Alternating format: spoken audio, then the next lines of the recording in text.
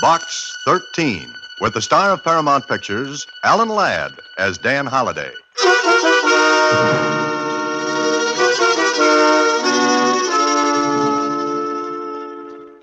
Box 13, care of Star Times. I have something that may intrigue your sense of adventure. I myself cannot follow it up because I am blind. However, if you will come to the Braille Room at the public library tomorrow at 11 in the morning, you may be able to find something of interest. At 11 in the morning, you may be able to find something of interest. I think someone is in desperate danger and needs help. I'd like to know what you think. William Michaels. Well, the letter did intrigue me. And as I found out later, Mr. Michaels did have something.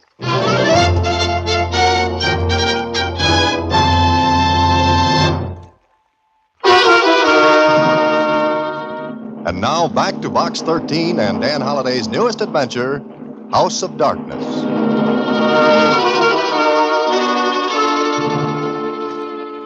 I wonder how this Mr. Michaels knew about Box 13, Mr. Holliday. I wonder about that too, Susie. He says he's blind. Gee, this is really one letter I'd follow up if I were you. You would? Why? Well, wouldn't you? Wouldn't I if I were you? Yeah. No, I mean, you know what I mean, don't you? Not now. I had an inkling before, but that's all gone. Never mind, though. What time is it? 11:15. Well, that gives me 15 minutes to get to the public library. And also get a ticket for speeding, if I want to get there on time. But maybe it'll be worth it.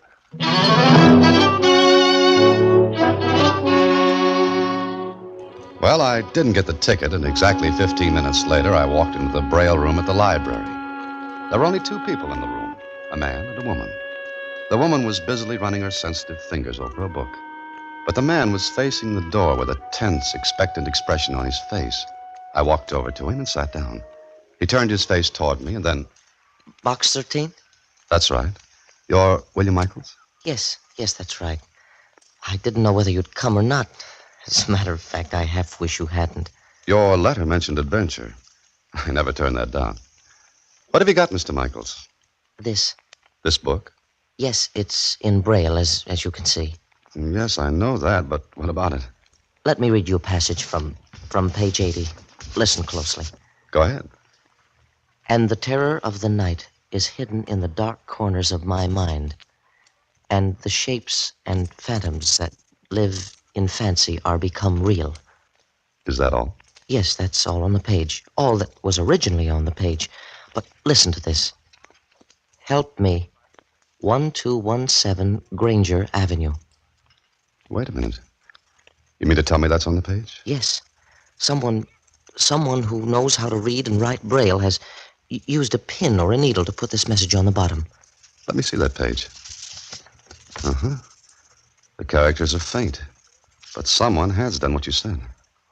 What do you make of it? I don't know. But before we go any further, how did you come to write to Box 13? Well, I have a friend who reads the newspaper to me. He saw your ad in the Star Times. Adventure wanted, will go any place, do anything, write Box 13. And being a romantic sort of fellow, he read it to me. Oh, I see. We sat and conjectured a lot of things, what you might get into through that ad. Oh, I managed to get into quite a lot of trouble, Mr. Michaels.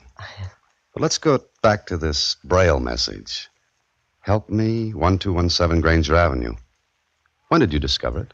Well, yesterday morning, quite by accident. I almost ran my fingers past it. I thought the characters were imperfections in the paper, you see.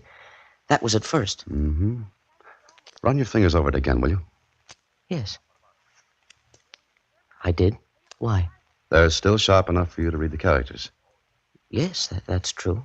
Therefore, they haven't had time to be pressed down, make them illegible, so to speak. And what does that mean? That they were made quite recently. Yes. Yes, of course.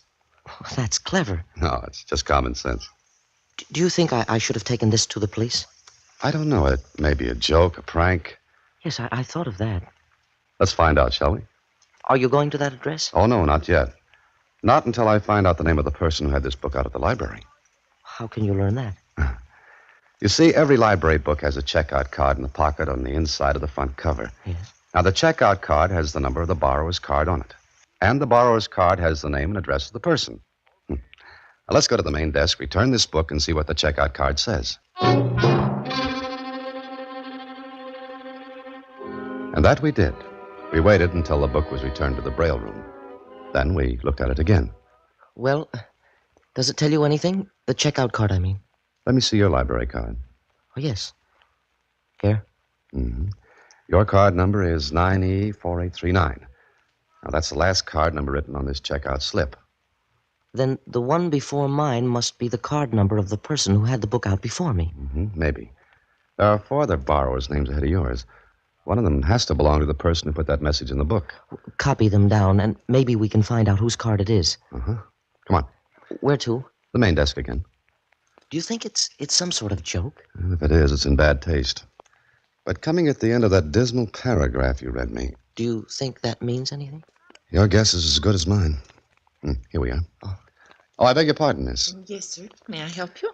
I think you can. Here's a list of 4 card numbers. I'd like to know to whom the cards belong. Oh, I don't think I can give you that information, sir. Against regulations. Well, yes. Well, my name is Dan Holliday.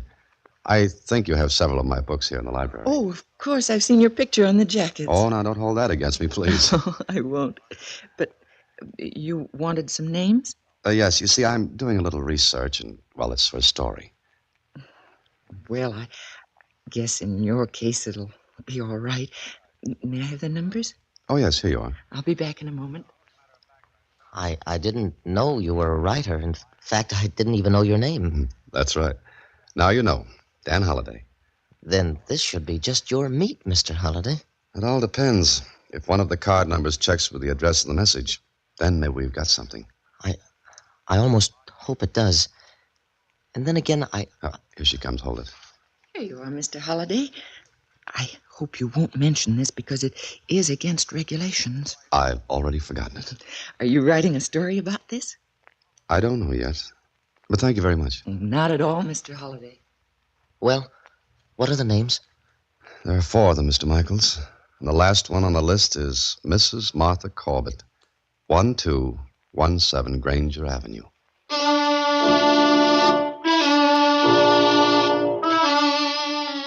A half hour later, Michaels and I sat in my car a few houses down from 1217 Granger Avenue. Maybe the whole thing was a joke. Then again, maybe it wasn't. Michael sat silently for a couple of minutes, and then... Do you see anyone, Mr. Holliday? No, not a soul. What kind of place is it? Big, dark. Not at all the type of house associated with sweetness and light. Oh? But then maybe I'm making mysteries out of nothing. You're not going in? With what? Could I ask to see Mrs. Martha Corbett? Why not, if she needs help? We don't know that, Michaels, and we... Why did you stop talking? Isn't that a car? Yes. Yes, it is. Stopped in front of the house. Who is it? I don't know. But it's a doctor's car, and he's getting out. Doctor. Which means nothing at all. Doctor's illegal. What's he doing? He's gone into the house. Michaels, I've got an idea. What is it? I'm going to make a phone call and find out something. A phone call? To whom? To the Automobile Club and find out who belongs to that license number on the doctor's car. Then later, I'll visit the doctor.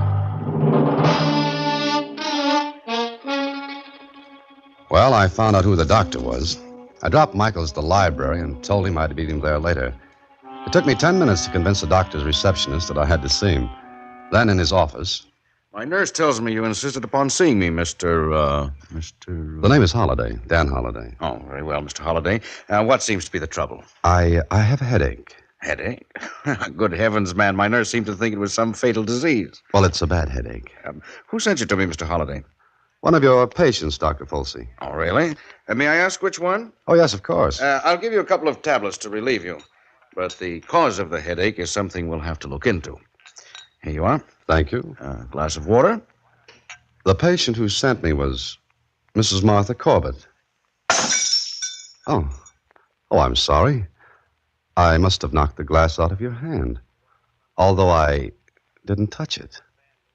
Did I? I'm sorry. That was clumsy of me. No harm done. So Mrs. Corbett sent you to me, huh? Yes, she recommended you very highly. Is that so? When did you last see her? Well, Not recently. Just what are you trying to pull, Mr. Holliday? Paul, I don't understand. Evidently not, because I don't think you even know Mrs. Corbett. No, what makes you think that? She hasn't seen anyone for 6 months, not a soul. Except you. I'm her physician. So you are.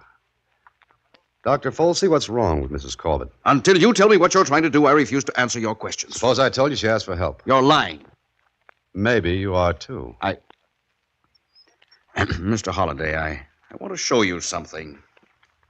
I have no idea what business this is of yours, but since you seem to think it is, I don't mind showing you these. Here, look at these papers. These are commitment papers for Mrs. Martha Corbett. Exactly. 7 years ago, she was confined to a sanatorium. I see. And now... And now, this. Who's the phone call to? The police, Mr. Holliday. Care to stay around for it? Put it down, Doctor. You win. Now, I'll give you just 1 minute to get out of my office. If you're not gone in that time, I'll complete that call. All right, Doctor. I'm sorry to have bothered you. I won't do it again. That's right. You won't. And you left his office, Mr. Holliday? What else could I do? I poked in there on a flimsy excuse. He threatened to call the police. Mr. Holliday, please believe me, I'm blind myself, and What do you mean, Michaels? I know what she thinks, how she thinks. I don't know what you're driving at. A person who is blind develops almost a psychic sense. Call it an extra sense if you want, but he does have it. I'm sure that Mrs. Corbett needs help. Now, look, all we have is that message in the library book. I told you Dr. Folsey showed me her commitment papers. But he didn't put through the call to the police. Oh, I see what you mean. A bluff.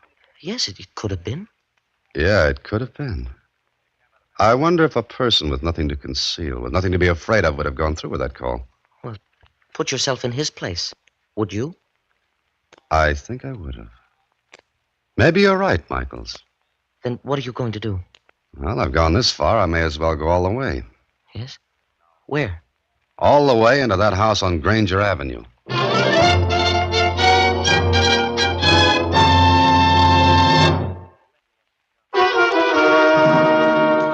And now back to House of Darkness, another Box 13 adventure with Alan Ladd as Dan Holliday.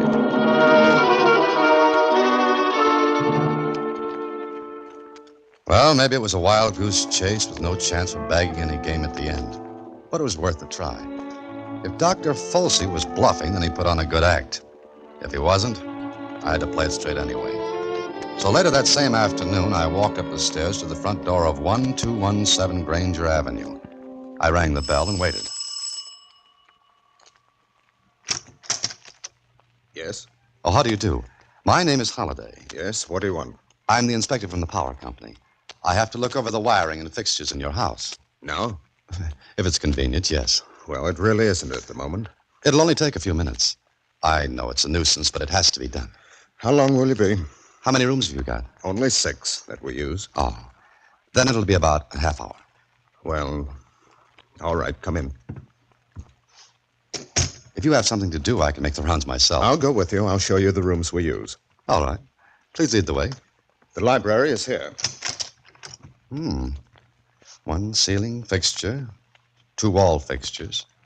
Any lamp outlets on the baseboards? 2, right here. Uh-huh. Well, they look okay. Ceiling fixture seems all right.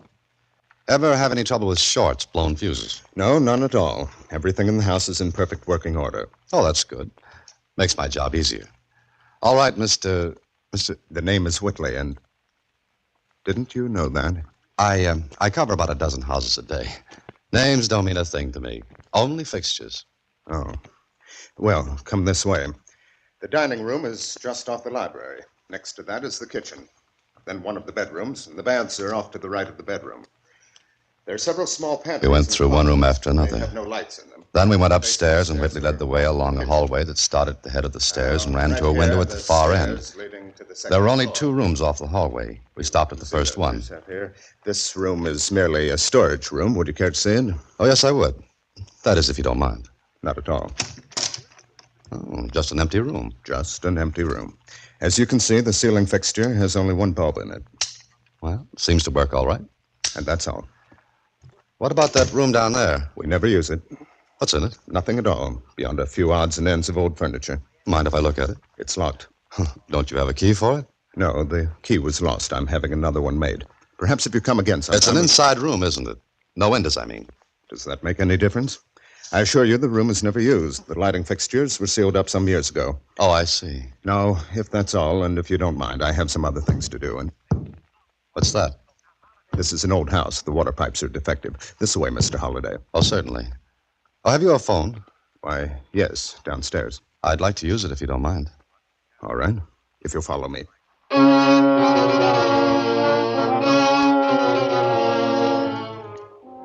He led the way back downstairs. I knew I had to stay in that house if I was to find out what or who was in that locked room. I had an idea, and I hoped it worked. But if it didn't, well, I'd never get another chance to get back into the house. Then downstairs... There's the phone. Help yourself. Oh, thank you. I hope I haven't inconvenienced you, Mr. Whitley. But these things have to be done, you know. Of course.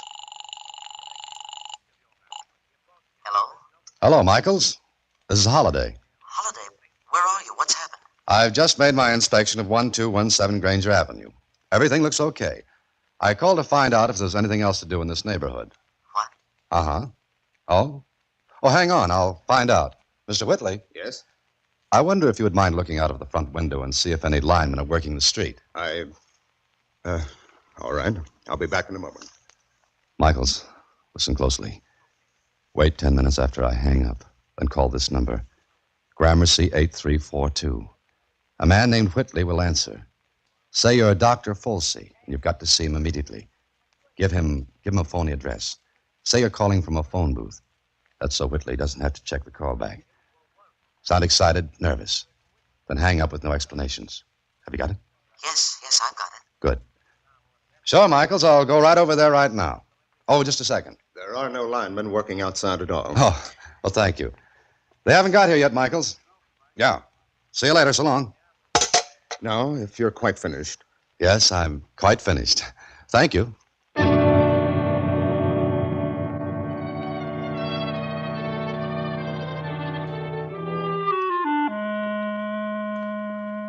Whitley saw me to the door. I went to my car and pretended to drive away. But I parked around the corner, then walked back toward the house. I hid in a doorway until I saw Whitley leave the house. He was in a hurry, so I knew Michael's fake call had reached him. It was evening and almost dark. I circled the house and tried all the windows until I found one leading into the basement that I could force. Brother, I was breaking the law, but I had to. I went upstairs to the room Whitley hadn't let me see. I knocked. What do you want? Please go away. Leave me alone. Mrs. Leave Corbett. me alone. Mrs. Corbett, I've come to help you. I found your message in the library book. You. Oh, thank heavens. Come on in. I thought the door was locked. No. Where are you? Come closer. I'm right here. Oh, who are you? Never mind that now. What's going on here? Please get me out of here. You must. The door wasn't locked. You could have gotten out. I'm blind and I'm afraid. I tried to get out before, but someone's always there. Well, there's no one in the house now. Whitley's gone. Gone? For good? No, he'll come back. Who is he? Why are you kept in here? He's my nephew. They want me to sign the will he's drawn up, and then they'll kill me. No, they won't. Day after day, I put messages in books they brought me from the library. First, I wrote them, but they found them. Then I put the message in Braille. I know all that. You said something about a will. Yes. If I sign it, they'll kill me, and I can't stand it much longer. I'll have to sign it, and then they'll kill me. As soon as I sign it, they'll kill me. Mrs. Corbett, I saw Dr. Folsey. I saw commitment papers he had. It's not true. He forged them. Forged them for my nephew. Don't you see? If I ever got out, they'd have those papers to prove that I... Yes, I see. How long have you been here? A year. Please, you've got to get me out. Look, Mrs. Corbett, I broke the law by getting in here. If it happens you're not telling the truth, I'm in a bad spot. They could prosecute me. You've got to believe me. Please. Maybe I do. All right, I'll take the chance. Listen, someone came in downstairs. They're coming back. Something must have gone wrong. You can't get out of here. There aren't any windows. Listen, now you've got to help me. I'll get in that closet. Don't give any sign that you know I'm here. Hurry, hurry. They mustn't find you. That's up to you. I got into the closet and waited. Then I heard... Well, Aunt Martha, I was a little worried about you. Whitley, we've got to get her out of here. Don't worry, Folsey, we will. You had to fall for that fake inspector guy. Shut up. Aunt Martha, we'll give you one more chance. Sign the will now and nothing will happen to you. If you don't, we'll... No, I won't sign it now. What does she mean, now? I don't know. Aunt Martha, what did you mean? Nothing. She did, Whitley. Yeah, that fake call from you. Aunt Martha, is someone here? No, there's no one. Please let me alone. Folsey, go to the closet, open the door. Me? Don't worry, if someone's in there, we can take care of them. Go on. Whitley, it's him, the man who came to see me. Well, the inspector himself. Come on out. All right. And what do you think you'll do with that gun? What do you think? Folsey. What? Call your office. Arrange for an ambulance to come here. What are you going to do? What we have to do. Look, no killings, please. Shut up. May I ask how you found out about the fake call from our Dr. Folsey? I called his office when he wasn't where he was supposed to be. Well, Folsey, go on. Please, Whitley, no killing. You're in this up to your neck. You'll do as I say. Oh, sure, do what he says, Dr. Folsey. Throw away a lifetime of helping others. Isn't that what a doctor does? You shut up. All right, I will. Whitley, there's some other way. I don't think so. No, there's no other way, Dr. Folsey. Just do what he says. Forget that you once took an oath that all doctors take. It's easy to forget, isn't it? You'll stop talking now, Holiday, or I'll see that you do. One way or the other, I'll get it. So why shouldn't I talk now? Go ahead, Doctor. Call the ambulance. Take Mrs. Corbett and me out of here. Go ahead. Folsey, go on. We left the house. Whitley had a gun in my bag. Mrs. Corbett had been drugged and was put on a stretcher. The ambulance waited in front. I looked around. The street was almost deserted except for one man walking slowly toward the house. Then I heard it. The tapping of a cane. The lone man coming closer. It was Michaels. He stopped. Holiday, get in the ambulance. Go on. Whitley, for the last time, don't try this. Whitley, we've got to hurry. Go on, Holiday. What are you staring at? That man? No. He's blind, isn't he? Holiday, that man, you know him? No, I don't. I think you do, and you make one sound, one move to let him know what's going on, he goes with us, too. I said I don't know him. I don't believe you. And remember what I said, one move and he goes along. If you want that to happen, do as you please. Well, that's better. Remember what I said. Let him get past. I'm sorry. I stumbled. It's all right. Hurt? No. I caught myself against the side of this car. All right. It frightened me. I seem to have dropped my cane. Here you are. Oh, thank you. Thank you so much. Well, that's being a good boy, Holiday. You would have killed him too, wouldn't you? Yes. You saved his life, Holiday. Now get in, and we'll all take a little ride.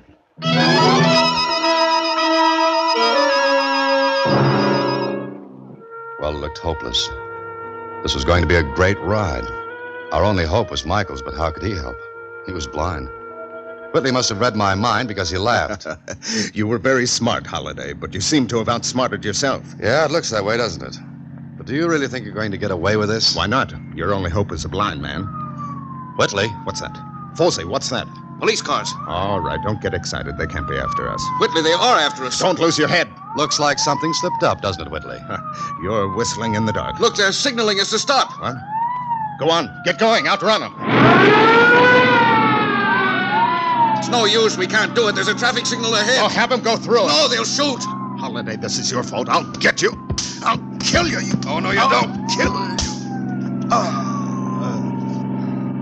Looks like this is your last ride, Whitley.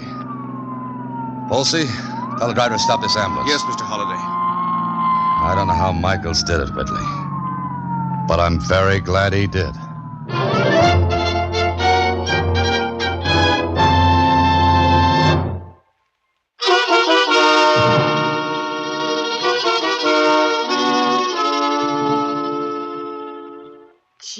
fingers. How'd you ever do it, Mr. Michaels? With these. Just his hands and his fingers, Susie. I don't get it. Sure, Michaels. Oh, all right. Now look, Susie. Here's a coin with a date on it. Yeah? The date is 1935. You felt those numbers with your fingers? That's right, Susie. And it was simple for him to run his fingers over the license plates of the ambulance. When I stumbled, I dropped my cane. I ran my hands over the car. I knew it wasn't a regular automobile. Then I felt the license plate. Gee, and then you went to the police. That's right. And that, Susie, is what you call using your head and fingers. Good night. Listen in again next week when, through the courtesy of Paramount Pictures, Alan Ladd stars as Dan Holliday in Box 13. Box 13 is directed by Richard Sandville, and this week's original story was written by Sam Walters. Original music is composed and conducted by Rudy Schrager, and the part of Susie is played by Sylvia Picker. Vern Karstensen is in charge of production. Box 13 is a Mayfair production from Hollywood.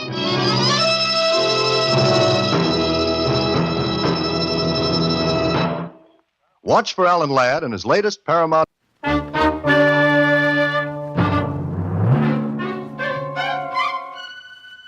Box 13, with the star of Paramount Pictures, Alan Ladd, as Dan Holliday.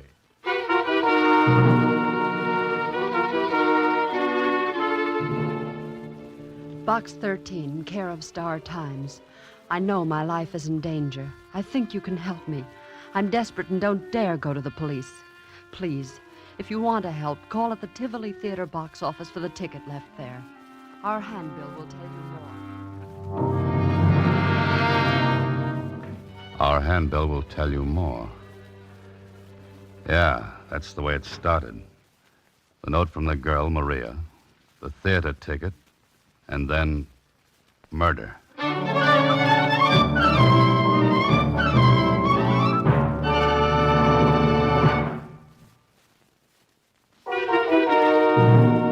And now, back to Box 13. It was Thursday when I received a letter from Maria through Box 13. Some of the letters I get are from cranks. Some from people who are just curious about a reporter-turned-fiction writer who advertises Adventure Wanted. Will go any place, do anything. But with this one, it was just like Susie said. Gee, Mr. Holliday, it doesn't look like one of those crank letters or somebody that's just curious, thinks you're crazy or something. How can you tell, Susie? Oh, I don't know. Maybe it's just female ignition. There's a dictionary over there, Susie. Look up ignition. Don't you know what it means, Mr. Holliday? It's when a woman... Skip it, Susie, skip it. Oh, okay. I'm supposed to pick up a ticket for tonight's show at the Tivoli. Take a look at this handbill. Torino. The Great Torino. Like his look, Susie? Well, I don't know. That's what I thought. Okay, Susie, close up shop for the day. You're going to follow it up, huh? That's the general idea, yes. I want to see what Maria has on her mind and why she's afraid.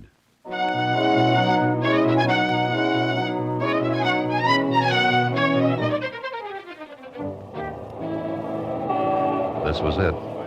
I picked up the ticket at the Tivoli. A big poster told me this was a charity affair with the acts doing a two-night stand. Tickets, $10 a throw. I circled around the lobby, looked at the acts advertised, singers, dancers, a dog act, and then there it was. A big life-size cutout of the Great Torino, complete with mustache and goatee. Nice-looking guy, maybe too smooth-looking, but it was what he was doing that made me take a better look. He held a rifle to his shoulder and was aiming it across the lobby at another cutout. And this one was a girl. Pretty? Mm-hmm.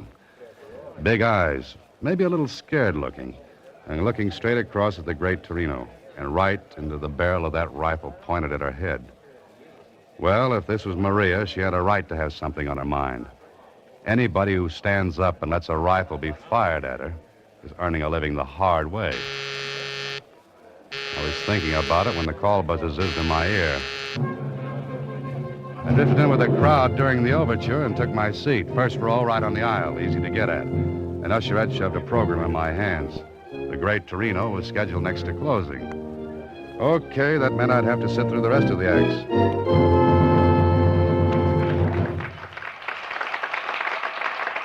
I did. It was skipping.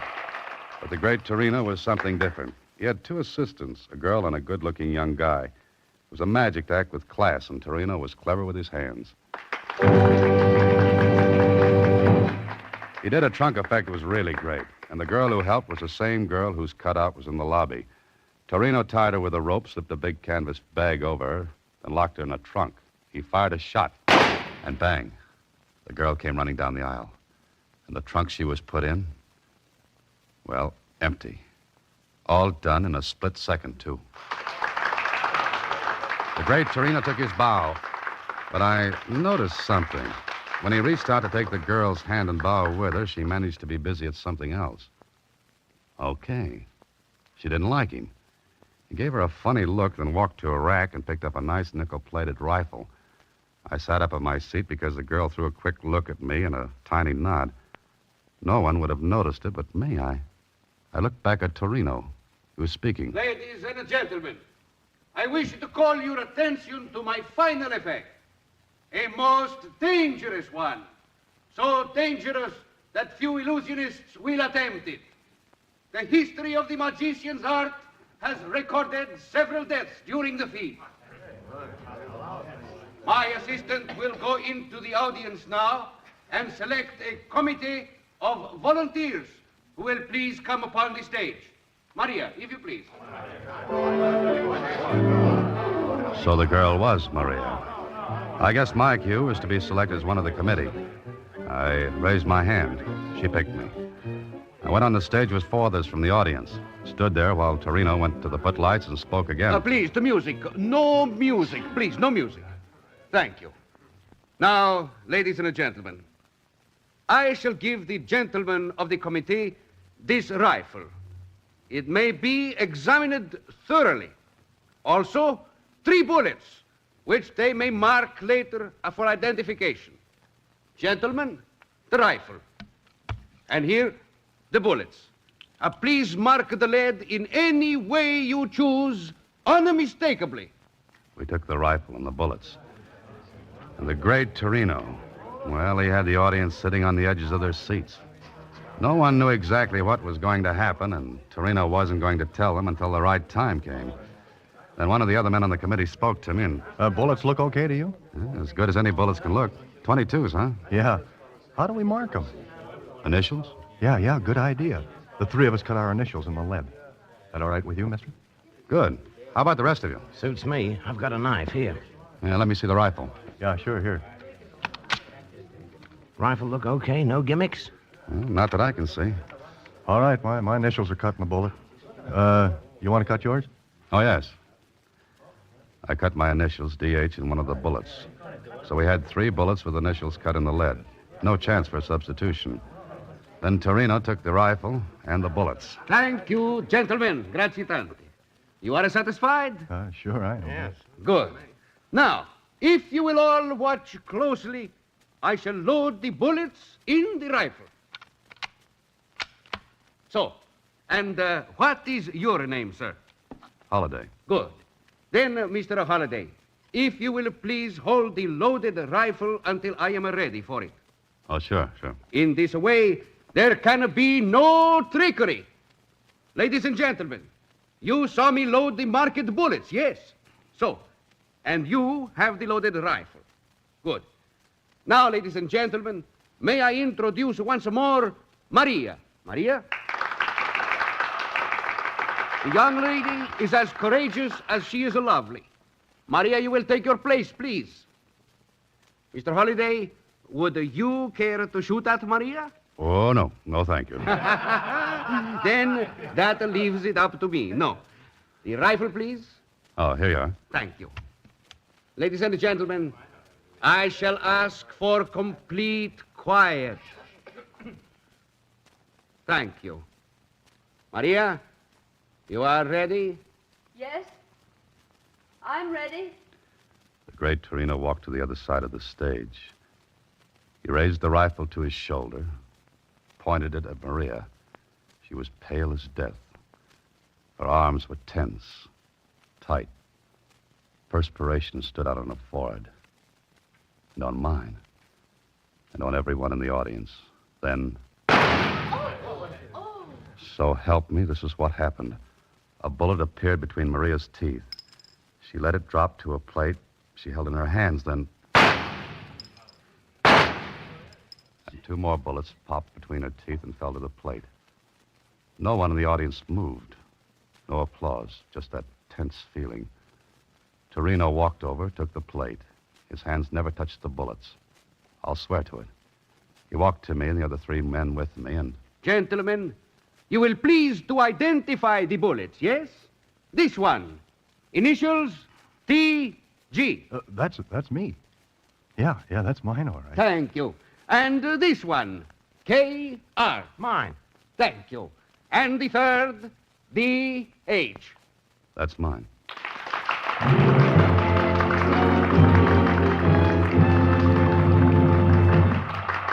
How did he do it? I don't know. All I know is that when I walked off the stage, Maria managed to get a note into my hands. When I read it later, it asked me to meet her at a little coffee shop about 3 blocks from the theater. All right, that's what I did. We sat in a booth, back out of the way, and Maria talked. Thank you for coming, Mr. Holliday. That's all right, Maria. I saw a great act, but what am I doing in it? You can help me. Please help me. How? Doing what? You can keep Torino from killing me. More coffee? Didn't you hear me?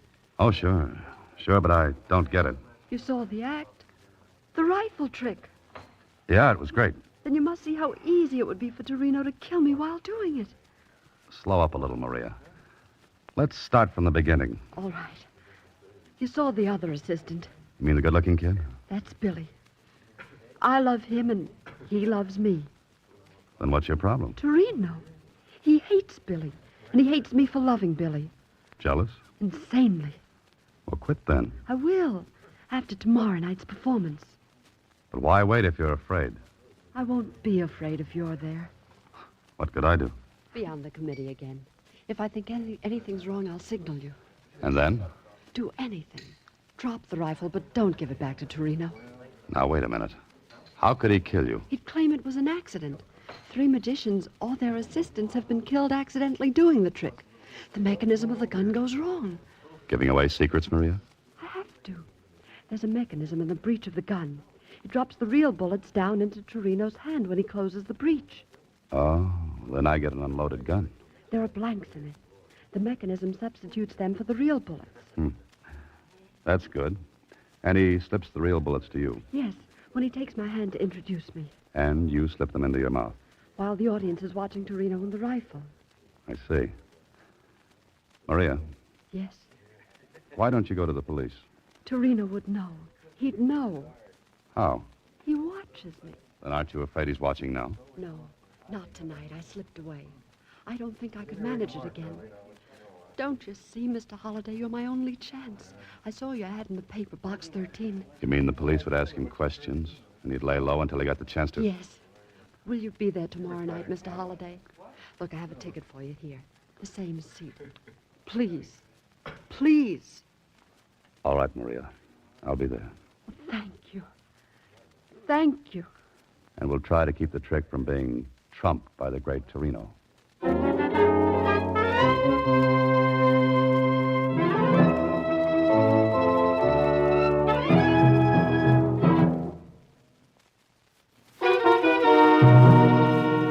And now, back to Box 13 with Alan Ladd as Dan Holliday.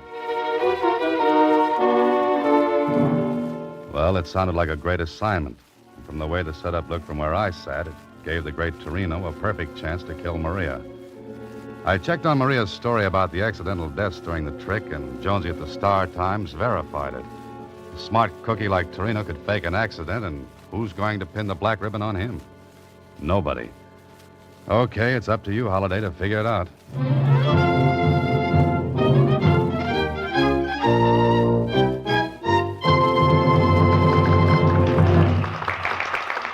The next night, I sat in the same seat and watched Torino go through his act. The trunk thing, still great, knocked the audience off their seats. Me, too. Couldn't figure it. But the big stuff was still to come, the rifle trick. I went on the stage, kept my eyes on Maria. I marked one of the bullets again. Oddly enough, Torino didn't seem to recognize me. That was all right with me. And now, ladies Torino went through his same spiel, word for word. I kept my eyes on Maria. But it was as though she'd never seen me before in her life. She looked, well, it sounds silly, but she looked hypnotized. Then I heard Torino saying to me, Mr. Holliday, would you care to shoot at Maria? "No, thank you." Torino looked at me hard. My name and my face together might have tipped him. There was a funny look in his eyes. I stared at Maria. Not a sign from her. Maria, you are ready? Yes, I'm ready. I relaxed a little. She hadn't given me a sign. Everything was all right, and then Maria! Maria! she dropped. Maria dropped. And right between her eyes was a little round hole.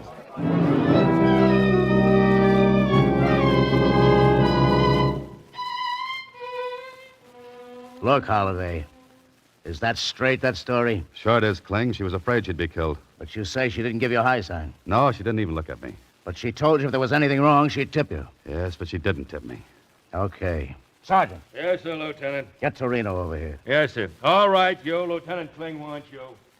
Got any ideas, Holliday? I'm dry. Bone dry, Kling. What about this guy, Billy, she told you about? I told you. I tell you, Okay. it was accident. Something she was go wrong. Please. Quiet.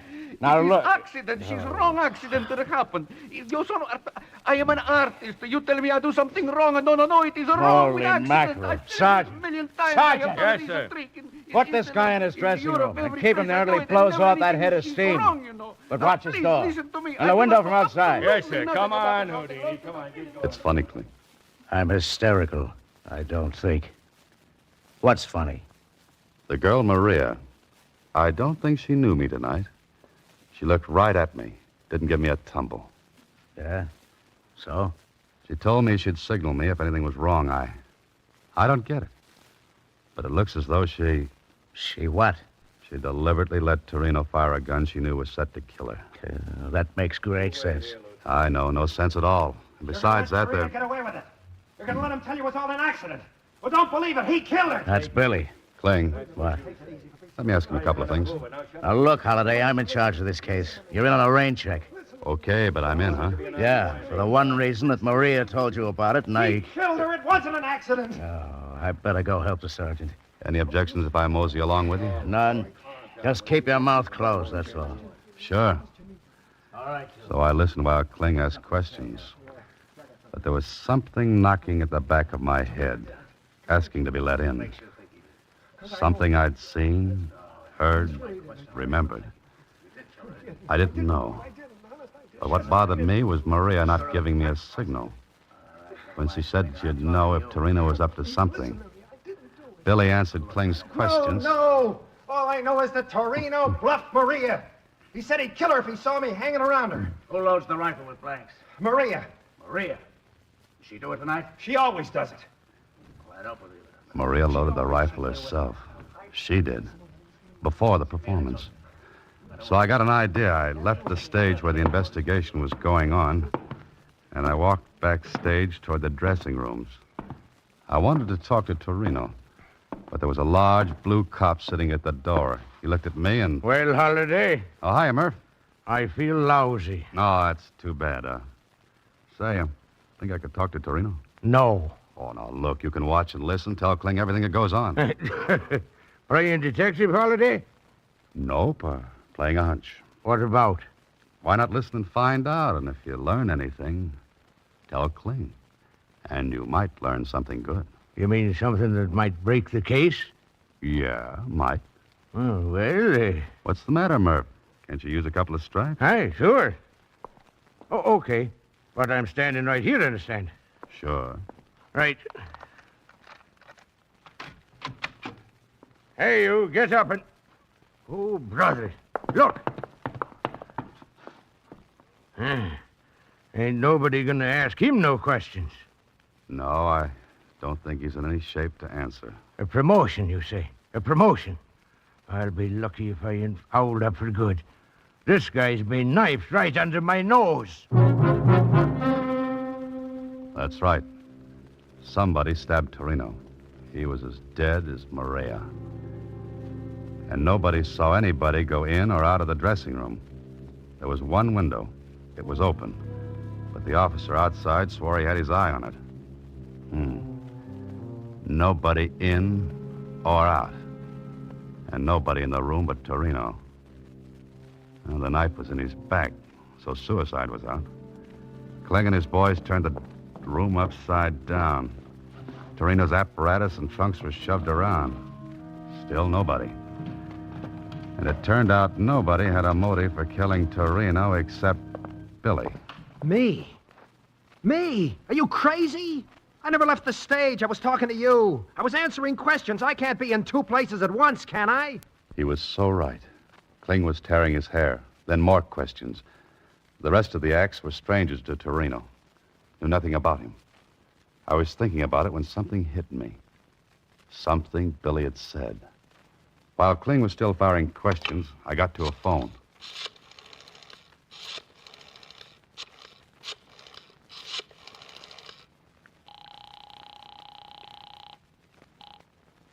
Hello? Oh, hiya, Kenny. Still running that private eye? Swell. Do something for me, will you? Okay. Put a man on the Tivoli Theater right now and get him to tail a guy named Billy. Huh? Here's what he looks like. About 5'9", stocky, light complexion, wearing gray suit.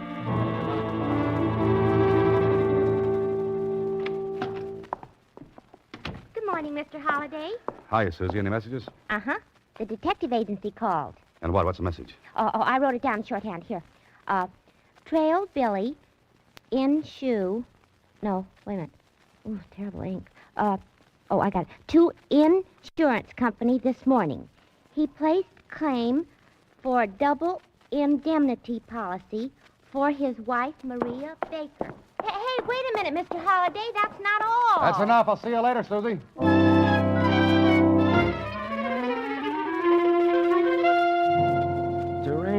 Torino. Step on it, Jonesy. Oh, you want odd facts? It takes time to find them, even in the morgue of the Star Times. Okay, Jonesy, okay, but hurry up, will you?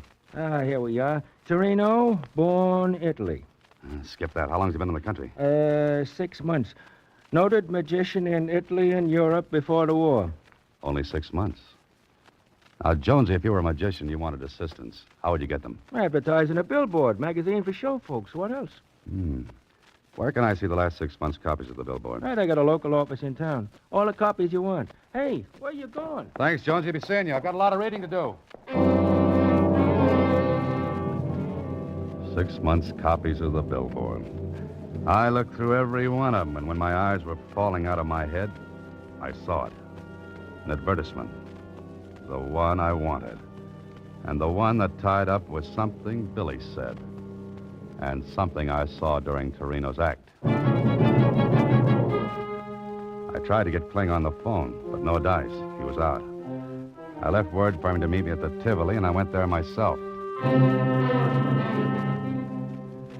There was nobody there but the watchman. The $5 bill got me in.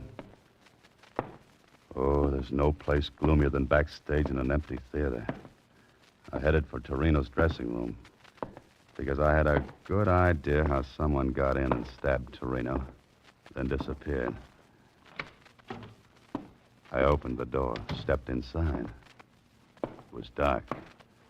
The shade on the window must have been down. I was fumbling for the light switch when somebody pulled the shade on me. Oh!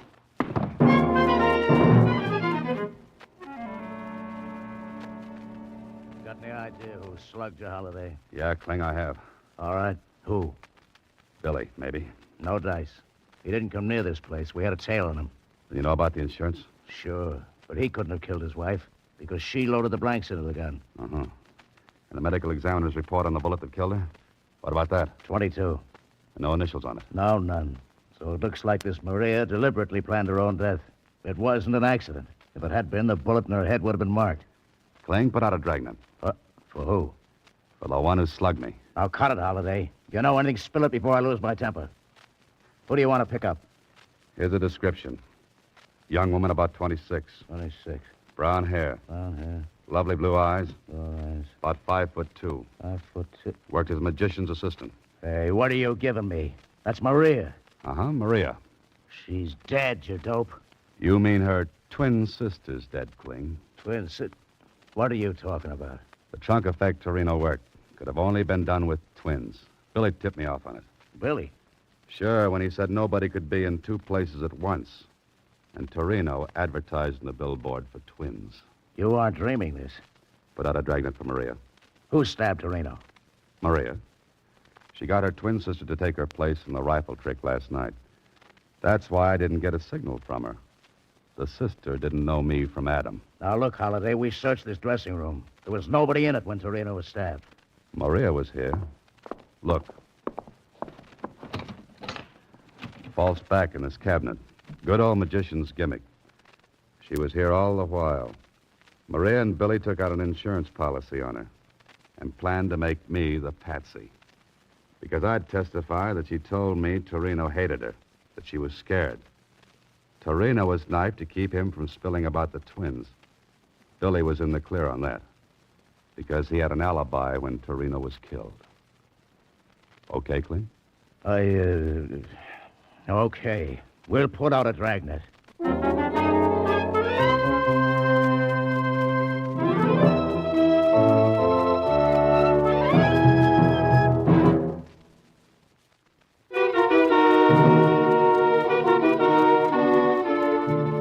And they got her, Mr. Holliday? Yeah, Susie.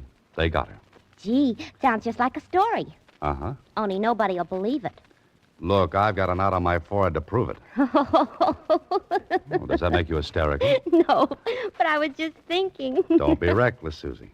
What about? I was just thinking, with that bump, you'll have to wear off-the-face hats for a while. You're a great help. Good night, Susie. Next week, same time, Alan Ladd stars as Dan Holliday in Box 13.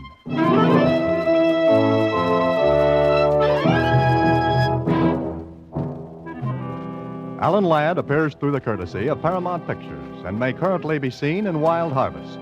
Box 13 is directed by Richard Sandville with original story by Russell Hughes and original music composed and conducted by Rudy Schrager. The part of Susie is played by Sylvia Picker. This is a Mayfair production.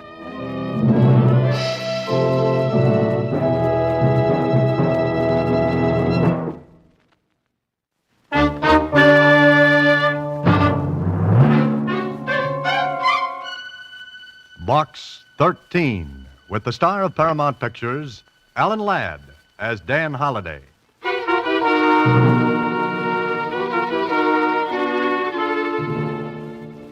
Box 13, care of Star Times. I know my life is in danger. I think you can help me. I'm desperate and don't dare go to the police. Please, if you want to help, call at the Tivoli Theater box office for the ticket left there. Our handbill will tell you more. Our handbill will tell you more. Yeah, that's the way it started. The note from the girl, Maria, the theater ticket, and then murder.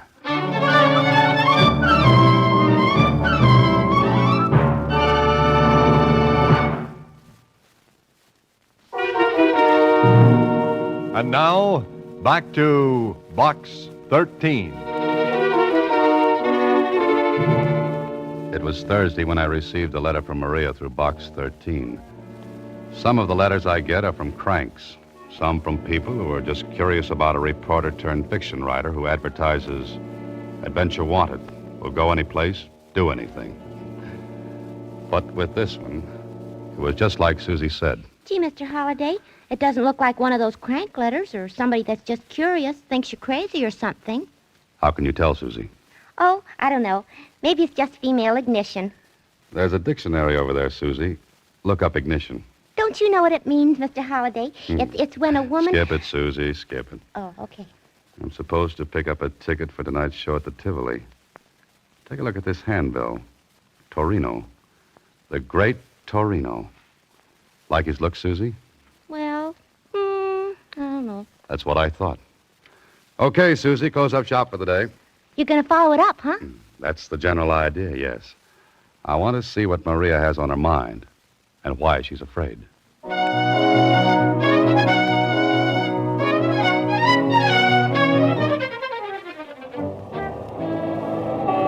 This was it. I picked up the ticket at the Tivoli. A big poster told me this was a charity affair with the acts doing a 2-night stand. Tickets, $10 a throw.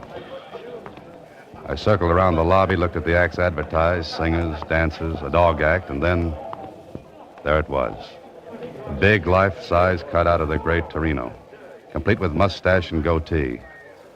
Nice-looking guy, maybe too smooth-looking, but it was what he was doing that made me take a better look. He held a rifle to his shoulder and was aiming it across the lobby at another cutout. And this one was a girl. Pretty? Mm-hmm.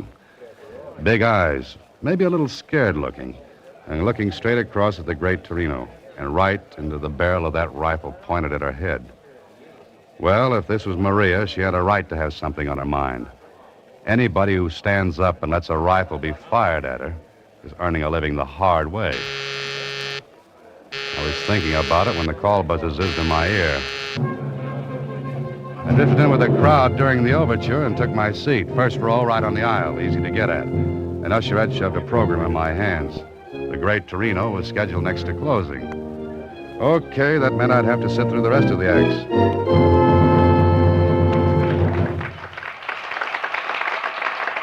I did. It was skipping. But the great Torino was something different. He had 2 assistants, a girl and a good-looking young guy. It was a magic act with class, and Torino was clever with his hands. He did a trunk effect that was really great, and the girl who helped was the same girl whose cutout was in the lobby. Torino tied her with a rope, slipped a big canvas bag over her, and locked her in a trunk. He fired a shot, and bang, the girl came running down the aisle. And the trunk she was put in, well, empty. All done in a split second, too. The great Torino took his bow, but I noticed something.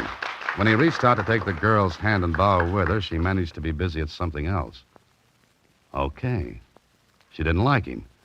He gave her a funny look, then walked to a rack and picked up a nice nickel-plated rifle. I sat up in my seat because the girl threw a quick look at me and a tiny nod.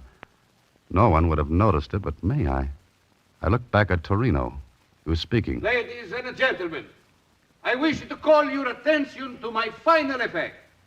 A most dangerous one. So dangerous that few illusionists will attempt it. The history of the magician's art has recorded several deaths during the feat. My assistant will go into the audience now and select a committee of volunteers who will please come upon the stage. Maria, if you please. So the girl was Maria. I guess my cue was to be selected as one of the committee. I raised my hand. She picked me. I went on the stage with 4 others from the audience. Stood there while Torino went to the footlights and spoke again. Please, the music. No music. Please, no music. Thank you. Now, ladies and gentlemen, I shall give the gentlemen of the committee this rifle. It may be examined thoroughly. Also, 3 bullets, which they may mark later for identification. Gentlemen, the rifle. And here, the bullets. Please mark the lead in any way you choose, unmistakably. We took the rifle and the bullets. And the great Torino, well, he had the audience sitting on the edges of their seats. No one knew exactly what was going to happen, and Torino wasn't going to tell them until the right time came. Then one of the other men on the committee spoke to me and... bullets look okay to you? Yeah, as good as any bullets can look. 22s, huh? Yeah. How do we mark them? Initials? Yeah, good idea. The 3 of us cut our initials in the lead. That all right with you, mister? Good. How about the rest of you? Suits me. I've got a knife here. Yeah, let me see the rifle. Yeah, sure, here. Rifle look okay? No gimmicks? Well, not that I can see. All right, my initials are cut in the bullet. You want to cut yours? Oh, yes. I cut my initials, D.H., in one of the bullets. So we had 3 bullets with initials cut in the lead. No chance for substitution. Then Torino took the rifle and the bullets. Thank you, gentlemen. Grazie tanti. You are satisfied? Sure, I am. Yes. Good. Now, if you will all watch closely, I shall load the bullets in the rifle. So, and what is your name, sir? Holiday. Good. Then, Mr. Holliday, if you will please hold the loaded rifle until I am ready for it. Oh, sure. In this way, there can be no trickery. Ladies and gentlemen, you saw me load the marked bullets, yes? So, and you have the loaded rifle. Good. Now, ladies and gentlemen, may I introduce once more Maria. Maria? The young lady is as courageous as she is lovely. Maria, you will take your place, please. Mr. Holliday, would you care to shoot at Maria? Oh, no. No, thank you. Then that leaves it up to me. No. The rifle, please. Oh, here you are. Thank you. Ladies and gentlemen, I shall ask for complete quiet. Thank you. Maria, you are ready? Yes. I'm ready. The great Torino walked to the other side of the stage. He raised the rifle to his shoulder, pointed it at Maria. She was pale as death. Her arms were tense, tight. Perspiration stood out on her forehead, and on mine, and on everyone in the audience. Then, so help me, this is what happened. A bullet appeared between Maria's teeth. She let it drop to a plate she held in her hands, then... And two more bullets popped between her teeth and fell to the plate. No one in the audience moved. No applause, just that tense feeling. Torino walked over, took the plate. His hands never touched the bullets. I'll swear to it. He walked to me and the other three men with me, and... Gentlemen, you will please to identify the bullets, yes? This one. Initials T.G. That's me. Yeah, that's mine, all right. Thank you. And this one, K.R. Mine. Thank you. And the third, D.H. That's mine.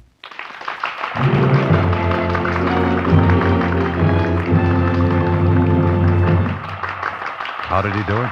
I don't know. All I know is that when I walked off the stage, Maria managed to get a note into my hands.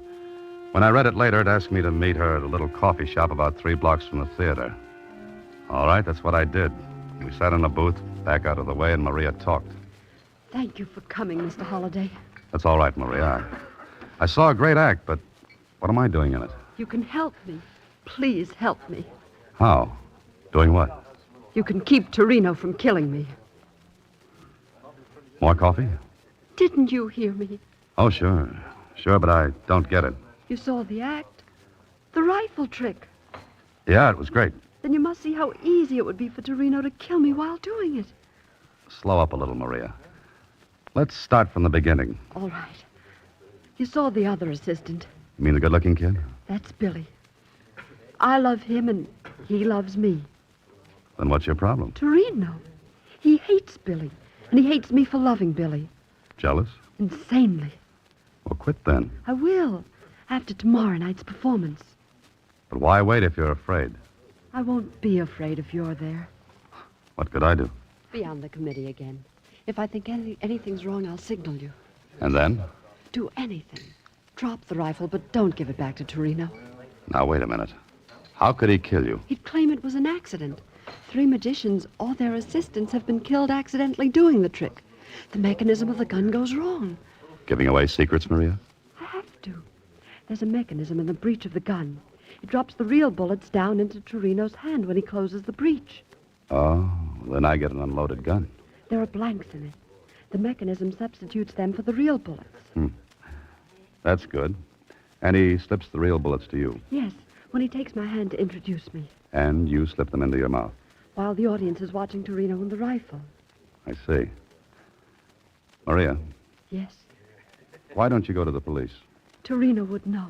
He'd know. How? He watches me.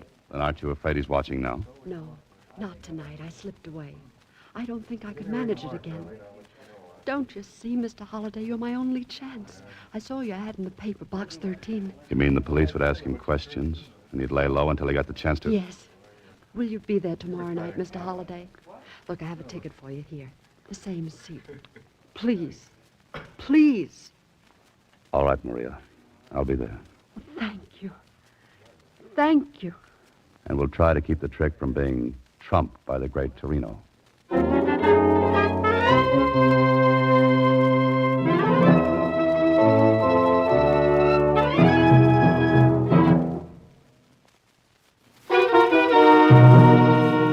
And now, back to Box 13 with Alan Ladd as Dan Holliday. Well, it sounded like a great assignment. And from the way the setup looked from where I sat, it gave the great Torino a perfect chance to kill Maria. I checked on Maria's story about the accidental deaths during the trick, and Jonesy at the Star-Times verified it. A smart cookie like Torino could fake an accident, and who's going to pin the black ribbon on him? Nobody. Okay, it's up to you, Holliday, to figure it out.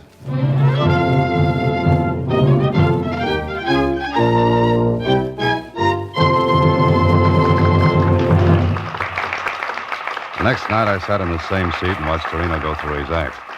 The trunk thing, still great, knocked the audience off their seats. Me, too. Couldn't figure it. But the big stuff was still to come, the rifle trick. I went on the stage, kept my eyes on Maria. I marked one of the bullets again. Oddly enough, Torino didn't seem to recognize me. That was all right with me. And now, ladies Torino went through his same spiel, word for word. I kept my eyes on Maria. But it was as though she'd never seen me before in her life. She looked, well, it sounds silly, but she looked hypnotized. Then I heard Torino saying to me, Mr. Holliday, would you care to shoot at Maria? "No, thank you." Torino looked at me hard. My name and my face together might have tipped him. There was a funny look in his eyes. I stared at Maria. Not a sign from her. Maria, you are ready? Yes, I'm ready. I relaxed a little. She hadn't given me a sign. Everything was all right, and then... Maria! Maria! She dropped. Maria dropped. And right between her eyes was a little round hole.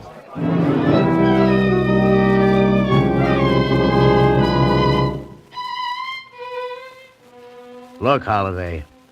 Is that straight, that story? Sure it is, Kling. She was afraid she'd be killed. But you say she didn't give you a high sign. No, she didn't even look at me. But she told you if there was anything wrong, she'd tip you. Yes, but she didn't tip me. Okay. Sergeant. Yes, sir, Lieutenant. Get Torino over here. Yes, sir. All right, you. Lieutenant Kling wants you. Got any ideas, Holliday? I'm dry. Bone dry, Kling. What about this guy, Billy, she told you about? I told you. Okay. It was accident. Something she was go wrong. Please. Quiet. Now look. Accident. She's wrong accident that happened. I am an artist. You tell me I do something wrong. No. It is a wrong Holy accident. mackerel. I've seen Sergeant. it a million times. Sergeant. I have done Yes, this sir. trick. Put this guy in his dressing room and keep him there until he blows off that head of steam. But watch his door. And the window from outside. Yes, sir. Come on, Houdini. Come on, get going. It's funny, Kling. I'm hysterical, I don't think. What's funny? The girl, Maria, I don't think she knew me tonight. She looked right at me. Didn't give me a tumble. Yeah? So? She told me she'd signal me if anything was wrong. I don't get it. But it looks as though she... She what? She deliberately let Torino fire a gun she knew was set to kill her. That makes great sense. I know, no sense at all. And besides that, You're get away with it. You're going to let him tell you it's all an accident. Well, don't believe it. He killed her. That's Billy. Kling, What? let me ask him a couple of things. Now, look, Holliday, I'm in charge of this case. You're in on a rain check. Okay, but I'm in, huh? Yeah, for the one reason that Maria told you about it, and He I... killed her. It wasn't an accident. Oh, I better go help the sergeant. Any objections if I mosey along with you? None. Just keep your mouth closed, that's all. Sure. So I listened while Kling asked questions. But there was something knocking at the back of my head, asking to be let in. Something I'd seen, heard, remembered. I didn't know. But what bothered me was Maria not giving me a signal. when she said she'd know if Torino was up to something. Billy answered Kling's questions. No! All I know is that Torino bluffed Maria. He said he'd kill her if he saw me hanging around her. Who loads the rifle with blanks? Maria. Maria. Does she do it tonight? She always does it. Well, I don't believe it. Maria loaded the rifle herself. She did. Before the performance. So I got an idea. I left the stage where the investigation was going on, and I walked backstage toward the dressing rooms. I wanted to talk to Torino, but there was a large blue cop sitting at the door. He looked at me and... Well, Holiday. Oh, hi, Murph. I feel lousy. Oh, that's too bad. Say, think I could talk to Torino? No. Oh, now, look, you can watch and listen, tell Kling everything that goes on. Playing detective, Holiday? Nope, playing a hunch. What about? Why not listen and find out? And if you learn anything, tell Kling. And you might learn something good. You mean something that might break the case? Yeah, might. Oh, well, What's the matter, Murph? Can't you use a couple of stripes? Aye, sure. Oh, okay. But I'm standing right here, understand? Sure. Right. Hey, you, get up and... Oh, brother. Look. Ain't nobody gonna ask him no questions. No, I don't think he's in any shape to answer. A promotion, you say? A promotion? I'll be lucky if I ain't fouled up for good. This guy's been knifed right under my nose. That's right. Somebody stabbed Torino. He was as dead as Maria. And nobody saw anybody go in or out of the dressing room. There was one window. It was open. But the officer outside swore he had his eye on it. Nobody in or out. And nobody in the room but Torino. Well, the knife was in his back, so suicide was out. Kling and his boys turned the room upside down. Torino's apparatus and trunks were shoved around. Still nobody. And it turned out nobody had a motive for killing Torino except Billy. Me? Me? Are you crazy? I never left the stage. I was talking to you. I was answering questions. I can't be in two places at once, can I? He was so right. Kling was tearing his hair. Then more questions. The rest of the acts were strangers to Torino. Knew nothing about him. I was thinking about it when something hit me.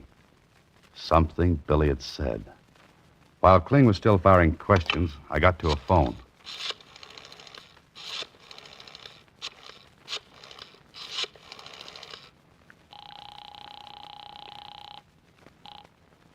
Hello?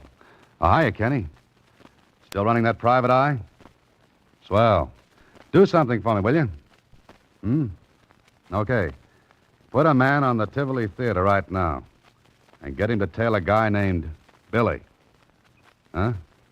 Here's what he looks like. About 5'9", stocky, light complexion, wearing gray suit.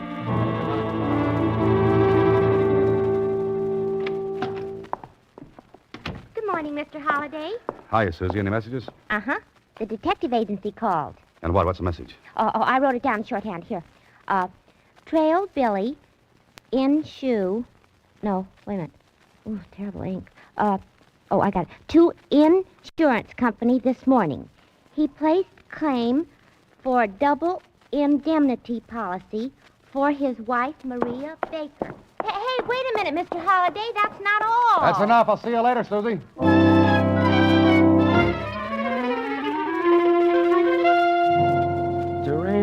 Torino. Step on it, Jonesy. Oh, you want hard facts. It takes time to find them, even in the morgue of the Star Times. Okay, Jonesy, okay, but hurry up, will you? Here we are. Torino, born Italy. Skip that. How long has he been in the country? 6 months. Noted magician in Italy and Europe before the war. Only 6 months. Now, Jonesy, if you were a magician, you wanted assistants. How would you get them? Advertising a billboard, magazine for show folks. What else? Where can I see the last 6 months' copies of the billboard? Right, I got a local office in town. All the copies you want. Hey, where you going? Thanks, Jonesy. Be seeing you. I've got a lot of reading to do. 6 months' copies of the billboard. I looked through every one of them, and when my eyes were falling out of my head, I saw it. An advertisement. The one I wanted. And the one that tied up with something Billy said. And something I saw during Torino's act. I tried to get Kling on the phone, but no dice. He was out. I left word for him to meet me at the Tivoli, and I went there myself. There was nobody there but the watchman. The $5 bill got me in. Oh, there's no place gloomier than backstage in an empty theater. I headed for Torino's dressing room because I had a good idea how someone got in and stabbed Torino, then disappeared. I opened the door, stepped inside. It was dark. The shade on the window must have been down. I was fumbling for the light switch when somebody pulled the shade on me. Oh!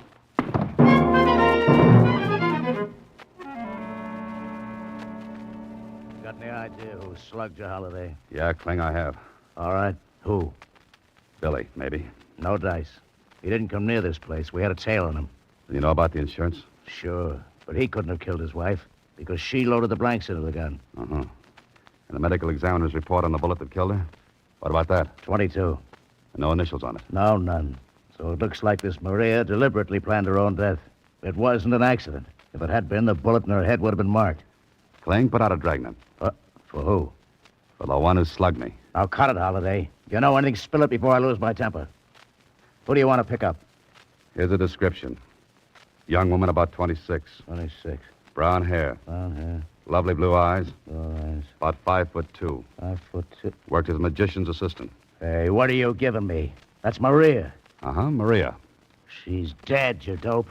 You mean her twin sister's dead, Kling? Twin sister? What are you talking about?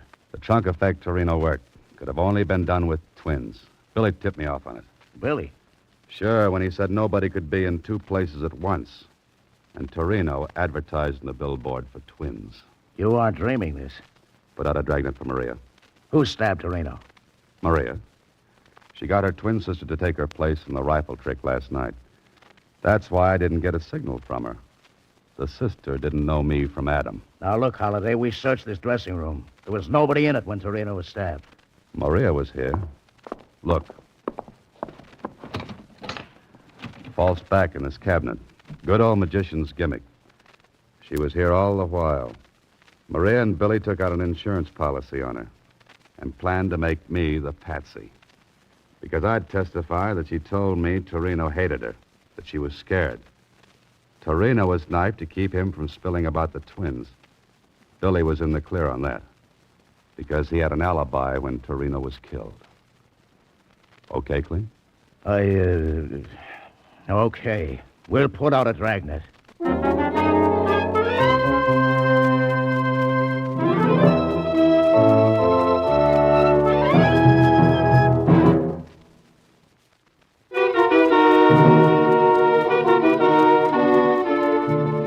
And they got her, Mr. Holliday? Yeah, Susie.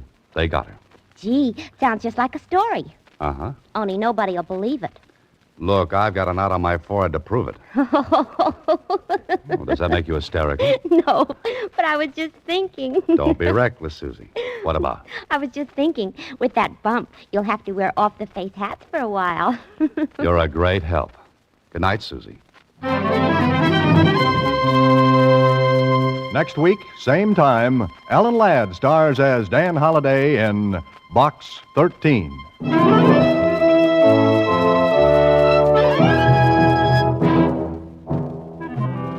Alan Ladd appears through the courtesy of Paramount Pictures and may currently be seen in Wild Harvest. Box 13 is directed by Richard Sandville with original story by Russell Hughes and original music composed and conducted by Rudy Schrager. The part of Susie is played by Sylvia Picker. This is a Mayfair production.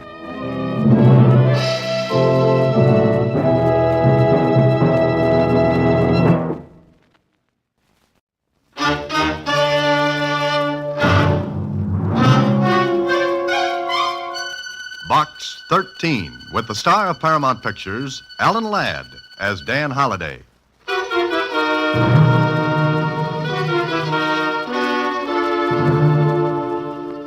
Box 13, care of Star Times.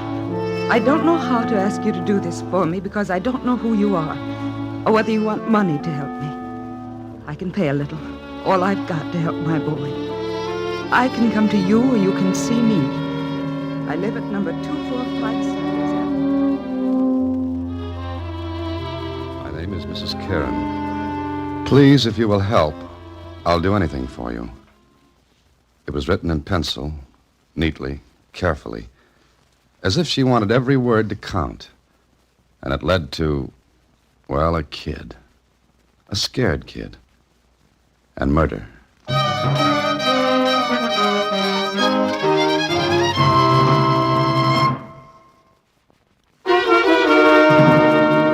And now, back to Box 13 and Dan Holliday's newest adventure, Delinquent's Dilemma.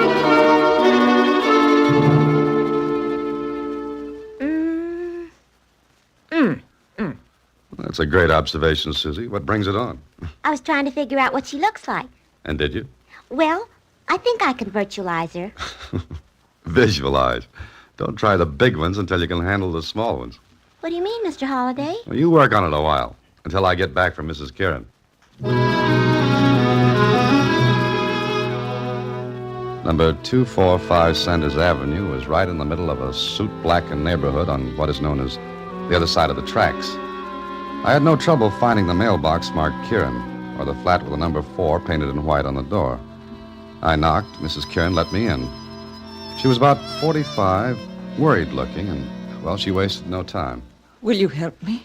Maybe you'd better tell me how, before I answer that. I haven't much money, and Money doesn't matter, Mrs. Kieran. Just tell me what you want. You don't take money? No, that's right. But I don't understand. I'll explain later. First, let's hear what you've got to say. All right. It's about my boy, Biff. Biff? Nickname? Yes. His real name is Reginald. Oh. Mr. Holiday. Dan for short. Thank you. Well, he's in jail. Biff is. Why? For stealing. Mrs. Kieran, I'm not a detective. I never work against the law. I know that sounds, well, stuffy, but that's the way it is. Biff didn't break the law. You said he was in jail. I know he didn't do it. Do what? He was arrested 2 days ago. Somebody broke into a store and robbed a cash box. But why was Biff arrested for it? The owner of the store thought it was Biff. You see, Mr. Holliday, my boy, he got in bad company about a year ago. He was mixed up in something then. Oh, I see. So it looks bad for him now. But he didn't do it. When they arrested him, he said he didn't do it. Well, does he have a lawyer? He doesn't need one. Oh? Why not? Because now he says he did it. Let me get this straight, Mrs. Kieran. At first he denied it, now he admits it. Yes. Well, maybe Biff realizes that he, well... I know you think he knows better than to deny it. Something like that, yes. Go to see him. Talk to him. Find out for yourself. And if I decide he's guilty? You won't have to come back here.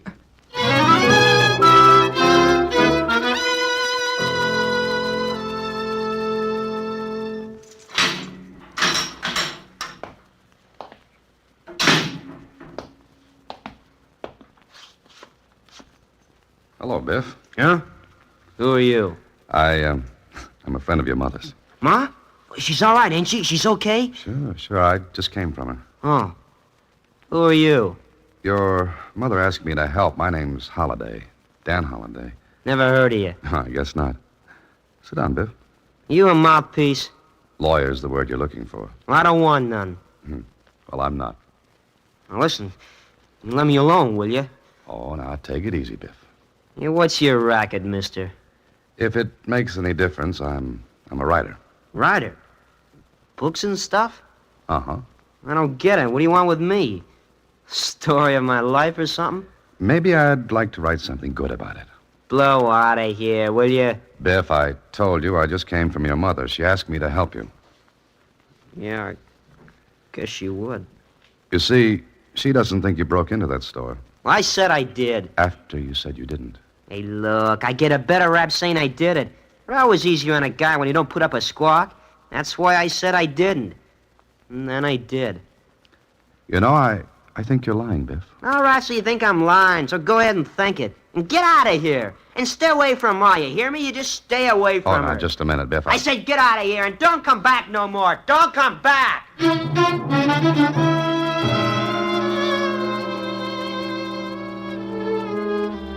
Well, I didn't know what to think. Biff was lying or he wasn't lying. That's a great thought. A big help. Then I called Kling and got him to find out a few more things for me, which I mightn't have been able to get without him. Yeah, I got what you want, Dan. Biff Kieran. Ah, that's the kid. Year ago, picked up for stealing tires. First offense, probation. Got in a couple more scrapes. Nothing serious until this. And if this is proved on him? Proved? He admitted it. Nothing to prove, Dan. He denied it at first. Sure. His alibi was that he'd been to a movie. Well, couldn't he prove it? No. Did he stick to it? Yeah. But all of a sudden, he admits breaking into that store. That's it. You're, interested, huh? Yeah, I am. Aye. His mother asked me to help. Oh? Now look, Dan. The kid's got into trouble. Sure, his mother won't believe. Most mothers won't, but... But this looks fishy. Why? Because if Biff admits this, he goes to prison. That's the general idea? But if he thought he had a chance to stay out, don't you think he'd try to fight? Maybe he's looking for a light rap. I don't believe that. You got any ideas? No, And I can't help. My department's homicide. Yeah, I know. Well, thanks for the information. Don't mention it. I'll see you later.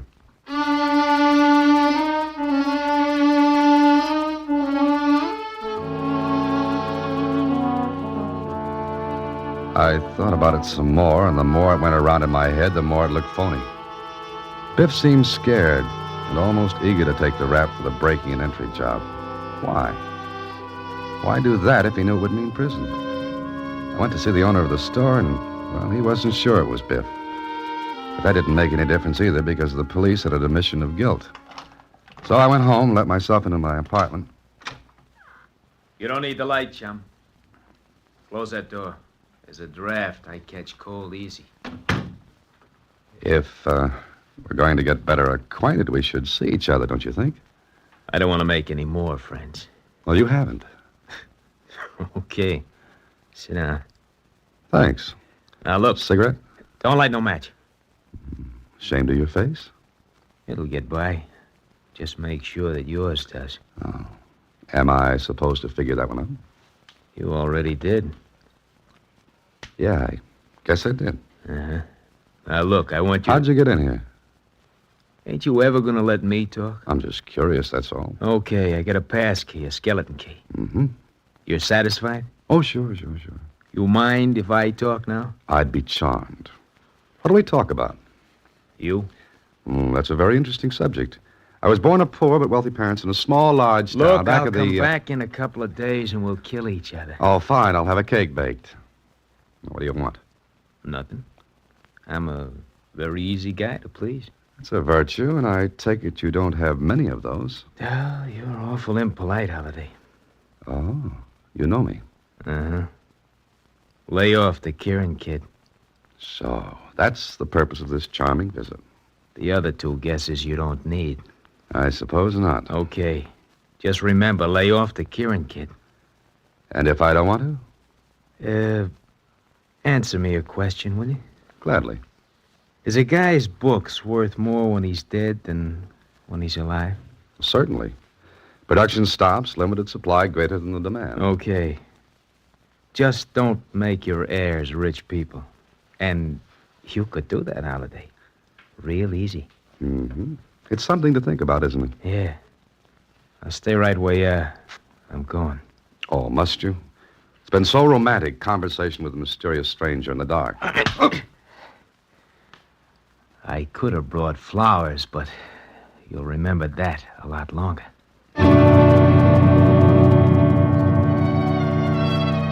Okay, that did it. Now I knew Biff had a motive for admitting the robbery. But what the motive was, well, that was a different color on a different horse. I turned on the light. My pleasant partner in that little tete-a-tete had left a reminder. His ring had cut into my cheek and left a mark. For a couple of hours, I thought and thought. Finally, I figured out an angle. But I had to see Biff again to tie it up. So the next morning, I went back to see the kid. But just as I was rounding the corner of the corridor, Okay, kid, now just keep a stiff upper lip, you see? Biff had company. And the voice of that turtle was the same as the guy who'd played tag with me the night before. And he had a ring on his finger, a big ring. I ducked back out of sight, let him pass by.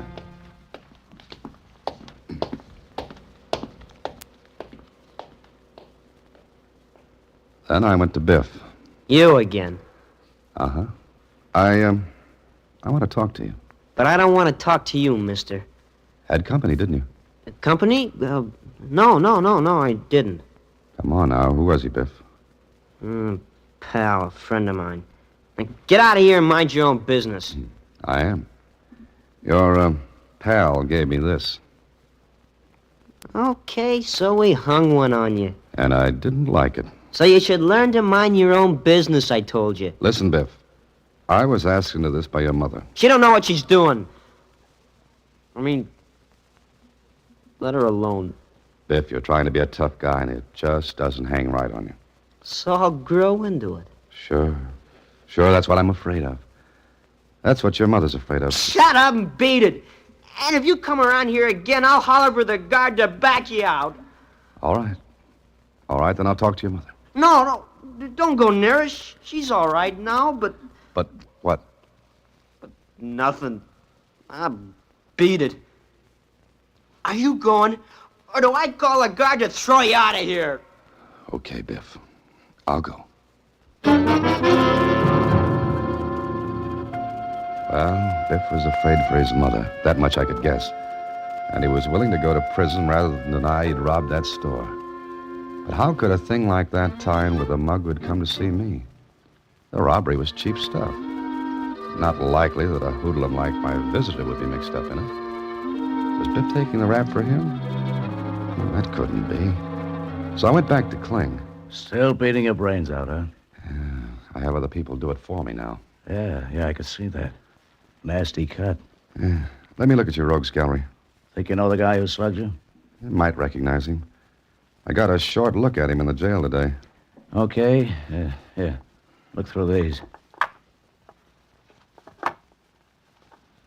See anybody you know? Not yet.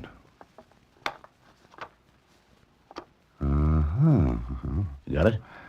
Yeah. Who is this? That? Yeah, let's see. Name Gilly Sistro. Strong-arm hood. Who's he working for? Freelance artist. Anybody can hire him. High-priced? Not cheap. That explains it. It does? Okay, let me in on it, will you? Look, whoever's behind this didn't want to use any of his own mugs. So you hired this Gilly to intimidate me. I can pick him up for you. Huh? Scare the rest of them off? So, what's next? Besides, Biff's afraid for his mother, Kling. That kid's protecting her.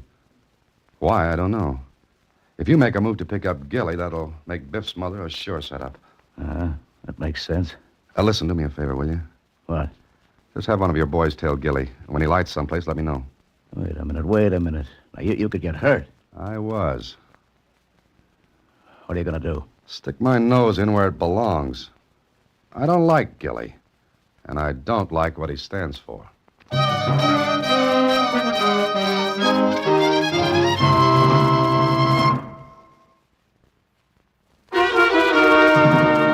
And now back to Delinquent's Dilemma, another Box 13 adventure with Alan Ladd as Dan Holliday.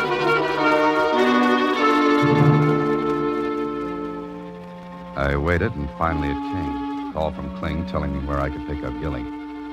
I did and followed him. Maybe I was being followed, too, but I had to take that chance. After all, there was nothing we could pin on Gilly, just entry and assault. But that wouldn't get to the thing that was putting Biff in a vice. Anyway, I followed Gilly, watched him go into an office building, found where he got off the elevator, waited until he left, and then... Yes? I'd like to see Mr. Mr. who? Mr. in the inner office. What's your name? Cecil Holling. Holling? Yes. Just a moment.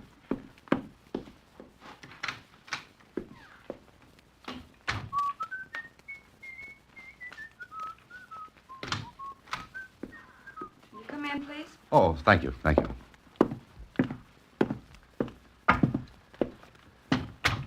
Your name's Howling? Yes, sir, it is.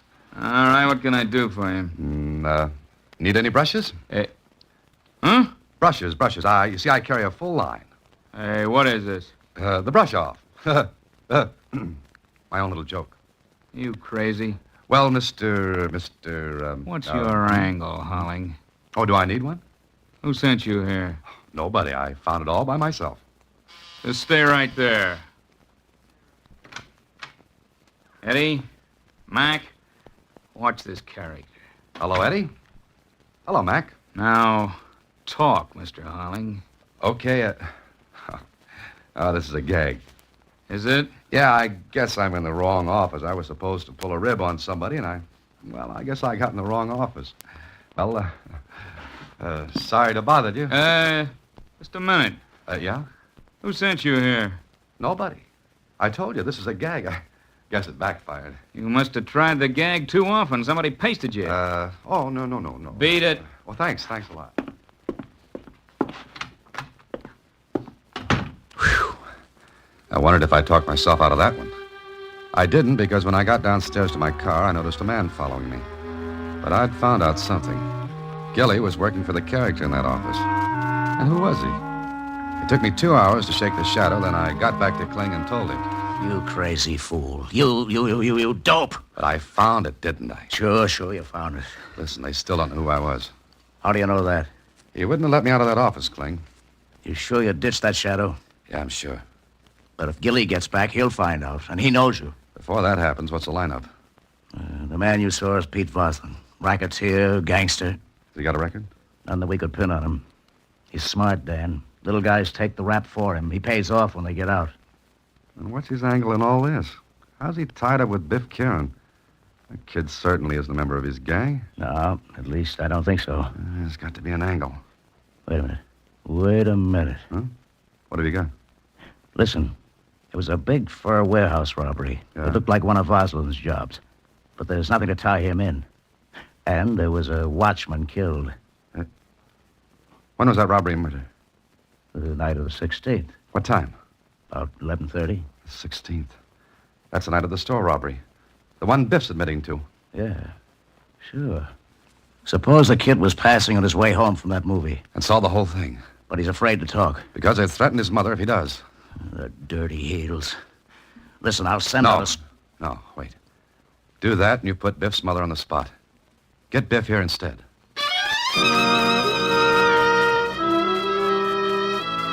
I didn't dare go to Biff because, well, I might be followed. But Kling sent for him, and in Kling's office... I don't know nothing. Let me go back. Now, Biff, your testimony is the only thing that'll give us a break. I robbed that store that night. Now let me go back.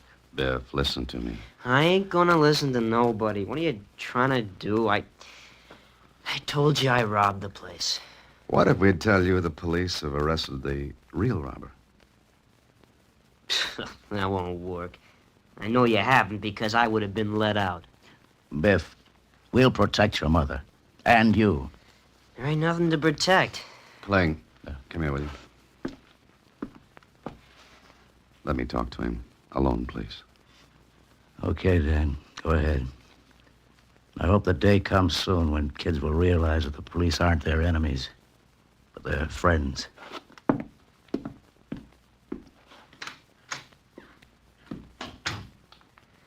Ain't gonna do any good, mister.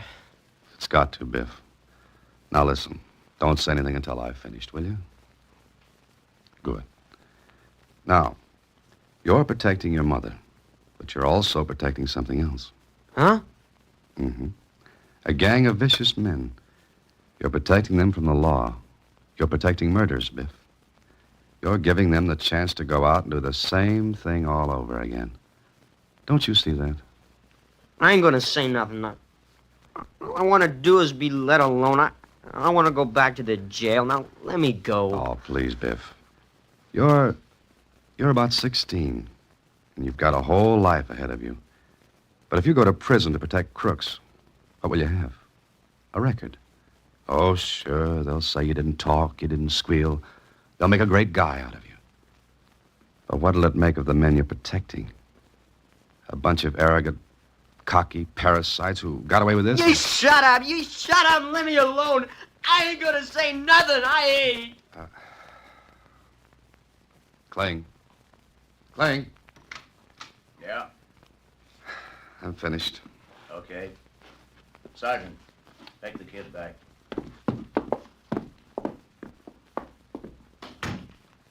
Well? No. Oh, he's our only chance to put Voslin and his gang where they can grow a nice coat of mold. Yeah, I know. He's too scared. He won't talk, Cling. He wouldn't talk if it killed him to keep quiet. We've got the whole thing in our laps. We've got Voslin on a murder rap if that kid talks. I know. What's the matter? Listen, I hate to say this, but we've got to double-cross Biff. What have you got in mind, Dan? Now, listen. Don't let anybody in to see him. Keep all the visitors away. Why? Because he's going to talk. Are you crazy? Listen, I've got friends at the Star Times. They're going to break a story that'll smoke Boslin out in the open where you can smash him. You mean print a story about the kid talking? Yeah, that's it. But his mother... We won't break the story until I'm there with her. Listen, you're crazy, fool. Those guys don't kid. Once they say they're going to do a thing, they'll do it. You let that story hit the street and they'll go through with it if it takes 10 years. I know. But we know Biff won't talk, so keep visitors away from him. Voslin will try to get to his mother, don't you see? That's the only way you can really keep Biff from talking. Get his mother and hold her until the kid decides to keep quiet. But... No buts. We'll make the story look as though sensational developments are expected in the fur warehouse murder. Just enough to make Voslin think the kid might talk.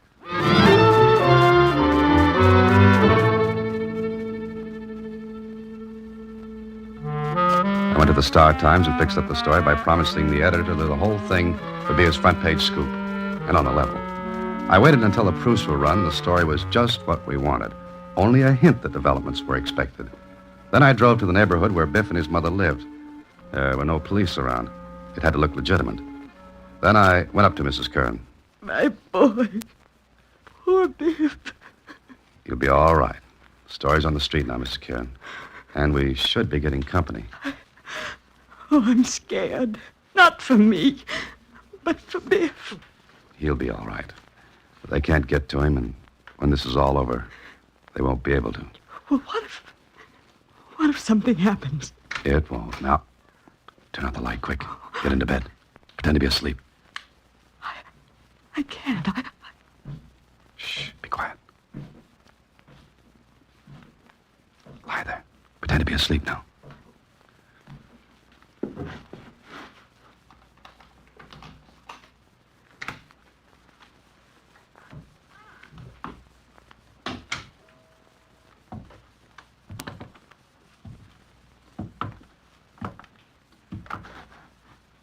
You, wake up. Come on, wake up. What do you want? Never mind. Get up, get dressed. Come on. Who are you? I said never mind, get dressed. My clothes are in the other room. Get them. Turn on the light. You don't need light. Go ahead, get your clothes. Yes. And don't close the door between the rooms. And stay in the light from outside and step on it. Still standing in the draft, Gilly? Nice meeting you again in the dark. Try it again, Gilly. Oh, no. Drop it, Gilly, drop it. All right, don't shoot. You all right, Dan? Sure, as long as I had his gun hand. He was a little handicapped. Turn on the light, will you, Clee? Right. Hey, Sergeant. Let the kid come in. Biff! Oh, Biff, Mom. baby. Mom, are you all right? Are you? Yes, baby, I'm all right. Oh, Mom, please don't call me baby, please. I was so worried about Oh, Mom, it's so good to see you. Cling. I know you didn't. Cling. What? Yeah, what's up? Are you all right? Me? Sure, but why? You're smiling.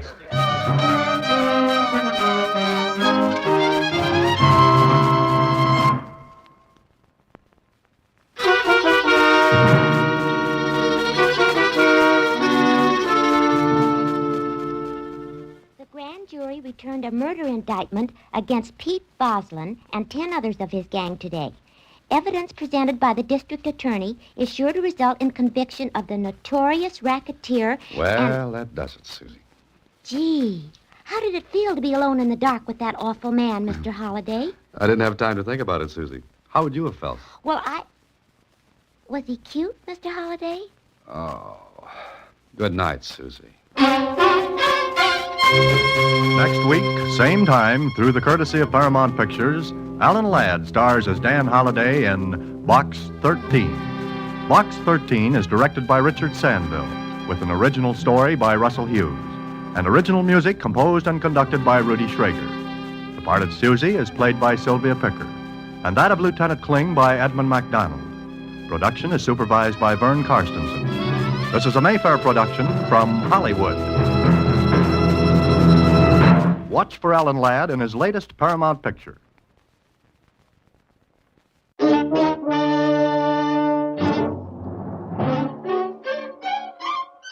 Box 13, with the star of Paramount Pictures, Alan Ladd, as Dan Holliday.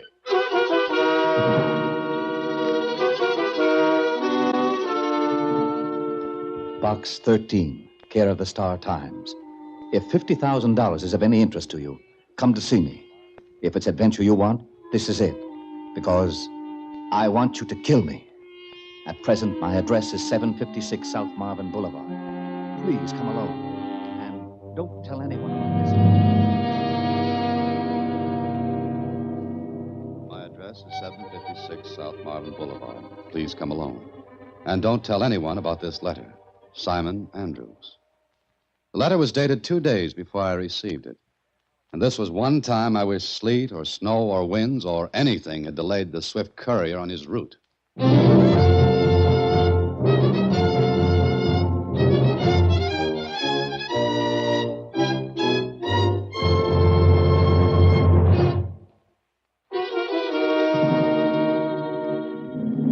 And now, back to Box 13 and Dan Holliday's latest adventure, Killer at Large.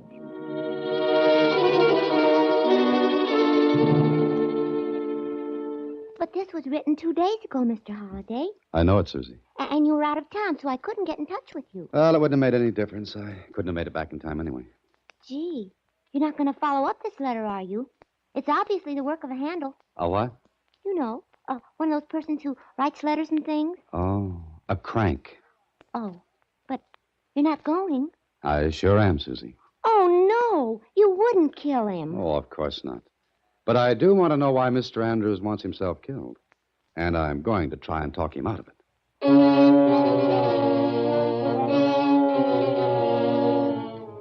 The fact that I hadn't received the letter for 2 days had me worried. A lot of things can happen in 2 days. So I went to the address of Mr. Simon Andrews. It was night. There wasn't a light in the big house. I walked up the front stairs, punched at the doorbell, and heard it ring inside.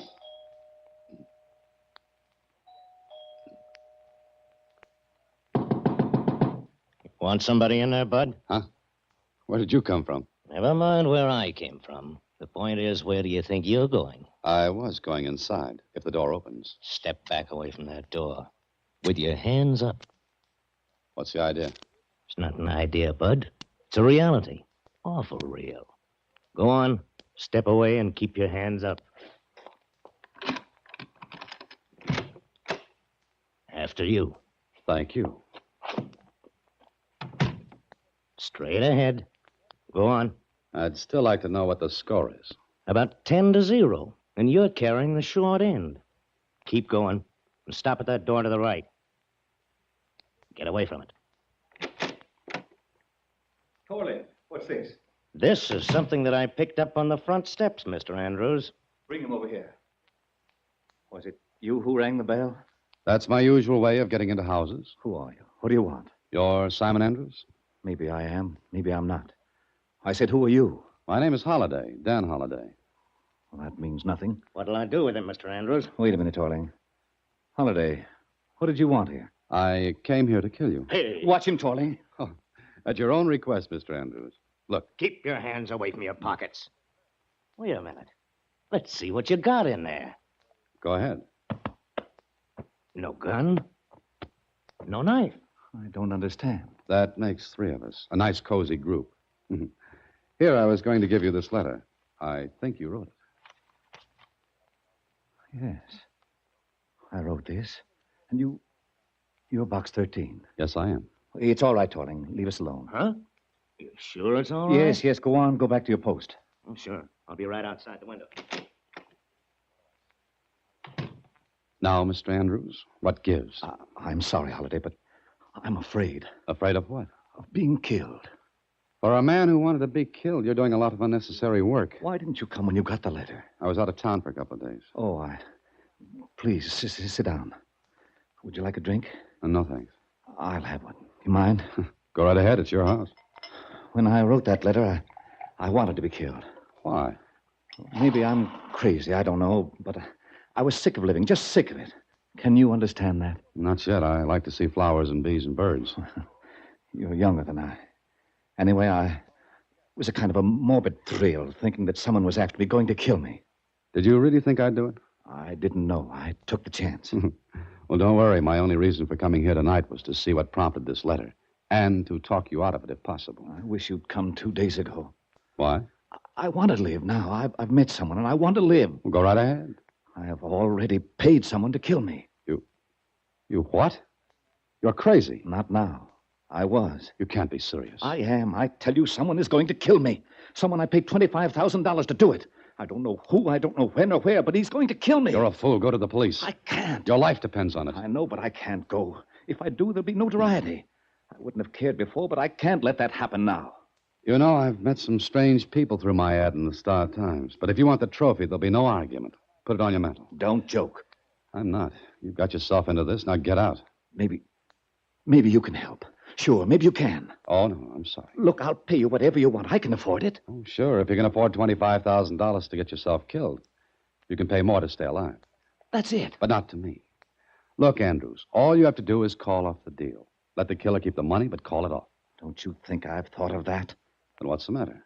You didn't read this newspaper, did you? No, why? Look at the headline. Benny Franklin slain. Big shot of gambling syndicate killed in underworld slaying. So, who cries about this? Franklin was the man to whom I paid the money. I paid him to find someone to kill me. Well, you really locked the door on yourself, didn't you? Do something. Huh? Just like that, huh? Franklin was the only man who knew about our deal. I paid him in cash. What do you think I could do? Anything. Find the man who's going to kill me. I'll pay whatever you say. Look, Andrews, it isn't a question of money. It's a question of looking through the well-known haystack for the equally well-known needle. I wouldn't know where to start.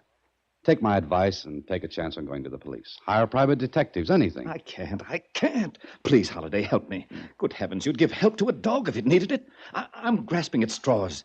I'm afraid to leave the house. I hired Torling as a bodyguard. But sooner or later, the man who's out to kill me will get to me.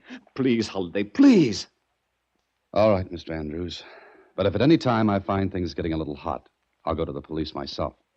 That's the only way I'll make the deal. All right, anything. Now, you paid Franklin. Franklin evidently knew someone who would be willing to pull a trigger or use a knife. But you have no idea who. None. Then we've got to find a starting point. And the starting point is Benny Franklin. He's dead, man. He's dead. Very. But he must have left a family. Of course. The paper says something about his mother. I'll try to see her tomorrow morning. Tomorrow? Why not tonight? Because the police will be questioning her, watching her house. You'll have to wait until tomorrow. Then I'll see her.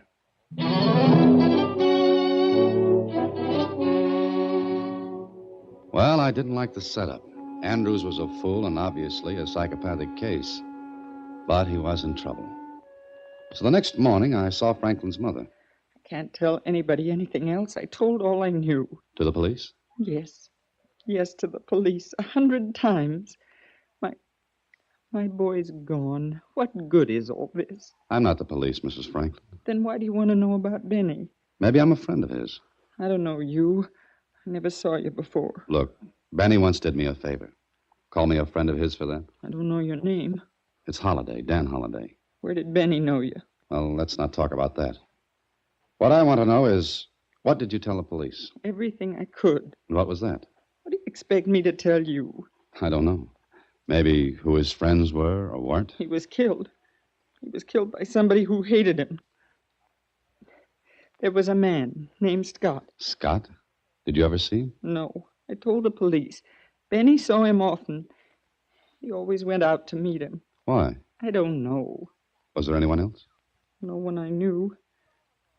Benny never brought his friends here. No, I guess he wouldn't. Now, Mrs. Franklin, did your son recently come into, well, a pretty good sum of money? Money? He always had plenty of money. I never took any of it. I wouldn't touch any of it. No, of course not. But what did he tell you if he came in to say $25,000? No, he wouldn't tell me. Why are you asking that? I have my reasons, Mrs. Franklin. Maybe if we knew he had the money and if we could find out if he gave it to anyone, we might be able to learn who killed him. Don't you want to see his murder caught?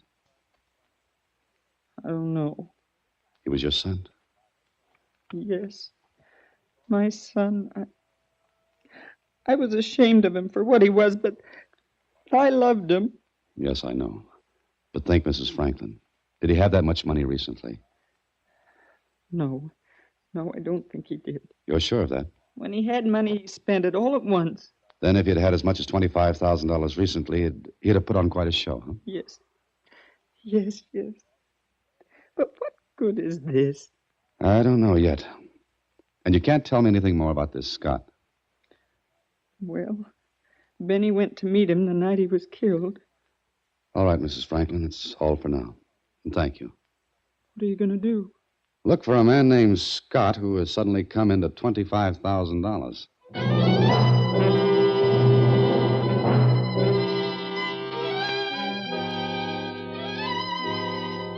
That was all. Look for a man named Scott who had a lot of money. A killer would make himself hard to catch. Well, the starting place was one of Benny Franklin's favorite places. Then another, then another. Then finally in the bar of a little cocktail lounge. Yes, sir. What can I do for you? Quite a bit, I hope. Huh? What'd you say? Look, my name's Holliday. I'm a writer, and I thought perhaps you could help me out. Oh, you want me to write something for you? Oh, no. But I'm interested in Benny Franklin's case. Oh, that's so. Yeah, he came here quite a lot, didn't he? Well, lots of people do. Mm-hmm. But Franklin came here more than lots of people. Maybe. Can you tell me anything about him? Mr. Holliday, there's something like 5 newspapers in this city. Pick up any one of them and read all about Benny Franklin. That's not the kind of stuff I want. Well, that's the only kind of stuff you get. Even for this? You could buy a lot of newspapers for that 50. But not a lot of information. What makes you think I can give you any? This 50. What you want to know? Anything you can tell me. Well, I heard that Benny Franklin wasn't the big boy in the gambling outfit. Oh? You sure? That's what I hear. Also, that there was a lot of talk around that Benny was getting too big. I see. But I'm not interested in that part of the story. What you mean? I want to know about a man named Scott. Don't know him. You never heard of him, huh? No. Who is he? Where is he? I don't know. I don't know nothing about that. Scott's a trigger man, isn't he? A killer. Does that make you hysterical? Well, yeah, kind of. But I'll tell you something, Mr. Holliday. Go ahead. You've got $75 to fill up. Sure. Well, you're looking for a guy named Scott. That's right. But you ain't gonna find him, ever. What? I'll tell you. And that's all I'll tell you. And then you leave here, Mr. Holliday. All right, go ahead. You ain't gonna find a guy named Scott because there just ain't a guy named Scott.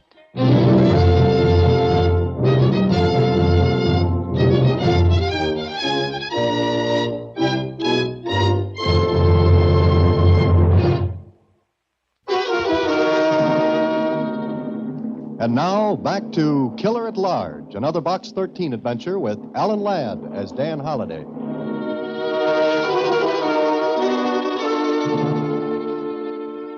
So there wasn't anyone named Scott. I didn't believe the bartender in that cocktail lounge. I didn't believe him because Franklin's mother had told me Scott saw a lot of Benny. But maybe Mrs. Franklin could be mistaken. I went home and thought it over. The more I thought, the less sense it made. According to the bartender, I was looking for a man who didn't exist.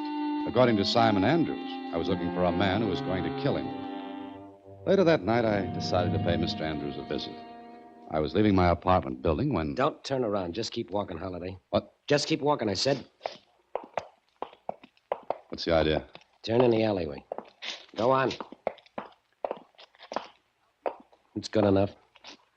Now face the wall of the building with your hands up. Way up. How's this for size? Shut up and stay shut up. You got no gun. Everybody seems surprised at that. Maybe I should carry a few guns to keep people happy. It could be healthier for you.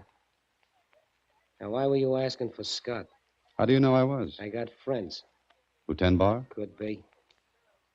Come on, Holiday. Why were you asking about Scott?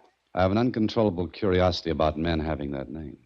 I collect them. I don't want to have to do that again, Holiday, and I want good answers. That's the kind I don't have.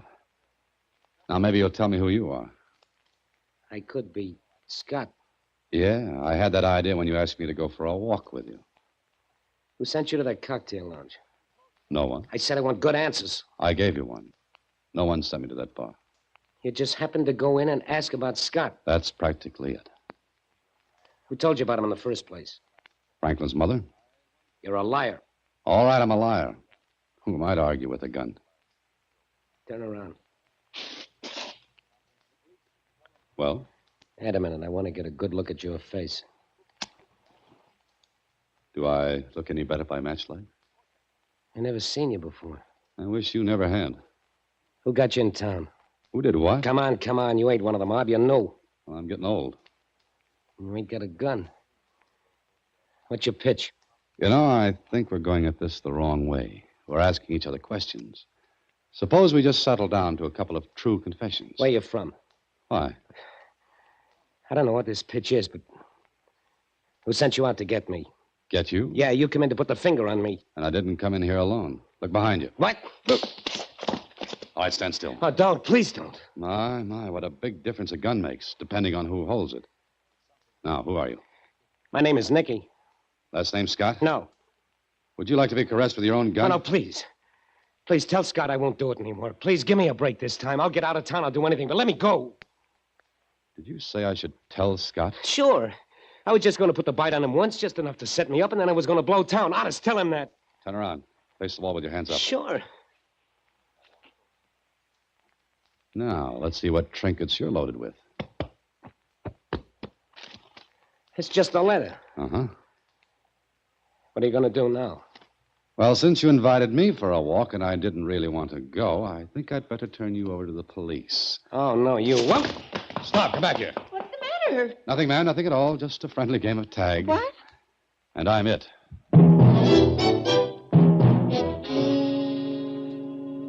My charming vis-a-vis disappeared into the night and left me holding the bag. And the bag in this case was a letter. At first, I didn't pay any attention to it. Later, I looked at the address on it, thinking it would clear up some of this puzzle for me. And did it? Everything got worse. So I decided to go and see Mr. Simon Andrews.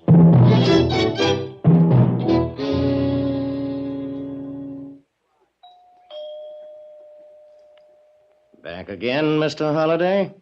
Well, Mr. Torling, still the faithful watchdog? Let's go in.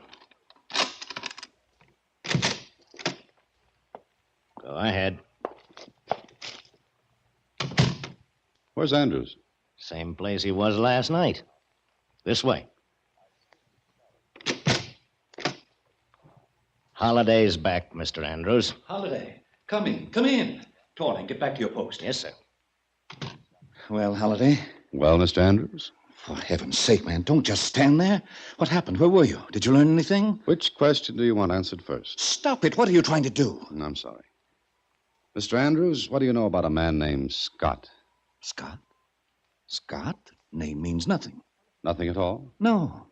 I think Scott is the man we're looking for. The same Scott who might have killed Benny Franklin. Scott killed Franklin? But why? Could be for your $25,000. I don't understand. Put it this way. You went to Franklin, hired a killer. Franklin got in touch with the invisible Mr. Scott.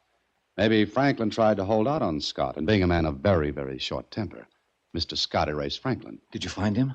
I don't know. What do you know? Just a minute, Andrews. I'm in this game on a rain check. Don't shout at me or I'll go back to the bench. I'm sorry, Holliday, but you did learn something. Do you know a man about 30, medium height, dark hair and eyes, small mustache, little scar over his right eye? No, I don't.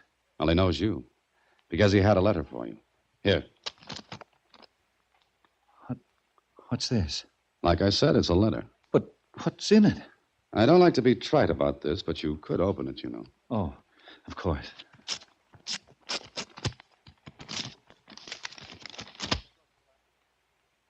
Well? Look. Read it. You got until midnight tomorrow. Midnight tomorrow. The letter's not signed. It doesn't have to be Holiday. It's from the killer. Why should he send you a letter? Torturing me. It could be. Why didn't you turn that Nicky over to the police? Why didn't you do something? What's your suggestion, Andrews? You put yourself in this hole, now climb out of it. I'm pulling out. Oh, no, please. You're the only man who knows who's after me. Please, Holiday. Money's no object. Just find that man. How? You saw him. Only once. Yes, but you know what he looks like. Look, let's turn this whole thing over to the police. Let them find him. I can't. I told you before, I can't. Holiday, make one more try. Just one more. And spend the rest of my life without my head? Well, take Torling with you. And what about you? Oh, I didn't think of that. Oh, Mr. Andrews, you didn't think of a lot of things. One of them was how stupid can you be? I know, but will you help? On one condition. What's that? You paid $25,000 to have yourself killed. Probably because you couldn't take your own life. You wanted a thrill. Okay, you got it. You paid $25,000 for it. Now I'll pay $50,000. What? I got a check for $50,000 payable to any charity I name. That's the only condition? The only one under which I'll try to find the man. All right. I'll do it. I'll write it immediately. Good. Oh, and Mr. Andrews. What? The check had better be honored, or I won't go through with this. I swear I'll honor it. Take it with you. Here. Deposit it first thing in the morning. Okay. Now, what are you going to do? To find Mr. Scott.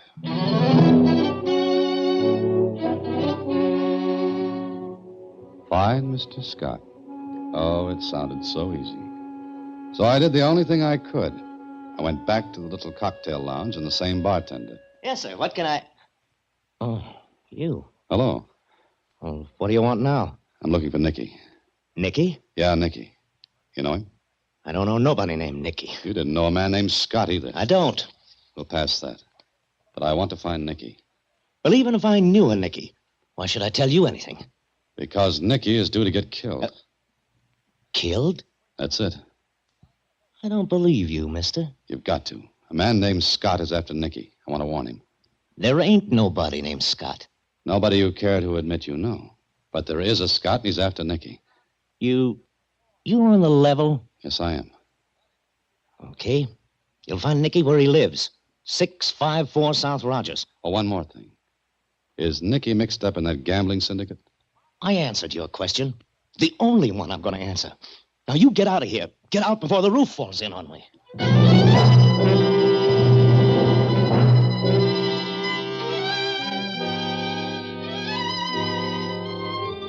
Well, I was playing a hunch and playing it all the way through. I went to the address the bartender gave me, walked up the stairs, and came to a door that had Nicky's name on it. I started to knock. The door was open just a little. I pushed it all the way open and went in. I stood in the dark for a moment and walked toward a window. I stumbled over something on the floor. I lighted a match. Nicky. Nicky. He's real dead, Holiday. Real dead. Torling. Mm-hmm. Torling. Scott. Oh, have it your own way. You know, I thought you were never going to get here. What are you doing here? Where's Andrews? Give me that check he gave you. You killed Nicky. Good guess, Holiday. Hand me that check. Okay, here. Thanks. Now, Mr. Holiday, you're going to be very sorry you came here. Am I?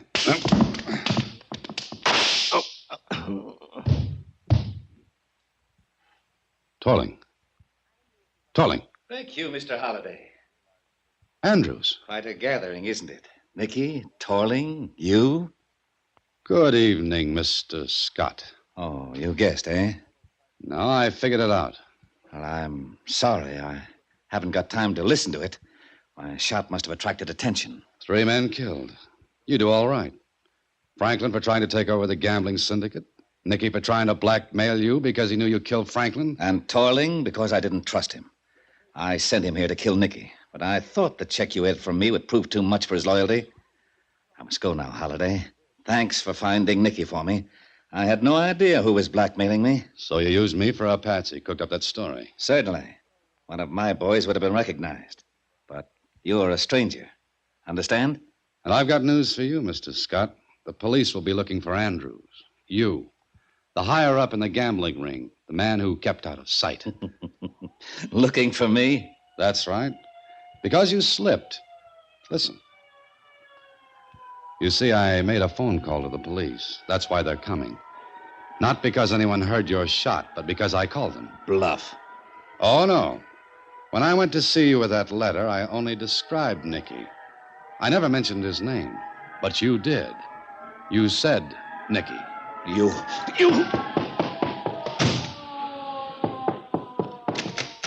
Look out, he's got a gun! Look out for him!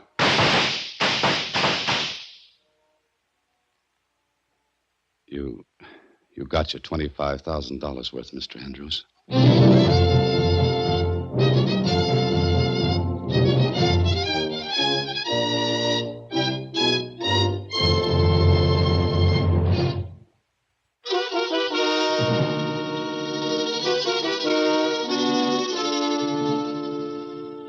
Gee, Mr. Holliday, you certainly were smart to figure that out. Ever play poker, Susie? Is it like gin rummy? No, not quite. But if you've ever played, you'll know how good it feels to draw to an inside straight and make it. I don't get it. Well, Susie, the police were not coming for Andrews. They were out on a call to stop a fight. Huh? Sure, I didn't think of that Nicky routine until I was talking with Andrews. But you said you called the police. Oh, I say a lot of things. Susie, a man has to say a lot of things when he's looking at his own tombstone. Do you mean to tell me that awful man actually brought your tombstone along? And I... What? Good night, Susie. Next week, same time, through the courtesy of Paramount Pictures, Alan Ladd again stars as Dan Holliday in Box 13. Box 13 is directed by Richard Sandville, and this week's original story was written by Russell Hughes. Original music is composed and conducted by Rudy Schrager. Part of Susie is played by Sylvia Picker, and production is supervised by Vern Karstensen. Box 13 is a Mayfair production from Hollywood. Watch for Alan Ladd and his latest Paramount...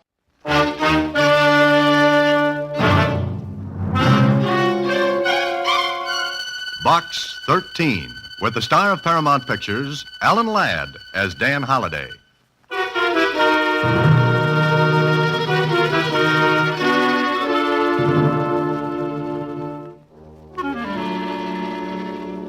Dear Dan, I'm inviting you up to Fair Oaks to spend the last weekend with me.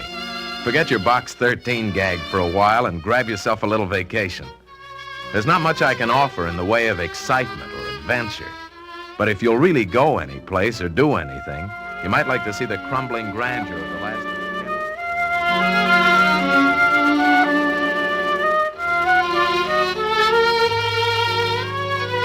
Crumbling grandeur of the last of the Kenworths. You know how to get there, and I'll be waiting. How about it, Ted? Vacation, the man said. You know, someday I'm really going to take a vacation. But this wasn't it.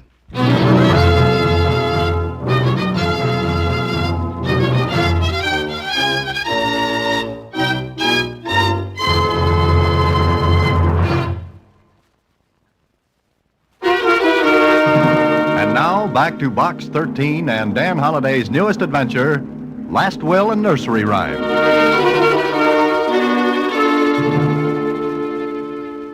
I think you should go, Mr. Holliday. You need a rest. Oh, Susie, every time I go for a rest, something happens to me. But what can happen at a nice, quiet place like Fair Oaks? Gee, from what your friend Ted says about it, it's just the spot to take it easy. You sure of that, huh? Uh-huh. Why, you'll come back all full of vim and vinegar. Okay, Susie, you talked me into it. Forward my mail to Fair Oaks, care of Ted Kenworth. It was pleasant, a 200-mile drive through the countryside. I was forgetting all about Box 13. It chased after me all the way up to Fair Oaks. I got there in the evening, and Ted was waiting for me. Maybe I should explain Ted and Fair Oaks. You see, Ted was my closest friend at college, and, well, he had inherited Fair Oaks. One of those big, overdone houses people were fond of building in the 1890s. It looked like an insane wedding cake. Gingerbread balconies, all running around and contributing nothing to the architectural value of the place. Anyway, I parked on the drive, walked up the stairs with Ted, and into the house. Oh, I'm glad you came, Dan. I've been wanting to have you up here for a long time, but Guess I never got around to it. Hey, what do you do for space here? Suppose you have a house full of guests and you've only got 20 rooms. Yeah. Well, don't worry. I won't have it long. What do you mean? Come on in here. It's the only room with chairs. Hey, why the crepe hanging? Oh, I'm selling, Dan. Selling? Oh, but you're kidding. No, I wish I was kidding, but can't keep this place up. You broke? Flatter than last week's pancakes. Oh, but I thought you inherited a lot of Money money from Uncle Thaddeus? No. Not a thin, round dime. Oh, now, wait a minute. He had $1,000 for every breath he took. Did he? I'm asking. I'm telling. No, Dan. All he left me was this house. Are you sure? There we go again. Look, fella, I've been asked that question 1,000,000 times. All he left was the house. That doesn't seem right. Wasn't he a millionaire? Uh-huh. Then where's his money? Gone. Finished. Kaput. But look, where could a guy like your Uncle Thaddeus spend all of his money? That's the gold-plated question. He never spent a nickel if he could help it. Okay, then the money's still with us. Dan, you kill me. You're so tied up with fiction that you look for a deep, dark plot in everything. Yeah, but this makes no sense. It does when you check and find out that Uncle Thaddeus lived the last 5 years on credit. Credit? You mean with all of his dough? That's right. Well, there must be a record of the money. I had help looking for it. Help? Who? Uncle Sam. Income tax, inheritance tax. If they couldn't find the dough, how could I? No, Dan, Uncle Thaddeus fooled everybody. He didn't have a nickel.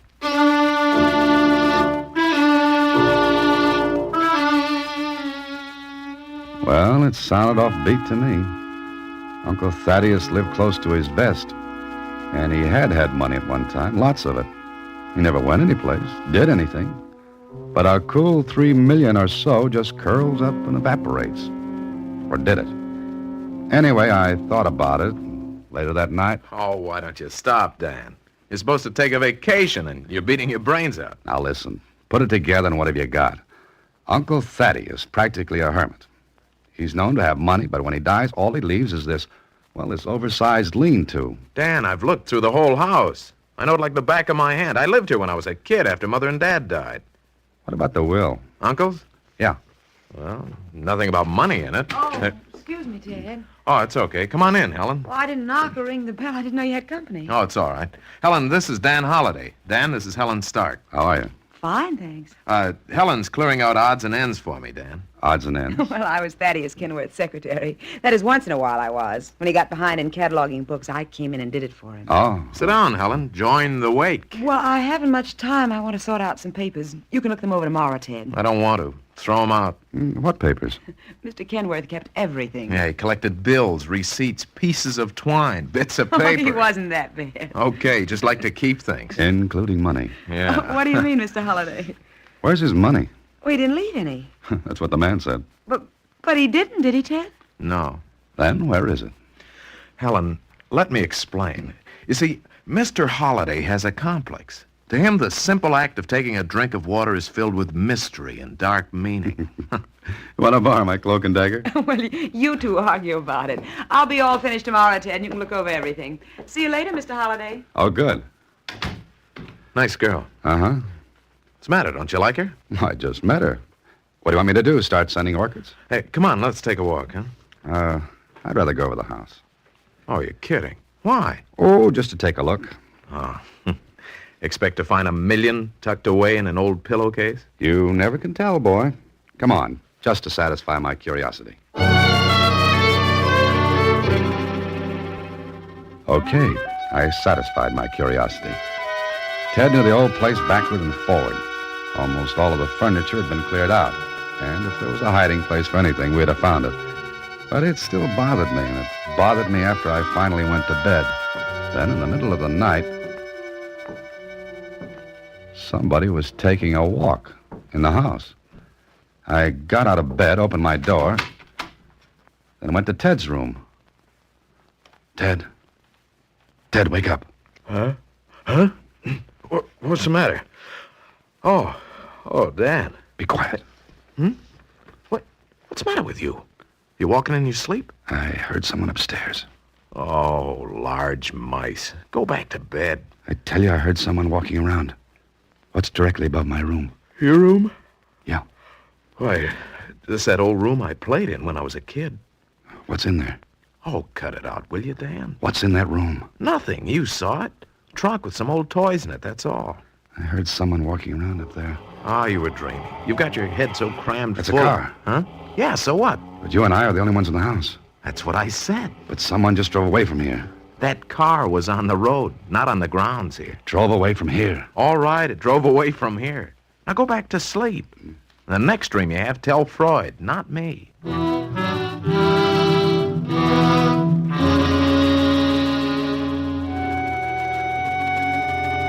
I knew I'd heard someone upstairs. Somebody was going through that old room which Ted had used as a playroom when he was a kid. But why? Ted and I had gone through it with a fine-tooth comb, and there was nothing there. But the next morning, I wanted a better look, so Ted and I went back. I don't know why I'm doing this except to humor you, Dan. There's nothing in this room. Hey, how old is that horn? I don't know. Maybe 20 years. Oh, get this.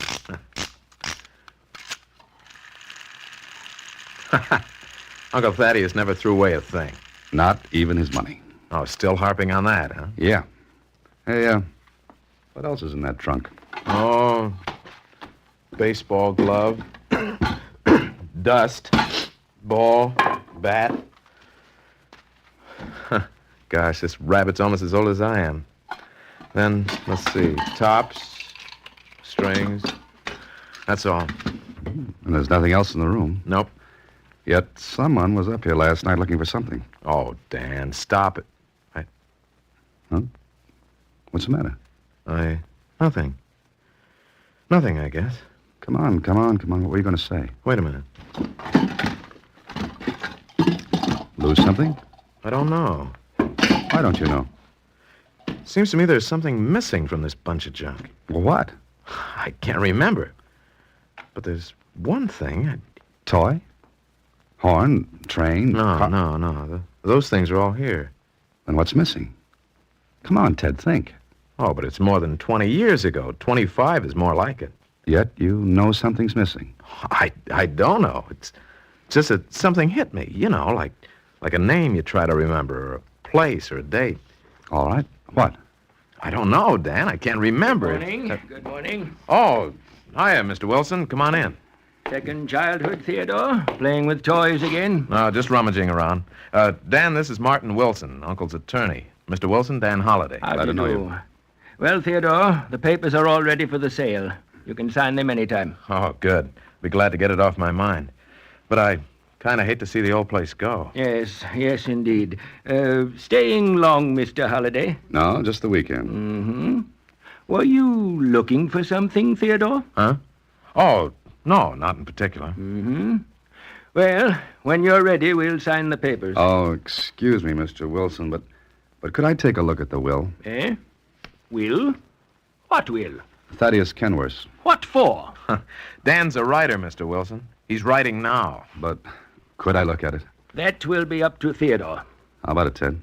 And when you've looked at it? I don't know. I don't know.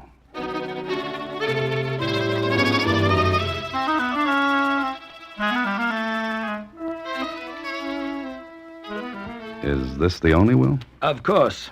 It's the only one I've been able to locate. Well, Dan, what'd you find? Just the house and all that's in it. What? I said this clause states you'd receive the house and all that's in it. Is there something curious in that, Mr. Holliday? Maybe.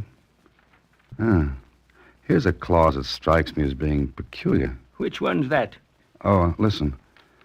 The happiest days of all of our lives are those spent in innocence. If you would become happy, Theodore, then remember your childhood and those things that were dear to you. Yeah, maybe the old boy was right. Do you read any odd meaning into that, Mr. Holliday? Do you? Old Thad was a peculiar man, a very peculiar person. He had streaks and quirks. Yeah, and one of them was getting rid of a fortune in time to keep anyone else from enjoying it. Maybe he thought people should work for their money. What are you getting sore about, Mr. Wilson? I'm not. Well, if you're quite finished with this will, Mr. Holliday... Oh, yes, I am, thanks. All right. We'd better get the business of signing the papers over with, Theodore. Can't make a buyer wait forever, you know. All right. Hi, everyone. Oh, hi, Helen. What is this? Why all the grim looks? Nothing. I'll be finished today, Ted. Then you can look over everything. Oh, thanks. Oh, Ted, want to go for a walk? Oh, sure. Excuse me. Of course. I'll finish my work in here, Helen. Won't disturb you, will I? No, not at all. I'll work in the library. What's the matter, Dan? I was just thinking. About what? I'm sure I heard someone in that room last night, Ted. The room you used as a playroom when you were a kid. Now what? That sentence in the will about your childhood. Remember it if you want to be happy. Oh, look. Uncle Thad was a little, eccentric. Maybe, but it ties in. The playroom, your childhood, someone looking for something, and you're feeling something was missing from that old trunk. Look out! Huh? Ted. You all right? Yeah. But if you hadn't given me that push, I don't know. That coping stone would have nailed you. It fell off of the roof. Yeah. Hey, I guess it's about time to get rid of the place. It's falling apart. That stone didn't fall, Ted. It was pushed off.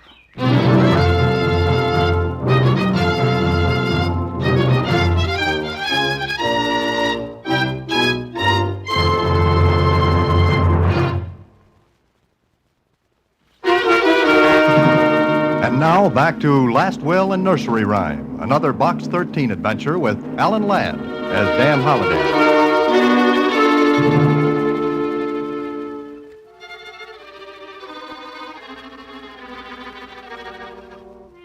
Sure, that stone was pushed. Ted and I went to the roof, saw the marks made when the stone had been shoved forward. And it was meant to put the lights out for him. Why? That's what I want to know. Why? Because there's something in this house someone wants to get and keep you from getting. You know, you're almost making me believe this. You've got to. And you've got to think what's missing from that old trunk. Oh, I've tried, Dan. I can't. There was nothing in it but toys. That's all? Yet you say they're all there. Well, I think so. Now, wait a minute. Let's go at this logically. There were trains, bats, baseball mitt, mechanical toys, things like that. What are you getting at? Well, this. You wouldn't have missed another of those things, so the thing that's missing must be different from those. Different enough to make you realize it's gone. Yeah. You're beginning to make sense. Now, you try making some. Oh, Dan, I can't. Great. Look, would either Helen or Wilson know? Know what? Oh, the thing that's missing? Uh-huh. Oh, maybe. Both Wilson and Helen were in the house when that stone almost put a part in your hair. Yeah? Either one could have shoved it off. It wasn't too big or too heavy. Yeah, but why kill me? Because the key to this whole business is in your head. As soon as you remember what's missing from the trunk, you'll have it. And both Helen and Wilson have keys to this place. And therefore, either one could have come into the house the night I heard the prowling in the playroom. All right. Where do we start now? We try to find what was taken. But we didn't. Whoever had it had taken it away. And 2 hours of pounding at Ted didn't help. He just couldn't remember what it was. Okay. I had an idea and told Ted. Hey, do you mean that? Yes. You follow Wilson when he leaves, and I'll follow Helen. Oh, I don't know. Now, look, it's our only chance. Come right out and accuse either one, and that'll be the end. We've got to do it this way, Ted. Well, all right. Wait. Ah, there you are, Theodore. Oh, hello. Holiday, how are you? Just fine, thank you. Good. Well, Theodore, it's all settled. You're getting a good price for this place, but you'll have to leave day after tomorrow. What? The terms of the sale. Buyer wants immediate occupancy. Well, put it off. What for? Just put it off. Look here, I sold this place for you, Theodore. Got a fine price. Yeah, but I didn't know I'd have to leave right away. You should have read the terms of the sale. Well, I've got to be going now. Other things to take care of. Other things. How do you like that? I've got to get out. Okay, that gives us less time. Now, you follow him. See what he does, where he goes, anything. I'll do the same with Helen.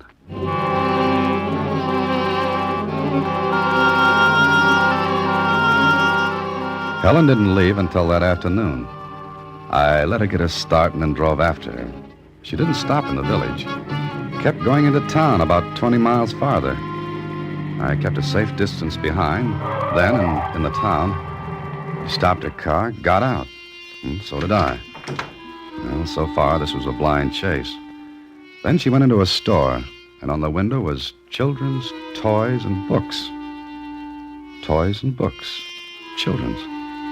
I edged up to the window and looked in. Helen was talking with a clerk, and she had something in her hand. And from where I stood, it looked like one of those linen-covered kids' books. Then I saw the clerk go to a shelf of books and look them over. Helen followed her. The clerk shook her head. Helen turned to leave, and I ducked to keep out of sight. Helen went to every toy shop in town, but every place she got the same answer, shake of the head. Okay. So it was Helen who had taken the missing item from the trunk, and it was a kid's book. But why? And what was in that book? It was dark when she finally headed back to the village of Fair Oaks. She didn't know it, but she was going to get company that night.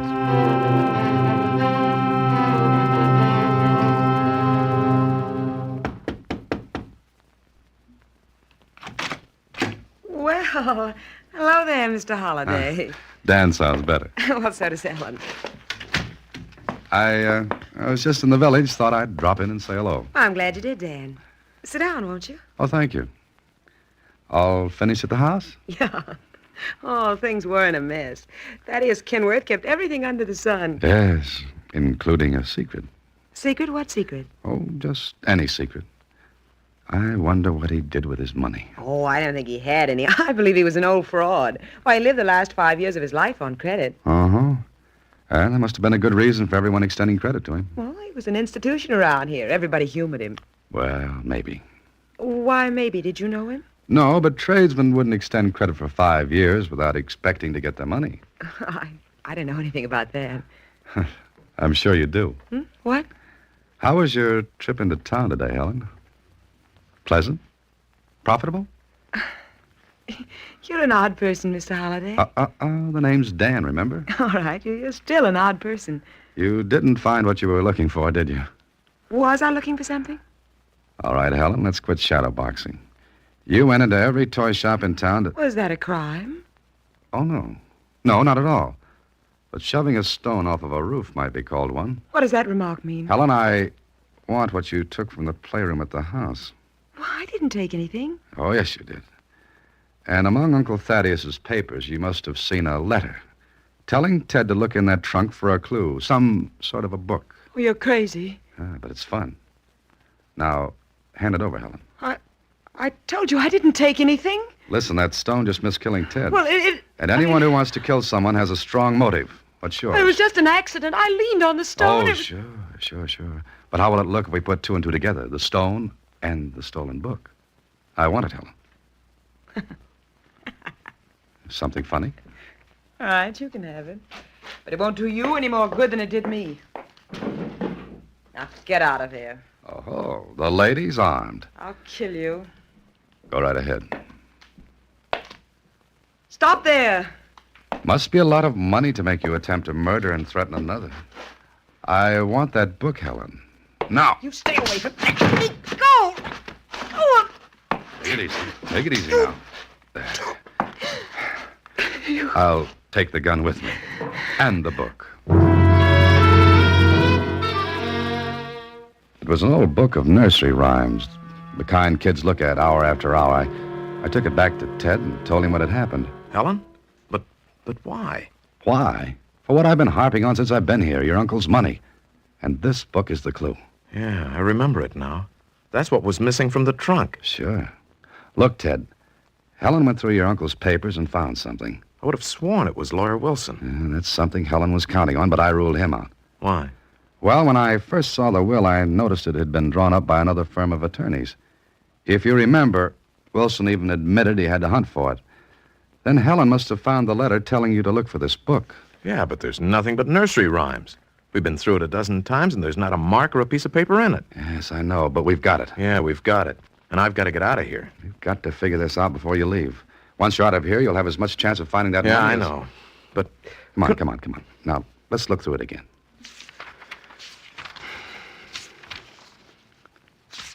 See anything? No. Well, keep looking at it. Well, wait a minute. What's the matter? Go back. What did you see? I didn't see anything. It was something I didn't see. Oh, Dan, you're crazy. Look, Ted, look. Each rhyme is numbered. 1, 2, 3, 4, then 6. Number 5 is missing. Hey, you're right. Helen took it. No, she didn't. What? Of course she didn't. That's why she was trying to buy another one like it. But she couldn't. It's too old. All right.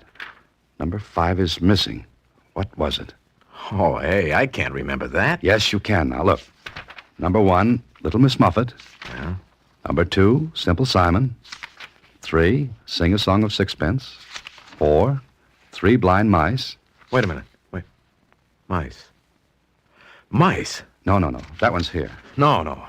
Not Hickory Dickory Dock. The mouse ran up the clock. It's not there, and I know it was. Your uncle took it out rather than mark it. He took it out to make it tough for you. Yeah, but why that one? Ted, in the hall, that grandfather's clock. Yeah. I used to watch it for hours when I was a kid. Well, come on. Hey, Dan, you're terrific. Okay, here's the clock, but it's stopped.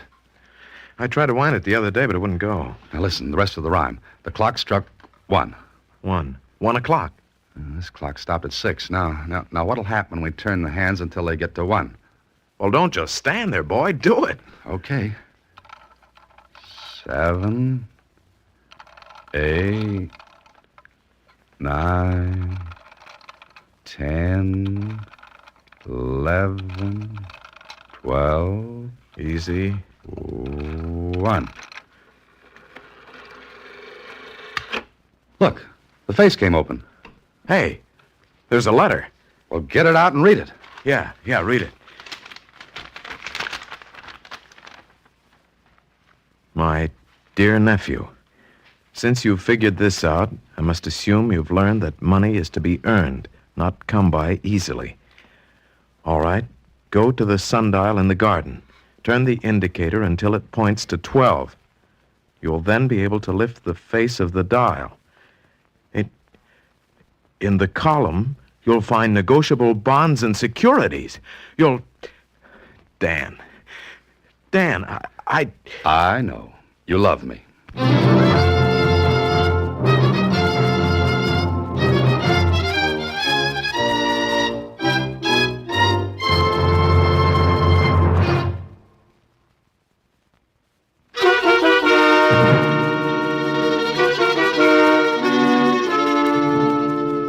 Did you have a nice time, Mr. Holliday? Great, Susie. Great.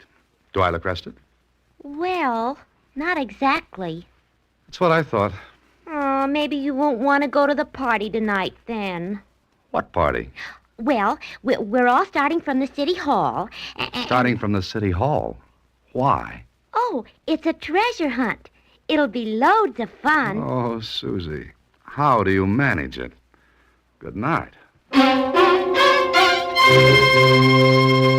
Next week, same time, through the courtesy of Paramount Pictures, Alan Ladd stars as Dan Holliday in Box 13. Box 13 is directed by Richard Sandville, with an original story by Russell Hughes. Original music is composed and conducted by Rudy Schrager. The part of Susie is played by Sylvia Picker. Production is supervised by Vern Karstensen. This is a Mayfair production from Hollywood.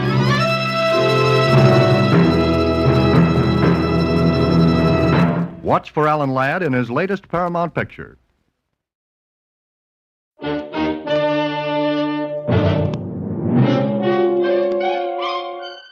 Box 13, with the star of Paramount Pictures, Alan Ladd as Dan Holliday.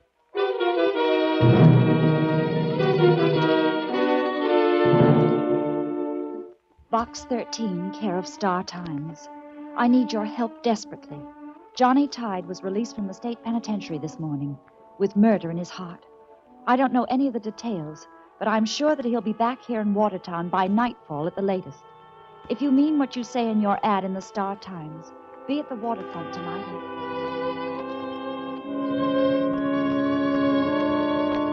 If you mean what you say in your ad in the Star Times, be at the waterfront tonight and stop him. Remember, if you fail, Johnny Tide will kill or be killed by morning. And that would be wrong because there's lots of good in him. I know. I love him. Janice Reed. Yeah, that's the way it started. Just a girl worrying about a boy. But before it was all over, a lot of people were worrying about that boy. They had to, if they wanted to live.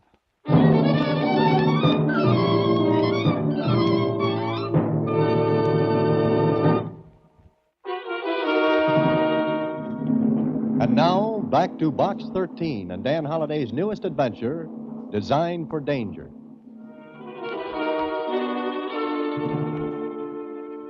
Jeepers, Mr. Holliday. An ex-convict on the prowl in the toughest section of the city. Uh-huh. That part of the city doesn't get the carriage trade, as the expression goes. Well, do we accept the challenge, Susie? We? Oh, hey, I'm only your secretary, Mr. Holliday, and I was using the editorial we, Susie. Oh. Well, in that case, Mr. Holliday, I don't know what to say. Frankly, I'm trumped. Susie, the word is stumped. The word is stumped. But maybe you've got something. What? I don't know. But tell you what, suppose I get down to Watertown and nose around a little. Why? Oh, I don't know. Maybe to see what's doing.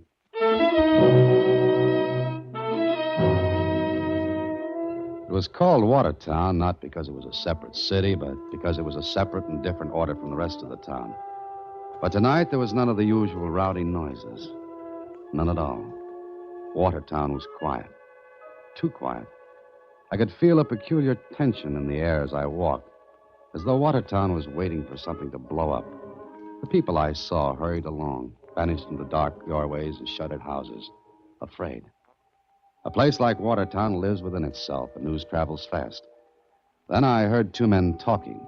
I stopped in the shadows and listened. I know what I'm talking about, Fatty. Tide was sprung this morning, and he headed straight for here. Maybe he ain't in Watertown. Maybe he'd be afraid to come back. Oh, Johnny Tide, afraid of what?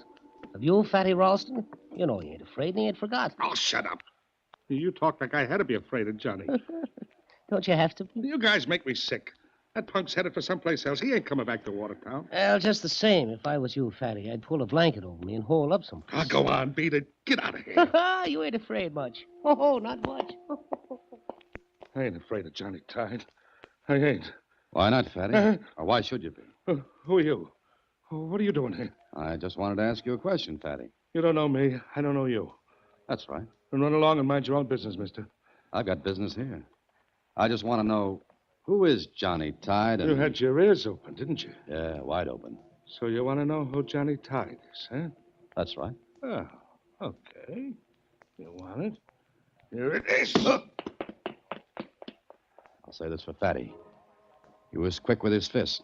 By the time I got my breath back, I saw his 300 pounds disappearing around a corner. So if I wanted to know anything about Johnny Tide, Fatty was the boy to ask. I got up and followed. Saw him duck into a place that had a sign above it, Fatty's pool room. I slipped inside. Stepped into a dark corner and waited. All right, everybody. Clear out. I'm closing up for the night. What do you... Beat it. You heard me. Look. Nobody owes me nothing. Now, that ought to make everything all right. No, I don't want to... Clear out. Go on. Turning in early, aren't you, Fatty? Huh? Well, you again. You don't learn lessons, do you? I don't like the way you teach. Now you're going to tell me about Johnny Tide. Was I? What makes you think that? I had an idea you might. Here's another idea with details, starting with this cue ball. It's your window, Fatty. Now, beat it. Stay away from me. I asked you a question outside. I didn't like the way you answered it. You a cop? No. Stay away from me. Stay away. My arm. Let go. Sure. But who is Johnny Tide?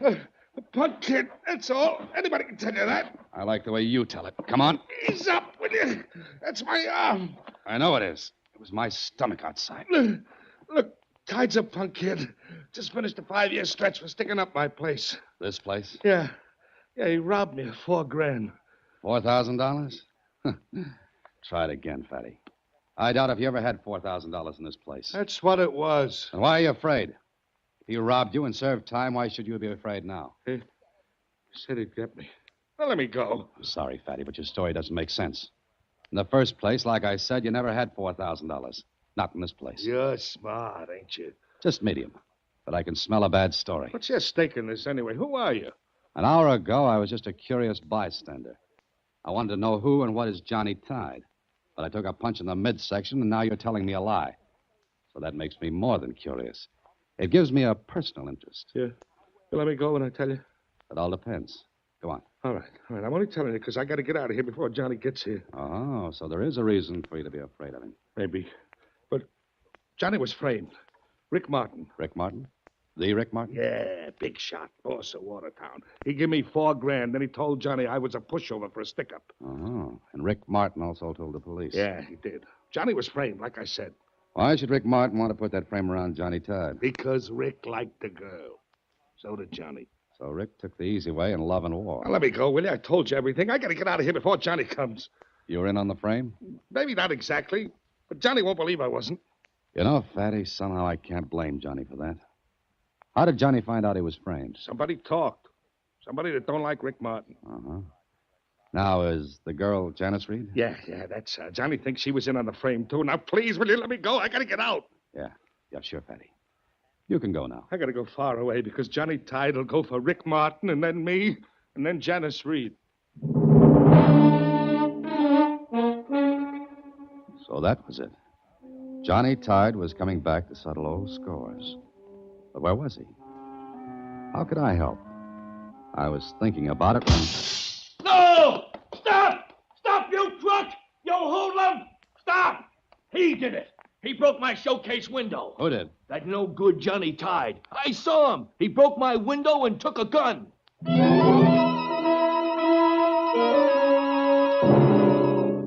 So, now Johnny Tide had a gun, and he was close. Very close. But it was also out of my hands and into the hot little hands of Lieutenant Kling. Now, look, Holliday. I know that Tide was released from prison this morning. I know that he's in Watertown tonight. I know he intends to kill Rick Martin before morning. But I also know that all of this, including that pawn shop he just knocked over, is none of your business. How do I make myself clear? Yes, you do. But before I go back to my typewriter, one question. What do you know about a girl named Janice Reed? Very little. Only that she's a singer over at the Blue Chip, Watertown's most exclusive nightclub. Now, anything else, Danny boy? No, nothing else, Lieutenant. Good night. Maybe I made a mistake when I asked Kling about Janice Reed. Because up until then, I was convinced that the lieutenant was right. I didn't belong in this mess. But now, well, I couldn't just step out and forget the whole thing. Not without talking to the girl anyway. I got a table at the Blue Chip without too much trouble, and 10 minutes later, Janice joined me. She was younger, prettier, much more upset than I had expected. Mr. Holliday, what have you found out about Johnny? Well, rumor has it that he intends to commit a few murders tonight. Oh, and incidentally, you're on his list. I don't believe that. Look, Mr. Holliday, I know Johnny. I grew up with him right here in this neighborhood. Why, Johnny and I and Tyler Bennett were inseparable. Please, Mr. Holliday, you've got to believe me. Maybe I do, Janice. But let's start off slowly. First of all, who's Tyler Bennett? My boss. He owned this place. He and Johnny and I used to play together as kids. Why, we even had a secret clubhouse under the pier. All that kind of stuff. And how Johnny loved it. You know, that kid used to climb the old water tower over the clubhouse every day and pretend to sight pirate ships on the horizon. He'd get mad if we said they were just barges. Which adds up to what, Janice? That Johnny was never really a bad boy, Mr. Holliday. He just craved excitement, that's all. But what about Rick Martin? How do you explain that? Well, Rick meant action and fast money. And Johnny liked both. He was young and he made a mistake, but he's paid for it. He served his time. Don't you see, Mr. Holliday, he needs help. He needs it badly. You've certainly got a lot of faith in him, Janice. But what about you and Rick Martin? Go out with him? Once in a while. I have to keep my job. Don't forget, Rick Martin runs Watertown. That might be hard to explain to Johnny Tide. No, it won't. Believe me, Mr. Holliday, if you can find him, you can talk sense into him. I know that. Oh, I'm not so sure. But you'll try. Okay, I'll try. Oh, thank you. Thank you so much. Oh, pardon me, but you're on in a minute, Janice. All right, Tyler. Oh, Mr. Bennett, Mr. Holliday. How do you do? Hello, how are you? Excuse me, I'll only be a few minutes. Janice was telling me how you two grew up with Johnny Tide, Mr. Bennett. Oh. Have any idea where he might be? Well, if I did, I'd go directly to the police with the information. Johnny was a good kid once, but that was a long time ago. He's dangerous now. He's very dangerous. Janice won't buy that. I know. She was in love with him 5 years ago. She can't believe he's changed. But mark my word, Johnny Tide will kill before this night is over. I only hope he doesn't get to Janice.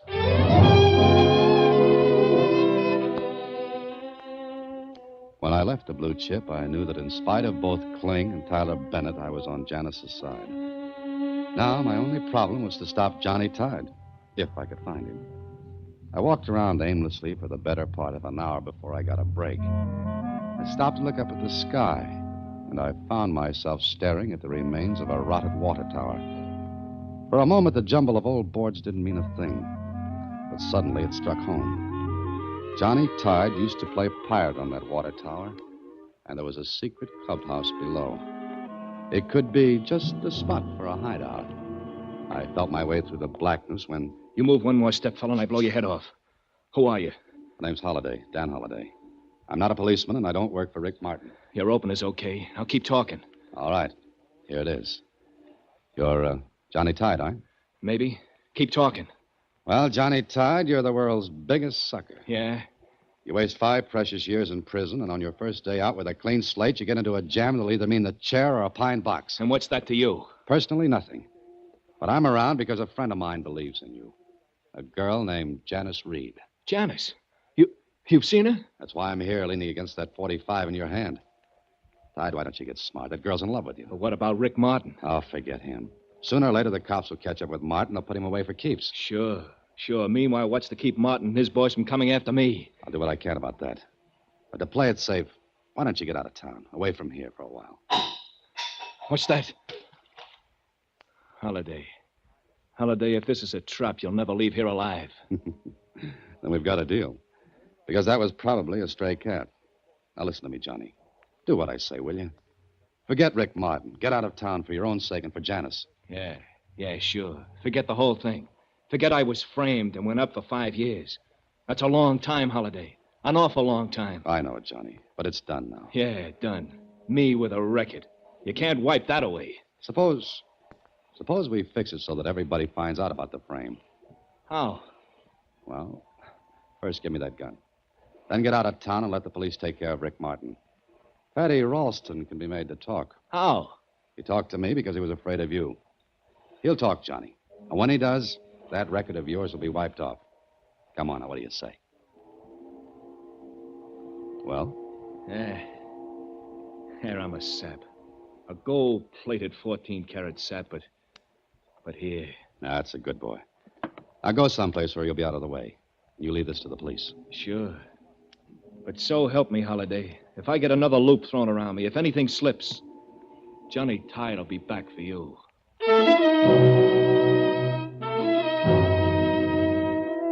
When I left Johnny, I was sure everything was going to be all right. I put his gun in my pocket and started up the street for Rick Martin's place. I wanted to be sure that Martin would let Johnny get out of town under his own power. I took a shortcut through an alley. Brother, how foolish can you get? I hadn't gone 10 feet when I heard footsteps behind me. I tried to duck, but I wasn't quick enough.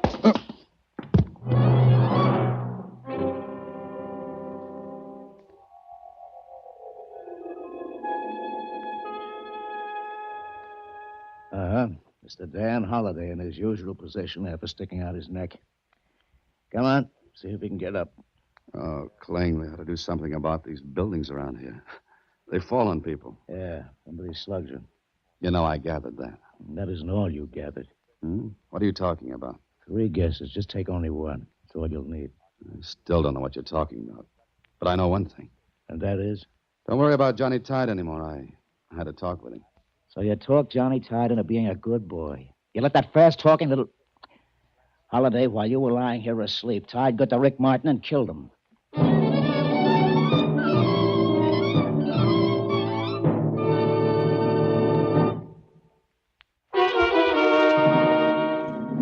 And now back to Design for Danger, another Box 13 adventure with Alan Ladd as Dan Holliday.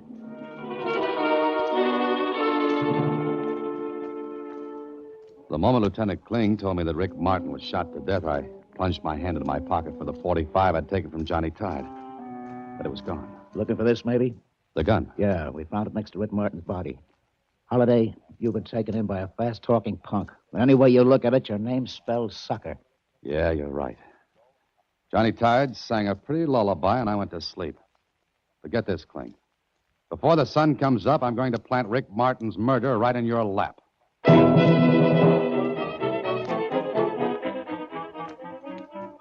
Well, sunrise was only 6 hours away, and that meant I had to move fast. I remembered Fatty's warning that he and Janice Reed would be next if Johnny Tide ever got to Rick. So I lost no time in getting to the girl's apartment.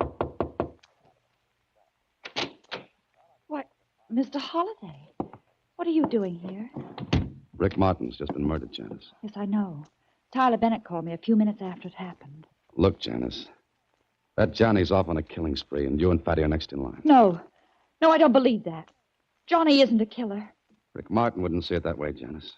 Now listen to me. I want you to lock this place up tight and stay undercover. But I can't.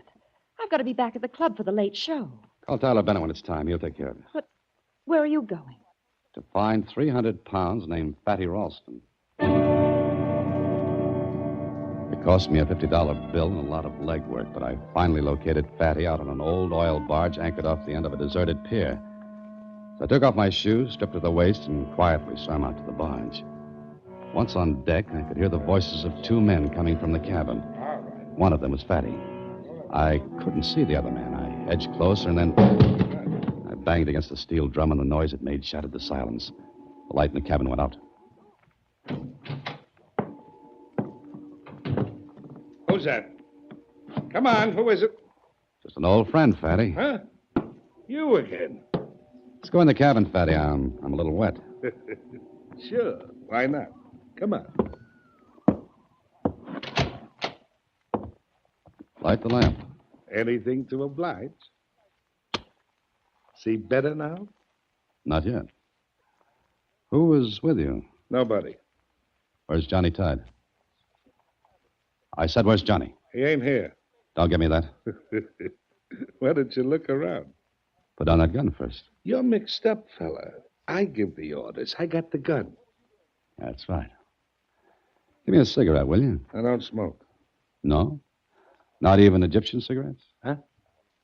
This cabin's thick with smoke from Egyptian cigarettes. Maybe you better go. Now.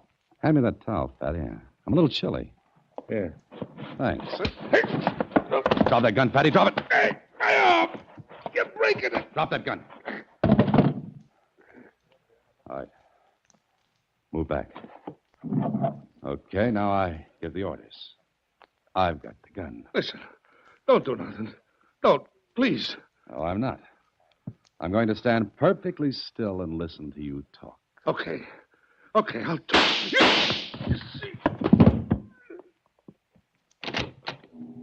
Whoever fired those shots couldn't have missed Fatty. And whoever it was got off the barge and into the boat that was tied on the opposite side. I ran over. I slipped once on the oil-covered deck, and the motorboat made for the shore. I had to stand and watch Johnny Tide get away. Get away after killing Fatty. And that made 2 down and 1 to go. And the 1 was Janice Reed. I swam back, slipped into my things, got to a phone, told the police about Fatty. Then I headed for Janice Reed's apartment. It was dark, deserted. I found an unlocked window and got inside. And I had the sickening feeling that I was just 1 step behind Johnny Tide and his gun. Then I knew it wasn't Janice. She'd use her key. I moved to the door quietly. What? Get your hands off me, Holiday. Why, Mr. Bennett. I'm sorry. I thought you were Johnny Tide. Obviously. I came to take Janice to the club. Where is she? I don't know. I was just going through the place when I heard you at the door. Here, I'll switch on the light. Come on, let's look in the bedroom.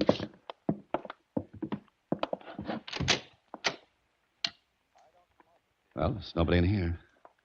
I guess I'm too late again. Wait a minute. This memo pad. Here, near the phone. What about it? What does it say? It's written with an eyebrow pencil. Pier 42 at 1:30. Sure, that girl's just crazy enough to keep a rendezvous with Johnny Tide. What time is it now? 10 after 1. Why? What are you going to do? Maybe 3's a crowd, Mr. Bennett, but I'm going to be there when Johnny Tide and Janice get together. I'm going to... What is it, Holiday? What are you staring at? Look. They're on the rug. Those smudges. That's oil. Oil?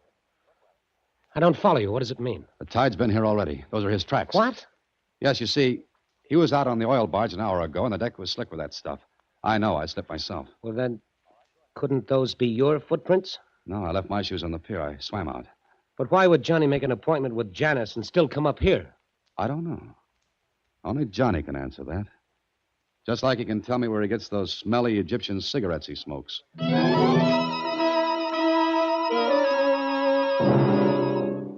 I took a cab to within the block of Pier 42. Then I got out, walked quietly to the rendezvous spot. Janice was already standing in the soft light of a street lamp waiting. So I ran back to the phone and called Lieutenant Kling. With the girl set up like a clay pigeon, I didn't want to take any chances. When I got back to Janice, it was 1:30 on the button. And a second later, a man stepped from the side door of a warehouse. It was Johnny Tide. I moved closer as Johnny went up to Janice. Johnny, darling. Hello, Janice. Oh, Johnny, it's been such a long time. Yeah. 5 years. An awful long time, Janice. What's the matter, Johnny? Aren't you glad to see me? Sure. Sure, awful glad, Janice. Awful glad. But what's the matter? Johnny, why are you looking like that? I'm just trying to figure out something. Oh, never mind now, Johnny. Look, you've got to get away. Wait a minute. Listen. Cops. You did it again, didn't you? Johnny, no. I might have known I was going to give you a chance to explain Johnny. it. Now. Hold her, Johnny. Holiday, you. She didn't call the police, I did. I'll get both of you later. I'll be back. Yeah, I'll be back. Johnny, don't run away anymore. Don't run away. Holiday, Dan. You there? Right here, Kling. Where is he? He ran into the warehouse. Okay. Put a ring around that warehouse. Spotlights, tear gas. No, let him alone. Let him alone. Okay, boys, let's go. I'm going with you, Kling. Be careful. Come on.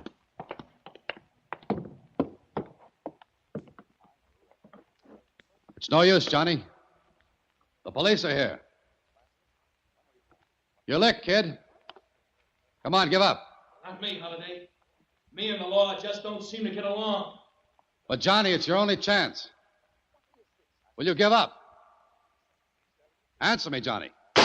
You hurt, Dan? Just in the shoulder a moment. There he is. Up there on that rafter. Kennedy, your light, shine it up there. There he goes, Lieutenant. Get him. No, don't, Kling. Don't shoot. Stay out of this, Holiday. Devil, you crazy, Holiday? Not quite. Kennedy, shine your light up behind you. Yes. Up there. Higher. There. There's your man, Kling. What? Well, who is that, Holiday?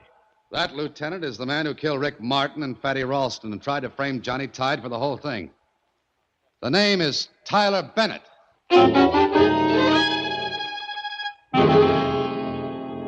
Well, Holiday, how are you this morning? Oh, pretty good, Kling. The doc says I'll be out in a couple of days. Good. Well, like you figured, the whole thing was a scheme of Bennett's to kill Rick Martin and take over as #1 man in Watertown. Yeah, and with Tide framed for the murder. Tyler Bennett would also have had a clear field with Janice. And he was the one who knocked you out just before Rick Martin was shot, huh? Uh-huh. He must have followed me from the blue chip to Johnny's hideout, where he heard me talk Johnny out of his gun. From there on out, he was in the driver's seat.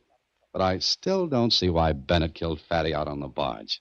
Because Fatty was Bennett's sidekick in this frame. And when it looked as though you might get the truth out of him, Bennett was forced to shoot one of you. You were lucky. Fatty made a better target. But now I've got one for you, the jackpot question. When you were in the warehouse, how did you know that Johnny Tide was innocent? Well, I found that out the hard way. You see, I was facing Johnny when I was shot. In the back.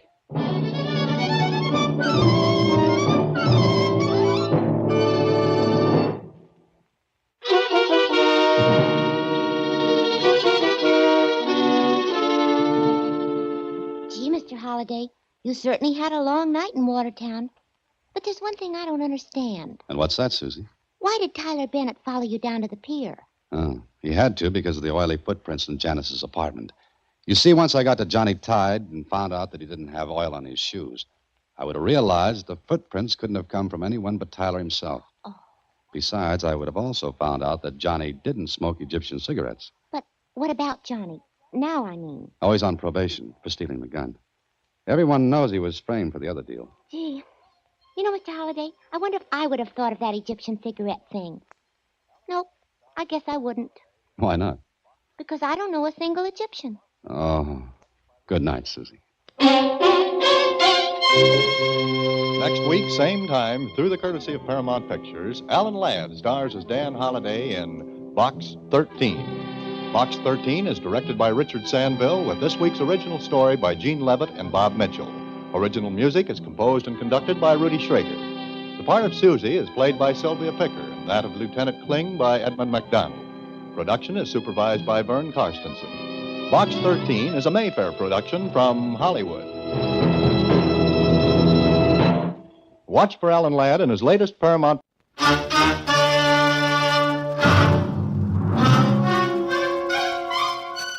Box 13, with the star of Paramount Pictures, Alan Ladd, as Dan Holliday.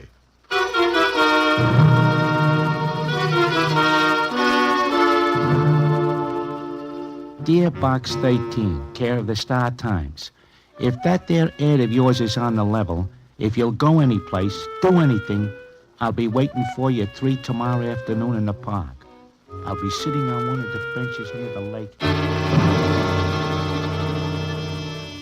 I'll be sitting on one of the benches near the lake.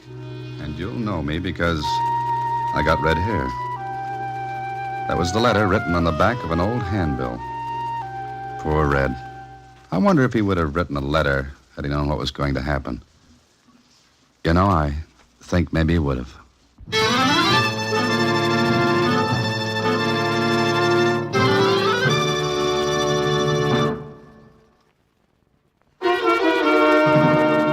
And now, back to Box 13 and Dan Holliday's newest adventure, The Philanthropist.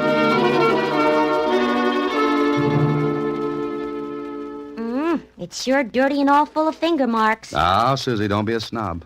I'm not, Mr. Holliday, but it's very evident that this person isn't too particular. Why, Susie, you went through a whole sentence without shifting gears. Oh, I can be careful of my renunciation if I want to be. Oh, Susie, you had to spoil it. Never mind, it's a fine day, so I'll be in the park by 3 o'clock to see what Red has on his mind. It was just 3 when I turned into the park. The benches by the lake were pretty well filled, and I looked around for one that was being held down by a person with red hair, and I saw him. Susie must have been psychic, only she wouldn't have pronounced it that way. Red was dressed in a suit that must have had a tentative date with a pressing iron maybe 10 years before, and didn't keep it. If he had ever shaved, the shock had been too great for his face, and he had stopped. His red hair bounced out of his head like wires, and he was eating peanuts. Good afternoon, Red. Huh? Oh, hiya, chum. Mind if I sit down? Well, it's a democracy, ain't it? Drop, chum. You wrote to Box 13, didn't you? Huh? Oh, yeah. He gave me the once-over, but good. He seemed to be satisfying himself that he'd want to talk to me. He must have checked an okay because... That ad of yours, was it on the level? On the level, Red. How'd you know my name? Hunch. I have an intuitive sense for names. Oh, yeah, sure. Okay. Peanut? Oh, thanks. Gotta pick 'em up fast before the pigeons snag 'em. What's the matter? Nothing, Red. Say, how comes a guy like you sticks that ad in the paper? Adventure. I use the plots for my fiction, if they're any good. Oh, you're right, huh? Well, that's my bread and butter. Tough racket? Sometimes. Yeah, I guess. But you make a lot of dough? It all depends. How about you? I'm retired. Oh. What's on your mind, Red? What's your name? Dan Holliday. Uh-huh. Okay, Dan. Peanut? No, thanks. Okay. Dan, I want to know where my pal is. Your pal? Is he missing? Yeah. We left Shy together. Then the yard bulls cut a fast clip on us, and we do a split. In other words, you were separated by railroad detectives. Yeah. The best way to keep him being jugged up on a bag charge. Well, anyway, we're supposed to meet him in town. And he didn't show up. Yeah. I got in late. Had to stop off in Indianapolis. So I go to the place where Suki told me to... Suki? Yeah, is that his name? I guess. I never heard him say no other one. All right, and then what? Well, we was going to meet here at the Hope Rescue Mission. You know where it is? I think so. At least I know the neighborhood. Yeah. Well, I wait 1, 2, 3, 5 days. But no Suki. I get worried. I ask around. But nobody's seen Suki. Well, maybe he changed his plans, Red. Without consulting me? Mister, Suki wouldn't leave without me. We're pals, buddies. We've been hitting roads for 5 years together. Something's happened to Suki. Well, what do you want me to do? Well, I thought maybe you could help me look for him. Well, look, Red, the police could... You kidding? But if he's missing, they can locate him for you. One bag missing ain't nothing, mister. Something bad's happened to Suki. Well, how do you know? Because one of the bows in the jungle said Suki was talking about a job. That funny, mister? Look, Red, maybe Suki did get the job, and... Then why ain't I heard from him? Maybe you will sooner or later. You ain't gonna help me then. But what can I possibly do, Red? In a city this size, Yeah, I get it. In a city this size, nobody cares none about a guy like Suki. Except maybe a guy like me. He pulled me out from under a freight once. Almost got it himself by doing it. I like Suki. We're buddies. Red stared out over the lake, and somehow a little lump came into my throat. Certainly, Red was no pillar of society, but he was a man, a human being, and Suki was his friend. For a minute, neither of us said anything, then... Okay, mister. Forget the whole thing. Sorry I got you out of bed. Oh, wait a minute, Red. Come back here and sit down. Huh? What for? I want to help you. Why? Well, I guess I like Suki, too. But you ain't never seen him. I don't have to. He saved your life, risked his own. Now, what do you want me to do? You're a topper, Dan. A good guy. Suki like you, too. Well, now, what's your idea?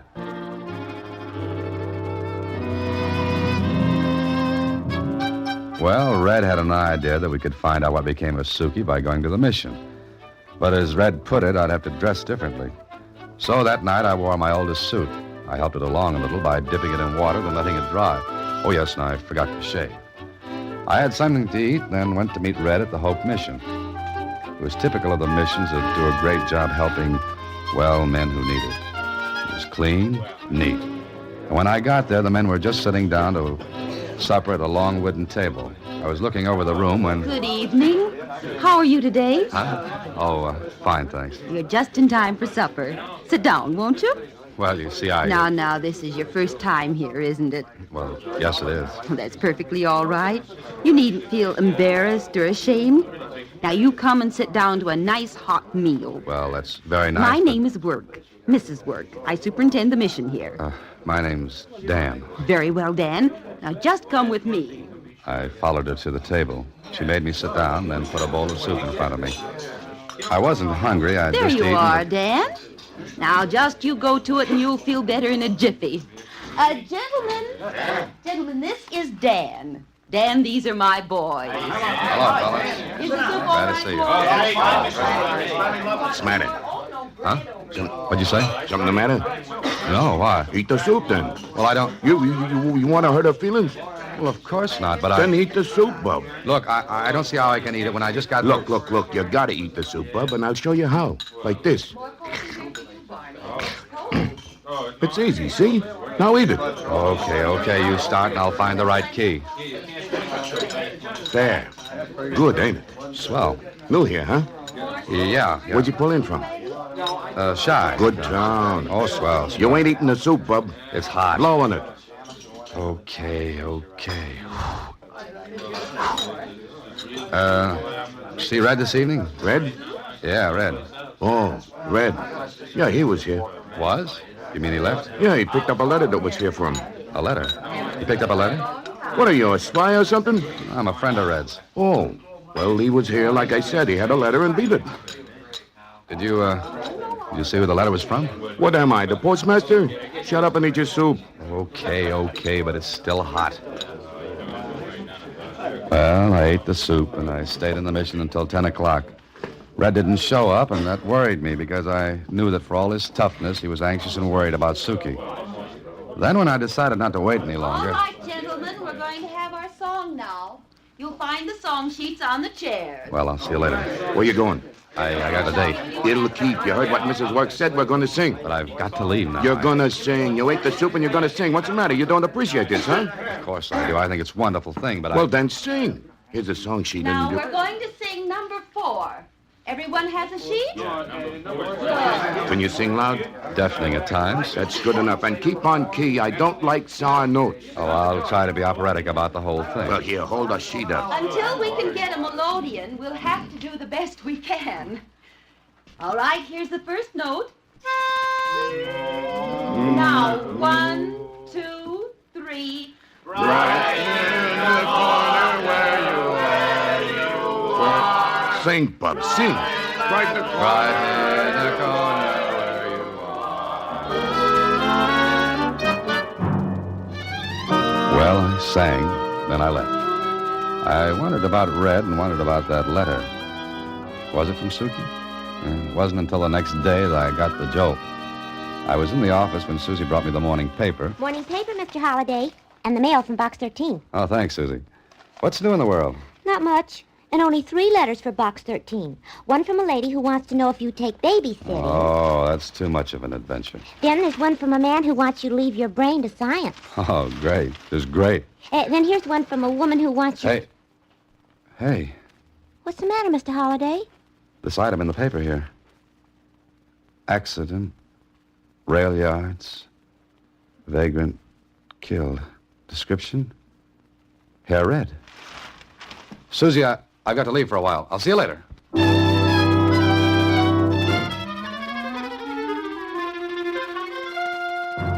So what, Dan? A vag gets killed. We get a dozen like that in a year. But look, Kling, I told you about Suki. Suki, Smokey. This pal of yours was hitting the rods and he got killed. I know. It happens a dozen times a year. Sure. Now look, so Red got a letter from Suki. Suki told him where he was. They're pals. Red takes off to find him, gets tangled with... You're forgetting one thing, Kling. And that's... Red had a lump on his head. So? I think he was slugged. All right, he was slugged. Got in a fight in the yards. Dan. You're letting that Box 13 imagination whip you around on a merry-go-round. This is just one of those things. Now I've got to go to work. Suppose I turn up something, Kling. Something that proves Red was killed by somebody who wanted that letter. Then I'll be glad to fill out your dance card. Until then, rumba by yourself. Okay, but I've got a hunch that Red was killed because Suki told him where he was. And I'm going to find out where and why.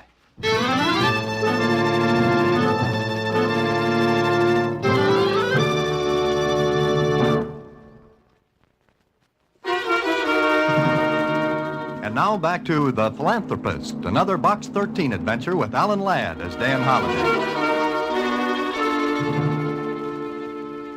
Sure, I was going to find out where and why. It sounded a lot easier than it turned out.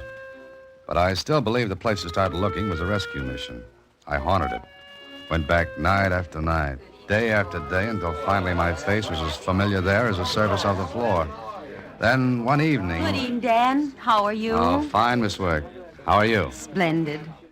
Do you like it here, Dan? Yes, I do. I've been watching you.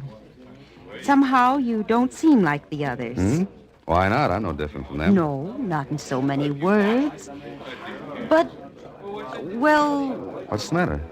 Dan, wouldn't you like to help yourself? How do you mean that? Oh, get a job, rehabilitate yourself. You think I need it? All of us do, more or less. Now, there's a gentleman who's done so very much for the mission here. Contributions, furniture, lots of things. And? He's done quite a bit for other missions, too, I understand. I want to send you to him, Dan. Why? What can he do for me? I've sent other men to him, the ones I think are worth the effort. And you think I am, is that it? Yes. And what'll he do for me? If he likes you, he may give you a job if you want one. You say he gives jobs to other men from other missions, too? Yes, I believe so. Oh. Okay, Mrs. Work. I'll give him a whirl. Fine, Dan. Splendid. I'll give you his name and address, and you go see him the first thing in the morning. Maybe this was the lead I'd been waiting for. Red had spoken about Suki going to get a job. Okay. I looked at the name on the slip of paper Mrs. Work gave me. It was Philip G. Rockland. And the next morning found me sitting across from him in his office. Well. So Mrs. Work sent you, did she? Yes, sir. Fine woman, splendid. Magnificent work she's doing down there. Yes, sir, it is. In my own little way, I try to help as much as I can. Yes, that's what she said. How old are you, Dan? 32. I see. Somehow you don't seem like the usual type she sends to me. What is the usual type, Mr. Rockland? Oh, it's no matter. But do you really want a job, Dan? Yes, sir, I do. For the wife and kiddies, eh? No, I'm not married. Oh, too bad. And then it's because you want to show your relatives that you can make a comeback? I have no relatives. That's what I wanted to hear. What? Well, you see, I never give jobs to men who have relatives. I feel as though I should be helping those who are out all alone in the world. I want to reach out and make men feel, well, that there is someone who cares. Do you see that, Dan? Yes, I do. It's very generous of you, Mr. Rockland. Oh, nothing at all. My own little contribution toward making this a better world. Well, Dan, I think we have just the job for you, but you'll have to leave town. Leave town? You mean the job's in a different city? Well, yes, it is. But don't you worry. I pay your transportation. Not first class, but you'll get there. And it just so happens that you'll be the last one to take this kind of job. It's all I have.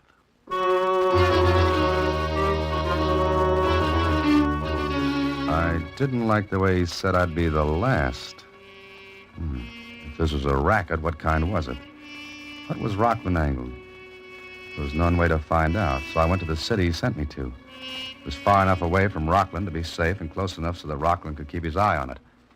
It was the next afternoon that I walked to the address Rockland had given me, and I knocked on the door. Yeah? Mr. Rockland sent me. Okay, come on in. Let me see the letter. Here it is. Okay, follow me, bud. I followed him down the hallway, and I took a good look at the place while I was doing it. I noticed something. It was one of those old brownstone houses, and every window was barred. The bars weren't new. They'd been put there by the original owner. Why should Rockland pick a place like this, then... Sit down a minute. Oh, your name's Dan, huh? Yeah, that's right, Dan. Had anything to eat? No. Okay, supper's in 10 minutes. Go in and wash up. Where? Straight ahead and to your right, there's a big washroom. Then go in the room right across when you're finished. Sure, thanks. There were about 7 other men in the room, talking, washing their hands, smoking. One of them looked up when I entered. He seemed to be expecting someone. Then when he saw me, he went back to washing his hands. I moved in next to him. Hiya, fella. Hi. Just come, huh? Yeah. Hey, what is this joint? Softest touch in the world, guy. What's your name? Dan? Yours? Call me Suki. Suki? Yeah, why? You a pal of Red's? Red? Hey, where is he? Why didn't he come? I've been waiting for him. Red's got to get in on this thing. Red was killed, Suki. Kid? What are you giving me? I told Suki about Red, but I didn't mention what I was doing in the game. When I finished... Red killed. He was coming to meet me here. I sent him a letter telling him all about it. You sent him a letter from here? Yeah. We ain't supposed to do no writing or tell anybody about this, but Red's my pal. I wrote the letter and snuck it out. Suki, I think Red was killed because you sent him that letter. Huh? What are you yapping about? What are you All right, you guys, supper's on. Come on, come on. I'll talk to you later, Suki. Yeah, after supper in the sleeping room.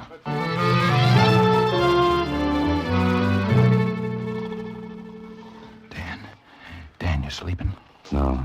Is that you, Suki? Yeah, don't light no match. Now, what was you telling me in the washroom? Listen, Suki. First, tell me what kind of a place this is. What do you do here? That's a soft touch. All we do is sort old magazines, and then we make a kind of... Well, we write down what's in each magazine, and then... You mean all you do here is index magazines? Yeah. We get to live here, board and room. Grub's pretty good, only... Only what, Suki? Well, we ain't allowed to leave. We gotta stay here. Only place we go out is in the backyard. I don't get it. I don't get it at all. Oh, what's the difference? It's a soft touch. We each get a couple of bucks after we fixed up 10 magazines. And... What's the racket, Suki? What's the racket? There ain't none, but Hey, it's the nose counter. Make sure we're all in. I gotta get back to my bunk. The same man who'd let me in came through and checked each bunk. What was the angle? I lay there watching, waiting, thinking. The moonlight filtered in through the bars at the windows, and suddenly I remembered something else. The doors. Big, heavy, reinforced.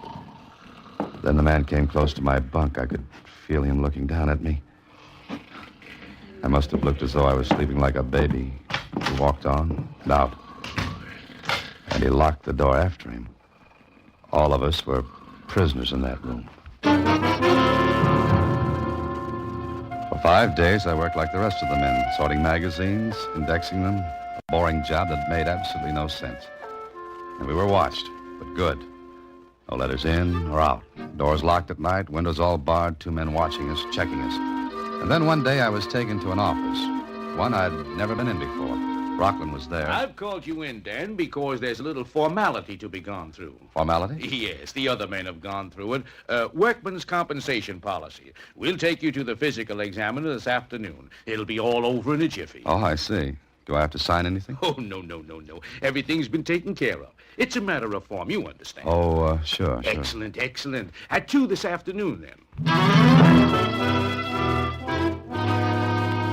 So at 2 that afternoon, I was given a physical examination. I passed, but I was beginning to get an idea. One that made me a little sick, scared. That evening after supper, I got Suki to one side and told him what I thought. Oh, but you're crazy, Dan. You gotta be. They couldn't get away with anything like that. Listen to me, Suki. Every one of us here have been insured. Not one of us has any relatives. We've been screened, picked carefully for just that reason. But there's 9 of us here. They can't kill 9 guys to get that insurance. Suki, this looks like a legitimate business. Rockland hires us. We work here. We're insured for small amounts, sure. But 9 men add up to $9,000 in policies.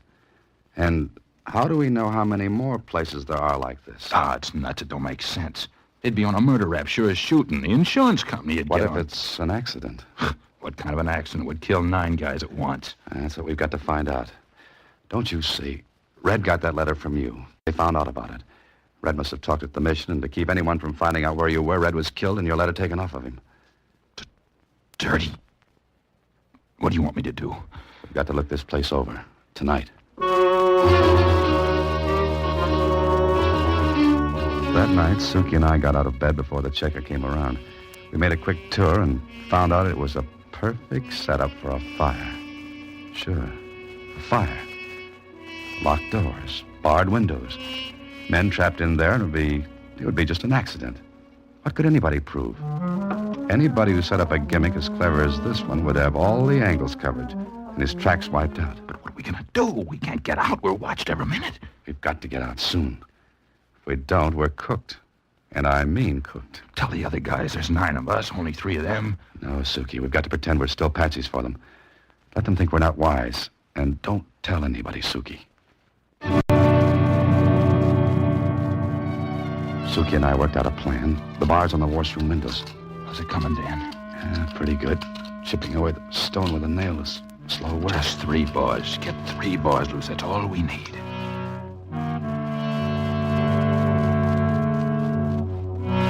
Well, Suki worked while I watched, and I worked while he watched. We finally got 3 bars loose. It was working against time because I was sure the thing would happen any time now. And I was right. Dan, you awake? I haven't slept for 3 nights. What's up? It's after 12 and the checker ain't been around. Okay, then tonight's the night. Hey, wait a They'll minute. be out and, Wait a minute. Well, Smell that? smoke. Come on, Suki, get the other men up. This fire trap will burn like tinder in 2 minutes. Hurry. Yeah. Hey, you guys.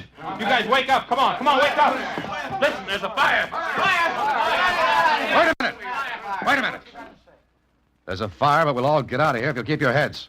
Suki, open the door. It's locked, Dan. All right, everybody, we've got to break that door in. Then go to the washroom. 3 bars are loose, and then take your time getting out, and we'll all make it. All right, let's go. Out of the washroom. The other door's too heavy for us. Come on. We got out not too soon. The fire was eating that old trap as though it were a shoebox then. Hey, Dan, look. They're getting away. Don't let them. Hey, stop those men. Don't let them get to the car. Come on. They got guns, the dirty rats. They can't get away. Head them off at the garage. Head them off. Dan, we got them. Hold them, Suki. Okay. Now you're going to talk. About what? You'll see. Men. Listen, men. This fire was deliberately set to trap us, kill us. I'll tell you why later, but these are the men who did it. What'll we do with them? Oh, wait a minute. You want to talk? Yeah, I'll only keep them away from me. Suki, talk to the rest of the men. But it wasn't over. There was still one thing to be done. Rockland couldn't know things had gone wrong, so I set up a little surprise party for him. Suki and I went to him.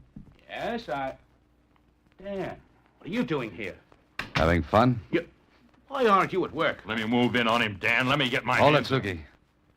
Rockland, it didn't work. Hey, what's the matter with you? It didn't work, I said. Everyone got out. Fine, fine. Got out of what? The fire. And one of your men talked, Rockland. He talked plenty. Oh? Well, it doesn't matter because you bums won't live to talk about it. Dan, look out! Okay, Dan?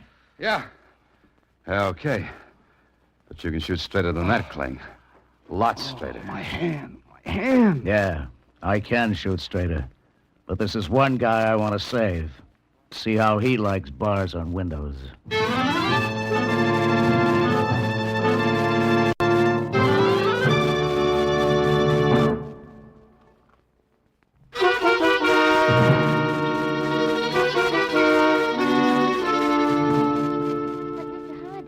Couldn't any of those men have escaped from that awful house? Sure, Susie, sure.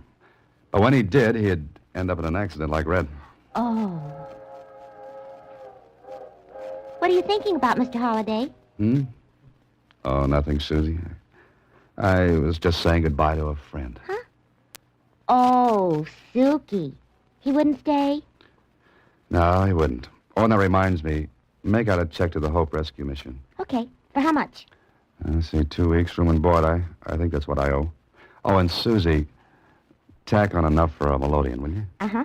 Can I do it after lunch? Sure. Say, what are we having? Soup. Huh? Oh, good night, Susie. Next week, same time, through the courtesy of Paramount Pictures, Alan Ladd stars as Dan Holliday in Box 13. Box 13 is directed by Richard Sandbell with an original story by Russell Hughes. Original music is composed and conducted by Rudy Schrager. The part of Susie is played by Sylvia Picker, and that of Lieutenant Kling by Edmund MacDonald.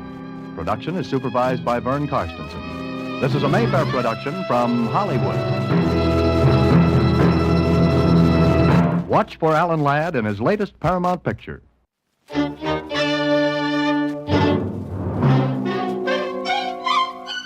Box 13, with the star of Paramount Pictures, Alan Ladd, as Dan Holliday.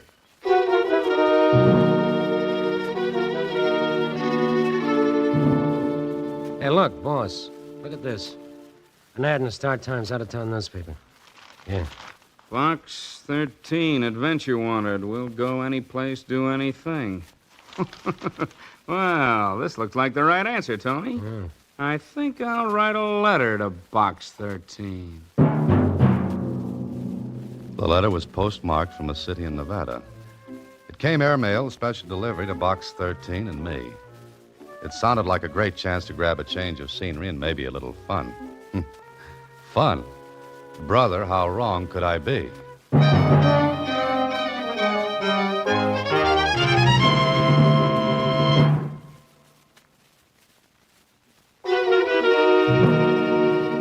And now, back to Box 13 and Dan Holliday's newest adventure, Triple Cross. Just run an advertisement in the Star Times, one that reads, Adventure Wanted, will go any place, do anything, and see what you get.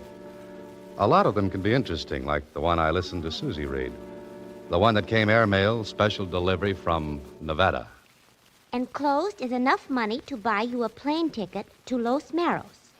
You want adventure? All right. Come to Los Meros, register at the Paradise Hotel. Wait in your room until you're contacted. And that's all it says, Susie? That's all, Mr. Holliday. There's not even a signature, even. It's what's called an ominous letter. What kind of a letter, Susie? Ominous. That means it's not signed by anybody. The word you mean is anonymous. Oh. But you could be right after all.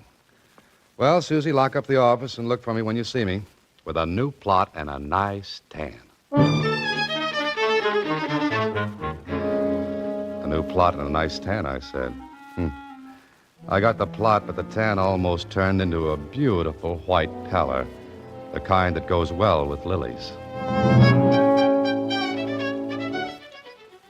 The plane trip was smooth. The trip from airport to the Paradise Hotel was nice and easy.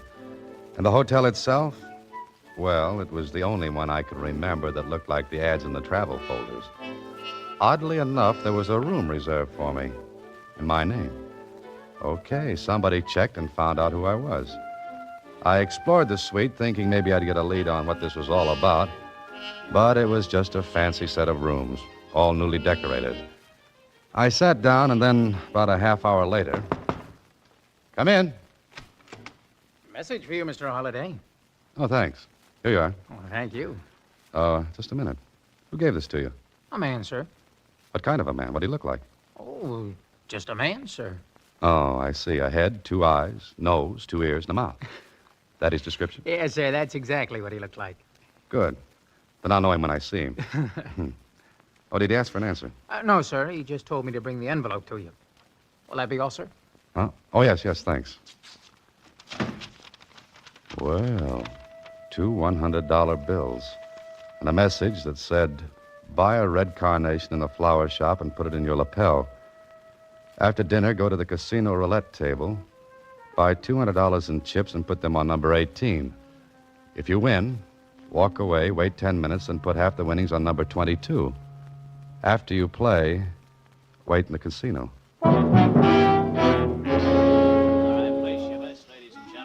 So with the carnation in my lapel, I bought $200 in chips and walked to the roulette table. There weren't many players. It was a little too early for the big crowd. So I waited a minute and watched the play.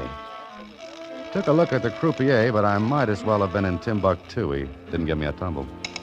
Okay, the best way to see what was going to happen was to see. I shoved the whole 200 on number 18. 1 or 2 of the other players placed bets, and then... No more bets, please. No more bets. Number 18, red and even.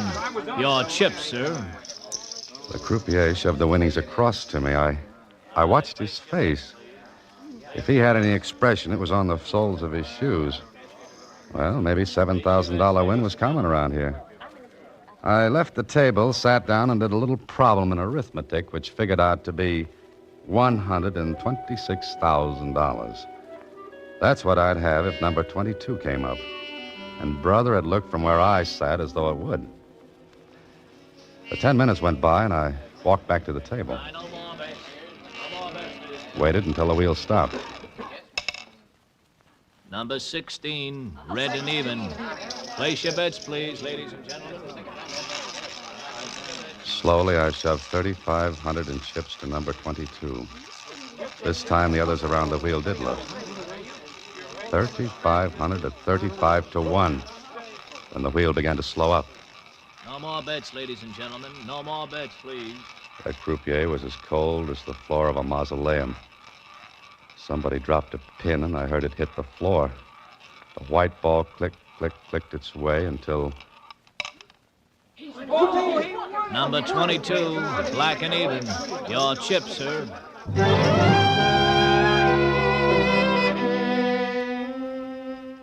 I cashed in the chips, and there I sat, with $126,000 tucked away in my inside coat pocket.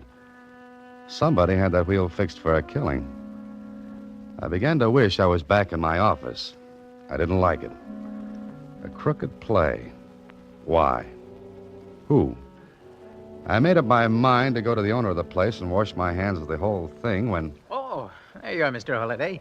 I've been looking for you. I have a message for you. Yeah? Well, it's verbal this time, Mr. Holliday. Oh, what is it? You're to go into the bar and wait. Is that all? Yes, sir. The same man gave you this message? Yes, sir. Did he still have a head, 2 eyes, a nose, and 2 ears? Yes, sir. All right, here you are, kid. Oh, thank you. You know, if this keeps up much longer, you'll be able to retire my tips alone. Thank you, Mr. Holliday. Will that be all? How much did this character give you to forget what he looked like? Oh, nothing, sir. Nothing at all. And a smart boy like you should have taken a good look the second time. Huh? Especially since I asked about him after the first message. Oh, he was big, dark, a little mustache, and he had a little white scar over his right eye. Will you take $5 for that information? That's all right, Mr. Holliday. No charge for that service. Good boy. I'll see you later. Yes, sir, Mr. Holliday. I walked toward the bar, wondering what was coming next. I didn't like that fortune burning the cloth in my pocket. The bar was like my suite. Fancy, rich and expensive. I climbed up on one of the stools, and the bartender came over and... Yes, sir. May I serve you, sir? Got any ginger ale? Yes, sir. What with, sir? Oh, by itself. Just a glass of ginger ale. Just a ginger ale? Uh-huh. You see, I like the bubbles. Champagne has bubbles, too. But they're still around the next day. Just a ginger ale. Yes, sir, of course. Excuse me, is someone sitting here? Oh, no, I don't think so. Thank you. Here you are, sir. Ginger ale. Thanks. The usual, please. Okay. Yes, sir. May I serve? You got a light? Of course. Thank you. Don't mention it. Here you are. Thanks. Why do you drink ginger ale? I like it. Why do you drink martinis?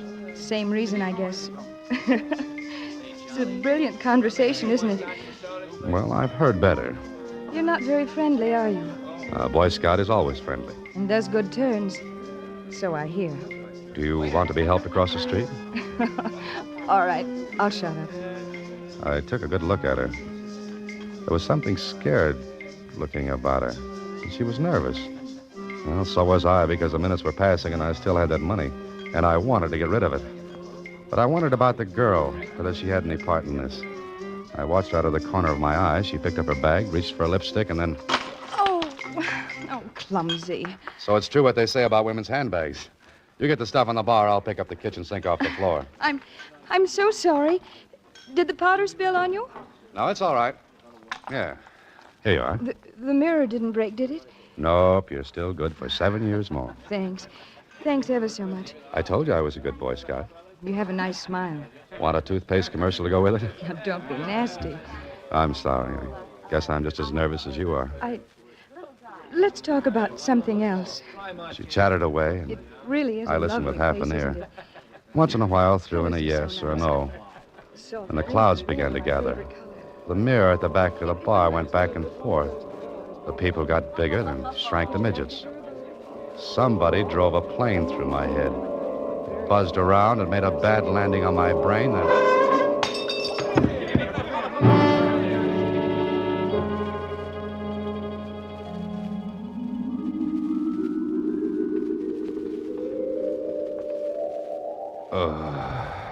There you are. Feeling better now? You'll be all right. Just lie there, take it easy.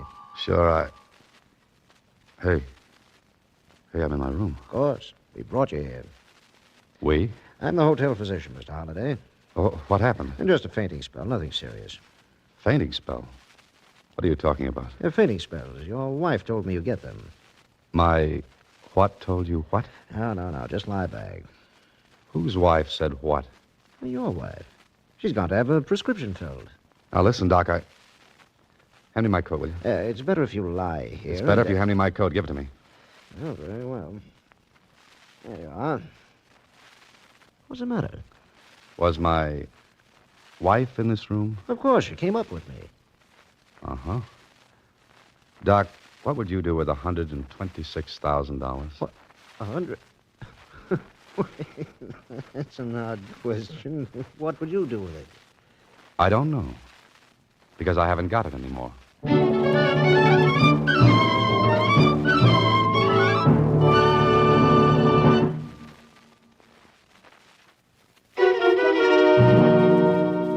Now, back to Triple Cross, another Box 13 adventure with Alan Ladd as Dan Holliday. So there I was, $126,000 in the red. If it was meant to be taken from me, then somebody was working it the hard way. Sure, the girl slipped something in my ginger ale when I picked up the stuff that fell out of her handbag. She took the money. All right, I wanted no more of it. I was going to head for the nearest exit, running, not walking, when... Come in. You Holiday? Yeah. Do I know you? Call me Tony. I'm the guy who wrote the Box 13. Oh. All right, goodbye, Tony. Sit down. What's the idea? Funny, I was going to ask you that. If we're playing 20 questions, let's skip the other 18, Tony. I got a big one left. Where's the dough? You tell me. Give it to me. Well, I didn't like him. I didn't like the gun he was playing with either. And I didn't like the little white scar over his right eye or the little black mustache. I was willing right then and there to cross him off my friendship list. But I told him what happened. It's a great story. Ain't heard one like it since I read fairy tales. Well, I don't care if you believe it or not. You got no regard for your health, Holiday. Look, Tony, I'm leaving this place You'll now. be too heavy to carry out if you take one more step. That's better. Now, what kind of a frame is this? Once more, you tell me. I played a crooked wheel downstairs. I don't like that. You got adventure, didn't you? I don't want anything that's crooked. Look who's talking. Who was the girl? Believe it or not, I never saw her before. What did she look like? I don't know. Yeah. Ever try to take a good look at anyone in that bar downstairs? It's too dark to even see a lighted match. You're smart, Holiday. The game with the girl is neat, awful neat. You get the dough, play doggo, act like the girl slipped you Mickey. Later she turns up with the dough and you two split. Now talk sense, Tony. I didn't know why I came to Los Morris in the first place. I didn't know how I was going to get that money.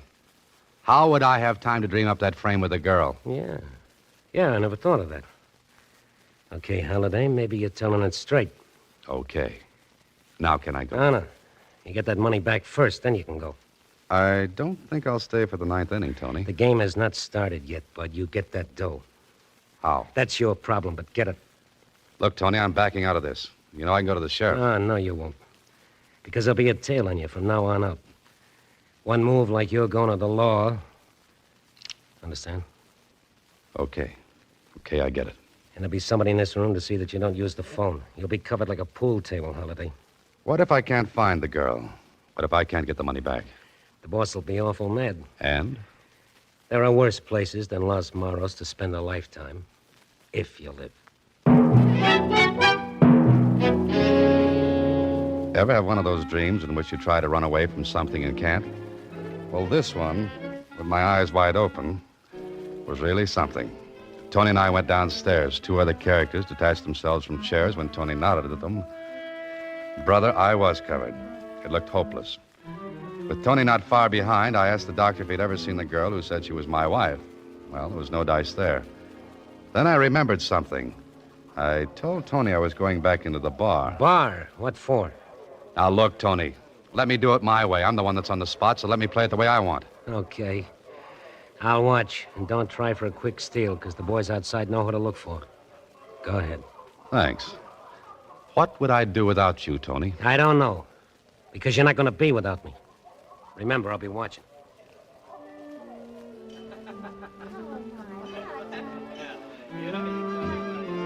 Yes, sir. May I serve you? Well, feeling better, sir? Well, much. Where were you when I fainted? At the other end of the bar, sir. Oh, yeah. So you were. It wasn't our ginger ale, sir. No, it wasn't. I just have a loose head, and when I shake it, it comes off.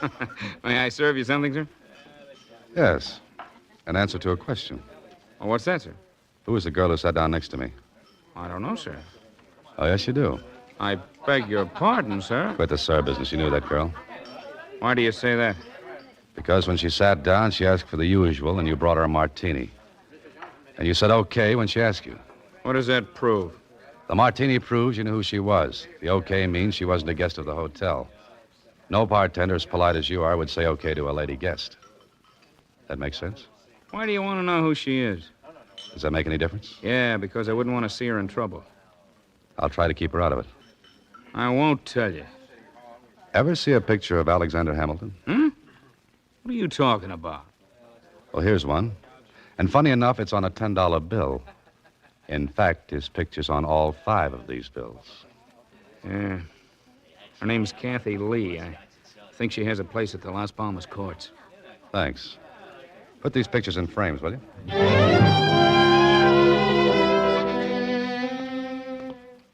I found the Las Palmas courts.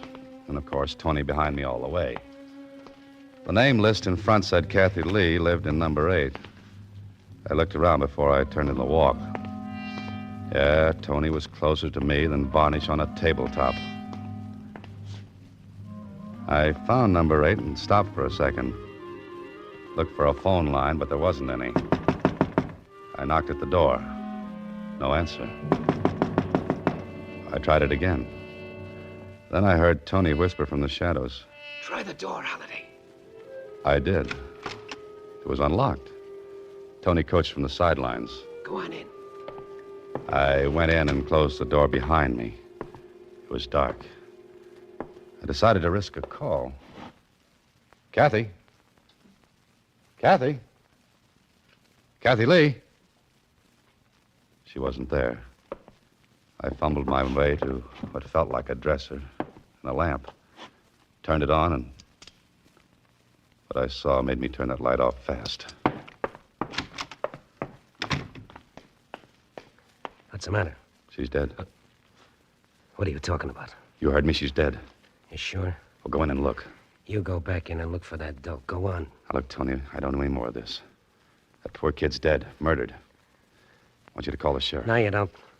I said you go back in there and look for that dough. You look for it. Leave my fingerprints all over the place. Now, you go back in there and hunt. Don't be a sap. Whoever killed her took the money. Don't you see that? Maybe. But we'll play this angle all the way. Now stop talking and get in there.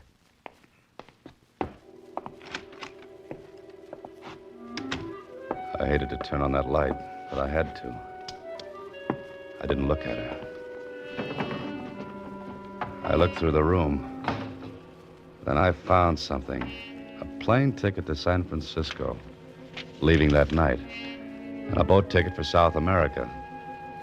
They were in an envelope, but the information on the envelope said there would be 2 reservations.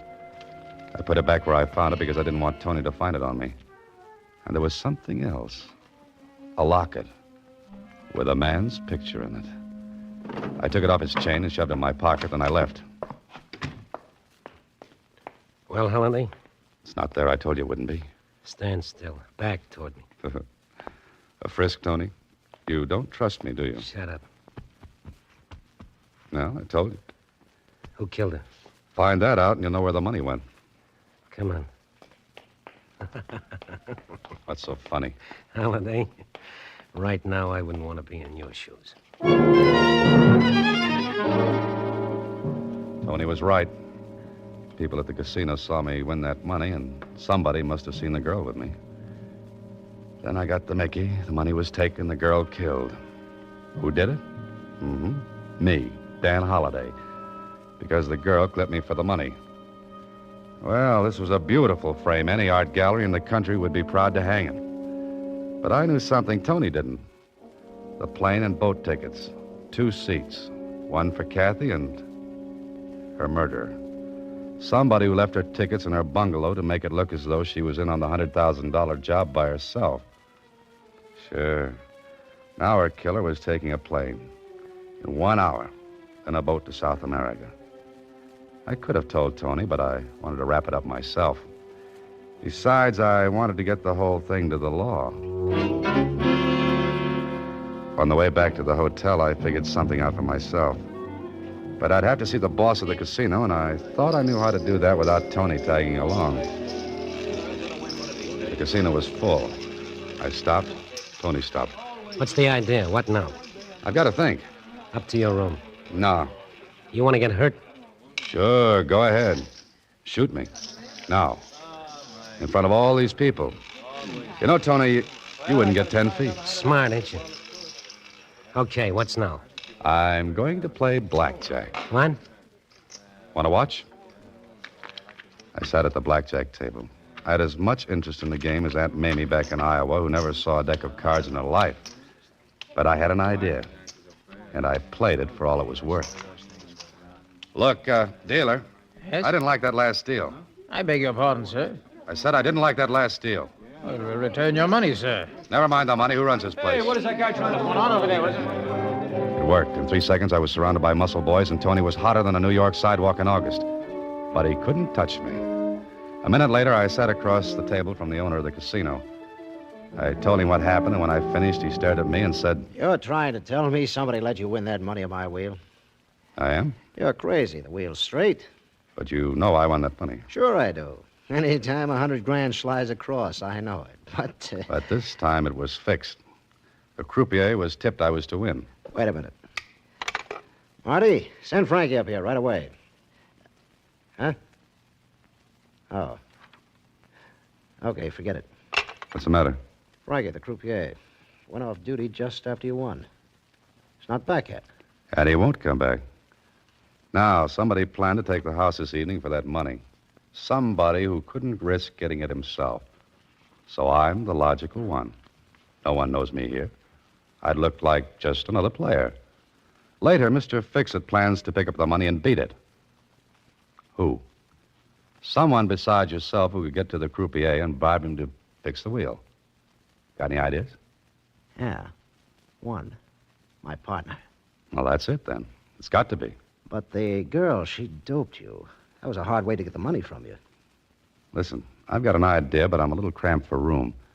Some of your partner's boys, particularly a guy named Tony, are glued to me. Get some of your boys to shake them off, and I'll bring that money back to you. How do you know where it is? I know. Okay, Holiday. But remember, fast play, and I'll find you if it takes the rest of my life. It's a deal. Now, how about the boys? They won't follow you. Marty, that guy will leave my office. Some mugs are tailing him. Stop him. Got it? Good. All right, Holiday. You're on first base. Go ahead.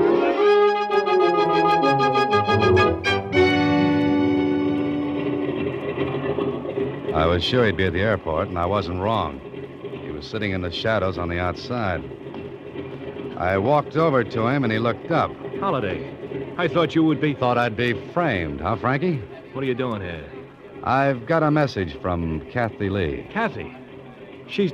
You ought to know you killed her. Ah, you're crazy. Not only that, you've got $126,000 in that bag. $126,000 that looked like easy money. Shut up. That money doesn't mean a thing. It's the girl who counts, the girl who was willing to do what you told her to do. The girl you triple-crossed and killed after you double-crossed your boss who bribed you to fix the wheel. It's too bad you're so smart, Holiday. It's too bad you led with that right, Frankie. Somebody call the police to come and clean this up.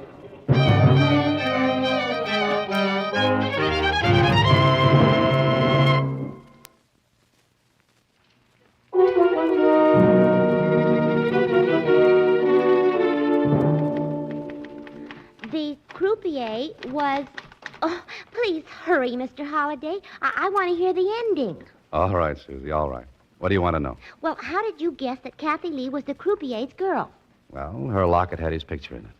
Oh, they should have given you the money as a reward. No, thanks, Susie. They can have it. But there's one thing I don't understand, Mr. Holliday. And that's?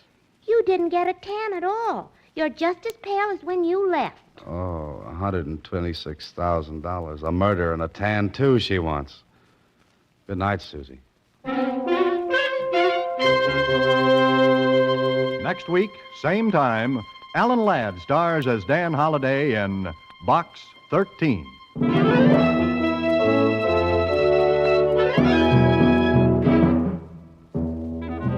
Alan Ladd appears through the courtesy of Paramount Pictures.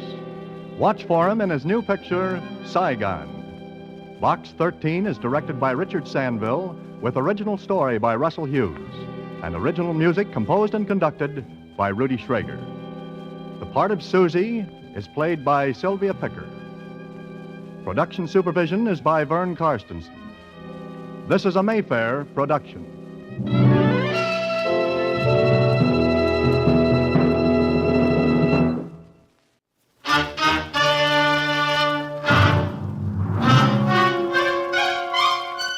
Box 13, with the star of Paramount Pictures, Alan Ladd, as Dan Holliday.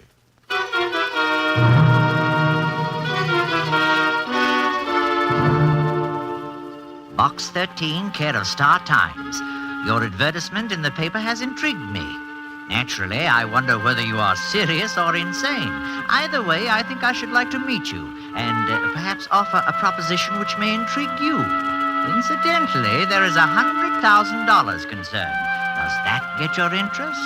If it does, I shall expect you at dinner tomorrow night.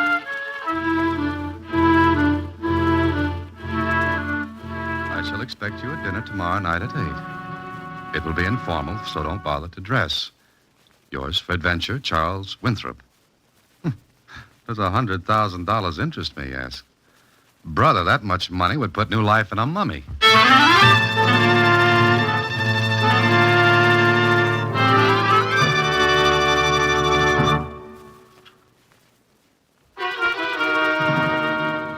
And now, back to Box 13 and Dan Holliday's newest adventure, The Better Man.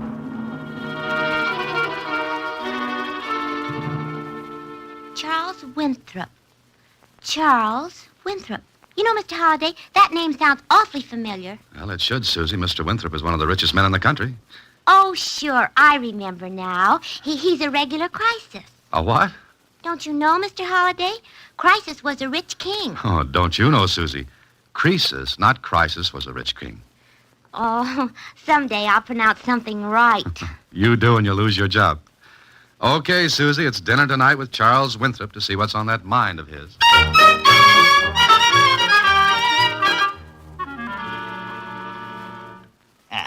Cigar, Mr. Holliday? No, thanks. More coffee, perhaps. I don't think so, thanks. Curious, Holliday? Very. All right, my boy. We'll take care of that shortly. Oh, excuse me. I want to tell my butler he needn't stay around. William, come here a moment, will you? Whatever Mr. Charles Winthrop had on his mind, it was hugely funny to him. All through dinner, he'd stop eating, slap his thigh, and laugh. And I wasn't saying anything funny either. I watched him as he told the butler what he wanted. I got a kick out of him. Short, thin little man with wisps of gray hair that kept floating over his spectacles. And when he talked, he craned his neck forward like an inquisitive bird, his little eyes twinkling. Oh, he was enjoying a great joke, and I wondered what it was. All right, Holliday. We'll be alone and we can chin a little. Think I'm crazy, huh? Mr. Winthrop, any man who can collect about 20 millions is crazy like a fox. Oh, money isn't everything. No, some people die young. Touché. Now, let's get right to the point. As I understand it, you advertise for adventure to get plots for your fiction, right? Right. So I'd say you'd like my little proposition. Well, that all depends. Surely. Well, someplace in this city, I have hidden a packet containing 100 $1,000 bills. Do you hear me? I'm afraid I did. No one knows where it is but me. But you can find out. I know a lot of people who would like to find 100,000. Oh, I know. That's why I've thought of this wonderful thing. Wonderful, wonderful. What wonderful thing? Ever been to Tibet, Holliday? Not recently. China, India, Japan, Africa, Malaya? What are you getting at? At me. I've been to all those places, Holliday. I went before they stank up the streets with gasoline, commercialized the pyramids, lighted up the tombs with floodlights, and made the world just one long, big bore. And? Well, I'm tired of being bored. I want excitement. So you hid $100,000 where you can find it. What's exciting about that? You're going to hunt for it. I am, huh? So are 3 other persons whom you don't know, whom you've never seen. And these 3 other persons have never seen you. Ooh, we'll be a cozy little crowd. Oh, think so. But never mind that for a minute. Now, I take it you've got a good income, huh? Not like yours. But then I never eat caviar. But you're comfortably fixed, eh? All right, yes. Oh, magnificent. That makes it perfect. I'll have a grand time. Well, drop me a postcard. I'll keep in touch. Now, wait. If you find the money, I will match it with another 100,000 and give it to any charity or cause you name. Cancer Research, Infantile Paralysis Fund, or any of a dozen. Or split the entire amount any way you want. Now, how's that? It sounds good. Now, what's the rest of this? At midnight tonight, after you leave, I will drop 4 letters in the mailbox. Now, these 4 letters will be identical. Each will contain the first clue to the whereabouts of the money. The first clue will lead to the next, and to the next. And so on until the money is found. Is that it? Exactly. Each of the 4 persons concerned will receive one of those letters at the same time. And the hunt will be on. I take it you had one of these cozy little dinners for each of the other 3. Yes, that's right. Each one agreed. Each one agreed to turn the money over to charity? Oh. Maybe I'm bringing back vaudeville. I'm killing it. No.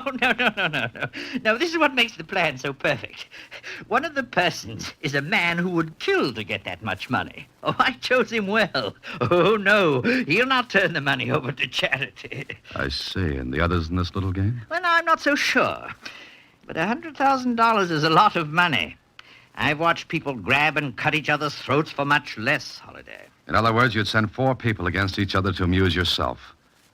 No thanks, Winthrop. I'll take my hat and some clean, fresh air. Well, after all, Mr. Halliday, you advertised adventure wanted. That's right. And that's not an entry blank into a cutthroat game to amuse a cynical old man who's down to his last $20 million. So long. Wait. What for? Now, listen. Those other 3 who are going after the money. Now, one is a man to whom the money would mean cheap nightclubs, gambling, and everything else his stupid mind thinks is life and living. The other 2 would keep the money, I'm sure. Unless you keep them from getting it. Oh, but I won't. I'll watch them play my game and let the one who wins take the stakes. But you, Holiday. What makes you think 100,000 wouldn't tempt me? Oh, I got my money by knowing people. So? You've got the chance to get $200,000 for a worthy cause if you play. And if I don't? The money will still go to one of the other 3. And I'm inclined to think the killer will win, unless he's playing against a smarter man. Well? What if someone gets killed? How will you feel? No better, no worse than now. Did you ever stop to think it would be the same as murder? What law could touch me, Holiday? I hid the money, I give out the clues. If someone gets killed, the money is the murderer, not me. I see. Of course, if you refuse, you can always think of how much good the money could have done. Why, you... I'll send out the letters at midnight, Holiday, 4 of them. You'll get yours in the morning. So you have all night to make up your mind whether the money is squandered by a cheap, stupid fool or helps some of humanity. I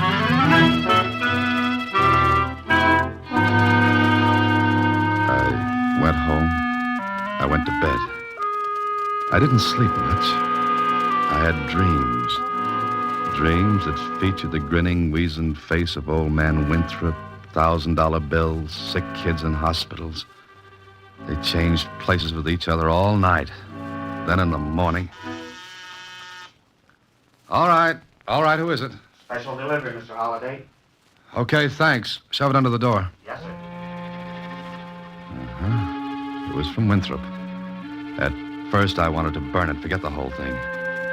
Because the thought of people running around a city fighting over that money made me a little sick. Then, I guess I was mad at Winthrop at his cynical attitude that the killers would always win. I opened the letter and later in my office listened to Susie read it. High swings the hunter, his dog's eye bright. Where science is king, the clue will be right. What's it mean, Mr. Holliday? I don't know. High swings the hunter, his dog's eye bright. Hunter? Hunter? Me? And his dog's eye bright. I never saw a dog with only one eye, or a hunter with a dog's eye.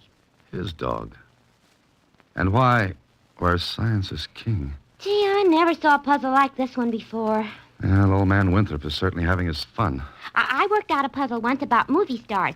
The names were all jumbled, see? And Susie. And... Susie, say that again. Say what? What kind of a puzzle did you work out? One about movie stars. Why? Stars, stars, stars. Susie, you're wonderful. Am I? Absolutely magnificent. Here.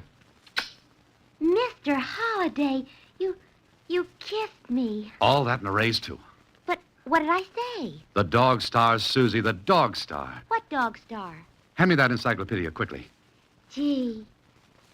Here. Now. Dog star, dog star. Here, listen. The dog star, or Sirius, brightest star in the sky, in constellation Canis Major, the great dog. Oh, but what about the hunter? Listen, Sirius may be seen below and to the left of the constellation Orion, the hunter. That's it, Susie. High swings the hunter, his dog's eye bright. But what about the next line? Where science is king, the clue will be right. I don't know, but it's got to have something to do with Orion the hunter. Listen, Susie, I'm going to find out a few things. I'll be at the Star Times for the next half hour. Okay, I'll say one thing for Winthrop. He made the game fun to play.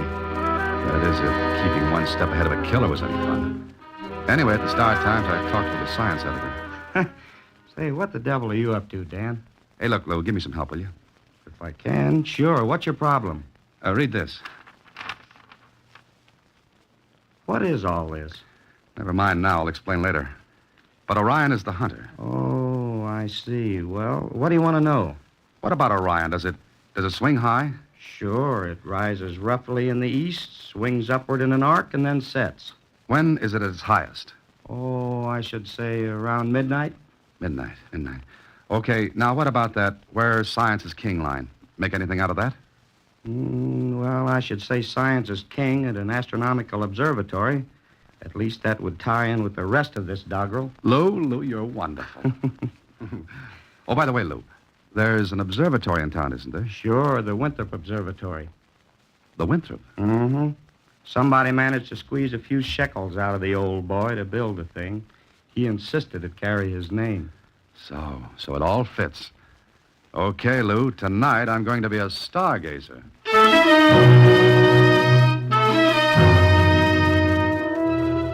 It was hard to wait through the rest of the day, but I made it. Then that night I drove up the long, winding road that led to the Winthrop Observatory. Again, the old man picked his spot nicely. It was dark, and a creeping, damp fog settled down in curling waves. There wasn't a light within 10 miles.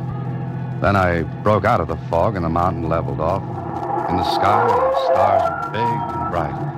And I came to the end of the road.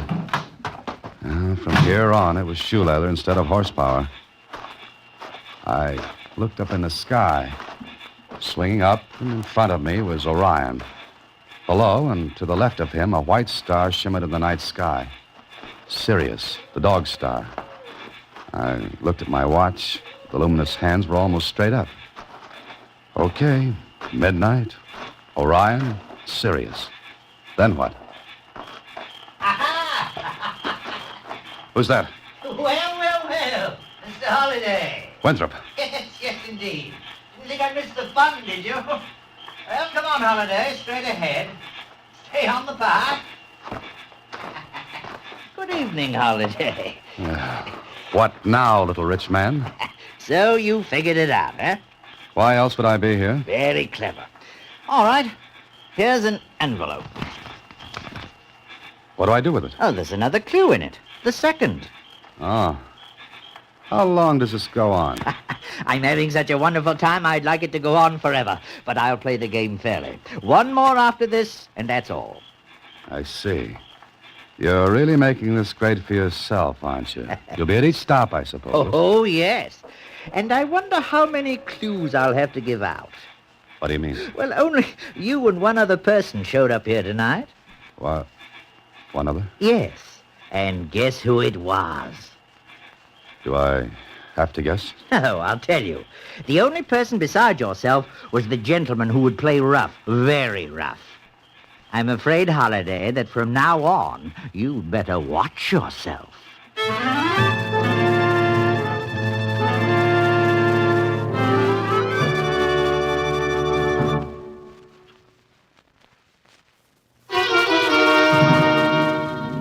And now back to The Better Man, another Box 13 adventure with Alan Ladd as Dan Holliday.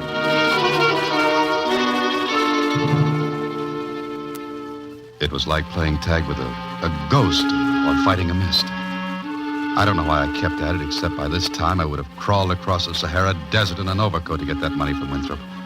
When I left him at the observatory, I went to my apartment. There I opened the envelope. Oh, this one was better than the first. It said, "He's king, yet a slave, and free, yet a captive. And we, who are weaker, are yet stronger. Those whom he ruled are close to his might, yet fear him not by day or by night." Now, this made a lot of sense, and it was after 3 in the morning when I finally gave up on it and went to sleep. I don't know, Mr. Holliday. It just doesn't make sense. Come on, Susie, think. Say anything. Anything what? He's king, yet a captive. How can he be king and yet be a captive? That's the point. If we figure that out, we've got the rest. I never was good at riddles. Come in. You, Dan Holliday? Yeah, that's right. I want to talk to you. Who are you? Makes no difference. Can you get rid of the dame? I'm not a dame. I'm a secretary. Blow, will you? Hey, wait a minute, Bud. Didn't you get in the wrong act? Sit down, Holliday. I'm not tired. Okay, stand then. Get rid of the dame. Susie, run down to the Star-Times and pick up the mail, will you, please? All right, Mr. Holliday. But tell him I'm not a dame. Okay. Maybe you know why I come here, huh? I can make a good guess. Well, that's swell. Now we don't have to beat each other's brains out. I didn't know we were booked for it. You could use 50 grand, couldn't you? Keep talking. All right, look. What's the sense in both of us running around in this rat race? You the rat? Don't talk like that, Holliday. Why don't you get to the point? Okay. You and me got the only clues. We team up. We're each 50 grand to the good. Which means you can't figure out this second clue from Winthrop. Maybe. If you had it figured, you wouldn't be here now. So that makes sense. Mm-hmm, that's right. What do you say? What if I won't make it a duet? What makes you think you'll get to that money? Nothing, right now. I asked a question. What do you say? The answer is no. That final?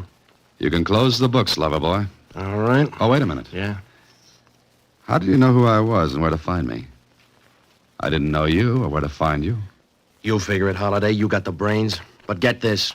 I'll be right on your trail from now on out. If you change your mind about that split, put an ad in the agony column of the papers. I'll see it. So long.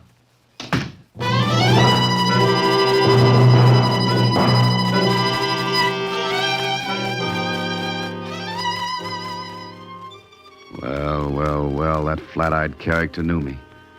But Winthrop said none of us would know each other.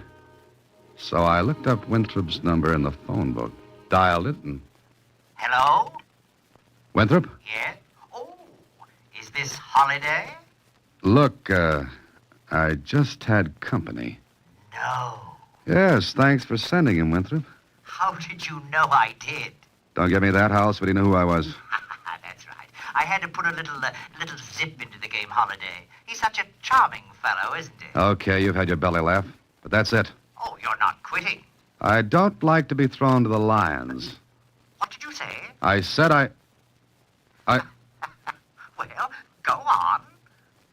He's king, yet a captive. King of the beasts, the lion. Wonderful. Now all you have to do is follow it up. Nothing doing. You're so close, Holiday, and all you have to do is be careful. I'm beginning to like you less and less. I'm not a likable person. However, whether you go on or not is your affair. But I should be very disappointed in you if you didn't. Hello. Hello. Hello.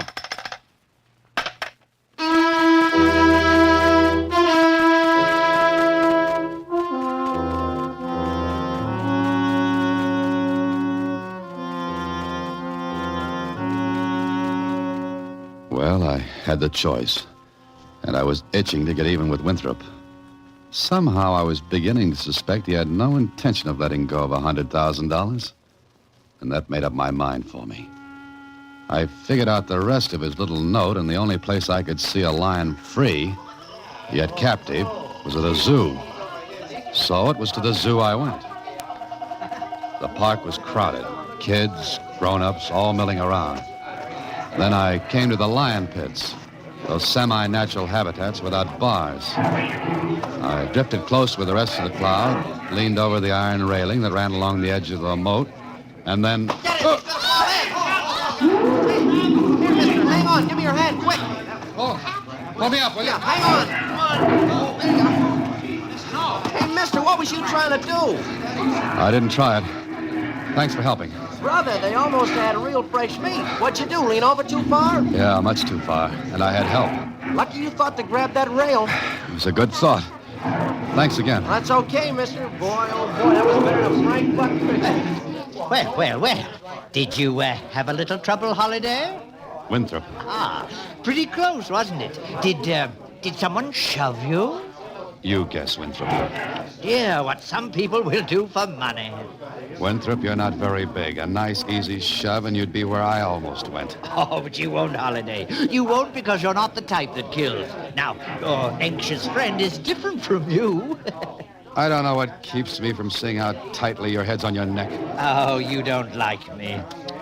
All right, Holiday. You've reached the end of the trail. Be at my home at 8 tonight.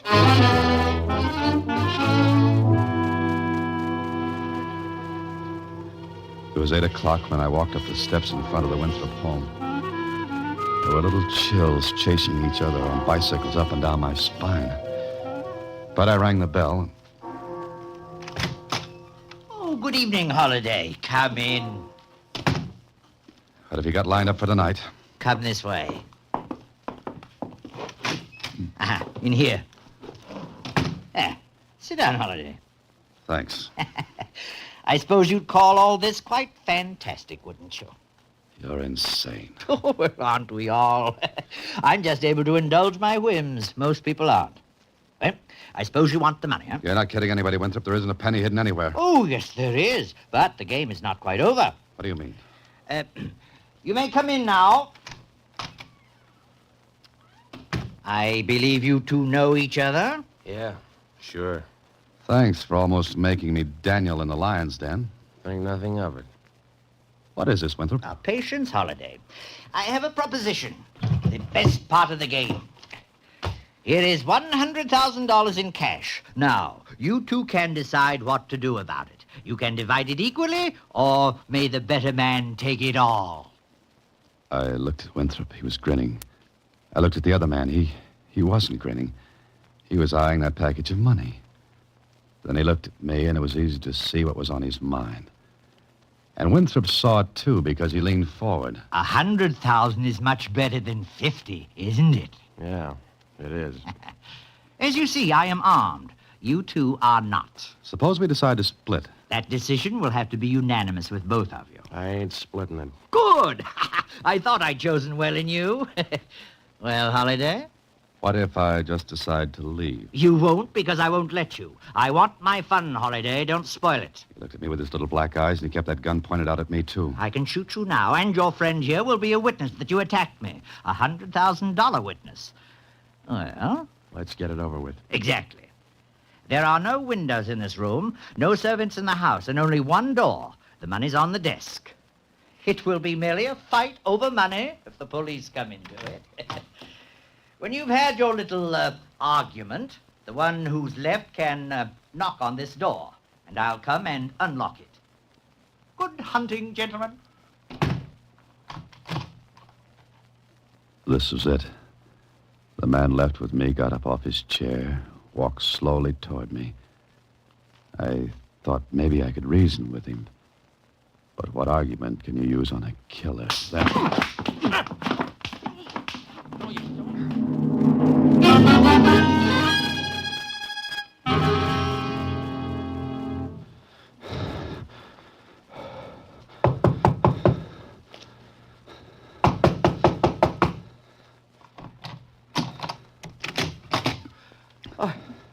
Holiday.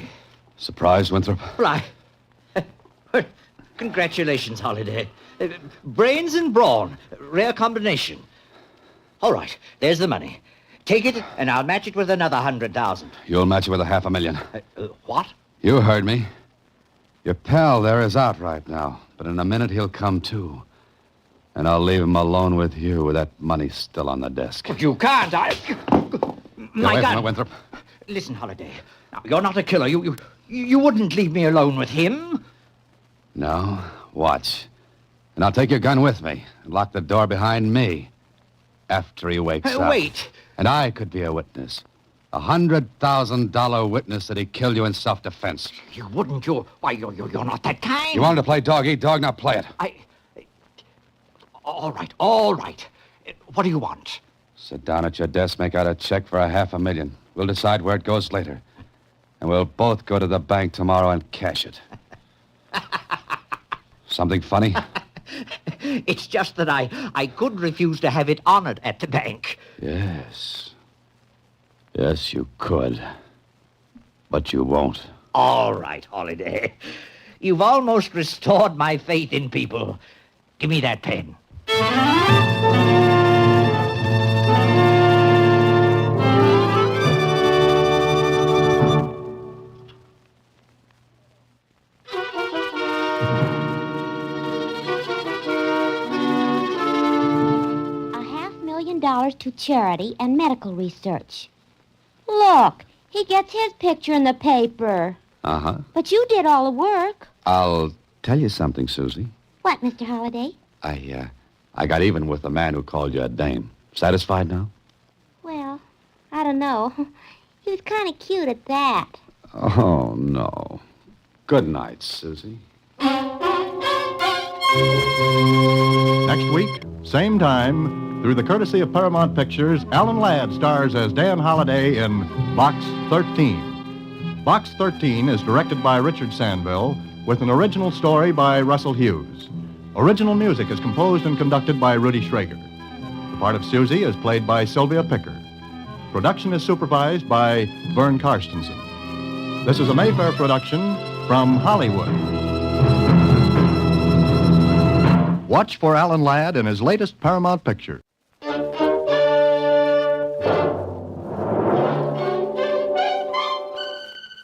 Box 13, with the star of Paramount Pictures, Alan Ladd, as Dan Holliday.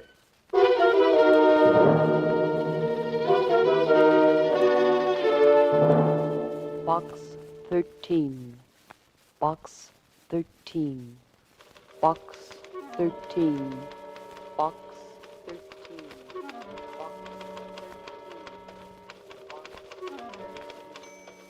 Holliday, why did you ever leave a soft job as a reporter to become a freelance writer?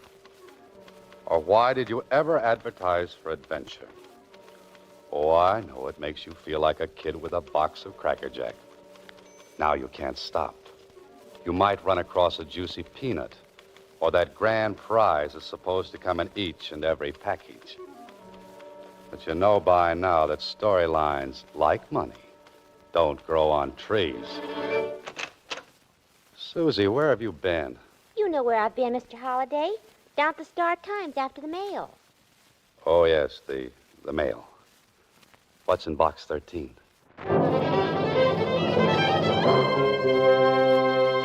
Box 13, starring Alan Ladd as Dan Holliday.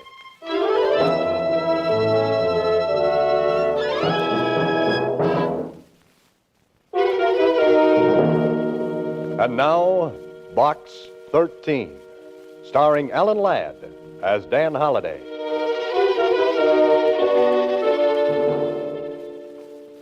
Box 13. I wish I'd never rented the thing. Wish I'd never even thought of it. Mr. Holliday, you're early this morning. Well, I had to see if my new secretary's on the ball. You know, since you rescued me from that nut factory down at the Star-Times, I'd work my fingers off the elbows for you. Uh-oh, now take it easy, Susie. You'll need those elbows to lean on when things get dull around here. Dull? Oh, things don't get dull around you, Mr. Holliday. Hey, what's that you're writing, a love letter? Yeah, it's a love letter to your publisher. Uh-oh. He wants to know where are the chapters you promised for the new book. And what are you telling him, Susie? A lie. A big fat one. Thanks. By the way, where are those chapters, Mr. Holliday? If I had them, my secretary would have lots of extra work. You don't like extra work, do you, Susie? I don't like your worried look. When you don't have chapters, you have that look. Oh, does it show so much? Like a chinchilla coat in a dime store. It's the hallmark of my profession, Susie. Say, what was in Box 13 today? Some goof wants you should fly to Mars with him in his homemade rocket. Oh, brother. Oh, yes. There was a ticket to a radio broadcast. Radio broadcast? Silky Soap presents Time for Drama, starring Jean Blake, 8 p.m. Federal Broadcasting Studios. Now, who would want me to go to a radio show? The advertising agency, maybe? Those guys don't read Adventure Wanted ads. Too busy dreaming up singing commercials.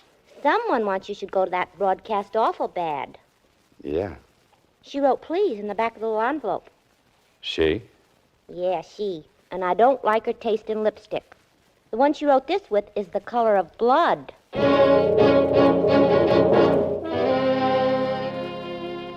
And now you have returned, my darling. I am alive again. The wind is down, but still the seas run high.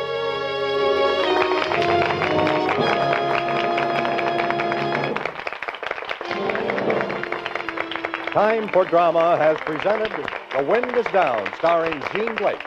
In the cast were Robert Baylor as John, Agnes Sloan as grandmother, and Marvin Masterson as the butler. This is FBC, the Federal Broadcasting Company.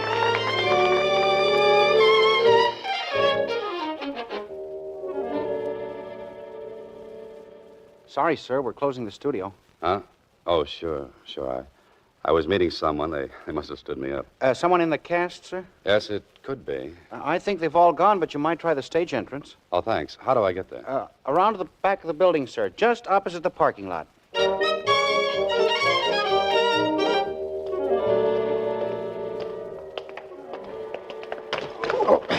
You blithering idiot. Watch where you're going. Sorry, I didn't see you coming around the corner. You autograph hounds always clutter up the entrance. For that, I'll not give you mine. Step aside there. Oh, don't mind him, son. He's just an old ham. A has-been. Oh, that's a heavy hunk of ham. Who is he, Pop? Name's Marvin Masterson. Not the Marvin Masterson. Yep. He's washed up in pictures. Through on the stage, too. Does bits on the air now. Say, didn't I see him play a butler on Time for Drama tonight? Yep. How the mighty have fallen. Say, Pop, you read that like an actor. Was one once. Oh, nothing like Masterson, of course. And I can appreciate how he must feel. Well, someone else did, too, when he said, "Fame, it is the flower of a day that dies when the next sun rises." Well, you an actor, too, son? No, writer. Name wouldn't be Dan Holliday, would it? Yes, why? Got a message for you. From whom? Don't know. Found this note on my desk. If Mr. Dan Holliday comes around, ask him to go to the Mayfair restaurant. Hey, what is this? I'm getting passed around like a collection plate. And when you catch up to her, give her a pencil. That lipstick smeared up my call sheet.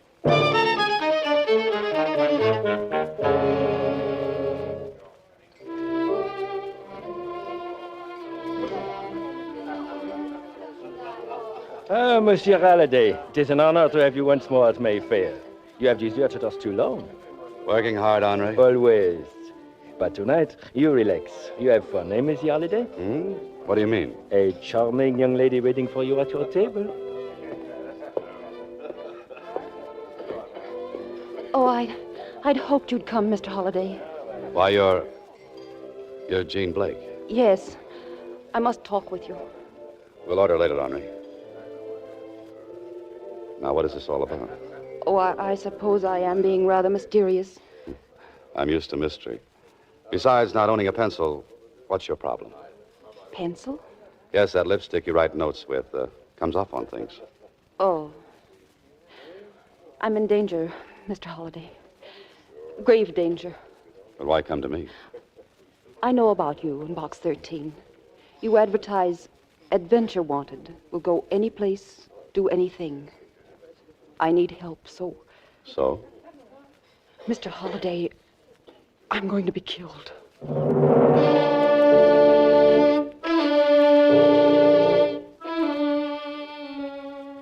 I'll do anything you ask, but you must help me. You must. Oh, now, look, Miss Blake, I'm a writer, not a detective. Attends, Monsieur Halliday. Yes, Henri? There's a call for you. May I plug in the phone? A call? Oh, sure. Excuse me, please. Hello? You're engaged in an interesting adventure tonight. Aren't you, Mr. Holliday? You must be psychic. Who's this? If seeing into your future is being psychic, I suppose I am. You see, when I ring off, I know you will tell that beautiful young woman sitting next to you that you can't help her. Oh? Surprised? Yeah, a little. What makes you so sure? If you don't send her away, you won't be able to help her. Or anyone else. That I don't see. Something else you don't see is a gun. It's aimed precisely between your eyes. No, don't look around. You can't see it from there. But an expert marksman can see you, however. Every move. You're in this restaurant? Interesting situation, isn't it? Hundreds of people around you, and you don't know which one you're speaking with. Or which will shoot you if you don't do what you're told. Get rid of that girl, Holiday. Now.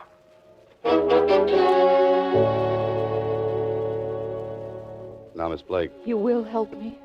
But Miss Blake, But you must. You simply must. Look, I'll pay you anything. I don't want your money, Miss Blake. I want you to see the police. You won't help me? No, That's final? that's final. Very well. Goodbye, Mr. Holliday.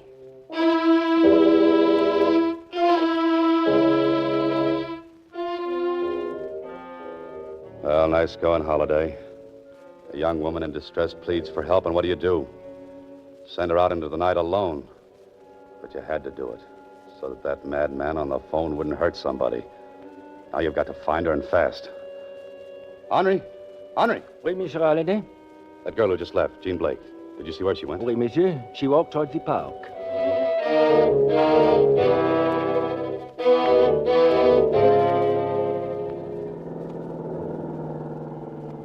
Well, this is the park, but no Jean Blake. Oh, there she is.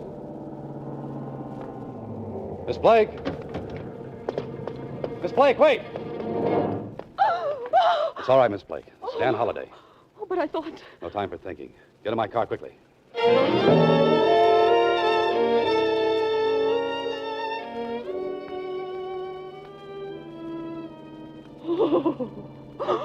Oh, what can I do? What can I do? Oh, now, easy, Miss Blake. Take it easy. There. You'll be all right now. Come on, try to be calm. Can you tell me who's been threatening you?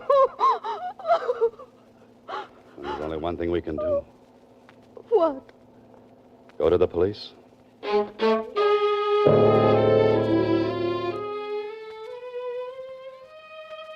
can relax now, Holiday. You're off that hook. The Blake gal's probably back home, and you can bet they put a cop to stand guard at the door. Sure, Holiday, this would have made a great springboard for a yarn. But you're out of it now. So I'll just forget the whole thing. Anyway, what would you have done for the last chapter? Last chapter. Of course, if you should go back to the Mayfair for lunch tomorrow, you just might run across something interesting.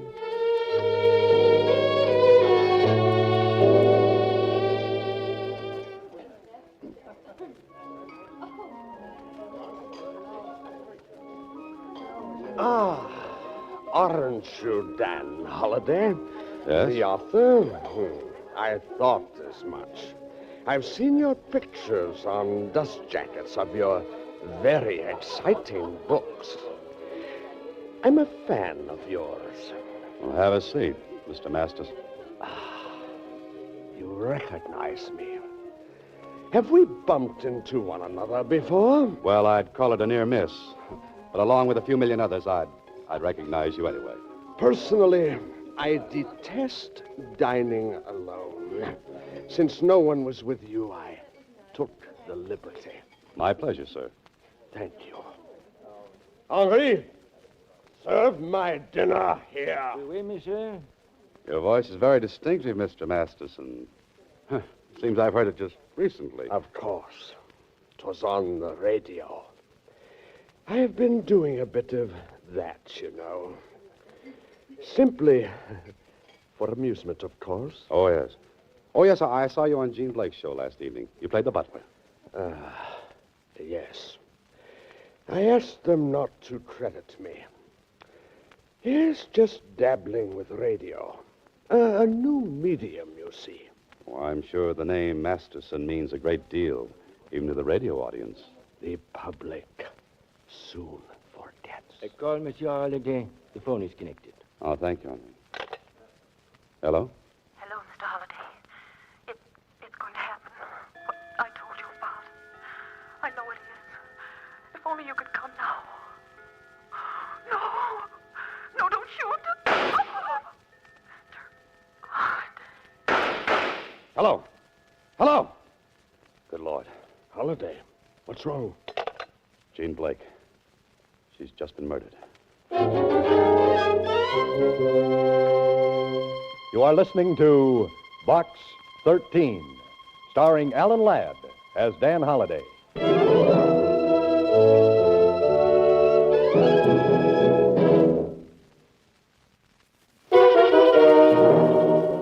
And now, back to Box 13, starring Alan Ladd as Dan Holliday. Well, what a sleuth you turned out to be, Holliday. You sit in on a mutual admiration session with a tired old ham actor. And the gal you're trying to protect gets knocked off.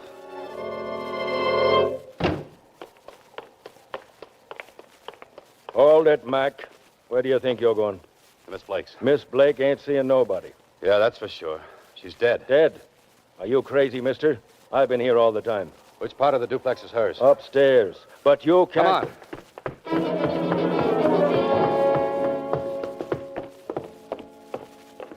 This it? Yes, but I...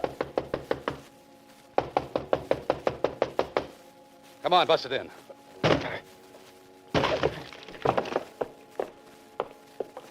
See what I mean?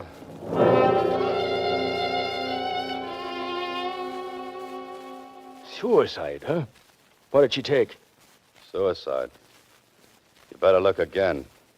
She was shot. That's impossible. I'd have heard something. I've been here 6 hours and I ain't heard no shot. But there were 3 shots. I heard them just 15 minutes ago. You heard them. You wasn't here 15 minutes ago. Or was you? Were you? I told you I've been here 6 hours.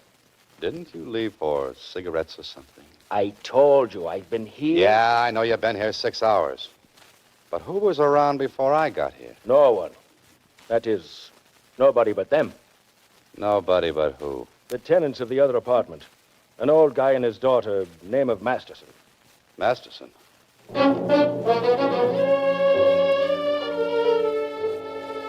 Look, Mac, you know too much about this. I'm holding you till I get the inspector down here. Sure, when you'd phone in, tell headquarters to send along a magician's manual. Huh? You didn't hear any shots. This thing must have been done with mirrors.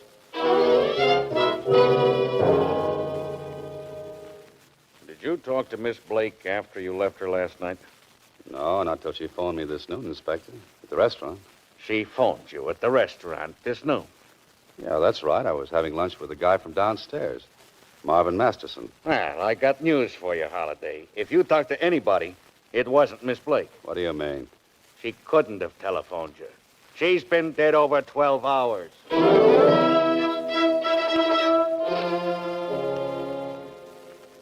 How about that? Holliday. Holliday, where's that good ear you're supposed to have? Sure, you would swear it was Miss Blake's voice. But she was dead 12 hours before. Look, Holliday, you're trying to find the last chapter. But even you couldn't write this one.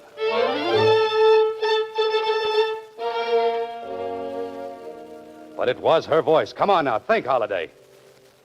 What did she say over the phone? It's going to happen. What I told you about. I know it is. If only you could come now.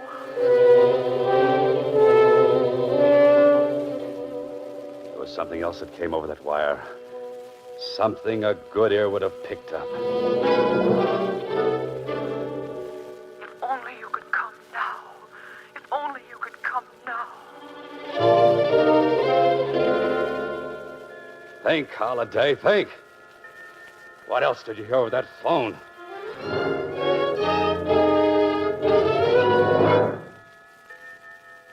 A clock. A clock sounding the Westminster Abbey chimes.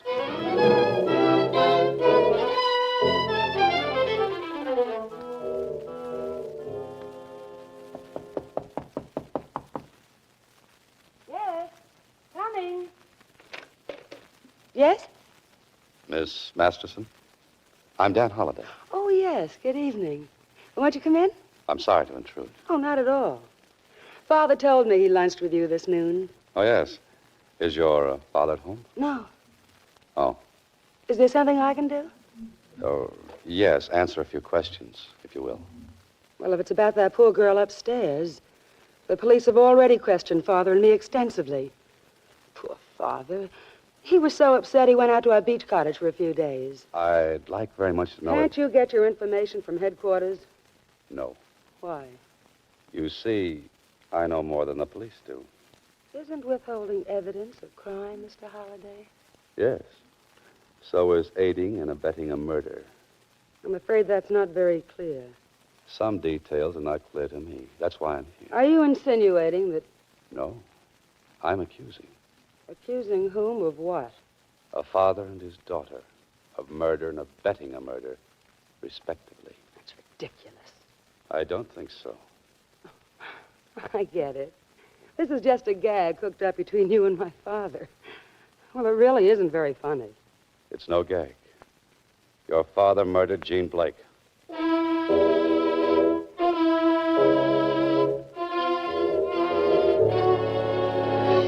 And I believe you helped him, Miss Masterson.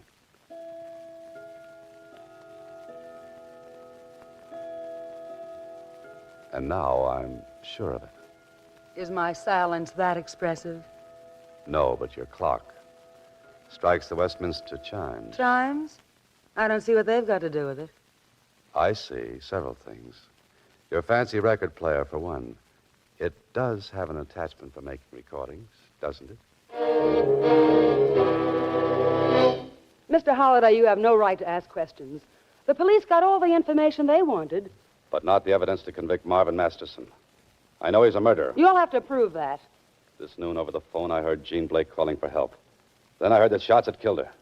Well, if my father was dining with you at the time, how could he be the killer? I heard the murder, but not at the time it was committed. It was you, Miss Masterson, who telephoned me at the restaurant. Are you trying to say I'm clever enough to go through that shooting routine and then fake Jean Blake's voice over the phone? It was Miss Blake's voice, all right. However, I heard it 12 hours after your father killed her in this apartment. Later, he carried her body upstairs. That's fantastic. Is it? Mind if I go through this collection of records? I should find the one Jean Blake was forced to cut on this machine before she was shot to death. No, don't, please. Oh, you did play that record I heard on the phone. Yes. But I thought it was a joke Father was playing on someone. He phoned me a few minutes before and told me what to do. What did you think when you discovered Miss Blake was dead? I was frantic. You see, Father warned me to forget all about the record. He refused to answer any of my questions. Mr. Halliday, my father can't be responsible for this tragedy. He's just a broken old man. He was the idol of millions for so long, and now they don't want him anymore. It's breaking his heart, and please, I'm begging you to forget all about this, Mr. Halliday. I thought you might be innocently involved. But I'm afraid you can't protect your father from a murder charge. What will they do with him? I'm sorry, Miss Masterson, but I'll have to take that record. Don't touch that cabinet, Holliday. Oh, you didn't like the beach, Masterson. I didn't go. You're too clever to be out of my sight. Being at this end of your gun might indicate otherwise. But I don't like guns pointing at me. Hey, get out of the way. He was going to shoot you. Oh, you're so right. Fortunately, you got in the way. Are you convinced now that he killed Miss Blake? Yes. I'm afraid I am. How did you know it was done here, not up in Jean's apartment? Jean didn't have a clock. which strikes the Westminster Abbey chimes. This is Box 13, starring Alan Ladd as Dan Holliday.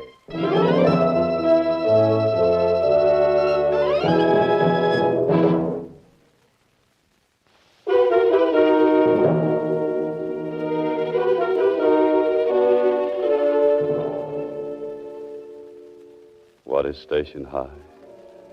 'Tis a proud Bendicut. It boasts and begs.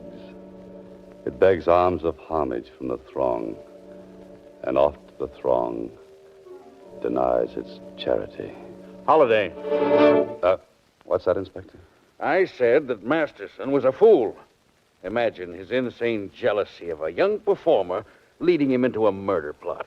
Oh, I know, but after all, look at it from Masterson's viewpoint. He'd been a great star, now he was reduced to playing a bit. Support of a girl he considered an upstart. Yeah. Well, it's too bad. Yes, his thinking went awry on him.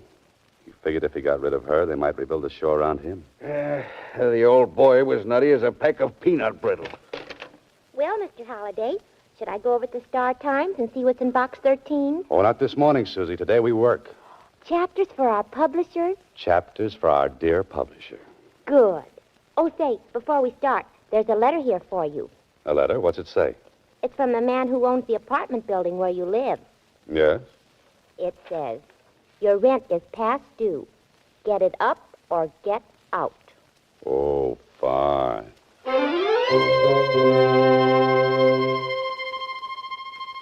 Next week, same time, Alan Ladd stars as Dan Holliday in Box 13.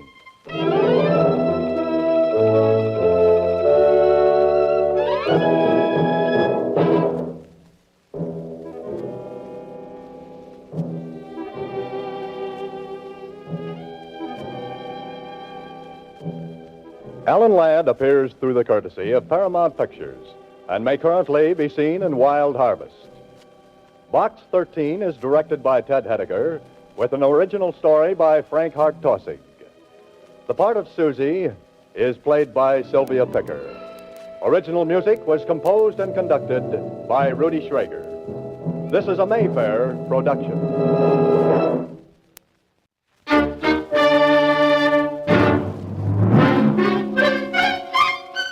Box 13, with the star of Paramount Pictures, Alan Ladd, as Dan Holliday.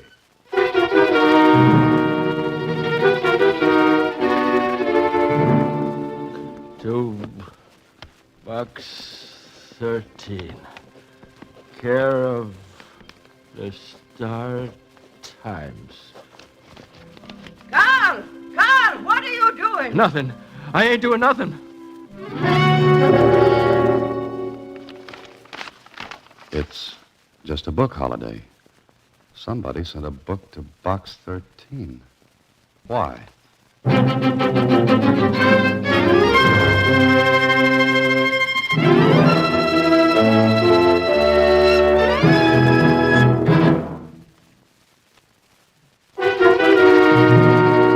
And now, Box 13, starring Alan Ladd as Dan Holliday. Susie. Susie, come here a minute, will you? Did you call me, Mr. Holliday? How did you guess? I heard you. All right. Now that we've cleared that up, how about this book? That one? This one. It came in the mail for Box 13. You're sure? Sure, I'm sure, Mr. Holliday. The wrapping paper's right in the wastebasket there. I'll get it and show you. Here. Address printed. Block letters. Shaky hand. Susie, did any letter come with this? Just the book. Ex Libris. Robert and Chase. All right, Susie, we've got a problem. Somebody sends me a book from the library of Robert and Chase. Why? Maybe it's a bestseller. Yeah, in its day it was. Still is. The poems of Sir Walter Scott. Do you like poetry, Mr. Holliday? Love it, Susie.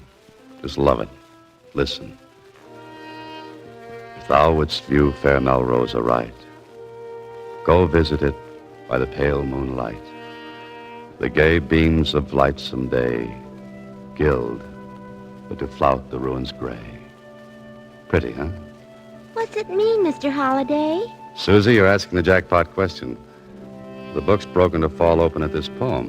Why? We're in a rut. There's one way to get out of it. If anyone calls for me, I'll be in the morgue. Start time.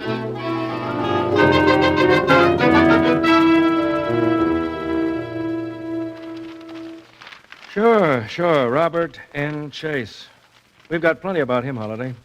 Well, let me have it. You ought to remember him. Vaguely, I do. All right, Mac, what do we got? Headlines. Lots of them. Headlines, huh? What's he been doing? Same thing he's been doing for the past 10 years. He's in a rut, too. 6 foot deep. Dead? Here. You read all about it, Dan. Socialites dead in tragic blaze. Oh, sure, I remember now. But 10 years ago, I was cutting my reporter's teeth on a police beat. Yeah, that's right. A cop wouldn't get a juicy story like this to cover. Son near death. Daughter at school escapes tragedy. Last night, fire swept the Robert N. Chase mansion. Blaze, unnoticed until too late, spread rapidly. Injured son not expected to live. He did, though. I see. Mildred Chase, 18, was attending a college function when the flames took the lives of her parents and swept rapidly through the palatial country estate, Fair Melrose. They were... Fair Melrose? Yeah, that was the name of the estate. Fair Melrose. Mac, the Chase girl, got anything on her? What paper didn't have? What do you mean? You know, too much dough, spoiled kid, wrong company. She ran smack into the gossip stuff almost every week. Know where she is now? Well, she dropped back after the fire. It kind of cooled her off. Oh, she's been a good girl ever since, is that it? Well, that's it. I tell you what, Dan, drop upstairs to see Mona in society. She can give you the dope. All right. Thanks, Mac. Say, you must come and visit my morgue sometime. I like this one. I only read about characters. I don't have to bump into them. Ah, but mine move around, Mac, and sometimes too fast.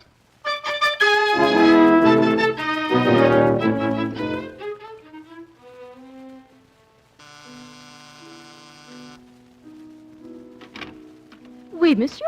Ah, free French are engaged. You wish to see someone, monsieur? Yes, Miss Chase. Miss Mildred Chase. You have an appointment? Is that an offer or a business question? Monsieur, if you will tell me... Paulette, what is it? There is someone here, mademoiselle. I don't wish to be disturbed. I'm sorry, monsieur. But Mademoiselle Chase, she is not home. Oh, I see. Then you've got a talking piano. Oh, please, monsieur. I cannot let you in. You heard mademoiselle. Yes, I did. But if you will go in and tell Mademoiselle that Sir Walter Scott is waiting to see her, I'm sure she'll listen. What do you say? Where? Vive la France. All right. You wait here. But I cannot promise. Yes? What is it? What do you want? Oh, I'm sorry, Miss Chase. I have to see you. Well, I don't know you. I've never seen you before. Well, lots of people haven't. But my name's Dan Holliday.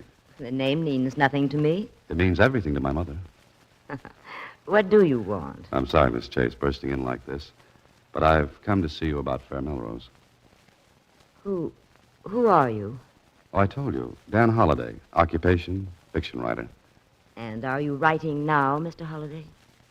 Maybe. Oh, is this yours? Mine? That book? Here, take it. Where did you get this? You don't know. No. Where did you get it? But you do recognize it. Yes. It was part of my father's collection. I asked you, how did you get it? Through the mail. It was addressed to Box 13, care of the Star-Times. Or doesn't that mean anything? No. Nothing at all. You should read the classified ads, Miss Chase. Box 13. Adventure wanted, will go anywhere, do anything. Thank you for bringing the book back to me, Mr. Holliday. You don't have any idea why the book was sent to me? I don't know any more about it than you do. Maybe you don't. That's right. Colette will show you. Was there anything suspicious about the fire that destroyed Fair Melrose? Mr. Holliday, I don't know what you have in mind, but that was a cruel thing to say. A hateful thing. You're not proud of it, are you? I'm nothing one way or the other, Miss Chase. But that book was sent to me. It was broken to fall open at the poems about Fair Melrose. I'd just like to know why. I know nothing about it. All I know is that fire took my mother and father. It's very sad, Miss Chase. And my poor brother was left a hopeless invalid, completely paralyzed, unable to speak, to move. Where's your brother now? At Fair Melrose. The place he always loved. But I thought it was destroyed by fire 10 years ago. Yes. But one wing remains standing. Your brother is there alone? Yes. That's where he would want to be. And I arranged for someone to care for him. Oh, I see. And now, Mr. Holliday, I'd like to forget all this. Well, I'm sorry to have bothered you, Miss Chase. I was merely curious about that book. I know nothing about it. All I want to do is to forget. To forget.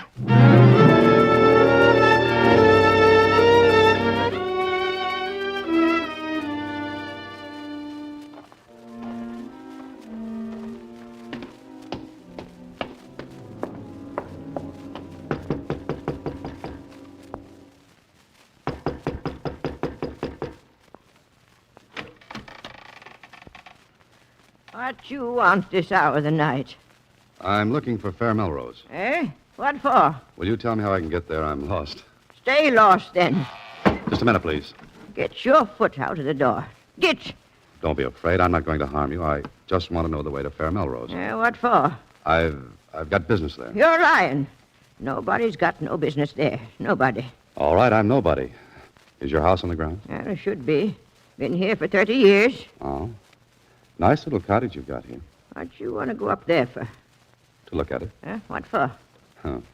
Nice waltz we're having. Young fella, I asked you a question, and you ain't answered. All right. I want to find out about the fire. Well, ain't nothing nobody needs to find out about it. 'Twas a visitation of the Lord. 'Twas a judgment on the sin that was going on. Heaven rained fire that night and wiped out the last of Babylon. I'm not sure I got all that. Oh, the wages of sin is death.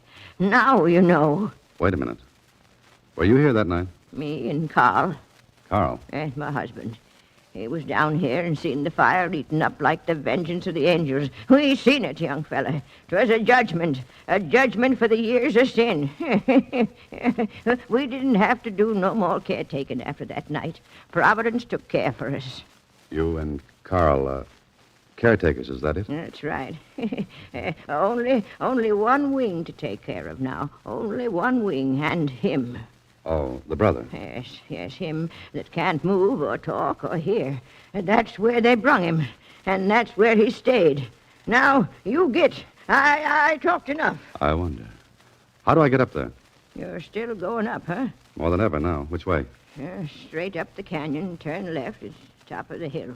Thanks.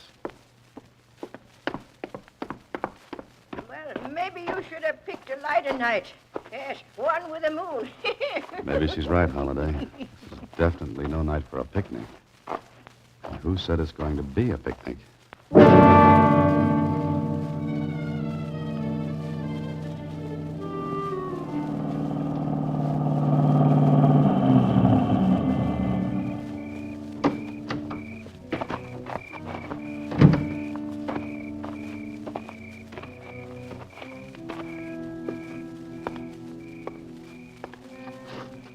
Hello?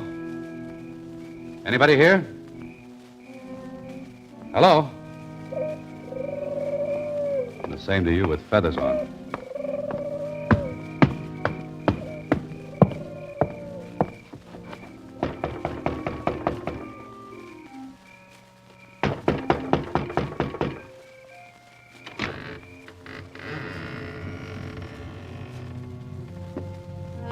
Hello? Oh. Light a match, Holiday. Don't be so stupid. Is anyone here?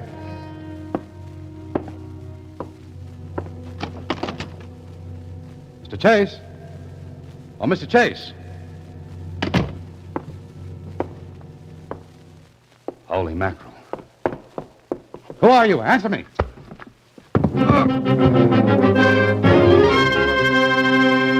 You are listening to Box 13, starring Alan Ladd as Dan Holliday.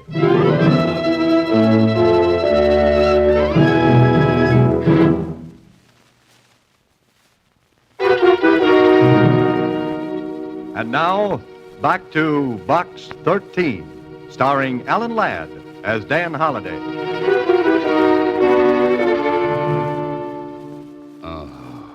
Nice baritone voice you got there, Holliday. Kling. Inspector Kling. Where am I? Hospital. What for? For your head. There's a little dent in it, about 2 inches deep. Oh, I remember. Where is he? He? Who? The body. Oh, the body. What body? Wait a minute. Wait a minute. How did you get in? Who found me? Who told you all about this? The old girl, caretaker's wife. She found you. Oh. Kling, I saw a body in Fair Melrose. Holliday, I don't know what merry-go-round you're on, but keep up this way and you'll get the brass ring through your nose. How do I get out of this place? Walk out. Thanks. What are you going to do now? Why? I want to know where to pick up the body. Keep in touch, Kling. What have you got in mind? A date. A date with a beautiful young lady. Slightly hysterical and more than a little mysterious. But interesting.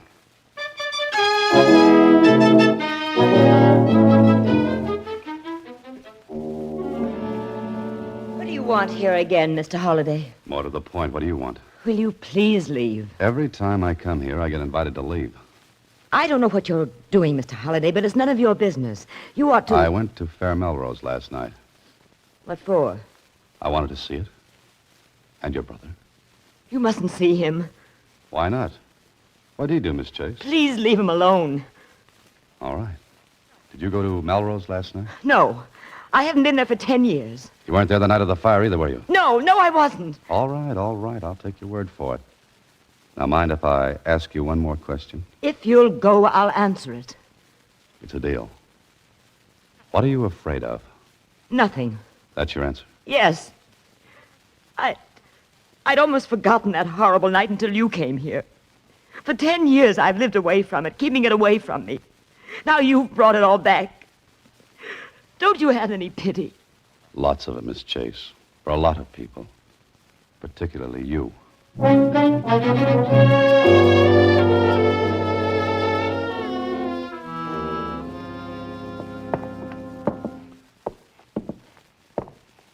What do you want to see him for?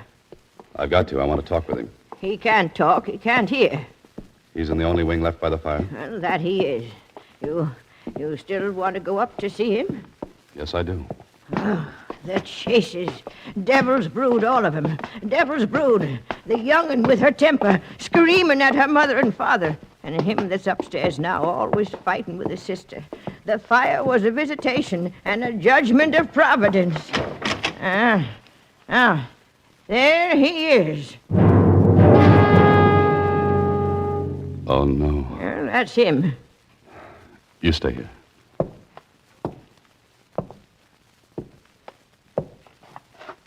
Mr. Chase. Mr. Chase. Can't hear you, can't hear you, can't. Shut up. Mr. Chase, I'm Dan Holliday. Box 13. Box 13, do you understand? Nodding his head. That's all he can do. Mr. Chase, you wanted to see me. You sent me that book. You had Carl send it to me. Is that right? Nod your head if that's right. Good. Now, why? He can hear. You can hear me a little, can't you, Mr. Chase? Good. Why did you send me that book? Why did you want me to come here? He wants me to look around, Bertha. At what? At what? Ain't nothing in here. Ain't nothing. Look, Mr. Chase, I'll walk around the room. I'll watch you. When you want me to stop, nod your head. Understand? Good. Now watch me.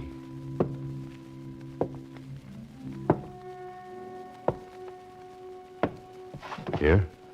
This trophy case. Is this it? What about it? What do you want me to see in this? Good. Bertha, come here. I ain't coming in. I said come here, come on.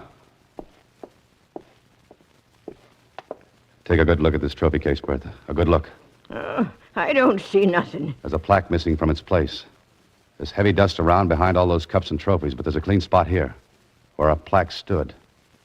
No dust, Bertha. No dust. Someone took a plaque from here not more than a few days ago. Did you? I ain't touched nothing. Never touched nothing. Mr. Chase. That plaque, whose was it? Yours? No. Your father's? Mother's? Mildred's. It was hers. But someone took it. Mr. Chase, try to understand. Try to answer. Please, you've got to. He can't. Mr. Chase, try hard. Try hard to hear me Let again. him alone. He can't do no more. Stay with him, Bertha. Don't leave him for a minute, do you hear?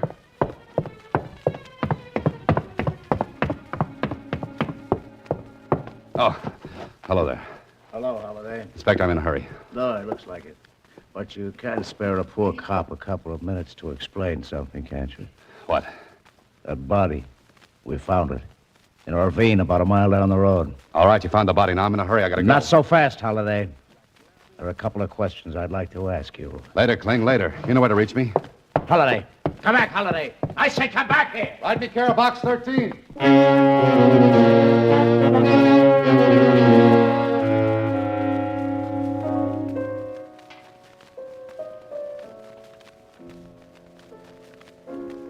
You saw my brother, Mr. Holliday? Yes, I saw him.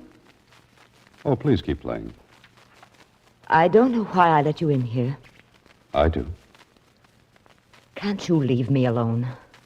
Please. The piano. I like to hear it.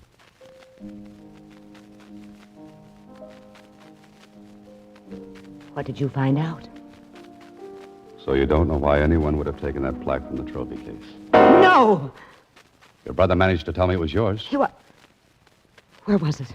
In the lower right-hand corner of the trophy case. Lower right-hand corner. Lower. That mean anything? Well, it was a plaque I won for dramatics at Merrifield Academy.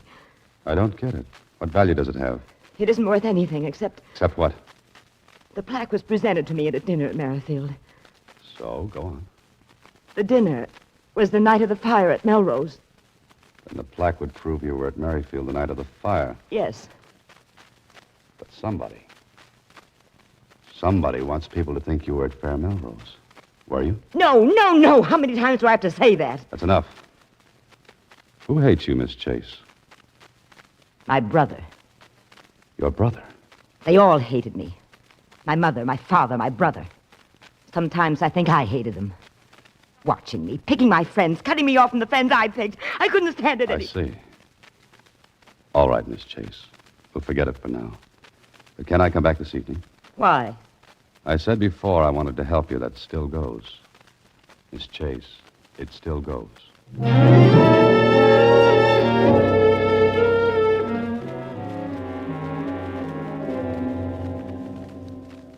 Please sit down, Mr. Holliday.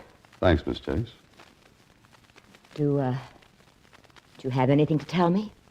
A few things, yes. But first, is there anything you want to tell me? Tell you? Why, no. You sure? Positive. What could I tell you? A story. I don't know what you mean. All right, I'll explain.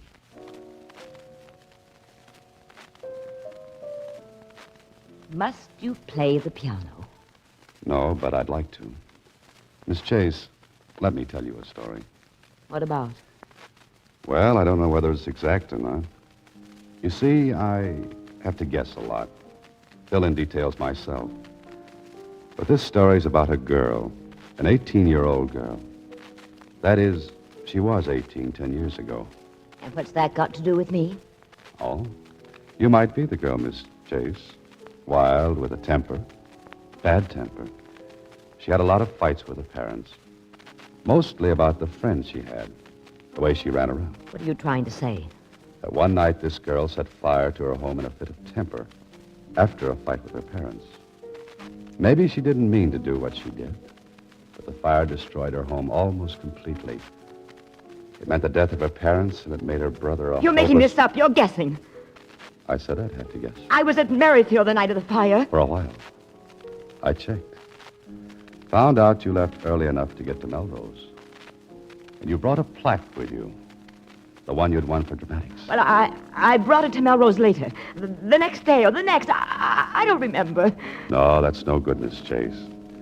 It's too hard to believe that anyone would walk into a ruined home and put a plaque in a trophy case. I say you took it to Melrose, then had the fight with your mother and father. You're lying. I don't think so. I took it there after the fire. And why is it missing? Want me to look around your apartment for it, Miss Chase? Or send for the police to look for it? No. Why not, if you haven't got it? Why are you afraid to let me look for it? So I am right. Now let's get on with the story. For 10 years you held the secret. There's nothing to connect you with the fire at Melrose except that plaque.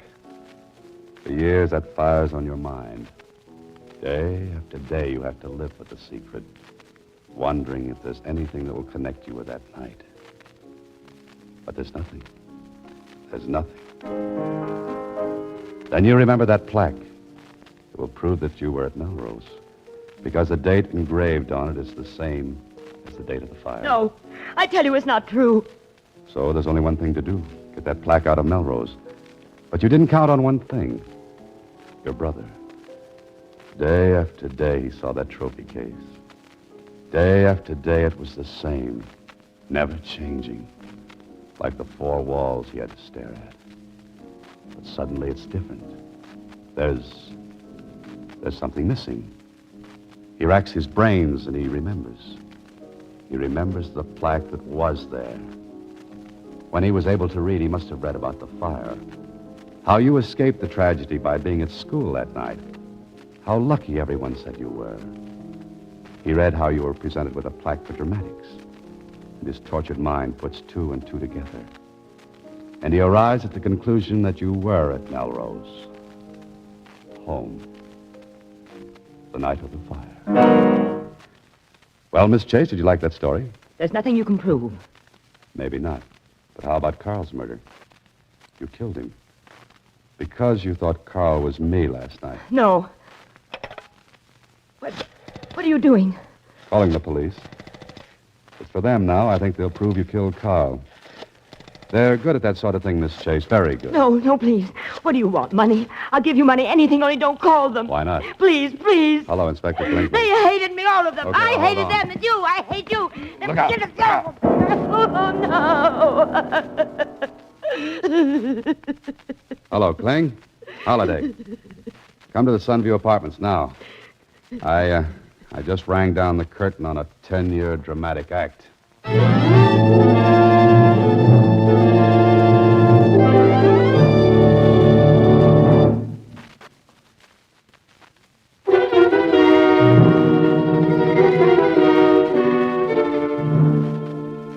Gee, it must have been awful thrilling, Mr. Holliday.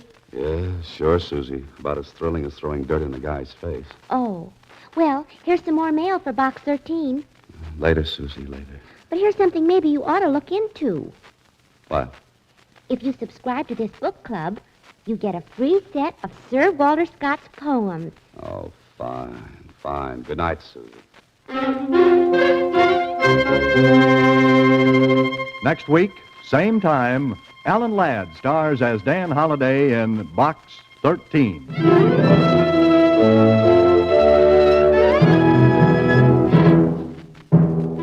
Alan Ladd appears through the courtesy of Paramount Pictures and may currently be seen in Wild Harvest. Box 13 is directed by Russell Hughes.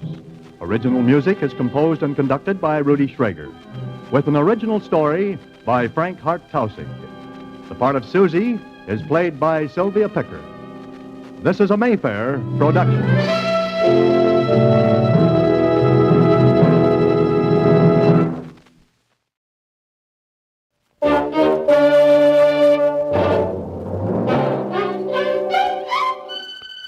Box 13, with the star of Paramount Pictures, Alan Ladd as Dan Holliday.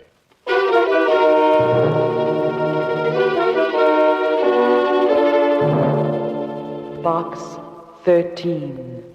Box 13. Box 13. Box 13. Box 13. He leaned over the shining halo of her blonde hair, reflected in the soft glow of the new moon. Oh, no, not that. Holliday, my boy, why did you ever decide to write fiction for a living? You know, you could have gone into something interesting, like being a truck driver, with the open road in front of you and a motorcycle cop in back. Hey, Susie, where you been? Don't you remember, Mr. Holliday? I went down to Star Times office. Oh, so you did. Tell me, what's new in Box 13? Box 13, starring Alan Ladd as Dan Holliday.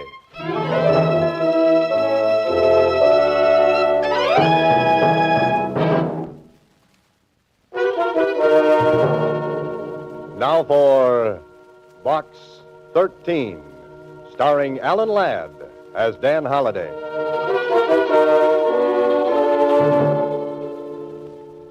Well, what now, Mr. Holliday? What's new in Box 13? Yesterday, a man wanted to sell me a horse for $1,000 and a ranch to go around the horse for 25 times that much. The day before, my ad for adventure brought me a reply from a golf professional who simply wanted to drive golf balls off the tip of my nose. Mr. Holliday, Was that Susie? I said that when a nice young man like you runs an ad, he should get a whole box full of answers. Oh, well, thank you, Susie. He should get bushel baskets full. Well, thanks again. The place should be loaded with letters. All right. Now, what did I get? One postcard. And from a kid at that. A kid? You mean a child? Sure, uh-huh. Here, let me see it. A postcard from a youngster. It's probably a gag. Some small girl selling 10-cent packages of flower seeds for 50 cents. Sell 5,000 packages, and she gets absolutely free a St. Bernard dog. Well, let's see what really is on this postcard. I wrote to you, care of Box 13, because I thought you wanted it that way. I gotta see you right away on a very important matter. I am still doing business at the old stand. Signed, Johnny Moran. Johnny Moran? Why, he's a little boy who sells newspapers on the corner. Hey, Susie, get Johnny Moran up here right away. Oh, I can't do that, Mr. Holliday. Why can't you do it? Because he's here already. Hello, Mr. Holliday. Oh, Johnny, how are you, my boy? Why didn't you just come up and see me instead of writing a postcard first? Well, I like to do things sort of businesslike. Besides, it was fun to answer an ad for Adventure Wanted. Would you really do anything, Mr. Holliday? Sit down, Johnny, and tell me what your trouble is. Well, I kind of wanted to see you alone. Sort of private-like. Oh, that man-to-man stuff, huh? Yeah, that's it. Well, where would you like to talk? Well, I thought maybe you'd come down to the corner with me. I'll buy you a drink. A drink? You interest me strangely, Johnny. Come on, let's go. Okay. Oh, Susie, you'll excuse us, won't you? Well, I don't know. You better be careful, Mr. Holliday. Careful. I don't want Johnny teaching you bad habits.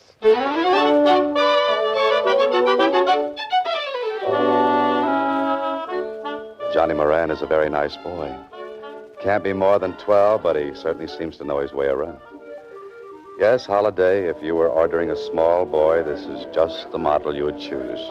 But this drinking business... I'm worried about you, Mr. Holliday. You sure that lemon Coke is enough? Lemon Cokes are always enough for me, Johnny. Especially when I spike them with an ice cube. Say, how's your banana split? Well, this one's got a little too much chocolate. I like the last one better. Better finish it, my boy. You want to talk business, remember? Oh, yeah. Well, I thought you might have read about it in the newspapers. Of course, you could have missed it. It was way back on page 5. I was on page 5. Well, here, I got a clipping of the story. Read it.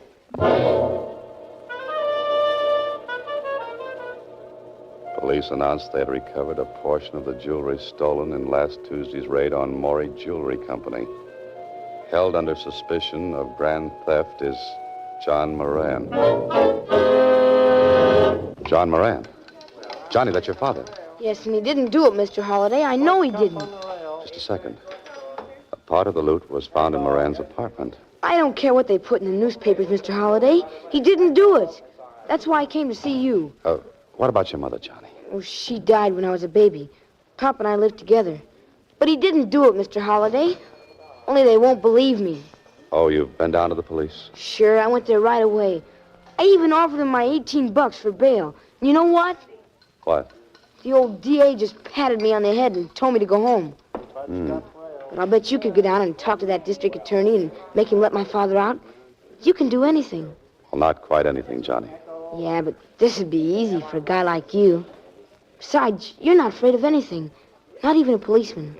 Well, that's very flattering, Johnny, but I don't know what I can do. Oh, you'll think of something, Mr. Holliday. You're a writer. You're smart. Oh, but listen, my boy, I'll bet you get my father out of jail in time for dinner.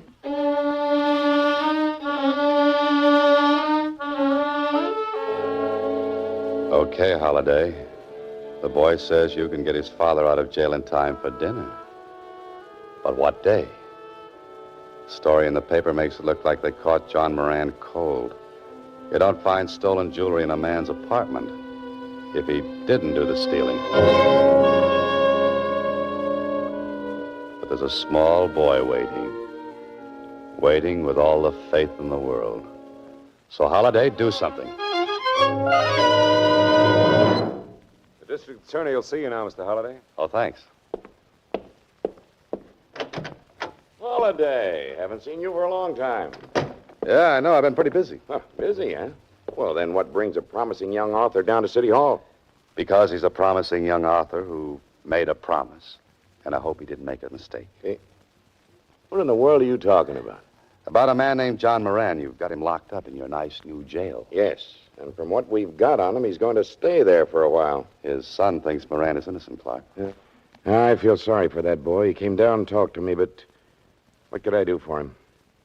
You've got the goods on Moran, then? Absolutely. The police found some of the stolen stuff in his apartment. Well, what's Moran's story? A woman who works in the same building with Moran asked him to stop in at the jewelry store and pick up her watch. While he was there, this stick-up artist walked in and held up the place. And that makes Moran guilty? Don't be in a hurry. The stick-up artist used him as a shield when he beat it. Moran claims the man forced him to drive the getaway car out into the country. Well, that still doesn't make him guilty. I think you've got the wrong person. This is where Moran's story went wrong. He walked into police headquarters and told it, but it sounded too good to be true. They detained him while a detective went over and searched his apartment. Oh? The detective found part of the loot. Moran couldn't explain where it came from.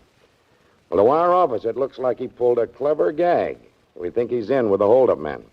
What about the woman, the one who sent Moran after the watch? Grace Willard? We don't have a thing on her. She's in the clear. I see. So, Holliday, you better forget about playing Don Quixote. Day of fighting windmills is over. Go home. Forget about Johnny Moran. Sure, Holiday. Just forget all about John Moran. Write Finita the story and take it out of the typewriter.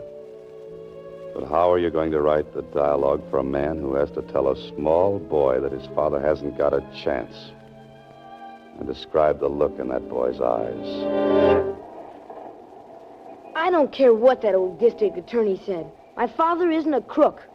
And your father should have been able to explain the stolen jewelry they found at your place. I'll bet he could, too. They just wouldn't listen to him. Oh, now, Johnny, if your father's innocent, they'll let him go. So you won't help me either. But I'm trying, my boy. What else can I do? Oh, nothing, I guess. See you later, Mr. Holliday. Oh, Johnny, listen to me. I'm kind of busy right now. I gotta earn a lot of dough, I guess. Johnny. Because lawyers come pretty expensive, I heard. Oh, look, kid. You better go home, Mr. Holliday. I should have handled it personally in the first place.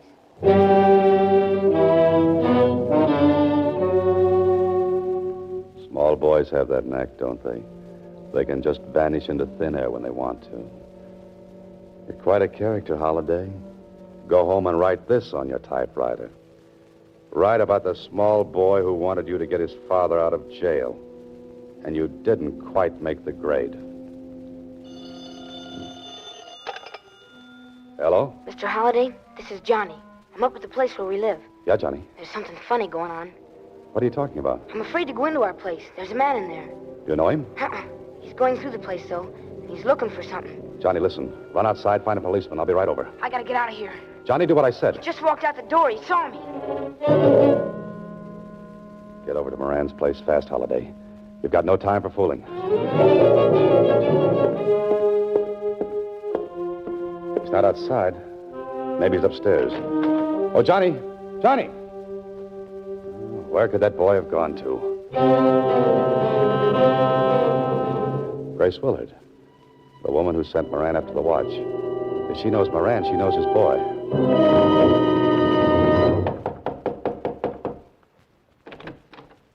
Yes? Oh, Miss Willard?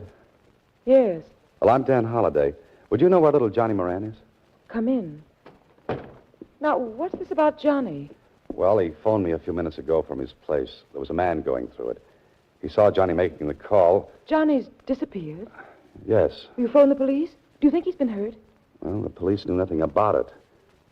I don't know what happened to the boy. That's why I came over here. I figured that if you knew his father, you knew Johnny, you know. Poor Mr. Moran. I feel so badly about him. You know, if I hadn't asked him to get my watch, this never would have happened. But that doesn't make it your fault, Miss Willard. Oh, I feel terrible about it just the same. And now, Johnny disappearing. He hasn't been here at all? No. Let me think of it. Oh, by the way, I was just having some coffee. Would you care to join me? Grace Willard is a very nice person. Really worried about the boy.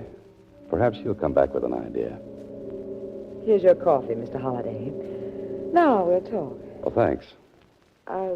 Did Johnny recognize the man? No, he didn't have time to say. Well, perhaps he found a policeman on the street. He might have gone back to the house. Well, maybe I ought to call back. Johnny's a cute little fellow. Johnny has a father who's in jail.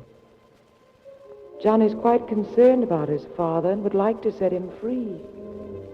Grace Willard is stalling Holiday, waiting for something. I don't know if Johnny will get his wish or not. You see, his father looks very guilty to the police. Holiday, you idiot. That coffee was doped. The oldest gag in the world, and you swallowed it. You look sleepy, Mr. Holliday. Are you feeling all right? She looks like a reflection in one of those amusement park mirrors. She's long and skinny. No, she's short and fat. Holiday, get up on your feet. How do you feel, Mr. Holliday? Are you all right? Answer me. Get on your feet, I said. Walk, Holiday. Walk. Walk this thing off before it's too late. You look very tired, Mr. Holliday. Let me get you a pillow.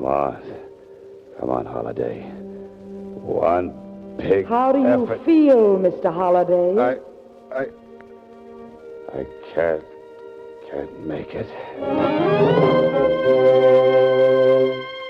You are listening to Box 13, starring Alan Ladd as Dan Holliday.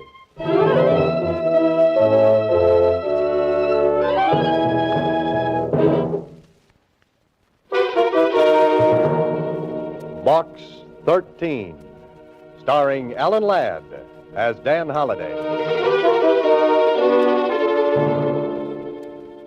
Oh, take it easy, Holiday. Take it easy. Turn slowly now. Maybe your head still is connected to the top of your neck. That's better. Better? Huh? What am I saying? Where am I? An alley. Oh, fine. Dan Holliday, author, found lying in an alley between yesterday's newspapers and tomorrow's trash. What you need right this minute is a quick change, a fast bath, and a little chat with a district attorney. I've got a man going up to the Willard woman's place right this minute, Holiday. Thanks, Clark. This ties her up with the Moran case. Sure, else why would she give me knockout drops and have me dumped in an alley? I'll bet anything she's disappeared. But why just knock you out? Why not dispose of you permanently? I don't know, unless she was trying to kill time.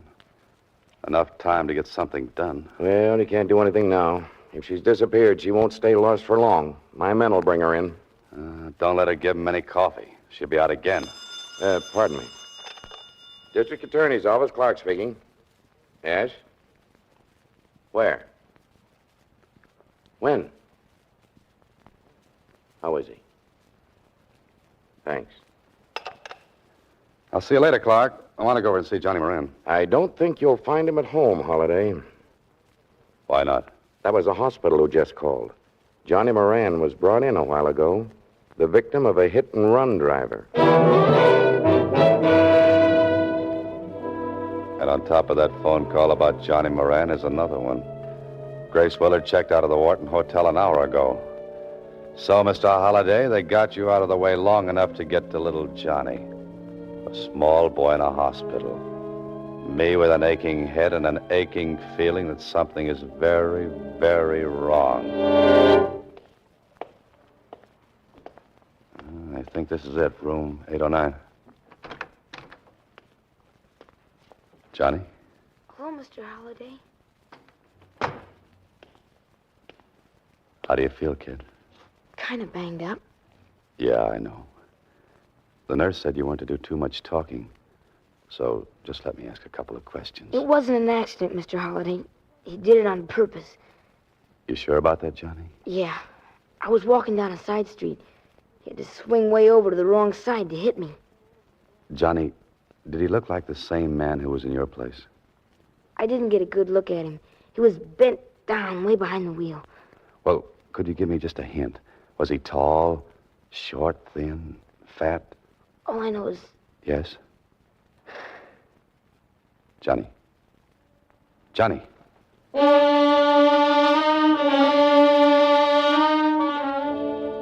Johnny passed out and won't be permitted to talk for a while. Well, that puts it up to you, Holliday. Come on, you're an author. You write hundreds of situations like this one. Think. The boarding house where Johnny lives. Maybe the landlady saw the man. I certainly hope so. Johnny Moran? Yes, I saw him come home, but it was quite some time ago. Oh, did you see him leave? Yes, he went upstairs. I heard him on the telephone, then he came running down. Who was the man chasing him? Chasing him? There was no one chasing him. Are you sure of that? Well, of course I've been here all the time. Oh, poor little fella. Don't know what's going to happen to him, what with his father and all. This doesn't make sense.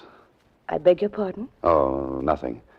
You see, Johnny called me, told me there was a strange man in his place. The man saw him, he hung up the phone and disappeared. But I saw no man. Are you sure? Only Joe Coakley, but he's one of my roomers. That is, he was. Was? When did he move?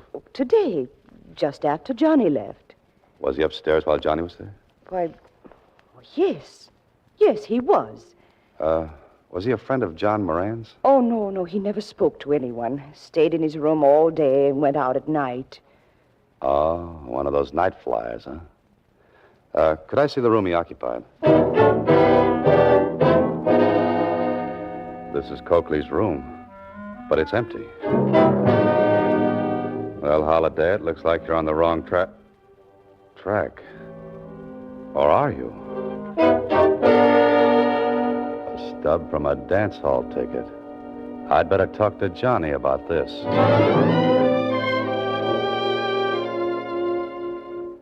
Johnny, the man who came out of your room, was he about my height?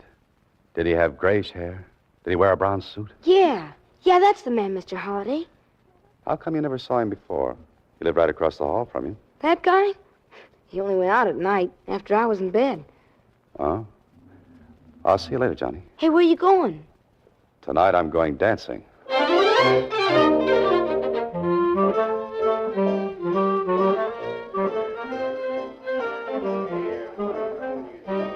This is a very nice place, Holiday.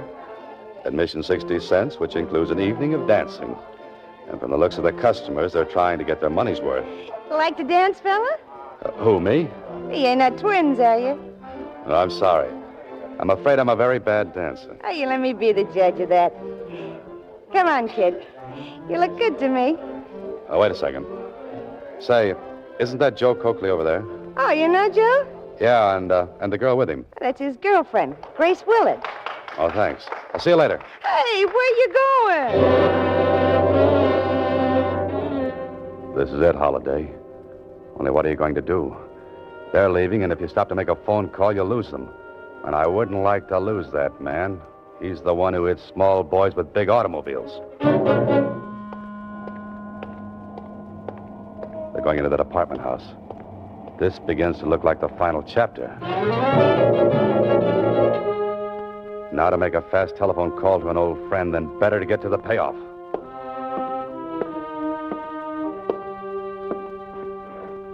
This is a very nice door. You can hear quite distinctly through it. Well, Holiday, here's where you cease to be a wallflower and become the life of the party. Joe, it's Holiday. Put up your hands, fella. Sure. Sure. Close that door, Grace. Well, here we are. Aren't we? I knew he'd find us, Joe. What are we going to do? You finish packing that junk. We'll figure out something. We can't let him stay alive. Finish the packing, I said. Too bad I didn't use poison in that coffee I gave him. Quiet. I noticed you were packing. Going away someplace? What do you think? And get away from that bag, Holiday. Oh, that's the stuff that was stolen from the store, huh? None of your business. Oh, going away together? You and Miss Willard? Maybe. Mm-hmm. You pull that go down and pick up my watch routine in a lot of cities, huh, Joe? Make him be quiet, Joe. Hey, Joe, who was the girl who worked with you before you met Grace? You know, the one who lived in Cleveland, or was it Chicago? I always forget. Come on, Joe. What happened to her? Shut up, you. What happened to her, Joe? Or the girl before? How do you know there was another girl, Holiday? Well, Miss Willard, you don't think you're the only one, do you? You're crazy. Yeah? Ask him where he was last night. Don't pay any attention to him, Grace. He wasn't with you. Know where he was? How do you know he wasn't with me? This stub of a dance hall ticket I found in the other room. It calls for only one admission. You shut up, I said. Just a minute, Joe. Were you down there last night? Were you dancing with that blonde again? Suppose I was. So what? You've got a lot of nerve. You had me set up this whole deal. Had me find John Moran to play sucker for us. Had me frame the business of picking up my watch. I timed it out perfect for you. What do? You go dancing with a blonde. Grace, be quiet. This fellow's up to something. Me? Now, what would I be up to? What about that other girl he talked about? What happened to her, Joe? Why don't you tell her, Joe? Cut it out, will you? Did she plant stolen jewelry in a sucker's room like I did to Moran? Grace, listen. Yeah. I'm listening. Go on, explain. Holiday, where are you going? Just opening the door. You see, I'd like the district attorney to hear the rest of your explanation, too.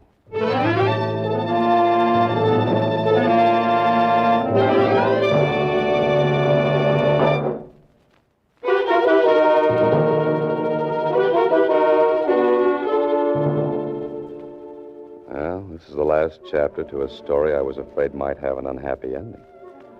But Johnny Moran's father is free. The district attorney has Grace Willard. Joe Coakley and the stolen jewelry. And Johnny? Johnny is out of the hospital. Mr. Holliday, What did you say, Johnny? I said you might have been killed going up to the apartment like that. No, I was safe for the DA just outside the door. Gosh, and you figured it all out by yourself. No, you helped, too, when you telephoned me. And I hate to mention this, kid, but did you bring the $18 with you? Sure I did. I pay off, you know. Here. Oh, thanks, kid. I was just a little worried. I was going to pay before, Mr. Holliday, but I didn't think you needed money that bad. I needed it to put with this check. Here. There was a $500 reward for recovering the jewelry, and it's going to a bank account for you. $500? Gee, gosh, I guess I'm rich. Johnny, what are you going to do with all that money? Well, the first thing I'm going to do is take you out and buy you a drink. How about an Idiot's Delight? A what? Idiot's Delight. It's got a pint of ice cream, 3 bananas, some oranges, and 7 flavors. Well, Johnny, I don't know. Mr. Holliday, I just heard that Johnny got out of the house. Oh, there you are, Johnny. How do you feel? I feel swell, Susie. I just invited Mr. Holliday out to have a drink. He can't go out, Johnny. He's got some very important work to do. Well, gee whiz. Thanks a lot, Susie. Thanks? What are you thanking me for? You don't know it, but you just saved me from a horrible fate. Next week, same time, Alan Ladd stars as Dan Holliday in Box 13.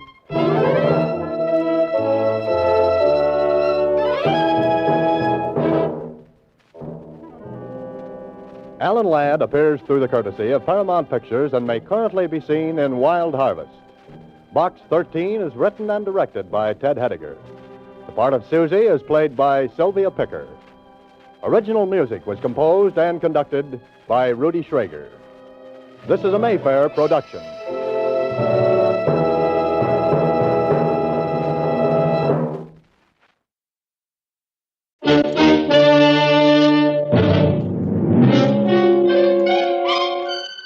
Box 13, with the star of Paramount Pictures, Alan Ladd as Dan Holliday.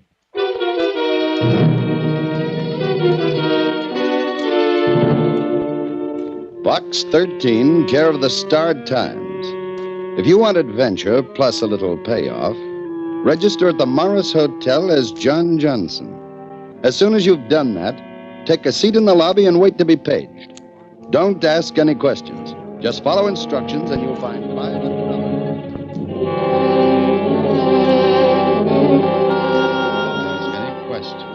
Just follow instructions and you'll find $500 waiting for you. Don't ask any questions, the letter said. I didn't. Not at first. But there were plenty that needed answering before this was wrapped up.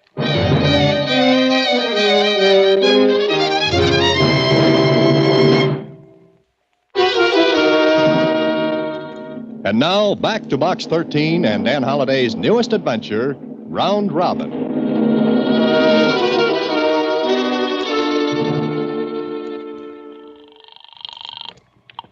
Good morning, Morris Hotel. I'd like to make a reservation, please. Certainly double or single room. Oh, just a minute.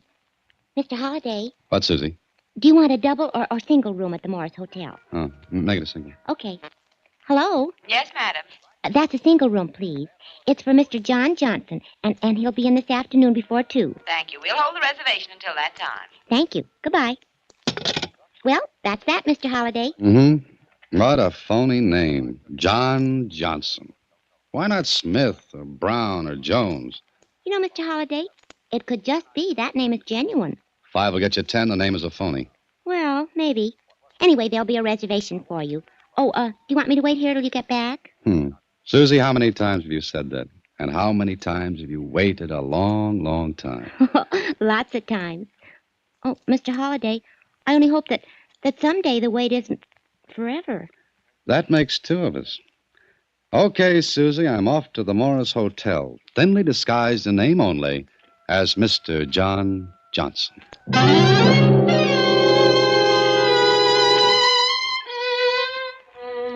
I registered at the Morris Hotel, signed the card as John Johnson, picked out a nice seat in the lobby and waited. 10 minutes went by, then 15. And it was easily a half hour before I became aware that a name was being called by a bellhop. Mr. John Johnson. Paging Mr. John Johnson. Mr. John Johnson, please. Here you are, boy. Mr. Johnson? Yes, that's the name I registered under, son. Thank you, sir. A message for you. Oh, thank you. Here you are. Thank you, Mr. Johnson. Want me to wait for an answer, sir? I don't know. I'll tell you in a minute. No, there's no answer. Very good, sir. And thank you again, Mr. Johnson. I was about to ask the boy who sent the message, but I figured that would be useless. What good would it do me? So I did what the note said, went to the 5th floor and knocked on the door of room 502. Yes? Who is it? John Johnson. It's Mr. Johnson.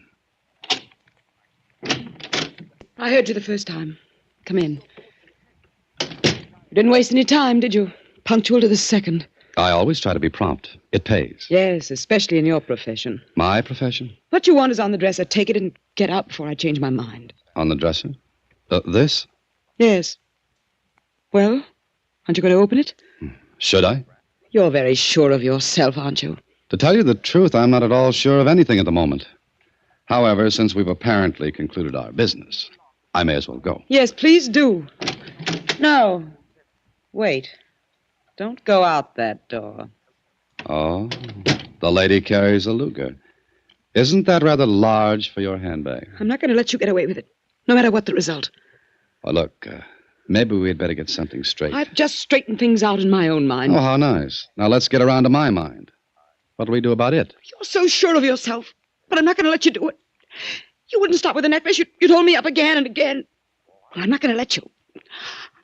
I'm going to kill you. Maybe you'd better listen first. There's nothing you can say. Lady, look, with the Luger muzzle putting a period right between my eyes, there's a lot I can say. I'd like to filibuster a little. You're insane. How can you stand there and speak like that? It's easy. Now stay away. Please, lower the gun just a little. Don't come any closer. You filthy... Don't go after it. Let it lie on the floor. I should have killed you right away. Please, sit down. Get out. Sit down. Now, here, take this package. You're giving it back? Yes, I'm giving it back. Who are you? Here, take a look at this letter. While you're reading it, I'll get out a few proofs of who I am. Driver's license, auto club card, a couple of letters. I don't understand this. Obviously you don't. Here, now take the gun. Still want to use it? Who sent this letter to you? Apparently someone who wanted me to collect this package from you. Someone who didn't want to pick it up himself or herself. But why? I don't know. Maybe we'll pick up an answer to that after you've explained a few things. For example, what's in the package? A diamond necklace. Yours? My husband's. It was his mother's. He gave it to me for a wedding present. Okay. Now, who are you? Mrs. Therese Clemens. That doesn't mean anything to you, does it? No. But go on with your explanation. The necklace was blackmail payment. I have no money of my own. Blackmail, huh? And you thought I was the black sheep in the case? Yes, the last letter I received said I was to come here and wait, then deliver the necklace to a Mr. John Johnson. And I was to wait until someone asked me for the package. I don't understand why there are all of these elaborate precautions. Do you have any idea who's blackmailing him? Of course not. And a little delicate subject. Why? Does that matter? No, I suppose not. It's your business. Mr. Holliday, I have a 16-year-old daughter. I was willing to pay for her sake. Oh? You were also willing to kill me for her sake. I wouldn't have done it. I was trying to frighten you into letting me alone. Mm-hmm.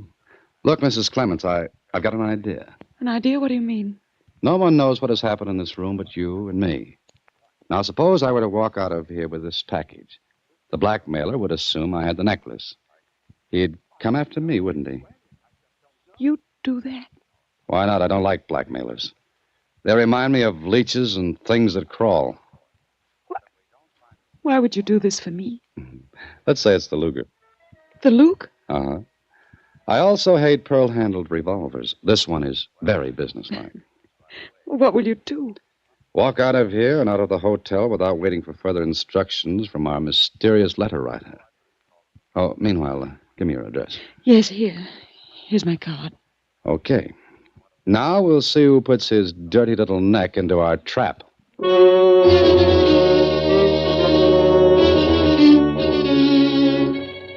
So I walked out of the Morris Hotel with a fake package tucked under my arm. I hurried away, jumped into a cab, and had the driver double back and forth through the streets while I kept looking back. Yes, there was someone following in another cab.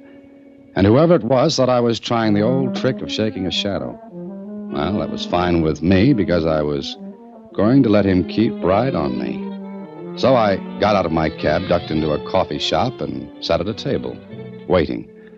Not for long, though. My boy got out of his cab and walked in. I waited until he passed my table and... Sorry. I guess I stuck my feet out too far. Did you hurt yourself? No, not at all. It's okay. Forget it. But I don't want to forget it. I'm fully covered by insurance. You might have to be treated for shock. Look, mister, I said it was okay. Let's forget the whole thing. Have some coffee with me. No, thanks. But I insist. Coffee's a good stimulant. You look a little pale. Maybe you're hurt worse than you think. What are you, a wise guy? No, you can think of something better than that. That crack went out with high-button shoes. Let go of my arm. Sit down. I'll call the cops. Please do. Right out the window, there's a large blue policeman. Tap on the window, get his attention. Okay, you're a lunatic. I'll sit down. Oh, good. Cream and sugar? What's the idea? I was going to ask you the same thing. This what you're looking for? I don't know what you're talking about. This package for Mrs. Clements. You're nuts. I gotta go now. No, I think I'll call a cop. Okay, mister, call a cop. That one right outside. You wouldn't mind? Not at all. Here, take a look at these. What are they? Credentials. I'm a licensed operative for a private detective agency. Are these on the level? Why don't you check and find out? I will. Okay. Now, if you don't mind, I'll take off. With me? Why don't you get lost? With you. Come on, lead me to your private detective agency. I'm a very curious man.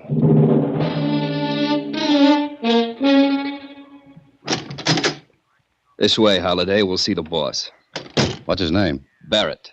Mr. Barrett. In here. Mr. Barrett. Yeah, Phil. Who's that? The guy you wanted me to pick up at the Morris Hotel. Well, why bring him here? All you had to do is pick up a package from him. Maybe you better ask him all about it. Okay, I'll take it from here. That suits me. See you later. You. Close the door and come in.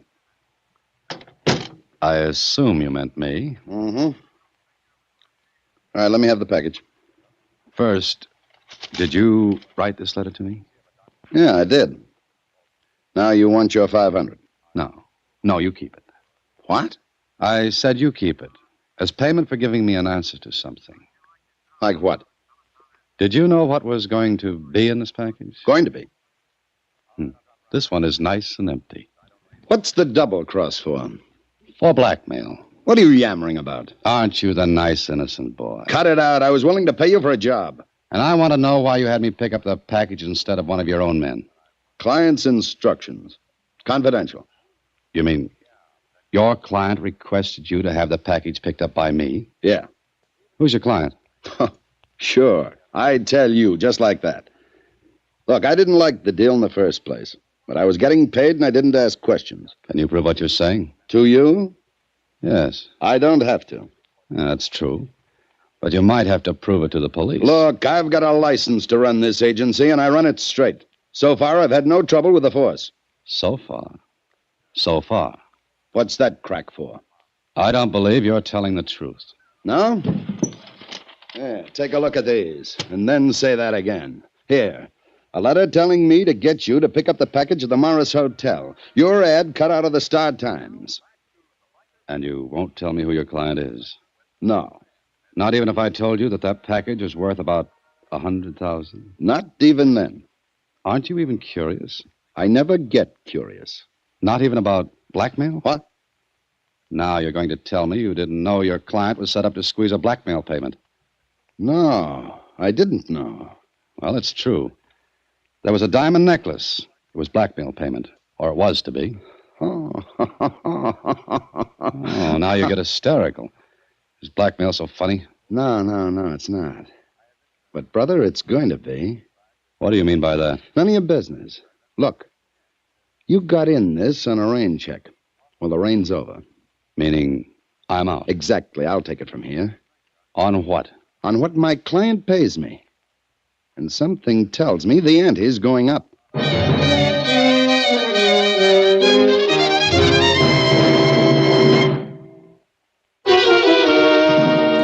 Now back to Round Robin, another Box 13 adventure with Alan Ladd as Dan Holliday.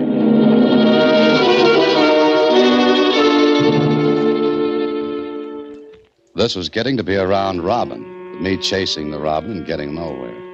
It was obvious that Barrett's client didn't want to come out in the open. Barrett told me he had never seen the client, but worked through mailed instructions.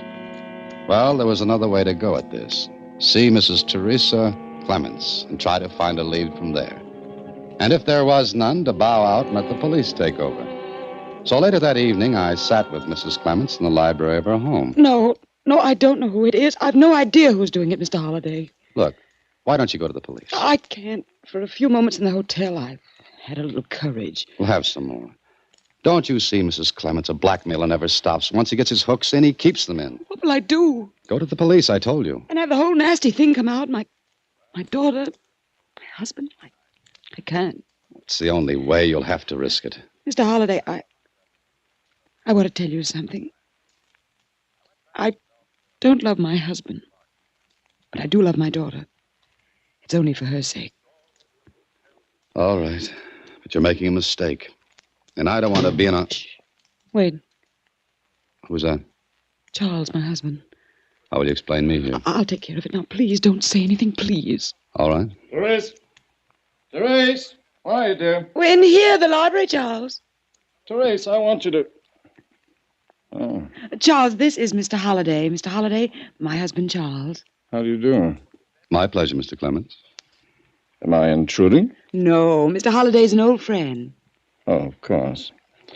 By the way, Therese, there was a letter for you on the table in the hallway. I brought it for you. Thank you. Here you are. Will you stay for dinner, Mr. Holliday? Oh, no, thank you, Mr. Clements. I dropped in for only a few minutes, just to say hello. Well, if you'll excuse me. Glad to meet you, Holliday. Thank you. I hope to see you again. Mrs. Clements, what's the matter? Look, this letter, it's from... The blackmailer. Yes, my last chance, he says. Mail the necklace to general delivery, box 18. Your last chance. I've got to do it. The envelope's postmarked 2:30 this afternoon. Sent special delivery. What will I do? Mail the necklace if you want to. Is there anything left for me? Okay, if that's the way you feel about it. It has to be. All right, Mrs. Clements. Goodbye.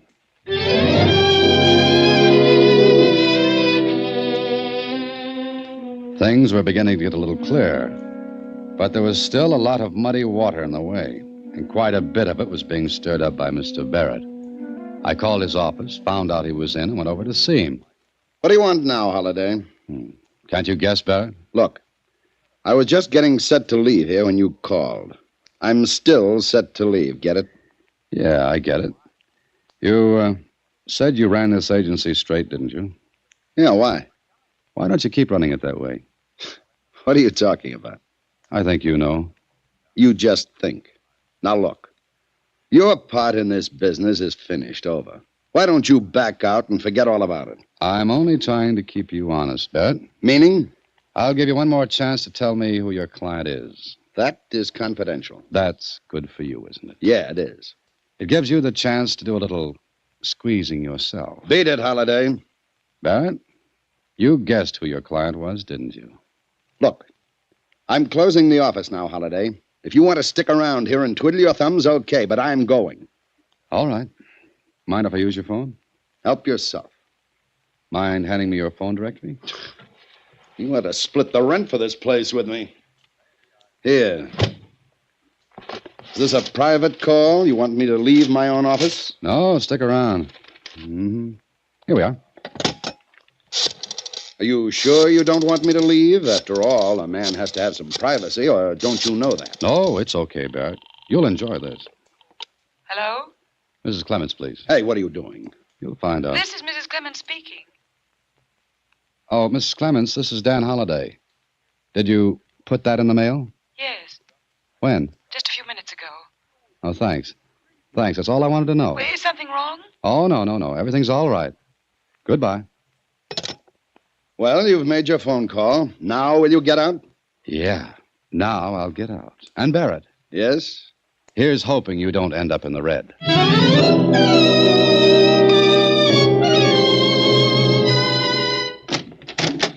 Well, good morning, Mr. Holliday. This is the first time you've been to the office early in weeks. Mm-hmm. I had to make a trip to the post office, an early one. Oh, I could have done it for you. I don't think so, Susie. I wanted to watch for someone. Watch for someone? Who? Nobody. Didn't you get up a little too early? Thank you, Susie. What did you mean? You watch for nobody. Just what I said. I watched a little box at general delivery, box 18. There was nothing in it, and no one went to it. And why'd you watch it? For what I knew I wasn't going to see. I'll go out and get some coffee. It is early. Just hand me the phone book. Oh, which one? The yellow one. Does all this have to do with Mr. John Johnson? Here we are. Susie, I want you to do something for me. What, Mr. Holliday? Find out all you can about Mr. and Mrs. Charles Clements. Here's their card and their address. Well, how'll I do it?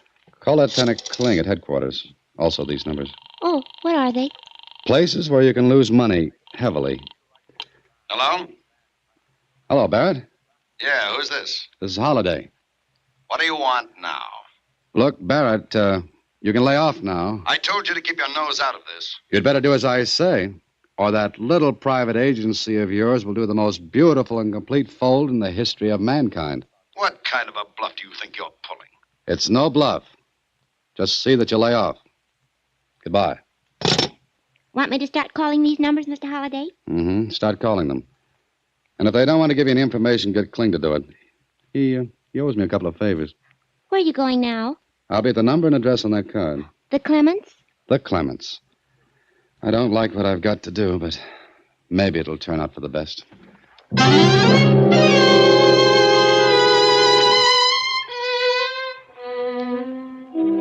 Maybe I was wrong, but I was almost sure I was right. It all depended on what Susie found out. And if she found out what I had a hunch about she would, then I'd have the whole thing wrapped up neatly. So I went to the Clements place and again sat with Mrs. Clements in the library. But I don't understand, Mr. Holliday. I sent the package. It should have been there. But it wasn't. I watched that box for nearly an hour. Every other box around it had mail in it. Number 18 didn't. Well, someone got there before you did. Oh, no, I got there before the post office opened. Well, then what happened? Where's your husband? Charles? He's upstairs. What do you want with him? You're not going to tell him. Will you get him down here? But why? Please do it. No, I won't. And I'll go up to him. Wait. I'll get him down here. That's better. Oh, incidentally, don't worry about Mr. Barrett anymore. That's all cleaned up. Barrett? Yes, that's right. Now, you go get your husband. Oh, if the phone rings, I'll answer it because it'll be for me. All right. I'll be back in just a moment. Please do. Hello? Mr. Holliday? Yeah. Oh, Susie? Uh-huh. Okay, let's have it. How did you know I'd find out all this? Just a hunch? What'd you learn? Well, there was a lot of money lost. Gambling. Then it was suddenly paid off. That's right. Okay, Susie, thanks. That's all. Oh, when will you be back? In a little while. Goodbye. Mr. Holliday. Oh, hello. Good morning, Mr. Clements. Therese said you wanted to see me. I do. And I hope you don't mind my coming here so early in the morning. No, of course not. What's this about, Holliday? A diamond necklace. What, yours, Therese? Yes. Oh. What about it, Holliday? Have you still got it? Why, of course. Why shouldn't we have it? Because you just don't. That's all. What the devil are you talking about? Therese, who is this man? Let him talk, Charles. About what? Mr. Clements, the diamond necklace isn't here anymore. It's in the safe. You want to bet? Show you? No, Charles. It's not there. The box is empty. Empty? But you can get it back. From whom? Why is it gone? Do you want to tell him, Mrs. Clements? Yes, I'll tell him. Charles, I sold it to pay gambling debts.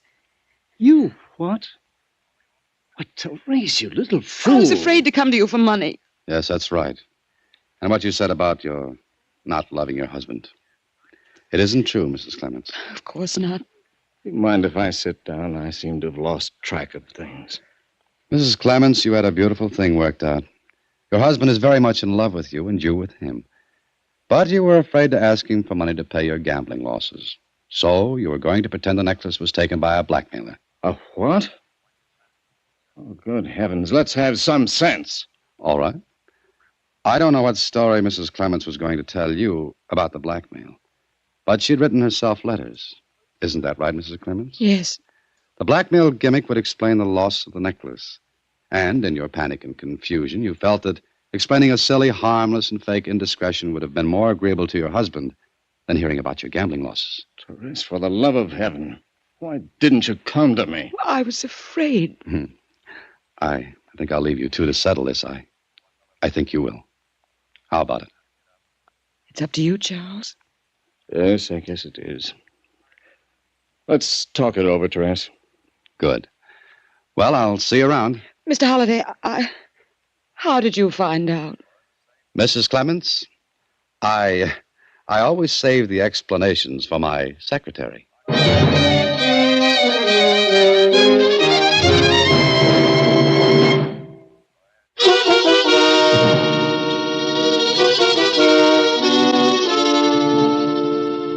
But how'd you find out, Mr. Holliday? Mrs. Clements told me herself. She didn't do anything of the kind. Well, not in so many words, Susie, but the business of getting me to pick up the necklace, that was phony. Why?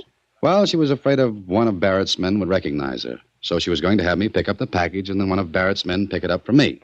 Oh, and the package would be returned to her. Sure. And she'd have a witness that the necklace was picked up and taken from her. But she stopped you with a gun before you even got out the door. Sure. But she wouldn't have used that gun. She had to make the whole thing look real. She's a pretty good actress. Only she didn't count on my coming back into the room and offering to help her. That must have surprised her. Uh-huh. She had to think fast. And you guessed about the gambling thing? Yes, it was just a hunch. But I was sure of it when she got that special delivery letter. You see, it was postmarked 2:30, almost immediately after I'd seen her. Oh. What about Barrett? Oh, he guessed, too. And he was going to hold Mrs. Clements up for a little deal of his own. So that's that, Susie. A nice, round robin. Oh, yeah. I wonder how it'll all come out. Well, unless I miss my guess, Mrs. Clements will be very, very sorry. Mr. Clements will be very, very stern. He'll get the necklace back. She'll get it back. And I'll get back to some sleep. Good night, Susie. Listen in again next week when, through the courtesy of Paramount Pictures, Alan Ladd stars as Dan Holliday in Box 13. Box 13 is directed by Richard Sandville, and this week's original story was written by Arthur Bullen. Original music is composed and conducted by Rudy Schrager, and the part of Susie is played by Sylvia Picker. Vern Karstensen is in charge of production. Box 13 is a Mayfair production from Hollywood. Watch for Alan Ladd and his latest Paramount.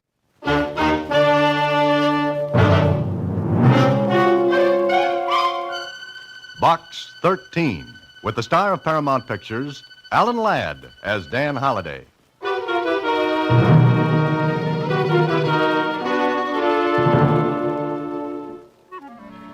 Dear Mr. Box 13, I address you as Mr. because I assume you are of the male sex. If you're a woman, disregard this letter. Come to my home at 7546 Brandon Drive as soon as you receive this. I shall be expecting you at once, and I shall state my reason for writing. I shall state my reason for writing this when I have satisfied myself as to your qualifications. Very truly yours, Mrs. Matilda Cortland. Mrs. Matilda Cortland? Now, why should one of the richest women in the world and one of the least accessible be writing to Box 13?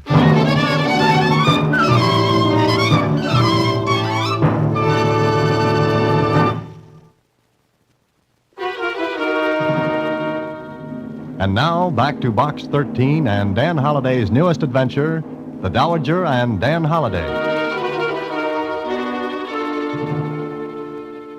Golly, Mrs. Matilda Cortland. Impressed, Susie? I sure am. Why, nobody ever sees her. And practically no one knows what she looks like.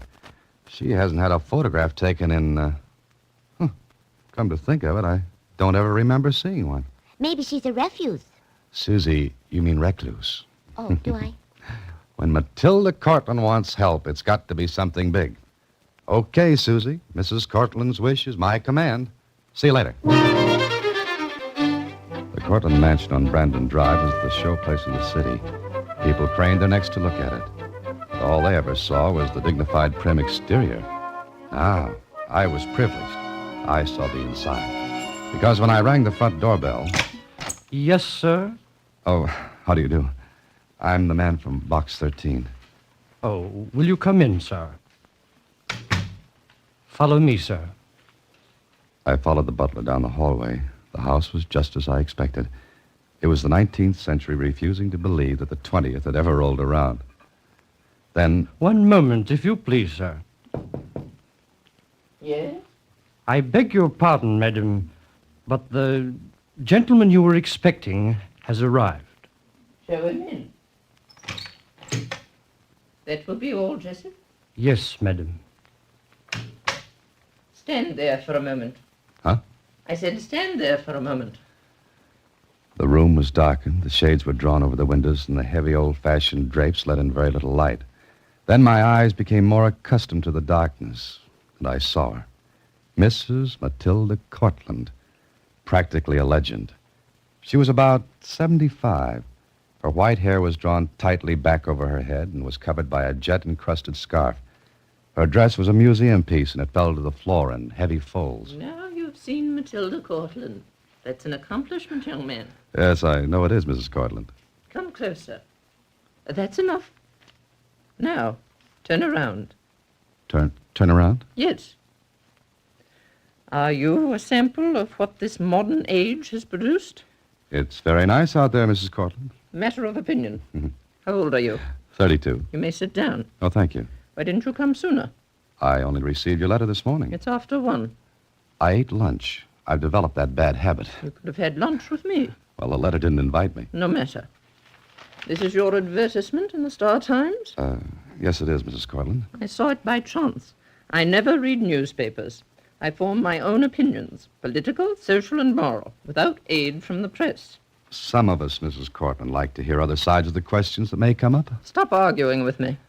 Mrs. Cortland, I came because you asked me to.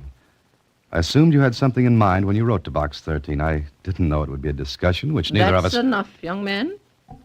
Do you have a name? Oh, yes, Dan Holliday. Daniel? Only when I'm being formal. Why did you put this advertisement in the paper? Well, I told her. She listened without changing expression. When I finished... Then you don't accept payment for your services. No, I don't. Very well.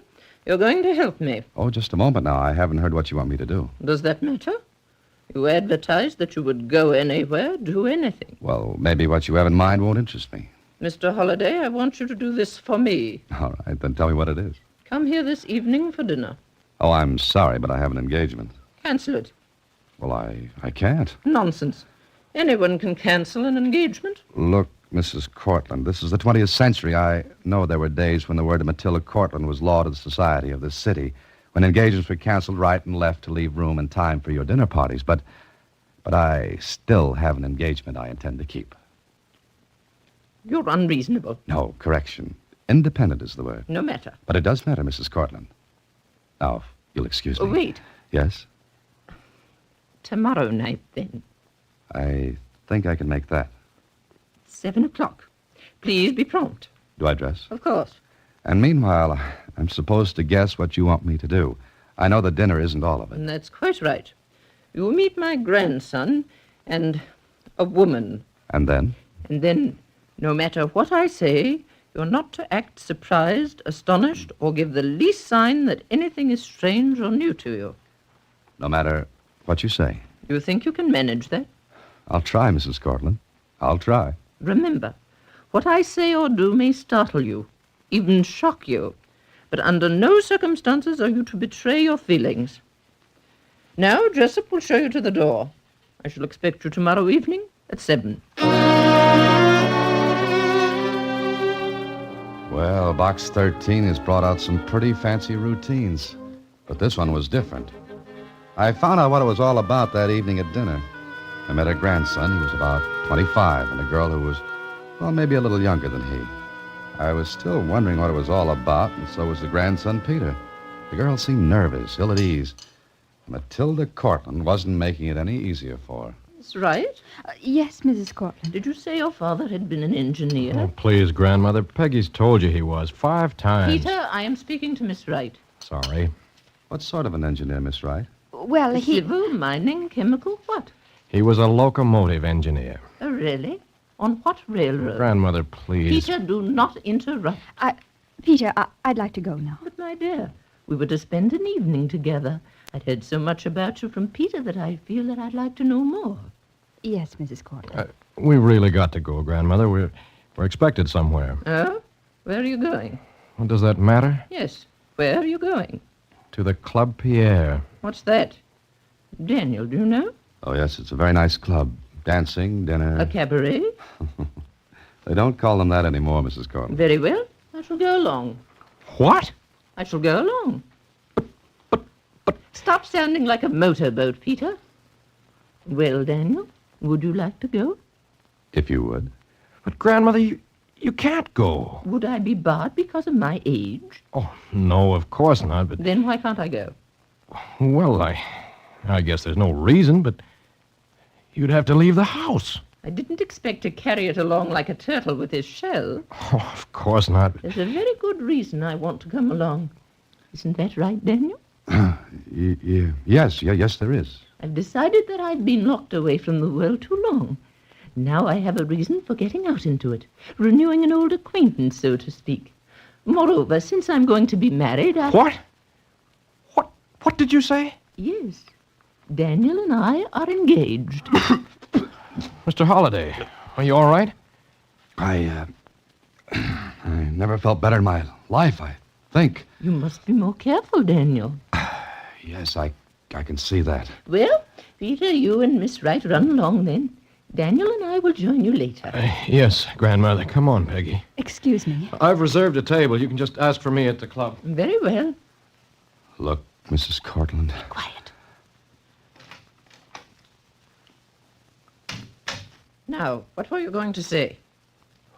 Why did you say that? About you and me, Daniel? Yeah, that's it. You saw that girl. That's right, yes. What about her? What's she got to do with this? That girl's a fortune hunter. She's after Peter's money. My money right now. And where do I fit in? I think when she realizes Peter is not liable to inherit my money, we can forget her. In other words... Exactly. You would inherit my money as my husband. Now, wait a minute. You don't have any intention of keeping on with this, do you? I never start what I cannot finish. Well, I'm sorry, but you can count me out. Why? Because it's ridiculous. I love my grandson. I would do something ridiculous to make him happy. Well, go talk to him, then. I've tried. He's infatuated with that girl. All right, forget that. What kind of a reputation do you think this will give me? I'll be the fortune hunter. Not at all. You earn a very good living from your writing. Yeah, I know, but... I have enough influence to keep this out of the papers. I promise you, this will be between you, Peter, that girl, and myself. No. No, I can't. Daniel, I'm an old woman. I have nothing in the world but that boy whom I love dearly. When I die, I want to be sure he's happy. I'm lonely, Daniel.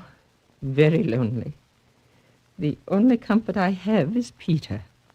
And that comfort would be taken away if I thought for even a moment that his happiness would be ruined by a woman who cares nothing for him, but for what money he'll have when I die. Please, Mrs. Cortland, what you're asking is... I know, a great deal. It might cause you embarrassment. But believe me when I tell you that it cost me a great deal in pride just now to confide in you, a stranger. I know what people say about me. Matilda Cortland, tyrant, moneybags, recluse. All those and more. But... Let me finish. Then you can decide. I'm afraid to leave this house. Afraid? Why? Because I'm afraid of the outside world. When my husband died, I went on. Then my daughter died. My son-in-law died. Peter is all that's left. I want him to be happy, and I'm willing to sacrifice anything to see that he is. Mrs. Cortland, you're making it tough on me. It'll be just as tough on me, as you put it. How long does this go on if I agree? Until I find out. Well, I'm a sucker, Mrs. Cortland, but all right. Thank you. Now, Daniel, please take me to the Club Pierre. So we went to the Club Pierre. I don't remember much about what happened, except that I felt like a goldfish in a bowl without water. Well, I played my part and went on for 2 days more. Then at my apartment. I've come to see you, Holiday, because I want to talk with you. All right, Peter, sit down and talk. You can't be serious. About grandmother, I mean. What makes you say that? Well, you just can't. Why, she's old enough to be your grandmother. She's charming, gracious. And rich. Money isn't everything. It must be to you. Now, wait a minute, Peter. What your grandmother does is none of your concern. It is when she makes a fool of herself, or when someone does it for her. Meaning me? Meaning you. I don't think I have. Besides, I'm having fun. I've learned to drive her electric runabout. It's a little slow, Oh, but you're not it's, even serious now. How do you know? Because it's ridiculous.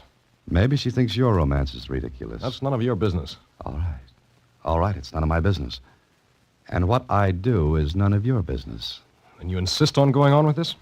Why do you say that? Because if you do, I'll find a way to stop it. Oh?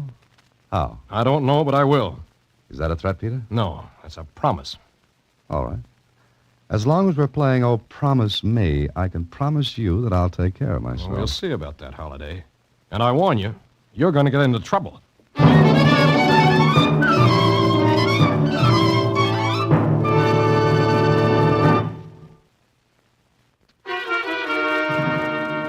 And now back to The Dowager and Dan Holliday, another Box 13 adventure with Alan Ladd as Dan Holliday.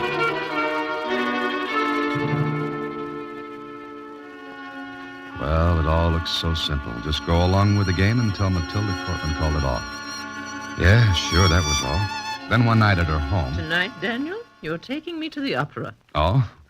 Look, Mrs. Cortland, don't you think this has gone far enough? I'm not finished. Oh, we're getting no place. Peggy Riders I'll is... be the judge of when we stop, Daniel. Now, hand me that case on the table there. Oh, this one over here? Yes. Here you are. Have you ever heard of the Cortland emeralds, Daniel? Oh, who hasn't? Now you're going to see them. Beautiful, aren't they? Well, I won't argue with you. They were to go to Peter's bride, as they came to me. Nice little trinkets. Each one is perfect, and perfectly matched to the next. 20 of them. You're going to wear that necklace? Yes. Fasten it for me, Daniel. All right. As I fastened the clasp of the necklace, I got a funny feeling. Maybe it was the jewels themselves, green, glowing in the yellow light of the room. Then, when I finished... Thank you, Daniel. Now, if you're ready... All right, let's go. Wait a moment. I think I hear Peter. Grandmother, are you just about ready to... The emeralds? Yes, Peter, the emeralds. I'm wearing them tonight. But you can't. Why not, Peter? Well, I mean, it's dangerous, isn't it? Why? Well, all I meant was, are you sure the clasp was tight? It won't come loose or anything. Of course not. Come along, Daniel. Yes, sure. And Peter... What? You can close your mouth now. Didn't hear much of the opera because I kept thinking how strange Peter had looked when he saw the necklace. How Matilda Cortland had looked. As if warning her grandson to be quiet, say nothing more. Then the opera was over. I drove her home, and then I went home to bed. Yeah? Who is it? Holiday, Uh-huh. open up. Well, who is it? Police. Police? Wait a second. Hey, what's up? You're Dan Holiday. That's what the name on my mailbox says. Why? Move over. Sergeant, stay out here. Now, wait. What's the big idea? Got a warrant to bring you in. Me? What for? Sworn out by Mrs. Matilda Cortland. What? Yeah, let me see that warrant.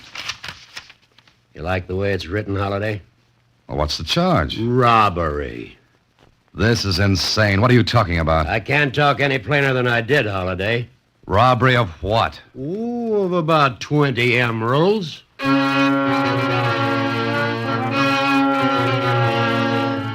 necklace almost immediately after I came inside this house. It was just after I'd left Mr. Holliday. No one else was with you. You know as well as I do that I didn't take that necklace. It was missing. Then look all over the house. The insurance company has already done that. Well, Holiday? You said that once. Did I? Well, you didn't answer it. I can't. Will you need me anymore, officer? No, I don't. Excuse me. You can hang up Jessup. I've taken it here in the library. Yes, of course. It's for you, officer. Thank you. Hello? Uh-huh. Oh. Okay. Stay there.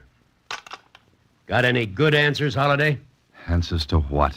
How the necklace got into your apartment?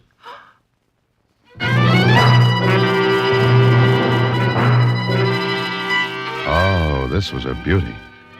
I was looking out of a frame that crowded me, but good.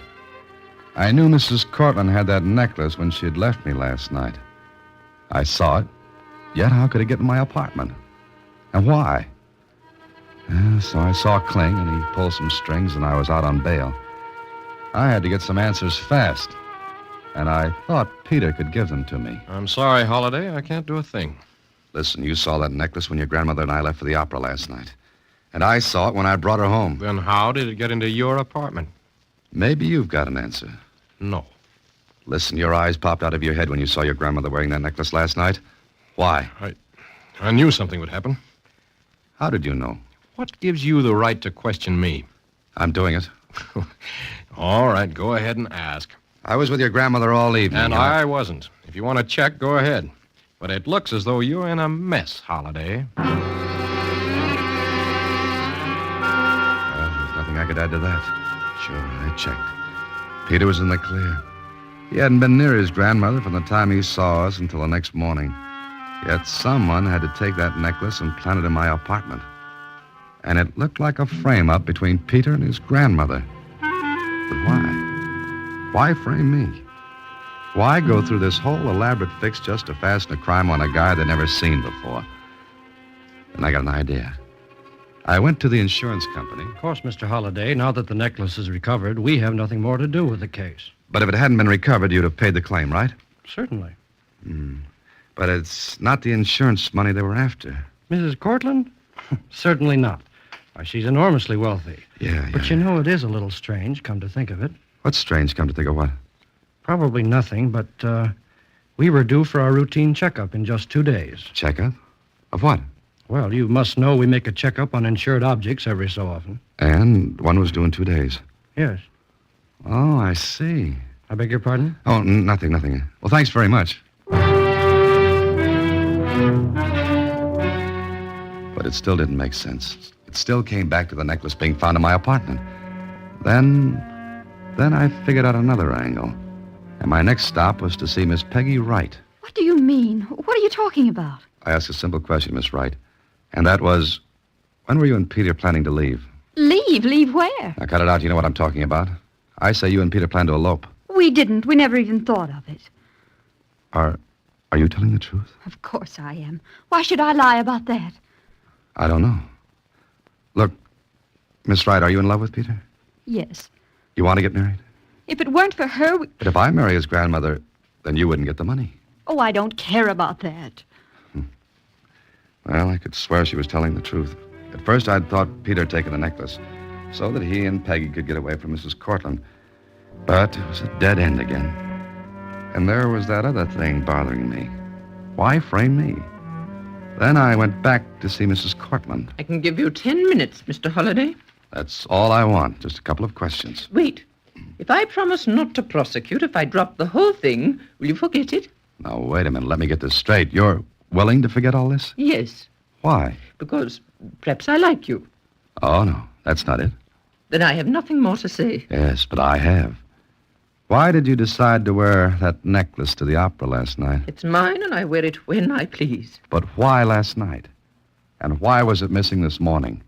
It's a little too much of a coincidence that you wore the emeralds last night and that they were found in my apartment this morning. Please leave, Mr. Holliday. And Peter almost fell over when he saw you with that necklace that night. And what?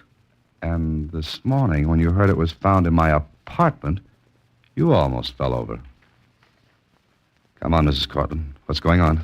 Do you want money to forget all about this? Oh, I don't want money. I want the truth. And maybe even then I won't forget it. Jessup will show you out. Jessup will find himself on the end of a fist if he tries it before I find out a few things. I'll call the police. Go ahead. I'll wait. Well, why don't you call? I have no wish to harm you. Mrs. Cortland, What were you going to say? Nothing.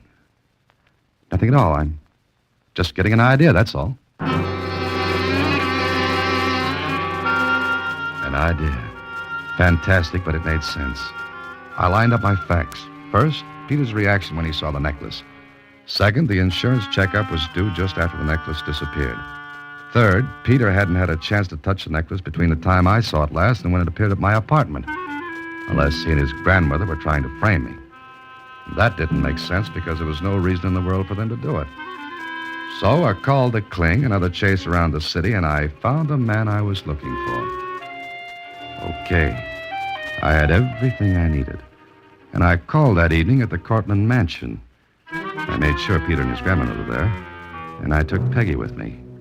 And in the library... This is the last time we'll see you, Mr. Holliday. I don't think so, Mrs. Cortland. Not after the little game we played. What do you mean? When we first started this, Twister, you said you'd do anything for Peter. What are you getting at, Holliday? And you, Peter, you said you'd get me in trouble. Listen. No, you listen. You planted that necklace in my apartment. Silence after that, huh? But it's true. You wanted to frame me. Mm-hmm. But you, Mrs. Cortland, you suspected he took the necklace, didn't you? You're quite mad. Oh, no. With the insurance checkup coming, you wanted to avoid a scandal because you thought Peter had taken the necklace.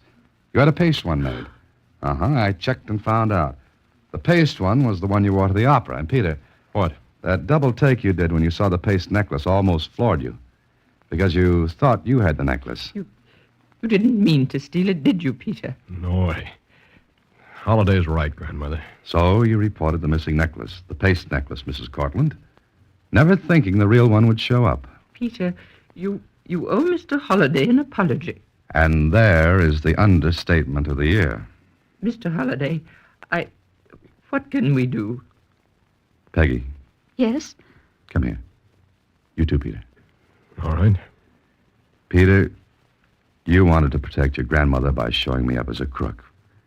Mrs. Cortland, you wanted to protect your grandson any way you could.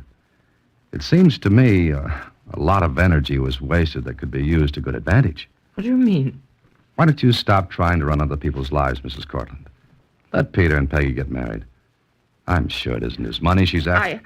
If you don't, this would make juicy reading in the papers, I'm afraid. You wouldn't. Oh, yes, I would. Very well. Okay, Peter. You and Peggy run along, huh? Holliday, that's good enough. So long.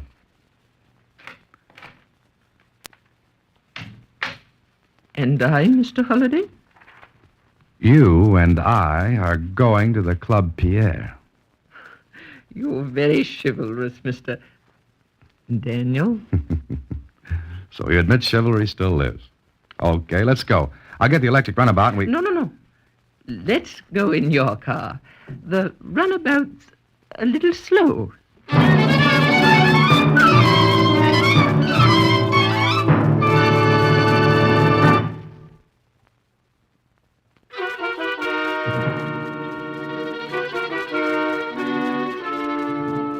And so everything's all right now, Mr. Holliday? It sure is, Susie.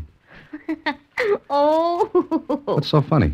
I was just thinking, she couldn't have lost the paste necklace. All right. I'll play straight man. Why not? Because it would have stuck to her neck. See? Oh, I'll go get the mail for Box 13. Good night, Mr. Holliday.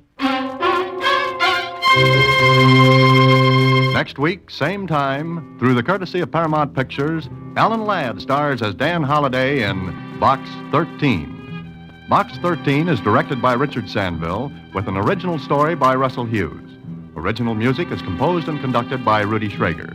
The part of Susie is played by Sylvia Picker. Production is supervised by Vern Karstensen. This is a Mayfair production from Hollywood. Watch for Alan Ladd in his latest Paramount picture.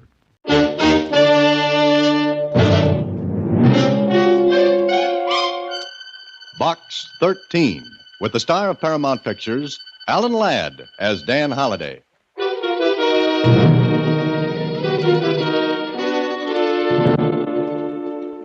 Box 13, care of the Star Times. I've read your advertisement asking for adventure. I think this will be it. I'm asking you to solve an impossible situation, but one that must be solved. Next Wednesday, drive out on Route 36 at exactly noon. You'll come to a 5-mile speedometer check. Maintain a speed of 72 miles an hour over the distance. You will be passed by a 1938 car going 100 miles per hour. The car will sound its horn. When you hear it, pull over to the side and stop.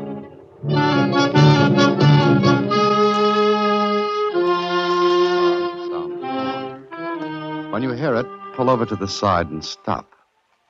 The letter had no signature, but it sounded intriguing.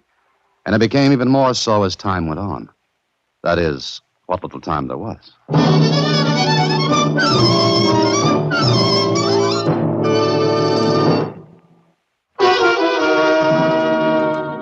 And now, back to Box 13 and Dan Holliday's newest adventure, Speed to Burn.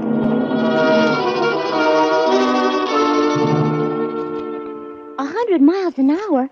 Mr. Holliday, that's dangerous. Yes, it is, Susie. That's what makes this letter so interesting. I'd like to see a 1938 model to 100. Why? Isn't it possible? Possible, yes, but not probable. Why not?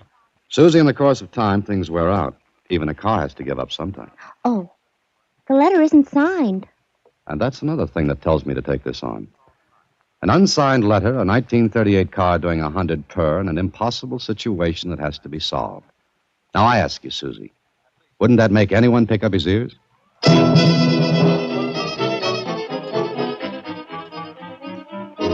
At exactly noon that Wednesday, I turned into Highway 36, a long, level stretch of concrete that ribboned out in front of my car, just asking to be burned up.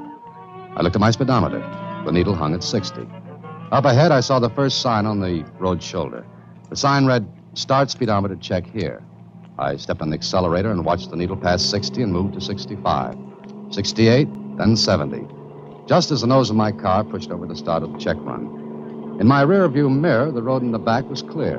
No cars, no traffic at all. I hit 72 miles per hour and stayed there. The road slipped by underneath, and the scenery on the side was a flashing blur of color. Then I looked in my rearview mirror again, and suddenly there it was. A car that ate up the distance between us as though we were attached by some invisible elastic that pulled us together. And then, before I knew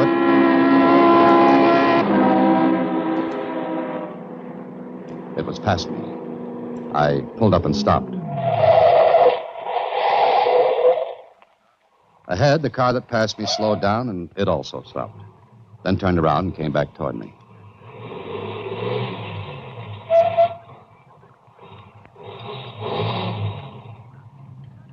Hello. Hello there. Hello. You're Box 13? That's right. And you're the only jet plane pilot I know with no license. Thank you for coming. Not at all. I enjoyed every second of it. Hey, what do you feed that car of yours? May I get in your car? Oh, please do. Thank you. I've taken a big chance in doing this, Mr. Dan Holliday. My name is Nancy. Nancy Peters. That is a 1938 model you're driving. And from the looks of it, it's only a 6-cylinder job. Yes, but I haven't much time. I'll have to talk fast. Oh, all right, go ahead. I want you to help my brother. Is he the impossible situation you mentioned in your letter? Yes. He has a prison record. And now he's mixed up in something he can't get away from. Will you help? Oh, now, just a minute, Miss Peters. Your car may do 100 without batting a carburetor, but I work a little slower. Before I do any helping, I'd like to know the 3 W's. Who, what, and where. Oh, I told you. It's my brother. That answers the who part. Now, how about what and where? Stolen cars. That's the what. One like yours? That has something to do with it. Go ahead. Tom's mixed up in a stolen car syndicate. Syndicate? It's a business now, huh? Bigger than anyone realizes. Why doesn't he get out? He can't. He's watched night and day. Sometimes I am, too. He didn't know what he was getting into till it was too late. All right, I'll buy that for now. But it'll take more explanation. Look, let's go somewhere else and talk. I just wanted to know if you'd be interested. Well, that car of yours intrigues me. Where do you want to go? Follow me. If you promise not to do any stunt flying, I'll be right in back of you.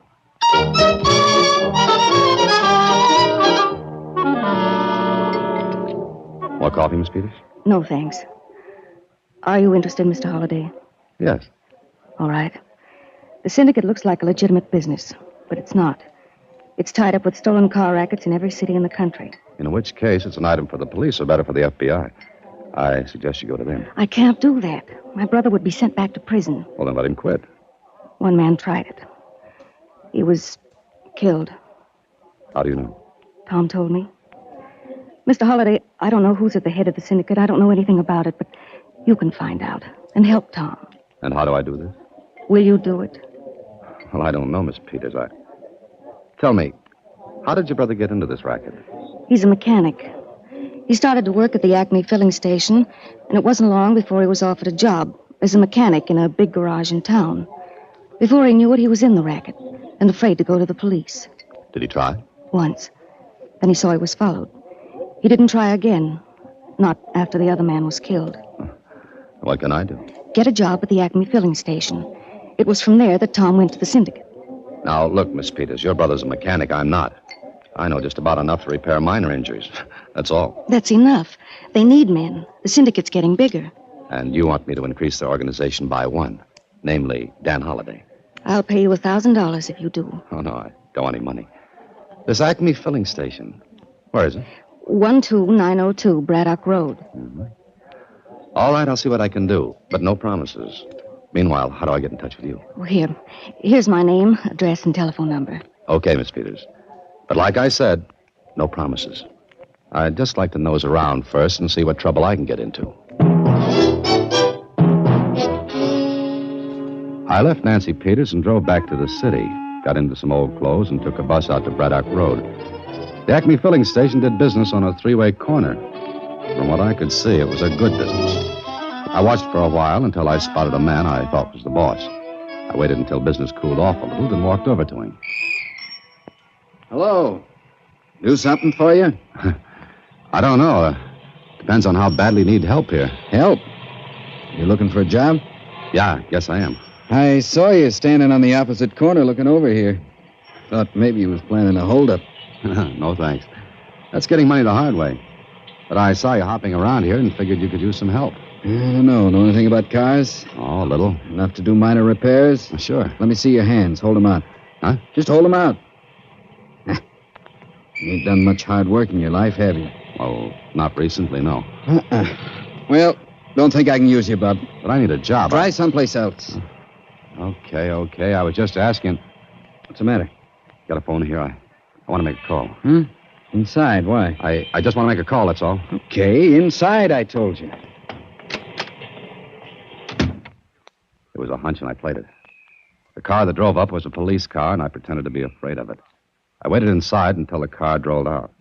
Then the boss came in. Make your call okay? Yeah, sure. Mm-hmm. Had to make that call all of a sudden, didn't you? I just thought of it. Oh, sure. Well, I'll see you later. Wait a minute. Sit down. What for? Maybe we can talk. Wait a second. What's the idea of closing the door? We can talk better. Why'd you do a fade when you saw that police car? I didn't see any police car. Quit kidding, Bub. You saw it coming and pulled that phony call routine. You hot?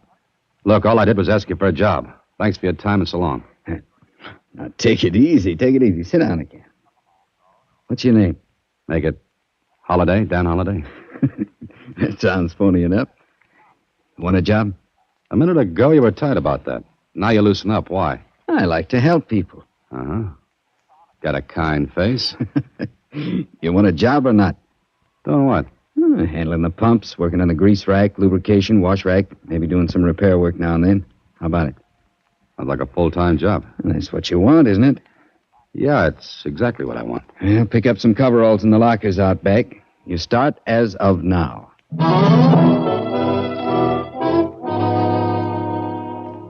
So I went to work. And I learned about cars. I rented a room near the station at night, read books on automotive repairs. And I waited. Waited for the next move, which came one morning just after I'd reported for work. Holiday. Hey, Dan. Yeah? Come inside a minute, will you? Right away. Pull the door shut. What's the trouble? No trouble at all. You know, you're getting to be a pretty good mechanic. Well, I learned fast. There's not quite enough work around here for a good mechanic. I thought maybe you'd like to make more dough. Do I get a raise? Not from me. But I can send you to somebody who needs mechanics. Needs him bad. Thanks. Who's the guy and where is he? You go to 714 South Elm, to the Southern Auto Works. And here, give him this card.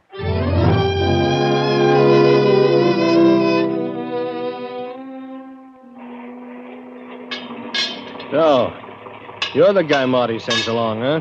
That's right. He gave me this card to give you. Yeah. Okay. My name is Mike. Follow me. Sure. Kind of busy in here, aren't you? We keep going. Hey, this way. I can see why Marty says you need mechanics. Yeah, you can always use a good one. People crack up their cars or do a million things. Here, go in this door. Good luck, fella. Have a chair, Halliday. Well, thank you. So you're a mechanic. Well, that's what Marty says. And you live at 678 Bender Avenue, and you do a lot of reading at night. I know a lot about you, Dan, more than you think I do. Like what? Like the fact that you're a little shy of cops. I'm not afraid of them. I didn't say that. I said shy. Say like a guy who's just put in a little time would be. And don't be afraid, Dan. There's nothing to be afraid of. Look, I took the job at Marty's place because I needed it. But I don't have to be needled by you or anybody else. Maybe I did a stretch. And again, maybe I didn't. It's got nothing to do with the job. So long, Mr. Swanson. Stay right where you are. What's the idea? No idea, Dan. I'm just in need of good mechanics. Marty tells me you're pretty good. Not top-notch, but good enough. Okay, you want a job here? Doing what? Automotive repairs. What else? That's what I asked. What else? My, you're suspicious.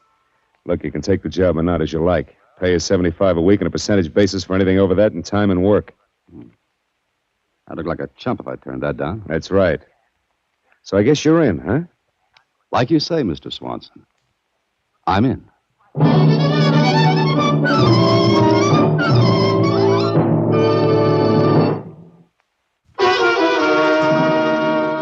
And now back to Speed to Burn, another Box 13 adventure with Alan Ladd as Dan Holliday.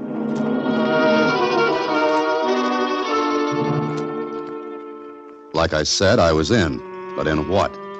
It looked like a legitimate business. The big garage did a roaring trade, and it seemed on the level. Mike, the man who took me to Swanson's office, stuck close to me, so I had no chance to snoop around. Then one day I was called into Swanson's office. Well, Dan, everything all right? As far as I know, everything's fine. Why? Got any objections to working at night? No, not at all. As long as the pay is time and a half. It's better than that. It's double. Special job? Yeah, you might call it that. How good are you at keeping your mouth closed? Well, I'm not the talkative type. I suppose you know you've had a tail on you ever since you've worked here.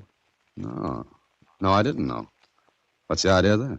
Well, you're an ex-con. I thought that was gone by the boards, forgotten. It is.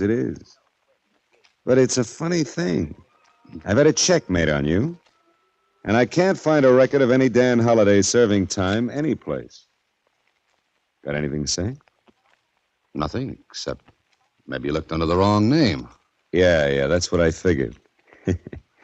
Anyway, you've been watched, and so far you're clean. Look, Mr. Swanson, you got me in here to talk about overtime work. Then you switched to my record. What's your pitch? Come around tonight at 10 o'clock, the back way. Just suppose I say no. Mike's a big guy. Maybe he could persuade you. Oh, I see. In other words, now that I'm in, I'm really in. In what, Dan? Maybe you can answer that better than I can. Maybe I can.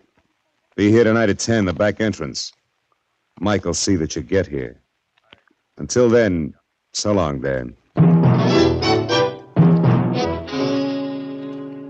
Well, it was a tight spot. I couldn't tell whether Swanson knew anything or not.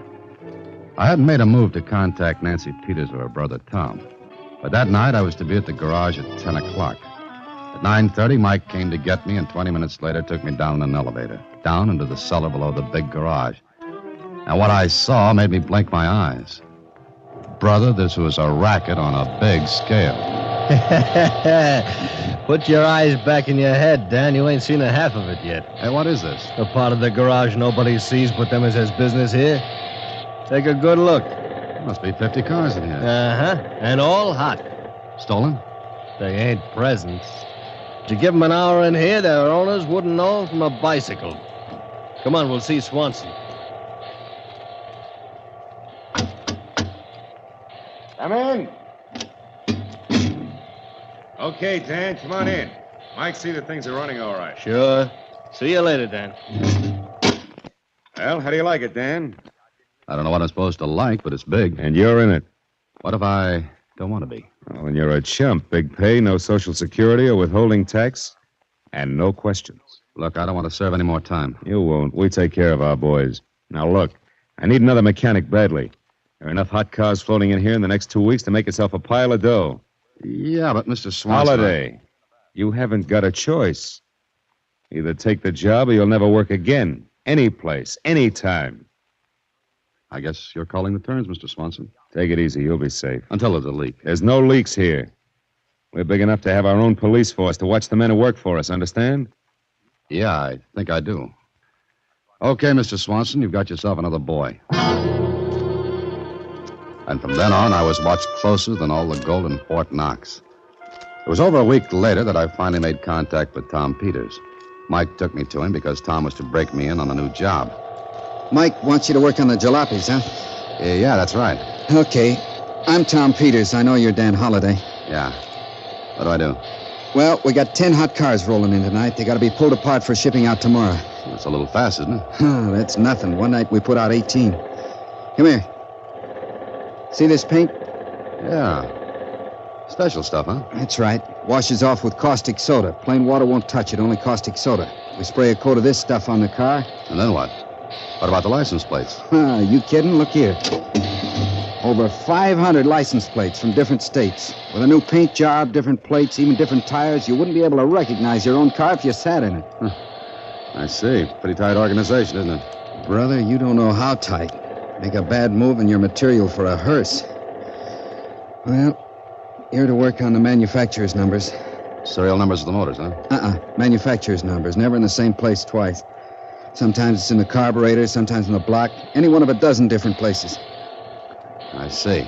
And you tear down the engine, get rid of the number, and there's no chance left for positive identification of the car. Right. Okay, start tearing this baby down. It's got to roll out on the street by midnight. Let's go to work. And I worked. And all the while I did, I knew I was being watched. And I think I was even followed when I went home. For 3 nights we kept at it. There wasn't a chance to break loose. Then on the 4th night, Tom Peters came over to me. Shake loose from that job, Dan. We got a special to do. Special? Okay, what is it? Look here. Are you kidding? This gotta be a hot car. No, it's not.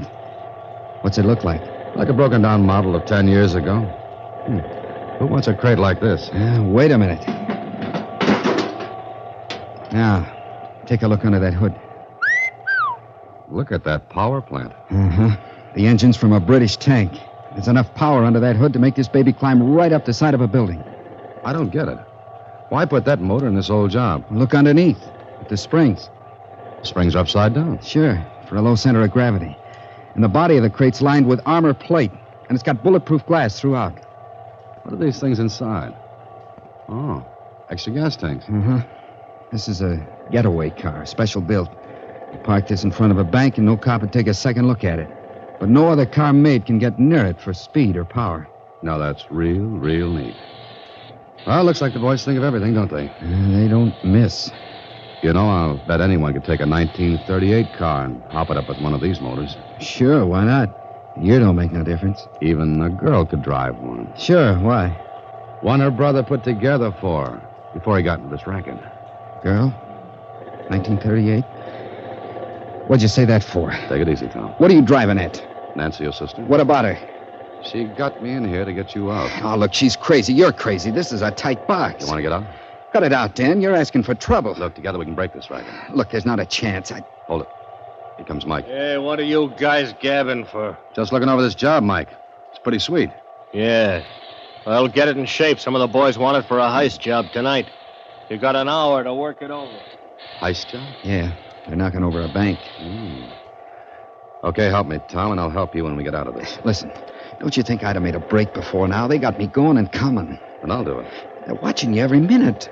That's the chance I have to take. Where's your lunch pail? Lunch pail? Have you gone nuts? Just give it to me. You drink coffee, don't you? Sure. With cream and sugar. You happy now? Tom, that makes me very happy.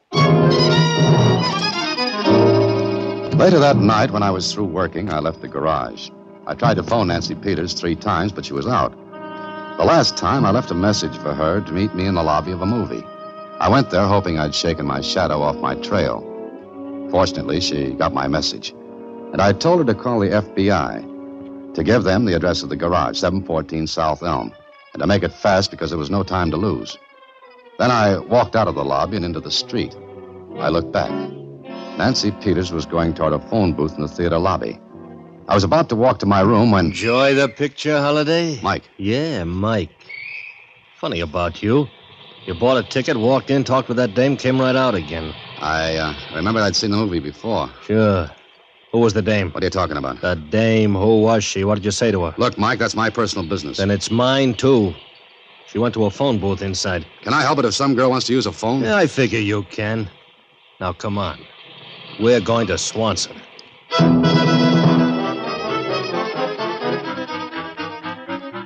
right, Dan, who was the girl? What'd you say? I never saw her before in my life. Just a chance acquaintance, huh? You could call it that. You're lying. All right, you know everything. Not quite, but I... Wait a minute. Suppose your name is Dan Holliday. Suppose it is. I got an idea. Sit still while I look through the phone book. Funny, I never thought of this before. Let's see. Holiday Dan. Well, you're in the phone book. There's only one Dan Holliday. That makes me unique among the Holidays. What does it make you? Not a sucker, Holliday. Sit still, make a move, and I'll make a nice round hole in your head with this. Now we'll see.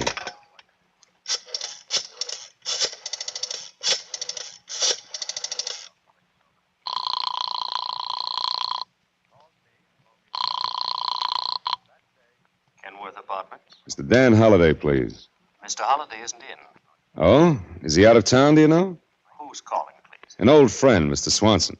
Oh, well, Mr. Swanson, Mr. Holliday's been gone for almost 2 weeks. Is that so? Well, thank you. Thank you very much. You've been gone 2 weeks, Holliday. It just about ties in with the time you've been here. Okay, Swanson, so I'm in the phone book, and you found out I'm not at my apartment. What does that prove? That's what I'm going to find out. And if I... Boss, there's a raid coming our way. The tip-off boys just flashed the wrench. All right, move the hot cars out back. Get all you can. Notify all branches we're shipping a load tonight. Tell the drivers to take the ones that aren't ready and run them in the river. Right. Holliday, you're going with me. Get going. Did that dirty thing do the job? Yeah, come on. Getaway car in shape? Yeah, it's all set. Now, Holliday, you're going to see why we're never caught. What's wrong, Mr. Swanson? We have a stoolie with us, Peters. Stoolie? But... That's right, Peters. A stoolie. Clear out. There's a raid coming. Mike, warm up the car. Sure. Yeah, she's okay. Nothing to worry about. In, Holliday. Get in. Okay, you're the boss. Let's go, Mike. Up the ramp. Right.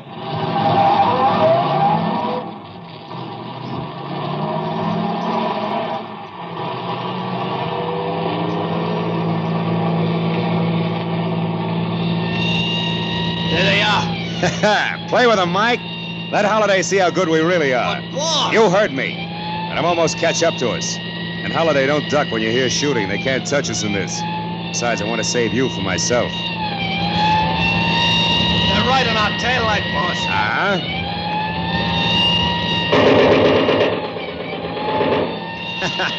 They might as well be using pea shooters. Never get out of the city, Swanson. Now, show them what we can do, Mike. Get away. Yeah.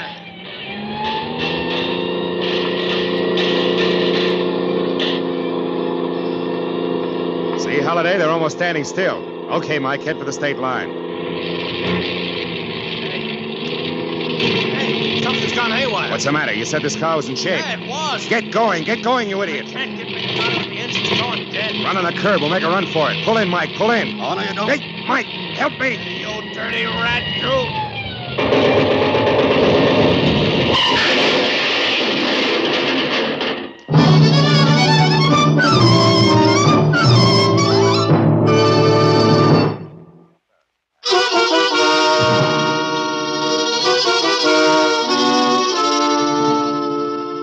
Gee, you're all right, aren't you, Mr. Holliday?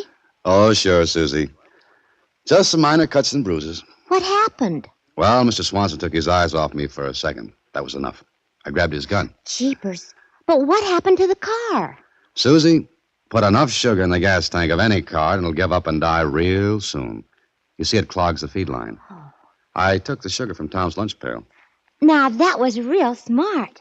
But how did you know you were going to be in the car? Well, I didn't. I planned to wreck the bank job. But as they say in books, sometimes things work out differently. And for the best. What about Tom Peters? He's all right. He was roped in. Fear made him stay. Hey, Susie, how about some coffee? Oh, sure. Right here. Cream? Thanks. Sugar? Lots of it, Susie. Lots of it. I just love sugar. Listen in again next week when, through the courtesy of Paramount Pictures, Alan Ladd stars as Dan Holliday in Box 13. Box 13 is directed by Richard Sandville, with this week's story written by Albert Wagner from an original story by Bernard Fines. Original music is composed and conducted by Rudy Schrager, and the part of Susie is played by Sylvia Picker. Vern Karstensen is in charge of production. This is a Mayfair production from Hollywood. Watch for Alan Ladd in his latest Paramount picture.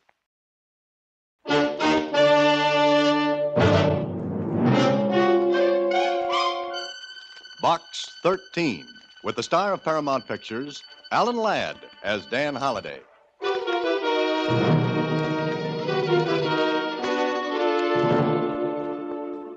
Box 13, care of the Star Times. If you mean what you say in your advertisement, perhaps you're the one to help me. If help does not come for me soon, I will be killed.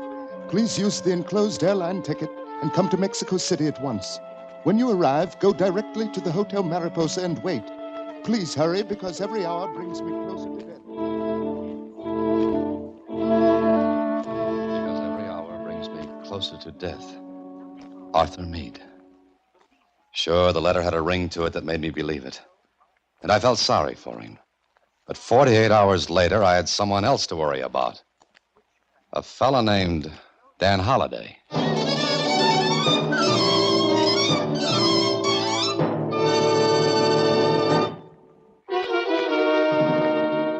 And now, back to Box 13 and Dan Holliday's newest adventure, Mexican Maze.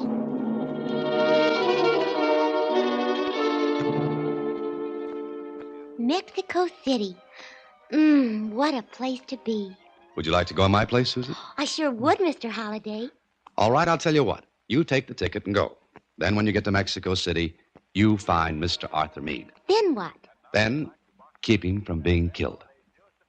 What's the matter, Susie? Don't you like Mexico anymore? Oh, you were kidding when you said I could go, weren't you? What makes you think that? Oh, how could I keep anyone from being killed? What worries me is how am I going to do it? He sure sounds like he's got his back to the hall. Susie, wall. But wherever he's got it, he sounds as though he might not have it there long. Okay, Susie, close up shop. I'm off to the land of the Aztecs. The flight to Mexico City was routine, and an hour later, after I got off the plane, I registered as Box 13 at the Hotel Mariposa and was shown to my room. The bellboy had no sooner left than... Hello? Is this the man from Box 13? Yes, I'm Box 13. Thank heavens you came. I was desperate, Mr. Holliday. Dan Holliday. Listen, I've only a couple of minutes, Holiday. I've got to talk fast. Are you there? Of course, go ahead. There's an importer here, an American. His name is Robert Lucas, and he... Hello? Hello? Hello? So there I was, with a dead telephone and a name, Robert Lucas.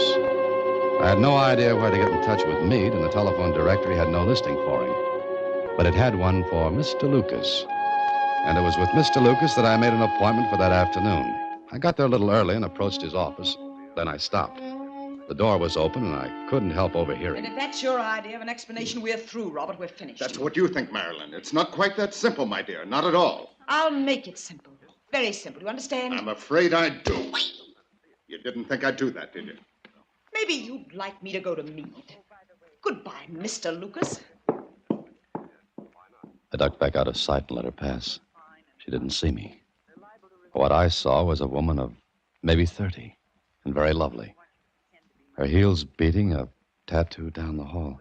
I waited a couple of seconds, then... Yes, come on in. What can I do for you? I telephoned for an appointment, Mr. Lucas. Oh, yes. You're Mr. Holliday? That's right. Please sit down. Oh, thank you. Now, sir, you said over the phone that you were an importer. In a way, yes. In a way. You are or you aren't. Let's say I was imported. What are you driving at? Now, look, I'm a very busy man. If this is some sort of ruse to get in here and pester me for a job, I've no time. If you need financial help, go to the I American don't need help, consulate. Mr. Lucas. I give it. Will you come to the point? Certainly. The point is Arthur Meade. You said Arthur Meade? That's right. You know him? What business is it of yours? Mr. Meade asked me to come here. He said he was in danger of being killed. Killed? The same. He telephoned me about an hour after I got in. But we were cut off. Or he was. Where was he? I don't know. What did he say? He mentioned your name, that's all. That's all? He didn't have time for chit-chat. What's your connection with him? Let's say business. Mr. Holliday, I don't know where Arthur Meade is. I haven't seen him for days. What's he afraid of? I don't know. You don't seem to know very much. That makes us even. Yes, I guess it does. So you've no idea where I can find Arthur Meade? No, there are a great many places in Mexico City where a man could hide. What makes you think Meade is hiding? I assume he is, since neither of us knows where he is. Then I guess our little chit-chat is over. It would seem so, Mr. Holliday. Well, I may call on you again. Oh, please do. We'll talk about the importing business. Perhaps we may even talk about exports.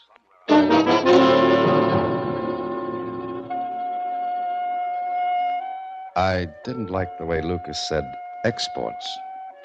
He could have meant me. The second thought convinced me he did. But he knew plenty about Arthur Meade, which gave him aces against my deuces. But I had an ace, too. The girl named Marilyn. Now all I had to do was find her. So I started right away. And the first stop was the elevator man in Lucas's office building. Si, senor, si. I know the senorita. She come here many times. Who is she? What's her name? Why do you want to know this, senor? Well, she's very pretty.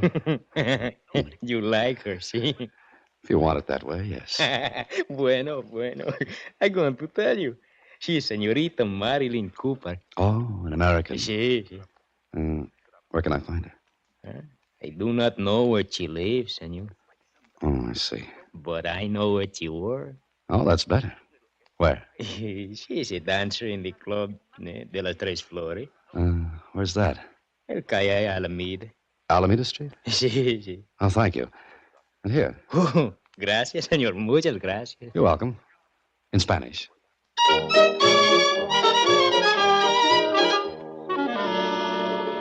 I went to the Club of the Three Flowers. It was closed in the afternoon, so I had to wait until evening. My Spanish being somewhat on the rusty side, I had a little trouble getting to see Marilyn Cooper. But I managed it, and 10 minutes later, I was sitting across from her at one of the tables. I don't know you, do I? No, you don't, Miss Cooper. You're an American. Mm-hmm. So are you. Uh-huh. Why'd you come to see me? 2 reasons. One, Arthur Meade. What? The other, Robert Lucas. Who are you? I'm the man who always pops up to scare people with things I'm supposed not to know. Well, I'm not scared. No. How do you know about Meade and Robert? Why do you call Meade by his last name and Lucas by his first? Does that make any difference? No, except that I happened to overhear your little spat with him today. Well, Please don't get up. I didn't mean to. But you were talking in something more than a soft whisper, and Then you know what he did. If you mean that slap, yes. What's your name? Dan Holliday. Do you know Arthur Meade? No, I'm beginning to think I'll never know him. What are we going to say? If I tell you where you can find Arthur Meade, what'll you do? That all depends. You'd better find him before Robert Lucas does. Oh, why? Listen, I'll talk fast. I'll say it once because Robert's capable of having me watched and getting even with me. Go ahead. What have you got to say? Robert's got Meade tied up. Meade's only chance to get back on his feet financially is a deal he's got on the fire with a man named Barnes. What kind of a deal? I don't know exactly. Something to do with the export business. Robert's trying to prevent that. Why doesn't Meade go to the police? Police? Meade's no angel. He's got plenty of tar on his record.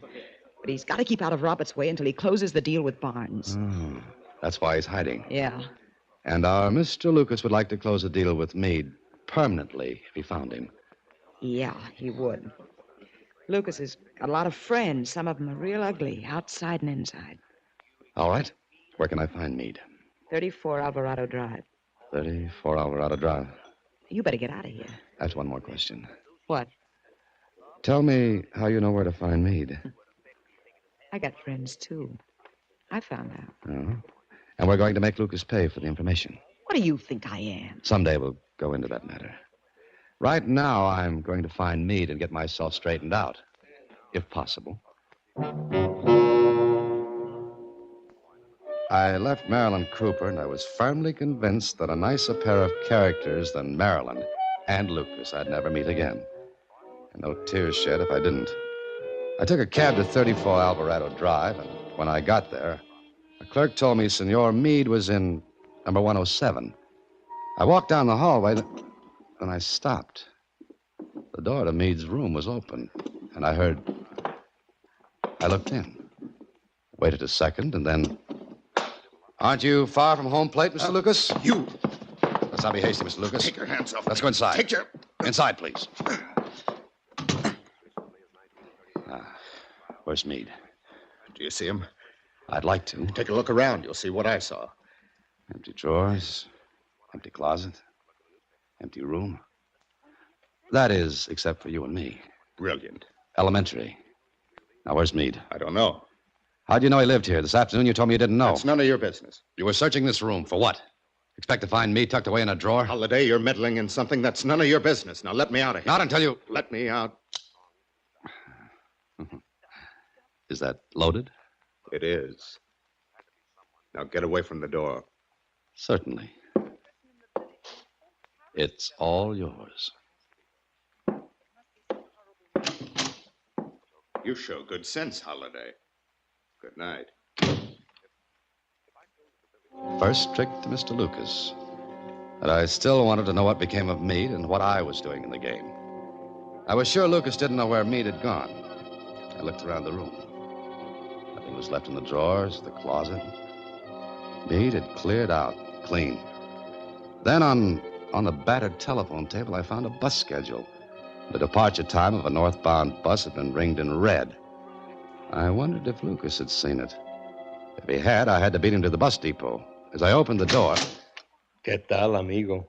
I speak English. So do I. You will please to sit, senor. Please to sit. Aren't you in the wrong room? Senor, when I'm a little muchacho, I have learned to throw a knife. Very good. I have not forgot. You like to see me do it with this knife? No, thank you. Then you will be pleased to sit. Ever come face to face with a big toothy grin holding a knife in your face? Well, it isn't pleasant. I sat. Does this make you happy? Sí. Bueno. Look, I'm afraid you've made a mistake, senor. Oh, no, senor. You make the mistake. Ay, es muy triste. It's very sad. What do you mean? Nada. Nothing, senor. I have only come to kill you. He said it so calmly, so matter-of-factly, but he meant it. His grin got wider, and the knife that glinted in his hand looked very, very sharp. Then... I am paid to kill you, senor. I do not have something against you, but business is business. You will please to stand, amigo, with your back to me. Now, listen, With your back to me, senor. I like your face, and I do not wish to see it when I do with the knife what I am paid to do.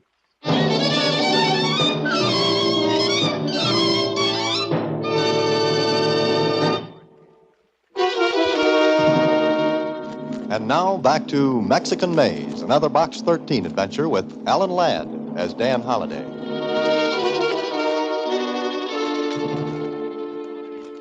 I turned my back on the grin. It wasn't easy to do. I saw his reflection in the window I faced. He came toward me. The knife held straight out in front. Then he did something I couldn't understand. Until later. Much later. He stopped and spoke. Amigo, I like your face. How much you pay me not to kill you? What did you say? A peso is a peso, amigo. If I did not like your face, I would kill you. But since I like your face, I will make the bargain. How much do you want? How much it is worth, your life. I haven't got that much with me. I will take what you have. Turn around. Do not try the tricks, no? Oh, no, don't worry. Give me what you have. All right. Bueno. The little coins you keep. Now, amigo. Adios. And por favor, do not try to follow me. I would not like to break this bargain. Adios. I didn't get it. Why didn't he kill me? I stopped thinking about it because I had to get to Meade. It was too late to get to the bus terminal before Meade's bus left. The next best thing was... Bueno. Hello, give me the Mexico Central bus terminal. Sí, señor. Gracias. Hello. I want you to page one of your passengers leaving on the 10:18 bus for the north. His name is Arthur Meade. Gracias. I waited. I waited and wondered if Lucas had beat me to the punch then. Hello?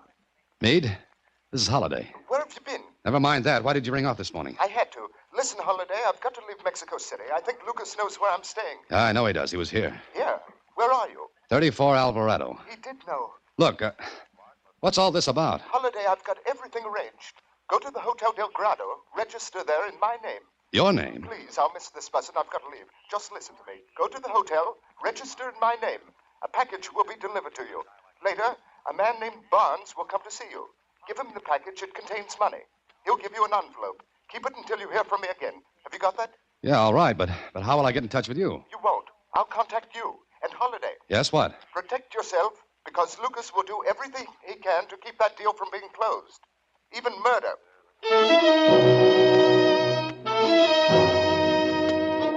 Meade hung up and left me hanging. Way out on a limb. Sure, I could have taken a plane back home. But I owed something to Mr. Lucas for sending the grin after me. I was sure it was Lucas who'd done that because only he knew I was in Meade's place and only he and Marilyn Cooper. I left 34 Alvarado with no regrets. Went to the Hotel Del Grado and registered as Arthur Meade. I signed the register, and no sooner had I done so when the clerk said... Senor Meade. There was someone here earlier this evening. He left this package and asked that it be delivered to you. Oh, thank you. Just a minute, please. Si, Senor Meade. Has there been a Mr. Barnes asking for me? Barnes? Barnes. No, Senor Meade. No one has been asking for you. Who left this package for me? It was delivered by messenger, Senor. I see. Well, thank you. It is a pleasure, Senor Meade. I hope your stay here will be very pleasant. Pleasant, he said. He didn't know what he was saying. I'd just turned away from the desk when I caught sight of Marilyn Cooper. Out of the corner of my eye, I saw her go toward the back of the hotel. I waited a moment and went out another entrance, cut through to the back of the hotel and ducked into a doorway where I couldn't be seen. Marilyn Cooper was waiting for someone. She hadn't long to wait until a bellhop came up to her. Senorita. Here I am, Tomas. Si. Here's the bottle and the note. And the money, Senorita? You'll get that when the job's done. No, Senorita. I want it now. I said when the job's done. Now, Senorita, or there will be no job. How do I know you'll go through with it? I have made a promise, Senorita. Promise? It is a very bad thing to kill a man with poison. You're being paid. Now. All right, here. Gracias. You know what you're to do. Si. You take the coffee to Senor Meade. With what is in the little bottle in the cafe. That's right. Senorita, it will kill quickly, see? Yes. Now just listen. When you've done that, wait outside his door until you're sure he's drunk the coffee. Then go inside. Put the note I gave you on the dresser in the room. You understand? Si. It is quite simple. All right. Adios, senorita. Wait. Si? You'd better not slip up, Tomas. If you do... I do not make these slips. Hasta la vista, senorita. Now, here was a twist. Marilyn Cooper paying to have Meade poisoned and a note left with his body. Then a cold chill hit me. I just remembered. I was Arthur Meade. I went back to the front of the hotel and was just about to go inside when I saw Robert Lucas leaving a car. You come with me, Ernesto. Ernesto was none other than the Grin. He and Lucas went into a telegraph office next to the hotel. I looked into his car. There was luggage in the rear seat, lots of it. I sauntered toward the car, trying to keep one eye on Lucas in the telegraph office and the other on the car. I ducked back. But not before I saw something dangling from the key ring in the ignition lock. And what I saw made me blink. Then Lucas and the Grin came back out. I twisted away and out of sight. They drove off, and I went into the telegraph office. I found the pad of message blanks Lucas had used. I tore off the top, and 10 minutes later, I showed it to Lieutenant Casadro, Mexico City Police. But, Senor Holiday, I do not understand. You say you did not send this message? I did not, Lieutenant. Lucas sent it. That's the impression of the telegram he sent. Simple kid's trick. Just run a soft pencil over the sheet, and the writing comes out. If the writer pressed hard enough when he wrote it. And Lucas did. Box 13, care of Star Times. That is a newspaper, senor? Yes. Read the message. Have finished work in Mexico City. Going to Criotas for vacation. Take care of things, Susie. See you soon. Dan. I happen to be Dan. But why should Senor Lucas send this? If we play out this little game, we'll know. He wanted this Susie to think you had gone to Criotas. That's it. But why? Lieutenant, if you'll send a wire to the United States asking about Arthur Meade, I think we'll have part of our answer. Oh, very good. I will send it. Then what? Then you'll be in the hotel later. I'm in room 512, and I'll be lying on the floor with an empty poison bottle and a suicide note. Senor Holiday, this is a Chinese puzzle. Senor Lieutenant Casadro, this is a Mexican maze. But I think we're going to come out of it on top. Now, here's what we can do. I need your help. Send the wire to the United States. Then come to Hotel...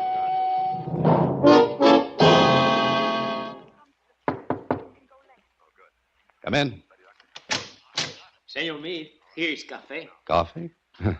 I didn't order it. I know, senor, but it is the custom of the hotel. It is very good cafe, senor. Americans like cafe, see? Yes, we do. Oh, thanks. Put it on the table. Si, senor. I'm going to pour for you, see? Please. Senor, it's just right to drink. I'll bet it is. Okay, here you are. Muchas gracias, senor. It is that I hope you are going to sleep well. I'll just bet you do. Good night. I listened for a moment, then I made with the coffee cup. Then I went into my act.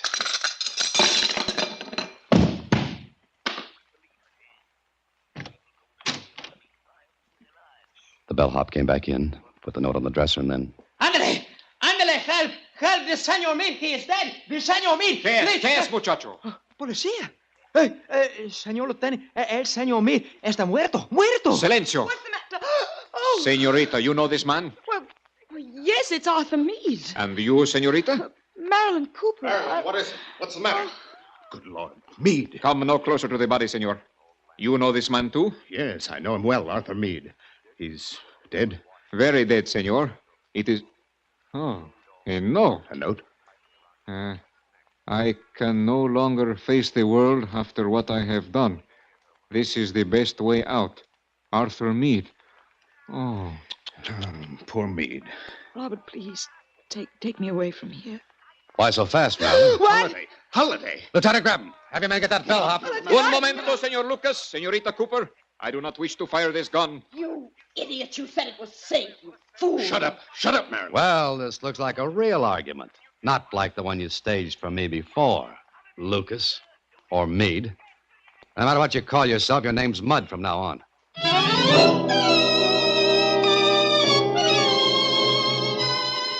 Senor Holiday, it was a great pleasure. All mine, Lieutenant. But will you please explain? We have no time before, and there are my reports to be made out. Sure.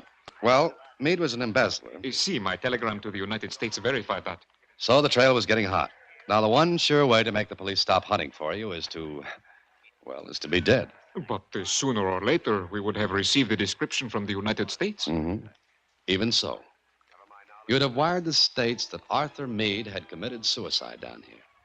You had verification that I was Meade. Marilyn Cooper, Lucas, or Meade, and the hotel clerk.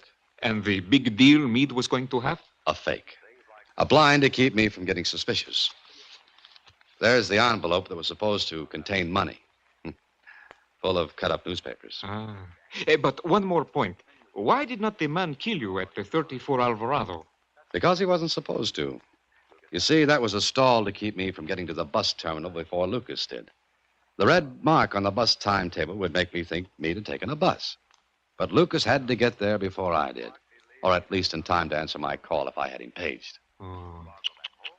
Senor, if people spent as much time making good things instead of bad things like this, what a wonderful world it would be.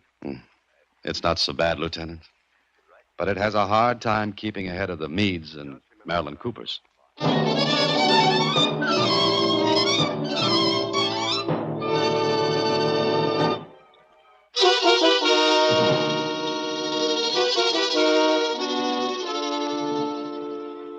Gee, Mr. Holliday, I didn't know what to think when I got that wire saying you were going to take a vacation in creosote. Susie, Creotis. Anyway, you were supposed to think I'd gone there, and, well, it would have been a dead end. Just think, you might have been killed as Arthur Meade. I might have been killed as Dan Holliday. Oh, wait a minute. There's one more thing. What's that, Susie? You said you noticed something dangling from the key ring in the ignition lock of Lucas's, of Meade's, well, in the ignition lock. Oh, it was a tag, Susie. A tag attached to a key, and the number on the tag was 107. 107? Mm-hmm. Meade's room at 34 Alvarado. Now, I ask you, why would Lucas have had that on his keychain if he hadn't have been Meade himself? Jeepers. Now, that's the kind of adventure I like. When are you going again?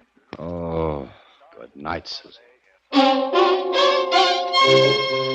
Next week, same time, through the courtesy of Paramount Pictures, Alan Ladd stars as Dan Holliday in Box 13. Box 13 is directed by Richard Sandville. This week's original story was written by Robert Mitchell and Gene Levitt. Original music is composed and conducted by Rudy Schrager. The part of Susie is played by Sylvia Picker. Production is supervised by Vern Karstensen. Box 13 is a Mayfair production from Hollywood.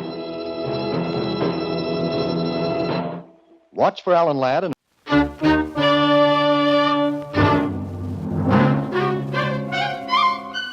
Box 13, with the star of Paramount Pictures, Alan Ladd, as Dan Holliday.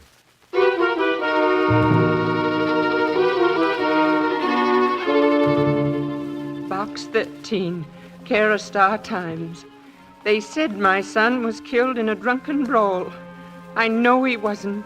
He was a good boy. He was murdered. Why, I don't know. If you come to 733 Winship Avenue...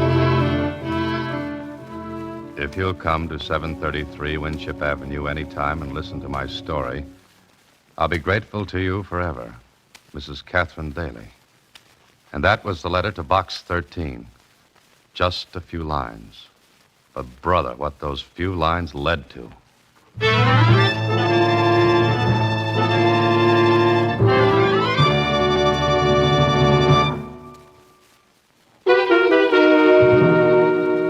And now, back to Box 13. I get some funny letters through Box 13. Some don't mean a thing.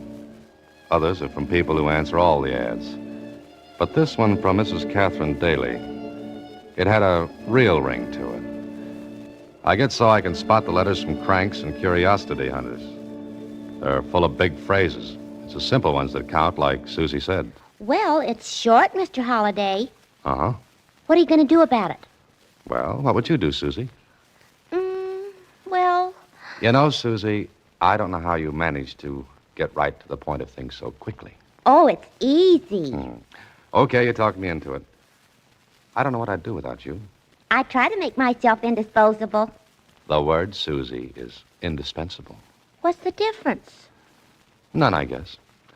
All right, Susie, I'm on my way to 733 Winship Avenue.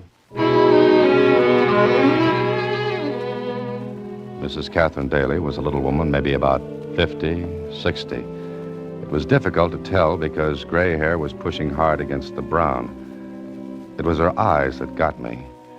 Maybe not too long ago they had been able to smile, but now they were dead, lifeless. Something had been taken away from well, inside. She led the way to a little living room, furnished cheaply but neatly. She sat down, pointed to a chair for me, and then... Are you serious about that advertisement, Mr. Holliday? Well, yes, I am, Mrs. Daly. I haven't any money. That is, not much. I can afford something, if it's not a whole lot. Oh, now, look, Mrs. Daly, I'm a writer, and sometimes Box 13 leads me to a good plot. You see, I don't take money because I get paid very well for the stories I get. You see, I used to be a newspaper reporter. Newspaper reporter? Anything wrong with that, Mrs. Daly? Arthur, my son, he was a reporter. Oh? What paper? The Evening Record. Your letter said that your son was killed. He was. They said he was drunk, that he got into a fight in a cheap saloon. Arthur was never drunk in his life, and he hated fighting. That his picture on the table? Yes. In uniform. That's the Distinguished Service Cross, isn't it? Yes. Okay, Mrs. Daly, start from the beginning. Tell me how you want me to help. I'm sure Arthur was murdered. Murder's a tough word, Mrs. Daly. Tough to say and tough to prove. But for a week before he was killed, he kept telling me that we could get out of this house soon, that he was going to make a name as a reporter. But he didn't tell you why? No. Then, the night he was killed, he got a phone call. From whom? I don't know. He hurried out, and the next time I saw him was when they asked me to come down and identify him. That's as much as you can tell me. It's every word. Mrs. Daly, this may sound brutal, but your son's dead now. Why would you rather have it said he was murdered? I want to show everyone he couldn't have died in that cheap, shoddy way.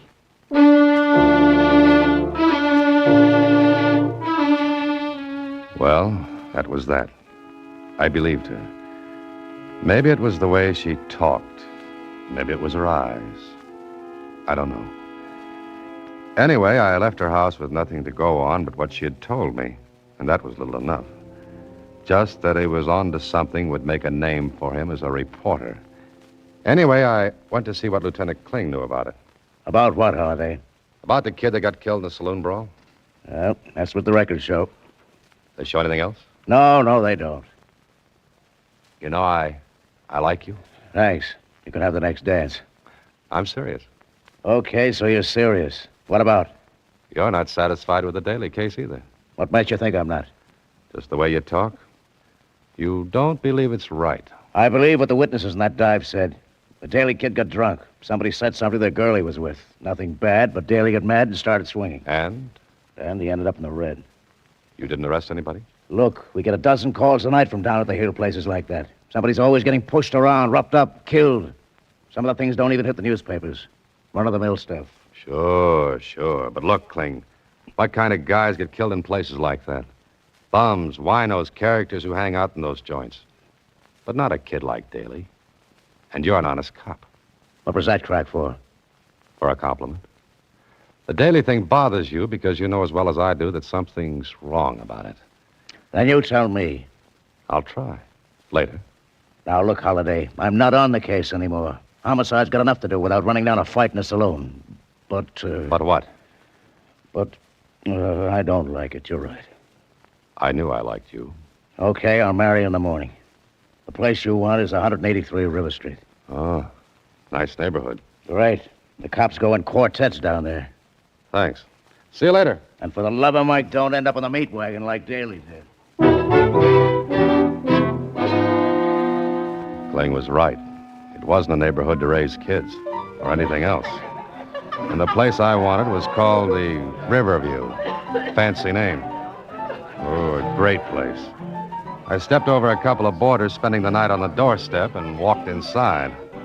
There was a tinny piano played by a guy mechanically banging out a tune that its own composer wouldn't have recognized. The bar was set at the back facing the door. I went over to it. The bartender took a long, good look at me. I must have looked strange. I was wearing a necktie and a shirt. He walked over. Yeah? What's with, bud? How are you? Awful. You? Practically dead. Okay. Now that we know each other, what's on your mind? What do you got to drink? Arsenic? Want some? Straight. Water on the side. Funny man, ain't you? Sure. Look, what do you want? A drink, maybe? No, you don't. That suit you got on cost maybe 150. The tie, $5. Any cookie comes in here dressed like you don't want a drink. All right. You win. Swell. Slumming, huh? No, looking. For what? Last week there was a fight in here. The kid got killed. Arthur Daly. I didn't see nothing. My back was turned. Did you ever see the girl who was with Daly? I told you I didn't see nothing. Oh. All through the fight, you just kept your back turned. Yeah, I hate fights. Can't stand the sight of blood. That what you told the police? Same thing. Who were the witnesses? Look, when a fight starts in here, there ain't no witnesses. Everybody's blind. That makes it easy. You a friend of this Daly character? Yeah, a good friend. Uh-huh. I still don't know nothing. Now blow, mister. Out. Get it out. He knew something, all right, but he was clammed up tight. I left and walked up the street. I was close to the spot where I'd parked my car when I heard something. I stopped. Somebody was tailing me, following me from the saloon. Okay, somebody didn't like me nosing around. I walked past my car. Just ahead of me was an alley, and pulling out of the alley was a truck. I walked a little faster. I got to the alley, skirted around back of the truck so that my trailer would lose me for a couple of seconds. Then I stepped inside a doorway. It was dark. The truck pulled away. I waited. Then I heard the steps. He didn't know where I'd gone. But if he was going to pick me up again, he'd have to pass the doorway where I waited for him. Come here. Oh, let go. You hurt me. Shut up. Oh, please, mister, I ain't no crook. I wasn't going to put this thing on you. What's the idea of tailing me? I heard you talking to barkeep back there. I wanted to talk to you, honest, that's all. You could have caught up with me before this. Gee, mister, I didn't want anybody to see me, honest. All right, talk. Oh. You want to know something, huh? Come on. What do you want to say? Well, honest, I might get in trouble. Look, I got to know I'll get something out of this, eh? Spill what you've got, and we'll see how much it's worth. Maybe a $5? Maybe. Go on, talk. Look, I could get in bad trouble. You are right now. Oh, all right. All right, make it a $5. What do you know about Arthur Daly? I saw the fight. I saw the whole thing. Did you tell the police? Me? I don't get nothing to do with the cops. All right, tell me. This guy that was bumped, he didn't start the fight. Who did? A pug. Ex-pug named Billy Connor. The Daly guy didn't have nothing to do with starting it. It was a frame. Was Daly drunk? No, he had one drink. The girl slipped something in it. I saw her. She was a good looker, so I was watching her. Do you know her? Me? Me know a dame like that? Nah. All right, well, here's your $5. Now keep your mouth shut, understand? Oh, sure. Maybe you'd like to know something else, huh? What? Oh, mister, it ought to be worth something. All right, here. Oh, thanks. You ain't been out of the joint down the street more than a couple of seconds when the barkeep goes to the phone. So? I heard him tell somebody that you was nosing around. Mister, something tells me that you're in bad trouble right now.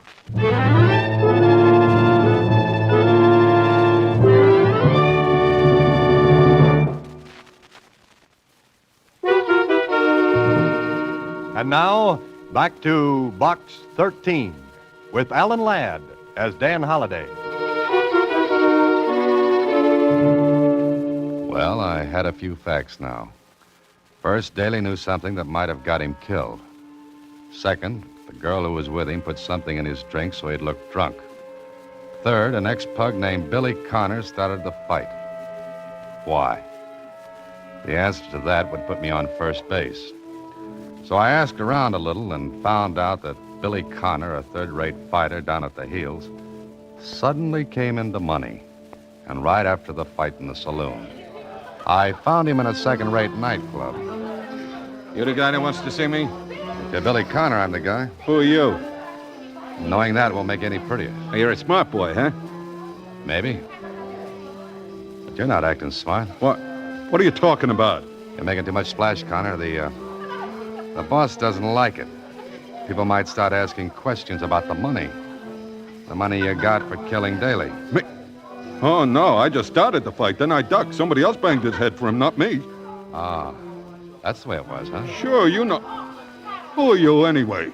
Forget it, Connor. Wait a minute, fella. Why'd you say that's the way it was? Didn't you know? Sure I knew. You ain't from them.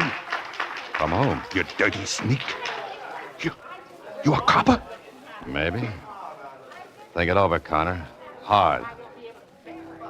I left him standing there with his mouth open. I thought I'd found out what I wanted to know. But Kling told me... Doesn't mean a thing. You can't prove anything, Holiday. What if I get proof? How? You've got the name and address of the girl Daly was with the night he was killed. And you want him, is that it? You could get hurt. Meaning you won't give me the girl's name. Meaning that if I do, you're on your own. I'll take that chance. Do I get a name and address? Eileen Simmons, 4674 Roberts Drive. And I hope you get more out of her than we did. I hope so, too. I didn't like walking up a blind alley with murder at my back and maybe in front of me. I got to the girl's home, a boarding house in a shabby section, and took a look at the mailboxes downstairs. While I was walking up to her flat, something tingled the back of my neck. Something that screamed a warning. I got to her flat.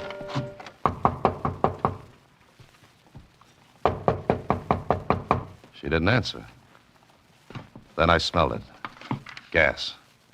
I stooped down, and one look at the crack between the door and the sill was enough. It was stuffed with newspapers. There was only one thing to do.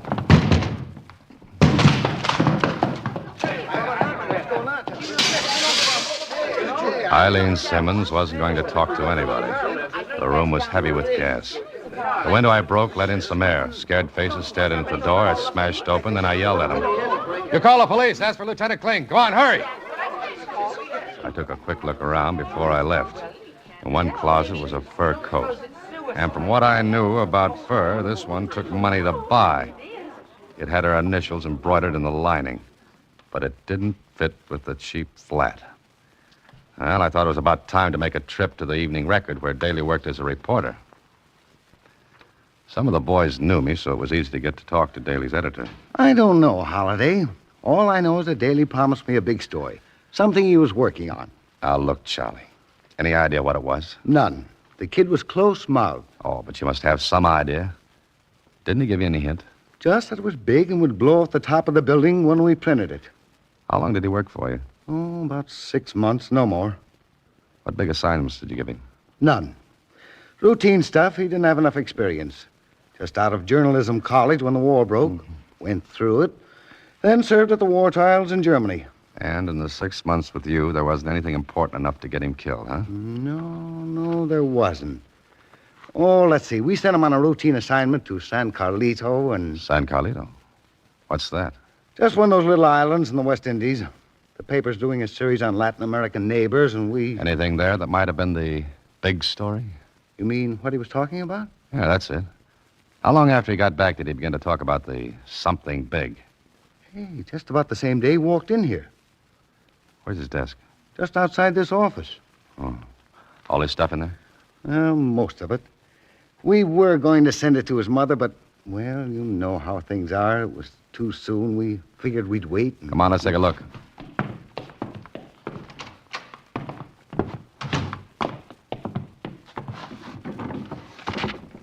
Just the usual stuff. What are these photographs? Never saw him before. Full face, profiles of men. You know him? Not from Adam.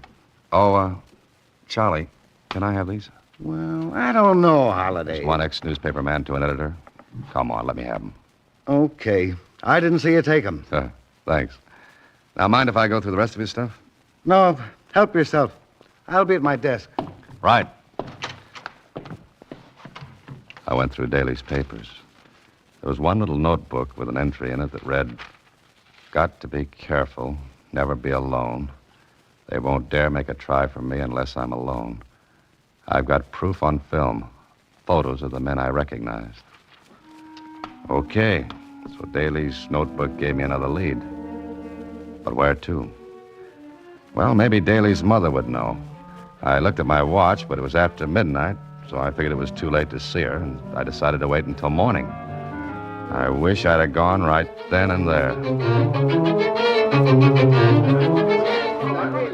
The next morning, I went to see Daly's mother, and I found her in the middle of an excited bunch of neighbors. When I got her alone, she told me what was up. There were burglars. They ransacked Arthur's room. Well, let's take a look. But there's nothing missing. Well, let's look anyway. They went through all the drawers. You didn't hear them? No, I slept right through it. Uh-huh. Mrs. Daly, what could they have wanted? I don't know. There's nothing of value here. Look, when Arthur came back from San Carlito, did he bring anything with him? Why, I don't think so. A camera, maybe? His own, but he took that with him when he went. Now think hard, Mrs. Daly. Did he take any film out of that camera when he got back? I think he did. Yes, I remember. He hurried out with some film to have it developed. Where is it? I don't know. Did he get it back from the shop where he took it? Don't think so. I think he'd have shown them to me if he had. And the roll of film he took out of his camera is still in the shop. It must be. Mrs. Daly, we've got to find a check for that film. The kind you get when you leave film to be developed. Come on, let's look. We looked and looked and looked. No check. Began to seem as though whoever ransacked the room found the check, and if he had, well, the thing was over. After half an hour, we gave up. But there was still one more thing to find out. Mrs. Daly, would you mind taking a look at these photographs? Do you know any of these men? Why, I'm not sure. They look familiar, but... His scrapbook, the one he brought back from the war. There are pictures like those in the scrapbook. Well, show it to me, will you? It's in my room, right next door. Here it is. Here they are, the pictures. But I don't see... I think I do. But I'm afraid to believe it. Look, Mrs. Daly, whatever you do, stay with your neighbors. Don't be alone for a minute. I left the house, and the idea I had was buzzing around inside my head. If I was right, then the whole thing was fantastic. But the pieces began to fit together. Maybe I was thinking too hard. I didn't see the big black car that turned down the corner. I didn't see it until I was almost staring between its headlights. I jumped back and up, and the fenders of the car took the skin off my legs, and the car roared away. That big black buggy had my name for a license plate. It would have looked just like an accident. But it told me something. That whoever was doing the dirty work didn't have the check for the film. Because the proof of what Daly knew was on that film. And if Mr. Accident Maker had it, he wouldn't have risked another accident. I called Kling, got him on the phone. What do you want me to do? Check every photo shop in the city for a roll of film mailed just before Daly was killed. How do you know he mailed it? Because he wouldn't have been fool enough to take it to a photo shop. He knew they were tailing him, waiting to grab that film. So he mailed it, with a note that he'd called for it.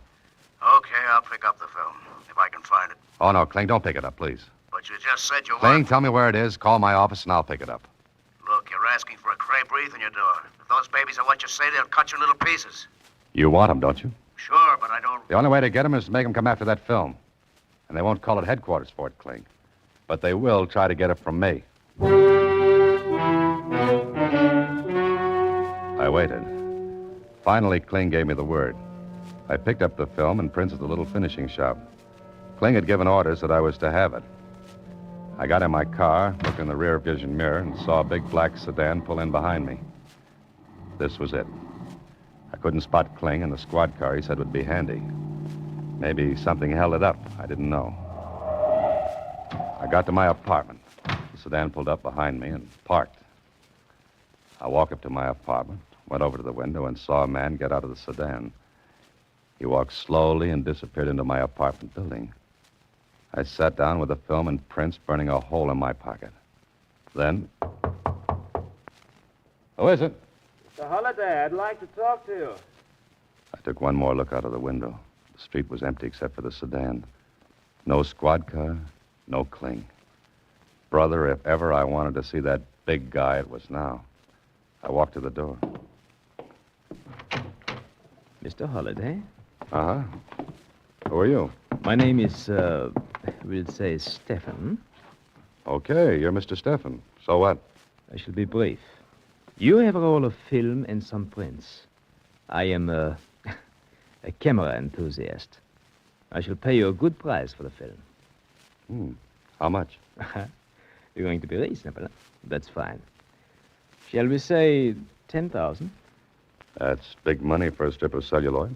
I am very enthusiastic about photography. You know, I like pictures myself. Especially pictures of some nice little Nazis who got out of Germany with a lot of money. Oh? You guessed, huh? Yeah, but Daly wasn't guessing when he recognized them in San Carlito. He wasn't guessing that San Carlito's a little island with lots of deserted coastline. Easy to land on. Yes, very handy. And they paid well to escape the trials in Nuremberg. You just talked yourself out of $10,000. Oh, now that's very funny. You would have killed me anyway, as you killed Daly to keep him from spreading the story. You're so right. Now, Mr. Holliday. Oh, that gun didn't look nice. He had it right at my head. I sat still. Stefan came slowly toward me. The black hole in the barrel of his gun looked like the business end of a cannon. Then... Hit the floor, Holliday, down! Kling, at this particular minute, you're the most beautiful thing in the world.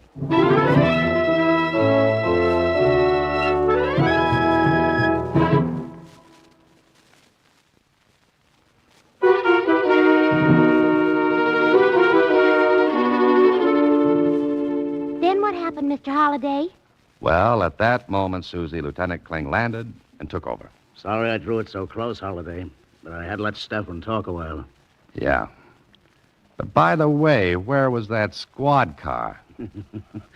Well, there wasn't any. The squad car would have scared Stefan away. I had to make it look safe. The boys and I were right next door. Had been for an hour. Now, he tells me. It's up to the Federals now. We're clean on this end. Gee, I sure... Oh, Mr. Holliday, you might have been killed. Oh, it's okay now, Susie. It's all over. But you might have been killed. And I like this job so much. What'd I say? Very funny, Kling. Nothing, Susie, nothing. Good night. Next week, same time, Alan Ladd stars as Dan Holliday in Box 13.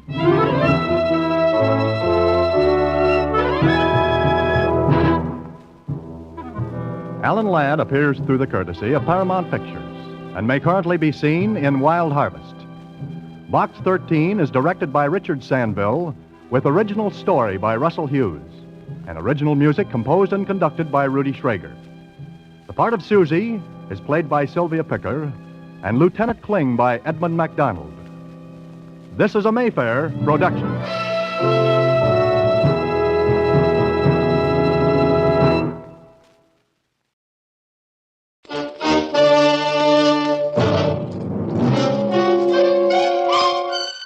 Box 13, with the star of Paramount Pictures, Alan Ladd as Dan Holliday.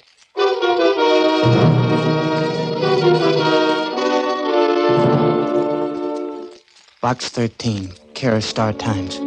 I'm a stranger in your city. I don't know a soul here, but I'm in trouble. At least I think I am. I can't go back home until I know what happened to me yesterday and the day before. It's hard to explain in a letter, but if you'll come to 14 East Central Street,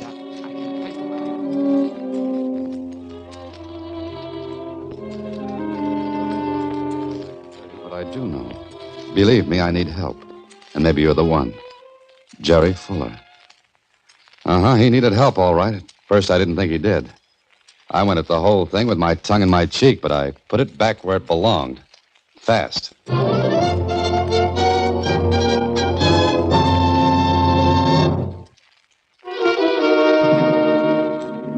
And now, back to Box 13 and Dan Holliday's newest adventure, Flash of Light.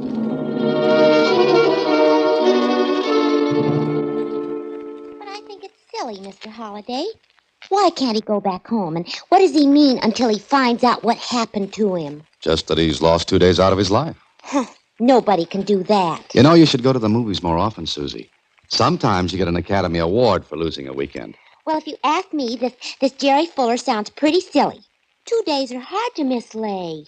Besides, maybe he's just making a mountain out of a moleskin. I was wondering when you'd finally kick one around. Now I can leave. For number 14 East Central Street and Mr. Jerry Fuller. East Central Street ran through the part of town where the kids played tiddlywinks with manhole covers. And number 14 was no Ritz, a cheap, shabby rooming house to which paint was just all lang syne. Finding Jerry Fuller was no problem. The landlord pointed down the hallway, and 15 minutes later, Jerry Fuller finished telling me his story. Maybe I looked skeptical because... You don't believe me, do you? Oh, sure, I believe the part about the blackout, but... But you believe I was drunk, is that it? Well, you admitted having a few. But not enough to knock me out for a couple of days. Okay. I'll tell you, and you see how it sounds. You had 2 cocktails before dinner. After dinner, you wandered into the Red Swan and... Say, why did you pick the swankiest spot in town? Well, just to tell the folks back home I'd been there. Uh-huh. So you had another drink there. Maybe 2? All right, 2. 3? 2, I said. Okay, take 2. They're small. But were you alone at the Red Swan? Well, maybe I talked to somebody, like people do at bars, but I was alone. Remember to whom you talked? No. Remember anything at all? Well, I don't know, but I kind of remember a flash of light. It sticks in my head. Flash of light? I've got another flash for you. That was your second drink. Look, I can't go back home until I know what happened. Maybe you'd better tell me why not. Well, all right, I guess maybe it's better if you do know. So Jerry told me a story that had happened a million times before. 3 days ago. A small-town kid in a big city. I'm gonna be And a few drinks that were like dynamite to a kid who never had had anything stronger than malted milks. And there was a girl he couldn't remember. And another girl back home, the girl he was supposed to marry. I listened and knew every word that was coming. I could have even added a few that he had left out. But when he finished... And that's why I can't go to the police. If I did, they'd have to wire back home for... Verification of your identity? Well, that's it. And everybody back home would know, find out. I know this is throwing cold water in your face, Jerry, but don't you think you'd better take your medicine? Chalk up the experience to experience. Oh, now, wait a minute. Look, my wallet. What about it? Every cent I had, even my ticket back home, is gone. You did a good job. Listen, if you or anybody else can prove I was robbed, then I've got an explanation. I've got a reason. Okay, I'll give it a whirl. But I think it's cut and dried before we get around to it. Now, the first thing to do is to get you out of this fire trap. But where can I go? My apartment. I'll lend you the money to get back home. I won't go back home until I know what happened, how I got here, and why. All right, Jerry. Leave it at that. Now, come on. Hey, wait, where's your baggage? I checked it at the depot before I went to the Red Swan. Oh, I'll pick it up for you. Now, come on, let's get out of here. Sure, I humored him. The poor kid was scared stiff, and like any frightened kid, was building up a big thing in his mind. But there was one thing that bothered me. The place Jerry said he had been in before he blanked out, the Red Swan. It wasn't a hangout for cheap crooks and nickel snatchers. It was ultra swank, and the odds were heavy against anyone taking him over the boards in there. Okay, maybe he went somewhere else afterward. We got to the front door, and I sent Jerry to the car to wait for me. Hello. Well, hello. What's your name? Dan, what's yours? Kitty. Okay, Kitty. Is your daddy in? Uh-huh. What's the matter? Who are you? Remember me? Yeah, you find the guy? Yeah. He was with a real pretty lady. Shut up, Kitty. Go back in the kitchen. All right. She's a cute little kid. So? That what you come to tell me? I didn't come to tell you anything. I Want to ask? What? Who brought Jerry Fuller here? Dame? Sure of that? Yeah, sure, I'm sure. That all you want to know? That all you can tell me? What else? Was he drunk? Mister, I didn't ask him. Who was the girl? I didn't stop to get introduced. Look, she brings him here, says she's his wife, gives me a couple of days' rent, that's it. Did she leave right away? What do you want from me, a quiz game? Did she leave right away? I don't know. I showed him the room, I got my dough. I don't push questions, see? She gave you 2 days' rent, huh? So long, mister.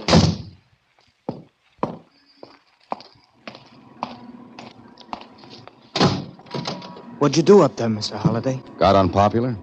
Okay, Jerry, now we'll go to my apartment.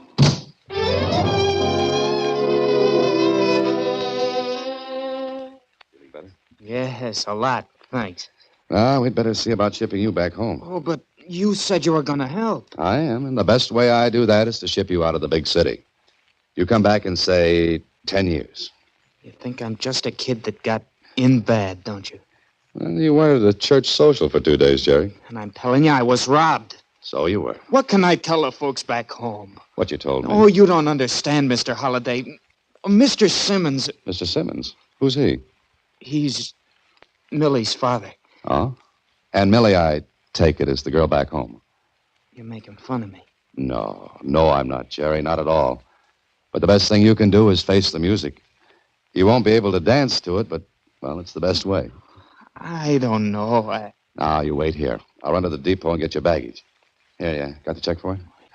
Now that we've got it, figured you'll feel better. I'll see you later. You'll feel better, I said. Huh. Everybody makes mistakes, but just how big can they get? I went to the depot, picked up the one valise Jerry had left there, and hurried back to my apartment. The automatic elevator was just coming down to ground level. Oops. I'm sorry. Yeah? How sorry? I beg your pardon? What for?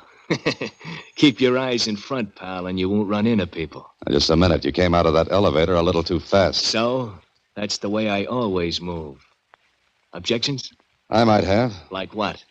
You don't live in the building, do you? Nah, I own it. So long, punk. I mean, so long, Holiday.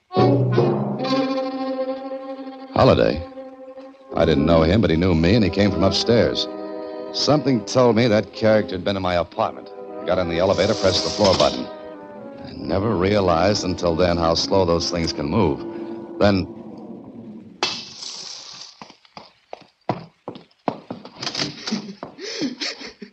Jerry! Jerry, what happened? Nothing. Look at me, Jerry. I said, look at me. Oh, no. I'm all right. Yeah, sure, you're all right. Like you ran into a meat chopper. Jerry, who was that man? There wasn't anybody. Now, listen to me. There was somebody here. He just left. I tell you, there wasn't anybody. Give me my valise. Come here now. Sit down. Let me go. Be quiet now. Be quiet now. Sit down. Now, why did he go for you? Nobody did. Sure. You poked your face in an electric fan to see the pretty blades go around. Come on, Jerry, talk. I'm going back home. Whoever that was saw us at the place I picked you up. Followed us, waited until I left, then came up here. What did he say? What do you want? Nothing. I cut it out. You wanted help? I'll give it now. I don't want it. All I want to do is get out of here and go back home. All right, Jerry. But you got to get cleaned up first. Yeah. Go in the bathroom, wash up. Got to change your shirts in this valise. Uh-huh. Okay. You're gonna let me go? Why not? You won't talk. You won't let me help. Oh, Mr. Holliday, believe me, Are we going to say? Nothing. I'll get cleaned up. Okay, Jerry, have it your way. Sure, and thanks. Thanks anyway. Towels in the back of the door. Honest, Mr. Holliday, I appreciate what you've done, but I know now I just got to go back and do like you said. Yeah, sure be a good little boy and wander back home. I can finish cleaning up on the train. Let me see your wallet. What? You got to have money. Count it as a loan. Send it back later. Oh, sure, here. Now, suppose you answer a question. Huh? Oh, what? How do you explain this? Your railroad ticket. It's back. Well, I guess I must have overlooked it before. Stop lying. I'm not. Okay. Here. $10, your wallet, your valise. Now, there's the door. You're mad, huh? So long, Jerry. Goodbye.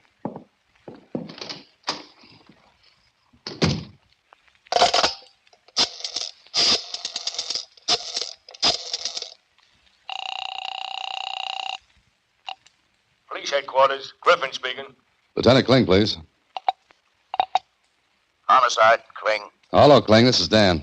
Well, my heart's desire. What are you... We'll make with the jokes and funny patter some other time. Right now, I want to work fast. Huh? A man just left my apartment. He's on his way to the railroad station. Pick him up. Are you nuts? Here's what he looks like. 5'7", light brown hair. Wears horn-rimmed glasses.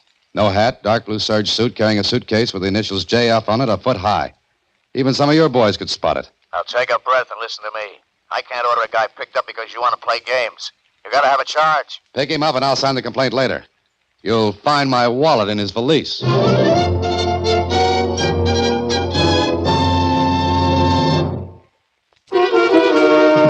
And now back to Flash of Light, another Box 13 adventure with Alan Ladd as Dan Holliday. It was a nasty way to keep Jerry in town, but it was the only way to keep him and still tuck him away where he wouldn't be the target for tonight. Kling and I asked him questions, but if he'd been scared before, he was twice as scared now. And the second scare was big enough to make him forget what he wanted to find out. Why he had been Mickey'd and packed off into that boarding house on East Central. But I was real curious about it, and because Kling had nothing to work on, I was on my own. I went back to East Central Street. I knew I wouldn't get anything out of the landlord, but I spotted little Kitty. And I remembered something she had said, so I asked her. Uh-huh. And there was a real pretty lady. Well, did you hear her name, Kitty? Uh-uh. Do you remember if she left right away? Uh-huh. She did. In a car? Oh, it was a taxi cab. Why? I want to find her. She had red hair and a real pretty fur coat. Oh, well, that's nice. But when she got into the taxi, Kitty, were you near her? Uh-huh. I like to look at her red hair and her pretty coat. Now, think carefully, Kitty. Did you hear her say anything to the driver of that taxi? Uh-huh. What? She told him where to go. Where? Where she told him. Oh, I know, but where did she tell him? What did she say? 245. 245 what? Well, that's the number of the street, I guess. Did you hear the street? Uh-huh. What was it? It wasn't a street. She said avenue. All right, Kitty, that's fine so far. Now, what was the name of the avenue? 245. That's the number of the avenue. Uh-uh. You just said it was. Oh, no, I didn't. I said 245 Avenue. What avenue? 245. Look, Kitty, I gotta go play now. Goodbye, miss. Kitty, wait, Well, that was that. Dead end. And I was 10 minutes and 2 miles away when it hit me. Kitty was right. The number was 245th Avenue. A half hour later, I was there. And it took $10 to bribe the clerk in the apartment house to give me the name of the real pretty lady with the red hair and pretty fur coat.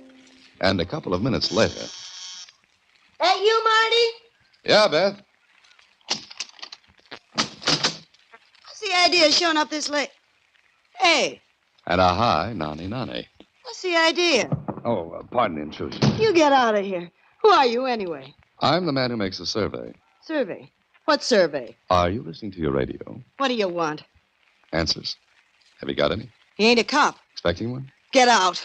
Sit down, Beth. I've got questions to ask about a kid named Jerry Fuller. Nobody could call you Little Poker Face. Meaning what? Meaning that name was a direct hit. You're crazy. Now you get out of here before I call a cop. Okay. Alexander Graham Bell was a great man. He saved us a lot of steps and bother. Go on. Call the police. Oh, you don't think I will, huh? Maybe. But when they get here, they might ask questions about Jerry Fuller and why he was drugged, framed, and holed up on East Central. I said you're crazy. Oh, yes, I know you did. Well? Listen, I don't know who you are or what you're doing here, but I'm going to give you a break. You don't look like a bad guy. Maybe a nut, but you can go and we'll forget this. I don't want to forget it. I'll take it from here, Beth. Well, hello. If it isn't my elevator friend. How did you get here, Holiday? I drove. Why? I thought maybe you crawled, because that might be the way you get out. Marty, don't start nothing here, Shut please. up. What did you do, leave a trail, dope? No. I don't know how this guy got here. What are you doing here, Holiday? I want to know why that kid Jerry Fuller was framed the way he was. Just curious, Holiday? Maybe. You don't know, huh? Okay, so you don't know. That's nice and healthy for you, Holiday. Because if you did know, well, you forced your way in here, and I have a perfect right to use this. I could find out. Maybe from your pal Fuller, huh? Mm-hmm. Could be. Okay, go ask him. But get out of here and don't come back again, or I might not be so nice about it. Come on, beat it. I might be back. I might be waiting. Maybe you let me in on a secret, Holiday. Just where are you heading? Cling, I want to talk to Jerry Fuller. Fuller? You kidding? We let him out. Out? I told you I'd show up and sign the complaint. Sure, then Susie walks in and tells us you've decided not to sign a complaint. No charge. Susie? Yeah, Susie. Yeah, let me use your phone. Why not? You've used the whole police department. Why stop at a phone? Hello? Susie? Oh, hello, Mr. Holliday. Where are you? Never mind that. Did you go to the police and tell them to drop my charge against Jerry Fuller? Well, yeah. Why? Because you told me to. I told you to. Susie, what's the matter with you? But you did. That I should go to the police and tell them you didn't want to. Oh, okay, Susie. Did I do something wrong? Or right? It doesn't matter now. Well, didn't she? Yeah, but it's not her fault. It looked like a legitimate message from me because she knew I got that letter from Jerry Fuller. Oh, now I get it. Box 13 again. I'm not superstitious, but I'm going to be if I know you much longer. Listen, somebody wanted Fuller out of here. Out of the way because that somebody is afraid of what Fuller knows. Now what? How do I know? I just got off the bench to come in the game. Cling, that kid's in danger. We've got to find him. Maybe you better start from the beginning so I can at least look intelligent about it. All right. Fuller sent a letter to Box 13. He wanted me to help him because he was afraid to go back home before he knew what had happened.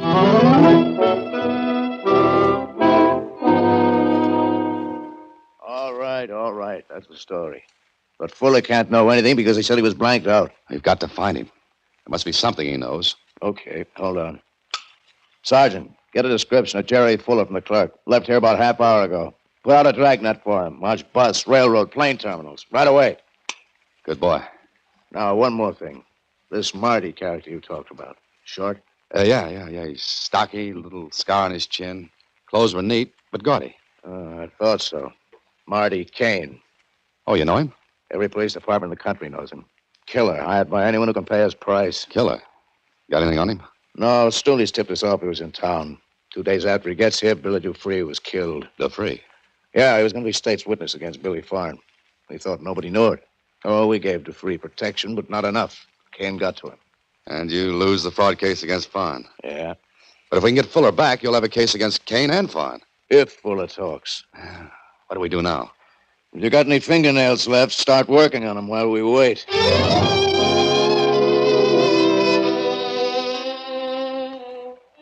We waited 2 hours, then 3 hours. Kling and I stared at each other, each of us afraid of, well, to say what he was thinking. That Jerry Fuller would be dead when they found him. There was one point against that, though. The fact that it must have been Marty Kane who went to Susie with that fake message from me. She could identify him. And if Fuller was killed... Let me go. I tell you, let me go. I didn't do anything. That's all, Sergeant. I'll check over. Come on in, Fuller. What have you got me back here for? Mr. Holliday. Look, Jerry, you're a very lucky boy you're not decorating the bottom of the river right now. You're safe here, kid. Nobody can get at you here. What do you want? I don't know anything. Maybe you do. I told you I don't. I was on my way home. Why Jerry. don't you let me... Jerry, that night in the Red Swan. What did you see or hear that put Marty Kane after you? I don't know any Marty Kane. I never even heard the name before. He was the man who beat you up in my apartment. I didn't know him. I never saw him before in my... But you did. Why did you stop talking just then? I don't know. Maybe I talked to him at the cocktail bar at the Red Swan. I don't know. You talked to him at the Red Swan. Did he tell you anything about a man named Dupree? Free? No, I tell you, it's all hazy. Look, Dan, a guy like Kane wouldn't pay to anybody. Just doesn't make sense. And why is Kane anxious to get Jerry out of town? If this kid knew anything, Kane wouldn't let him live 10 seconds. And what's the angle?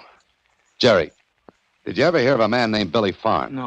No, I didn't. And I don't know why Kane's after me. All I want to do is go home. Wait a minute. Fuller, when did you get into town? What about that, Kling? Everything. Because Dupree was killed on the 5th. 5 days before this kid even got near this town. That made it better than ever for people who like puzzles that don't fit together. But there had to be a reason for the whole thing, and because I believed that, I headed for the Red Swan. I went to the cocktail bar and looked around. I didn't know what I expected to find, but well, maybe nothing. Then there was a flash of light. A flash of light. A flash bulb set off by a camera girl, one of those who take pictures in nightclubs. And that was it. 2 flashes of light, one from the bulb and another in my head when the idea hit me. It took me 10 minutes to find the man who owned the concession. Yes, sir. We keep all negatives. They're numbered and dated. Got the ones for the night of the 12th? Sure, but I can't show them to you. Oh, look. Check first with Lieutenant Kling, police. He'll tell you it's okay for me to look through those negatives and find the one I want.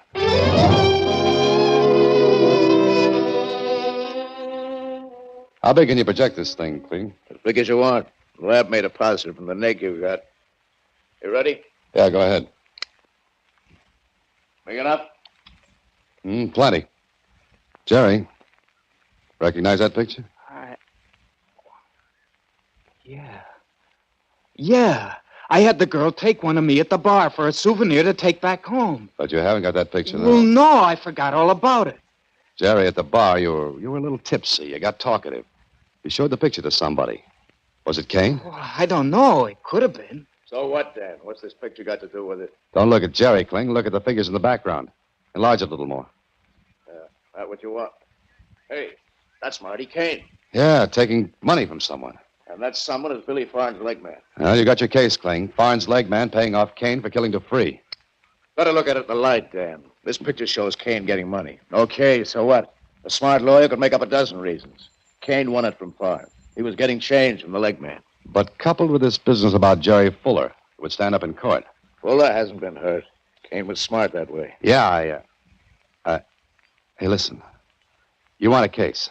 But how? Let me have that negative and listen to your Uncle Dan for a few minutes.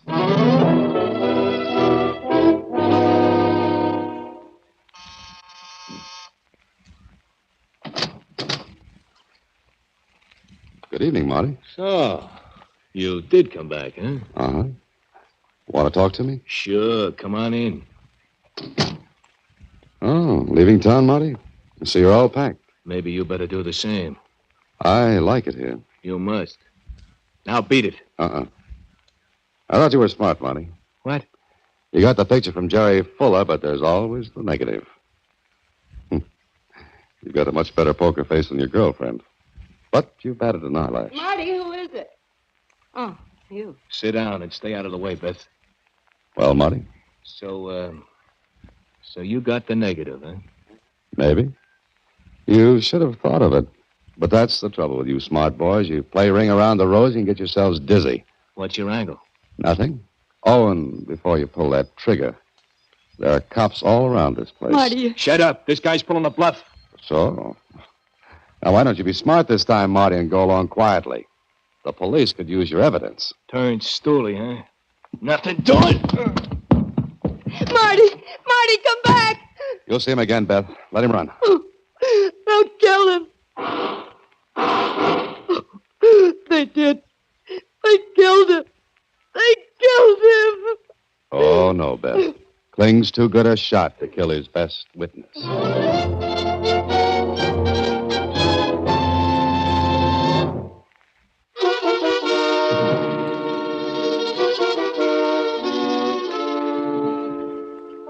Jerry.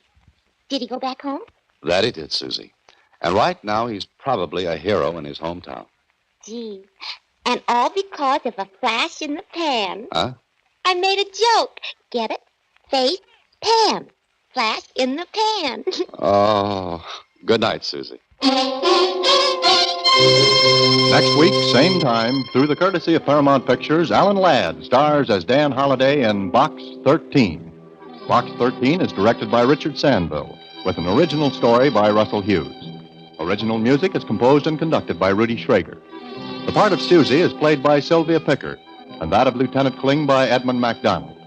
Production is supervised by Vern Karstensen. This is a Mayfair production from Hollywood. Watch for Alan Ladd in his latest Paramount picture.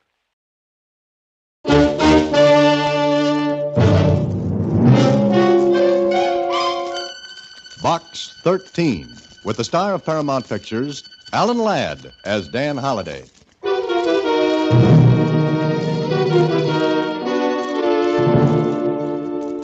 Dear Dan, knowing your Box 13 angle, I hope what I have to offer is intriguing enough to tempt you. At least I think it can be interesting. As a matter of fact, Dan, this thing has got to the point now where it's becoming downright vicious, and it scares me a little. What the thing is, I'll tell you when and if I see you. If you can drag yourself away from town for a few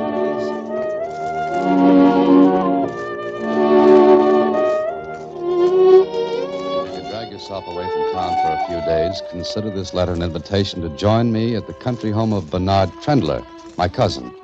Enclosed are the directions for getting there. I'll meet you at the station. Wire me first. As ever, Alex. Yeah, it sounded harmless and simple. 2 words I'd never apply to murder.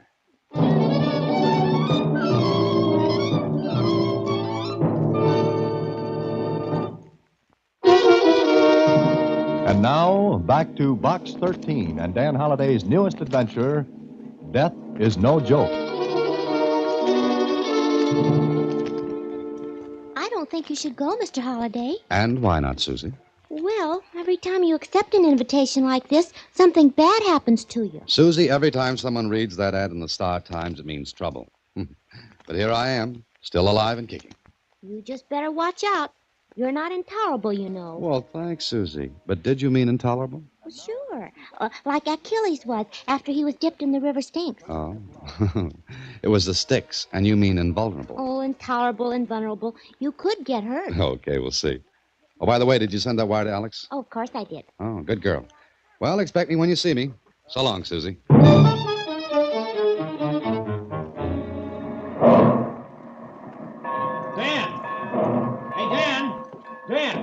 Alex, how are you?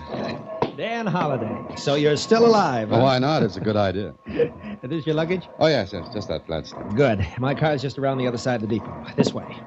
Am I supposed to ask what your letter meant? Or do I wait until you get ready to tell me? Wait till we get into the car. That's it. Blue convertible. Well, you've done all right. There's no motor under the hood. Hop in. How's Ruth? Oh, great. Any children yet? No, not yet. Oh, now look, I thought you'd have about 5 by now. Maybe. What's on your mind, Alex? You're worried about something. Yeah, I don't know whether I am or not, Dan. Look, maybe asking you to stick an oar in this was, well, presuming upon friendship. That's what friendship's for? Yeah, it's up to a point. Okay, let's get to the point. Well, it's practical jokes. I knew you'd look blank at that. I'm glad I didn't disappoint you. What's the angle? Practical jokes. Go ahead. Ruth and I are guests at Bernard Trendler's. He's my cousin. You ever heard of him? Oh, yes. Showed up not too long ago to claim a fortune, didn't he? Yes, that's right. He ran away from home when he was 17. He was gone 15 years. Recently, his father, that's my uncle, he died and left the entire Trendler fortune to him. If he hadn't been found, it would have been divided among the rest of us. But he showed up and claimed it. So, where do the practical jokes come in, and why? Ruth and I have been here for a week and a half now. Every day, there have been 2 or 3 practical jokes played. At first, they were ordinary, not very funny, just amusing. But what? Now they're getting vicious, mean, contemptible. How do you mean that? Just that way. Who's the funny man? We don't know. Any idea? Nope. That's why I've asked you to come up. Oh, and look, Dan, don't let on I told you. Let me do the talking when I introduce you and take your cues from me, huh? I see. I'm to be the silent observer, is that it? Well, figure it out for yourself. Could I or anyone else call in the police? No. Because no one's been hurt. Yet. Hey, you say that as though you expect trouble in large chunks. I do, Dan. I do. Somebody's going to get hurt. And badly. Alex drove on to the Trendler place. There was nothing else he could tell me about the practical jokes. Then we pulled up before we got to the house, because a tall, thin man was walking down the drive. Alex stopped the car and spoke softly to me. There's Bernie Trendler coming down the drive. What do I say or do? How do I explain my presence? Now, leave that to me. Just take the cues as I throw them. Bernie! Hey, Bernie! Alex? Is that you, Alex? Yeah. We'll get out of here. Pick up your bag later. I've been looking for you, Alex, and, Oh, I beg your pardon. Bernie, I'm afraid I'm guilty of a guest's worst crime. Dragging in a friend. Oh, nonsense. Don't talk like that. Dan, this is my cousin, Bernie Trendler. Bernie, Dan Holliday. How do you do? Fine. You? I'm sorry I barged in like this, but I haven't seen Alex in quite a while. Dan's a writer, Bernie. I thought he might, stop over a day or so. He's going away soon. That right, Dan? Oh, yes, I'm going away. Well, of course it's all right. Plenty of room. Oh, well, thank you. It's very nice of you. That's all. If you'll excuse me, I've got to see the gardener about a couple of things. Alex, have Elsie show Dan his room. Sure thing. Thanks, Bernie. Not at all. Glad to have you, Dan. So that's Bernard Trendler. Why do you say it like that? Like that? As though you didn't believe it. Oh, what gave you that idea? I don't know. Any man who's inherited a $20 million fortune has no right to look that worried. He has. Huh? What's that mean? There are two people in this house who hate him. Hate him enough to kill him.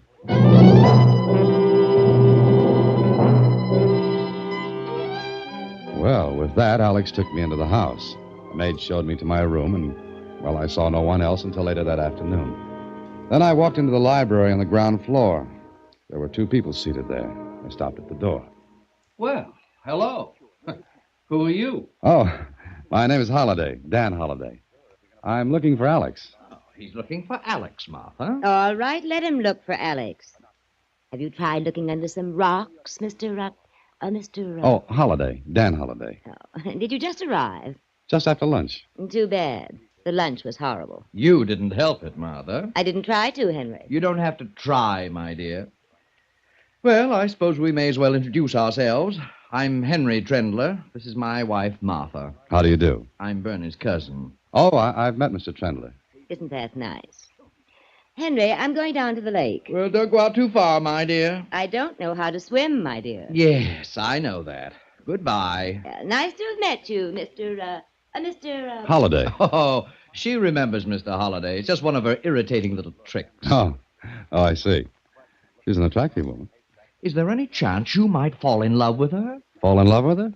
Why do you ask that? I'll agree to a divorce immediately. Am I supposed to laugh at that? Anything you like. You staying long, Holliday? 1 or 2 days. That's quite enough. Of course, with such lovely people around, I may decide to postpone my departure until this evening. Oh, you love us once you get used to us, Holliday. I'll grant it takes a little doing. Hello there. Well, I see you two have met. Yes, we've met, Alex. Oh, where's Martha? She's gone to the lake. Well, I think I'll take a little walk. Nice to have met you, Holliday. Thank you. See you later. Well, Dan? Charming people. Lovely people. In fact, I've never met two such delightful personalities. Means you've met Martha, too. Oh, yes. And, what do you think? Well, if I'd known, I'd have brought my two-edged sword, the big one. Dan, maybe you'd be a little sour if you had 20 million slip away from you like we have. Ah, if Bernie Trendler hadn't shown up, you, Henry, and Martha would have had the whole watermelon. Seeds and all. But now... Ruth! Dan, that was Ruth. Which way? Where is she? I left her in her room. Come on, Ruth! Ruth! Which way? The end of the hallway. Ruth, darling, what's the matter? We caught it in there. Alex! Stay with her, Alec. I'll see what it is. Now, dearest, it's all right. Please, it's all right. Alec, come over here. Don't go, Alex. Don't go. Stay where you are, Ruth. Look. Ugh. Dan, kill it. No, it's harmless. It's a black snake. Harmless? Close the closet door until we can get a sack for it. Ugh. Alex, is this the kind of practical joke you meant? This is the kind they're getting to be. I see. Ruth, Where is it? it's all right now. Come on, let's get out of the room. Well, what's all the fuss? Take a look in that closet. Alex. Let her look. I'm willing to bet she put it there. You're more incoherent than usual, Alex. Mr. Holliday, What? what's in the closet? A snake. Really? Well, how nice for Ruth. I'll slap that smirk off your face. Bravo, Alex. I've been thinking about it for years. Well, Henry, this is the first indication I've had that you could think for years. Stop it, Olive. Get her out of here, Alex. Hurry. Come on, darling. Now, what's all the excitement? It seems that Ruth found a snake in her closet. Oh, I thought you went to the lake. You do a great deal of thinking, don't you? When I have to. Then stop thinking about me. Did you put that snake in there? I never touch the things. Sorry. Were you at the lake? That, Mr. Holliday, is none of your business. I'll leave you to your snake. Oh, did something strike you funny, Henry? Yes. You should feel really flattered, Holliday. Flattered? Why? My wife remembered your name. Oh, it was a lovely household. Hate dripped from the rafters. I could feel it. Oh, why should anyone take it out in stupid, vicious pranks such as that snake in Ruth's closet? Why? It was before dinner that I decided to take a walk with Alex. He talked, I listened. First, it was amusing. A frog in one's bed, clothes missing from the bathhouse at the lake, wild, incredible phone calls for all of us. How long has this been going on, Alex? Just about a week now. Have you any idea who it is? None. But why, then? Why should anyone want to frighten Ruth out of her wits? Does Martha hate Ruth? Martha hates everyone. Martha's a chronic congenital hater. But what does she have against Ruth? That's it. Not a thing in the world. Has everyone been a victim of these pranks? Yes. Dan, they've got to stop. Yeah, I can see what you mean. Oh, how's Ruth? She's all right. We changed rooms. She won't go near the one we had. It was a harmless snake. Obviously, no one meant to harm Ruth. Oh, no. Just frighten her half to death. Why don't you leave, Alex? As a potential heir, that'd be a little ridiculous, wouldn't it? I see. What about Henry and Martha? They won't leave. Not as long as they can stay here free. Well, look, you say these things started about a week ago. Are you sure? Yes. They started just like that. No warning, no talk of pranks or jokes. None. And they're getting worse. Vicious. I give up. No, Dan, please. Well, what do you want me to do? Obviously, the person or persons doing these things won't admit it. Apparently, he or she intends to go on with it until... Go on? Until what? Until the person gets to the real reason. The real objective of his viciousness. Who, Dan? Who? The person he or she means to kill.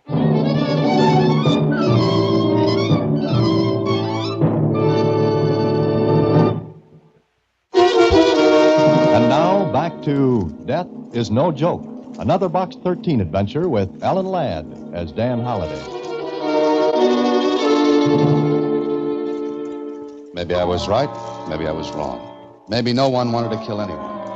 And there was nothing we could go to the police about. What do you say in a case like this?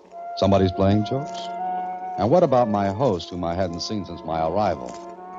Well, I saw plenty of him that same evening after dinner. There were 5 of us in the library. Alex and Ruth, Henry and Martha and myself.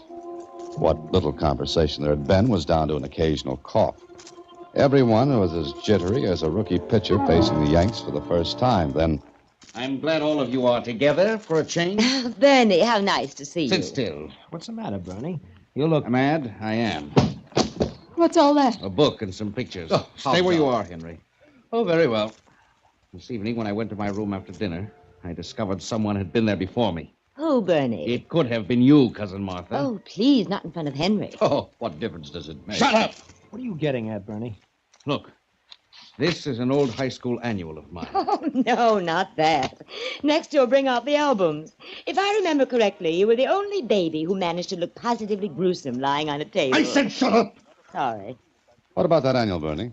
Every single picture of me has either been defaced or cut out. What? Well, let's see. Keep your hands off. Yes, but I only want... Now, look, Bernie. All right, then. Every picture. Cut out or defaced. That's right. And these pictures that were hanging in my room and in the study. Look. Why, you've been cut out of all of them. And I want to know who did it. Well, speak up.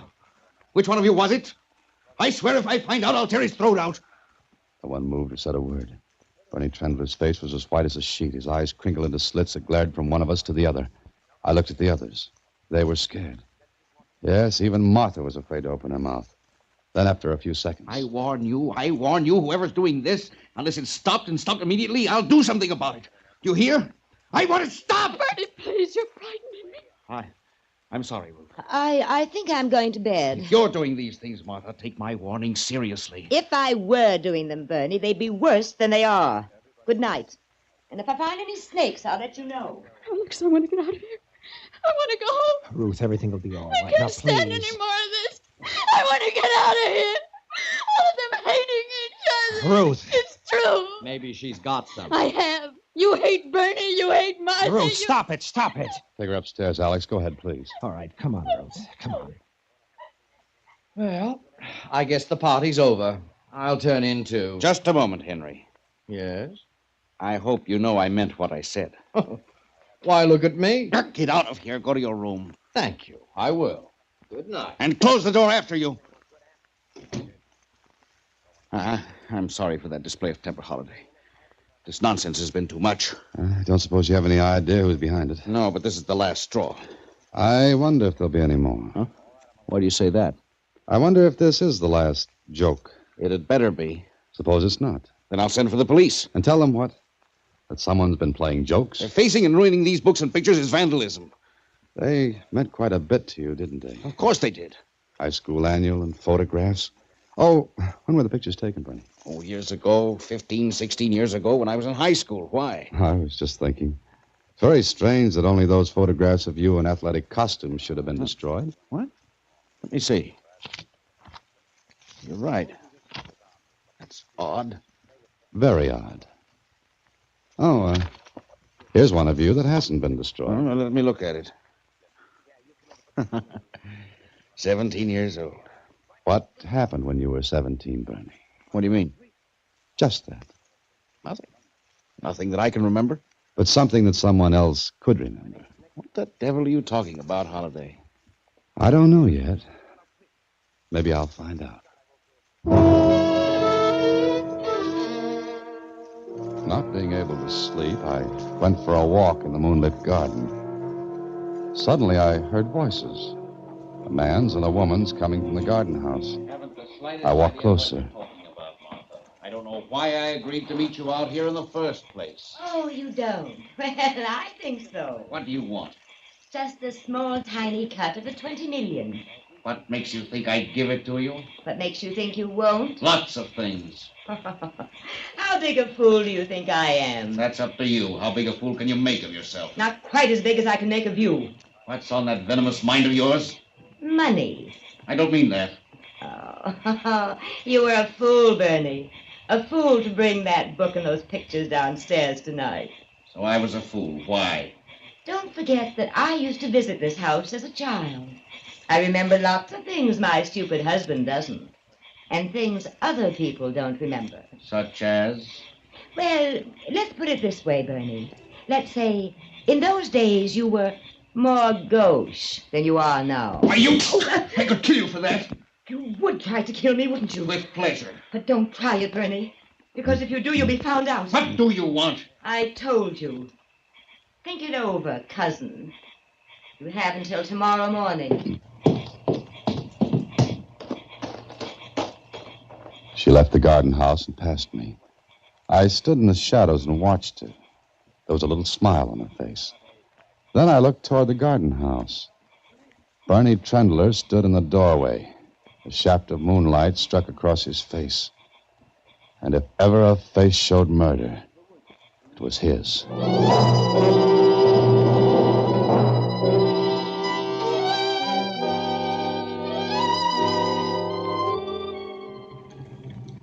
Why don't you tell me where you're going, Dan? I can't, Alex. I can't until I'm sure of what I think I know. What's all the mystery? Oh, snakes and phone calls and torn-out pictures. You want to ride into town, is that it? Yeah, that's right. Just drive me in. Okay. But let me in on something, will you? You have to let me in on something first. What? Had anyone seen Bernie Trendler before he showed up and claimed the money in the estate? Not for 15 years. Why? Who identified him? The lawyers. He had all the necessary stuff, papers, letters from my uncle. I see. Now, where's the high school he went to? Just outside of town. What the devil are you getting at? Where'd Bernie been before he showed up to claim the estate? South America, he said. Uh-huh. Okay, take me to that high school.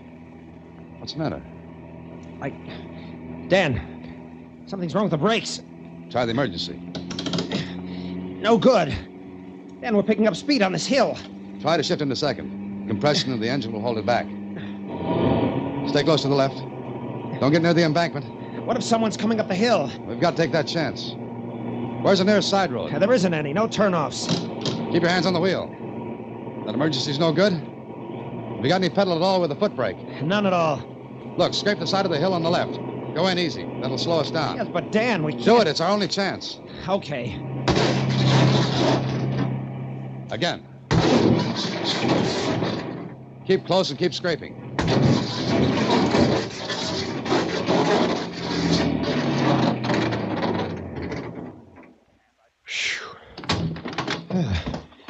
Dan, where are you going? Look. Someone cut through the brake fluid lines. What? Well, Dan, you're crazy. Why should anyone want to cut through Did you tell anyone we were coming into town? Sure, everyone knew it. Oh, that's great. Alex, you stay here and warn people away from this. Where are you going now? I'm going to high school. Well, I was right. I had to be right. After I left the high school with the information I'd found, I went to the sheriff's office, told him my story, and piled into his car. I picked up Alex on the way back, and then to the Trendler house. There's Ruth. Ruth! Ruth! Better sit close, Sheriff. Alex, you were gone so long. Never mind that. Where's Bernie? Bernie? Well, I don't know. Why? Hello, everybody. What's all the fuss? Hiya, Sheriff. What are you doing here? Henry, where's Bernie? Bernie? He and Martha went out on the lake. The lake? Yes, they went rowing. She can't swim. She's in a boat. She doesn't have to swim. That's what you think. Alex, is there a boat we can use? There's a speedboat tied up at the wharf. Well, come on, let's go. They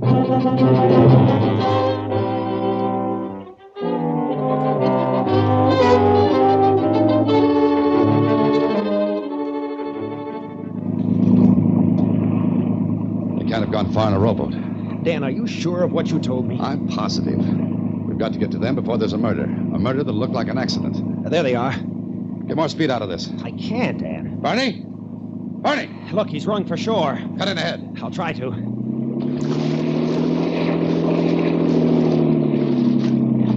Head him off. Where's Martha? Lying in the boat. Cut in faster, Alex, faster. That's it. Don't let him get to shore.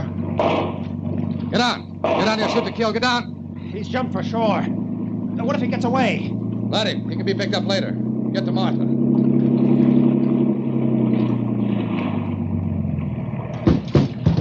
Martha! Martha! Keep this boat alongside. You all right, Dan? Yeah, it's just knocked out. He got away. Now, he can't get far. Bernie. Oh, Bernie, don't.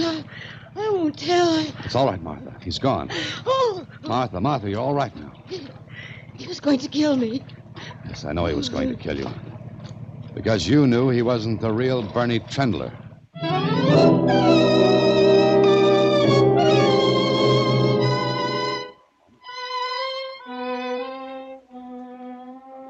He hit me.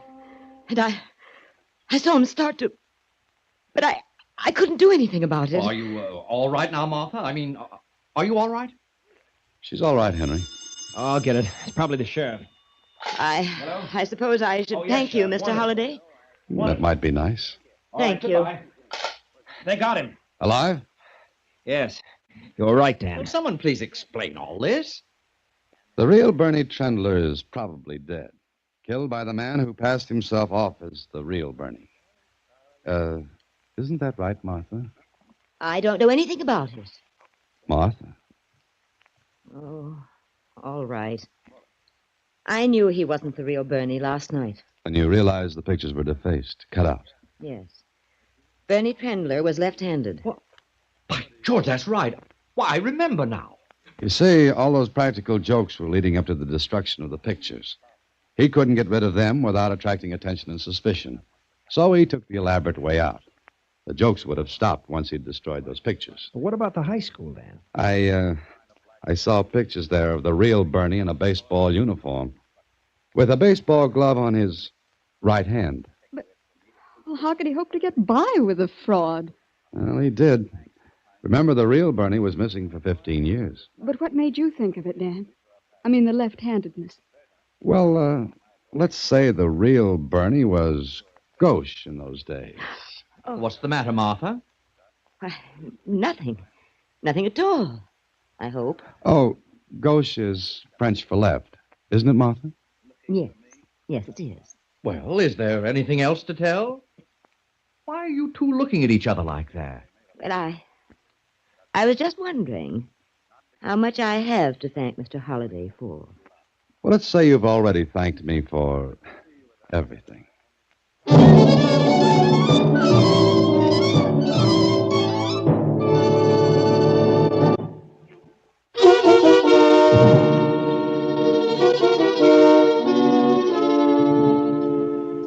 I knew it. You go away someplace and someone tries to kill you. Mm-hmm. Tried to by cutting the brake lines, because he thought I'd guessed. Oh, and just think, those two nasty people will get all that money. Oh, not all. Alex will get his share, which is all I care about. And you didn't tell what you heard in the garden house. Now, why should I, Susie? Well, I think that's carrying Chevrolet too far. Chevrolet. Oh, good night, Susie. Next week, same time, through the courtesy of Paramount Pictures, Alan Ladd stars as Dan Holliday in Box 13. Box 13 is directed by Richard Sanville, with this week's original story by Orrin Blackstone. Original music is composed and conducted by Rudy Schrager. The part of Susie is played by Sylvia Picker, and production is supervised by Vern Carstensen. Box 13 is a Mayfair production from Hollywood. Watch for Alan Ladd in his latest Paramount.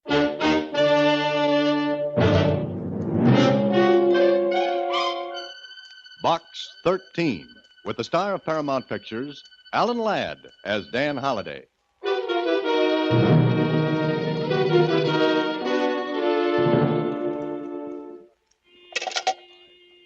Hello. Hello, operator.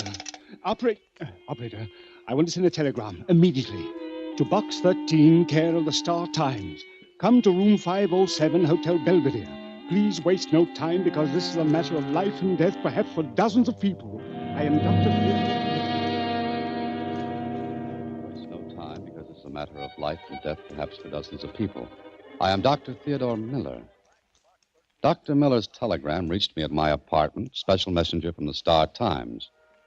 It was special, all right. Extra special trouble.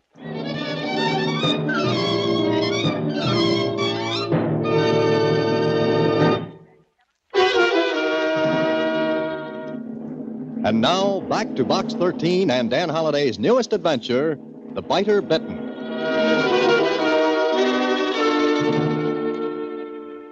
Dr. Miller's telegram reached me at 5:15 in the afternoon. At 5:32, I was on the 5th floor of the Hotel Belvedere. At 5:33, I spotted the room number, 507. Then I heard... Well, what was it? I walked to room 507, and the sound became louder. I knocked at the door. Yes? Who is it, please? Box 13. Oh, good, splendid. Please do come in. Thank you for coming. Thank you. You're welcome, but for what? Oh, I will explain. Excuse me a moment. Oh, certainly.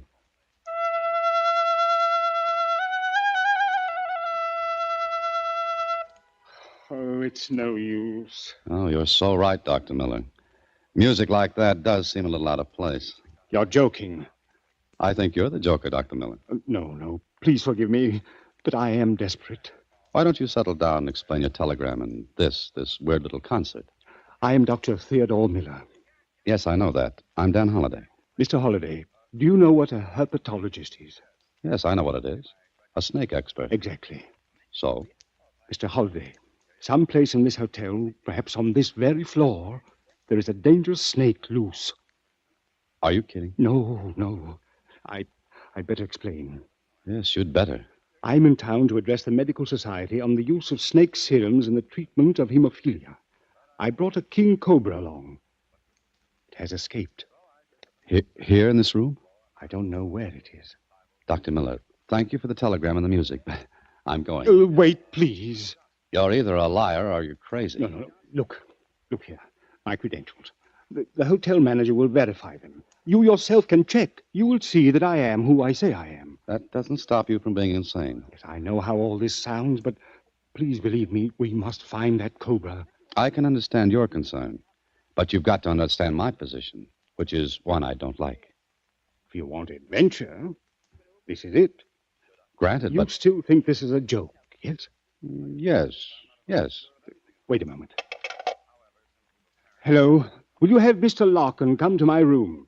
Oh, this is Dr. Miller, 507. Thank you. Larkin? Who's he? The hotel manager. Look, Mr. Holliday, I swear to you that I'm telling the truth. Somehow, in some way, the cobra escaped. But look, here is the case in which I usually keep it. You can see for yourself that the catch is loose. I'm beginning to believe you. You must. It might be in this room? I don't think so. I've trained the snake. Well, what? Yes.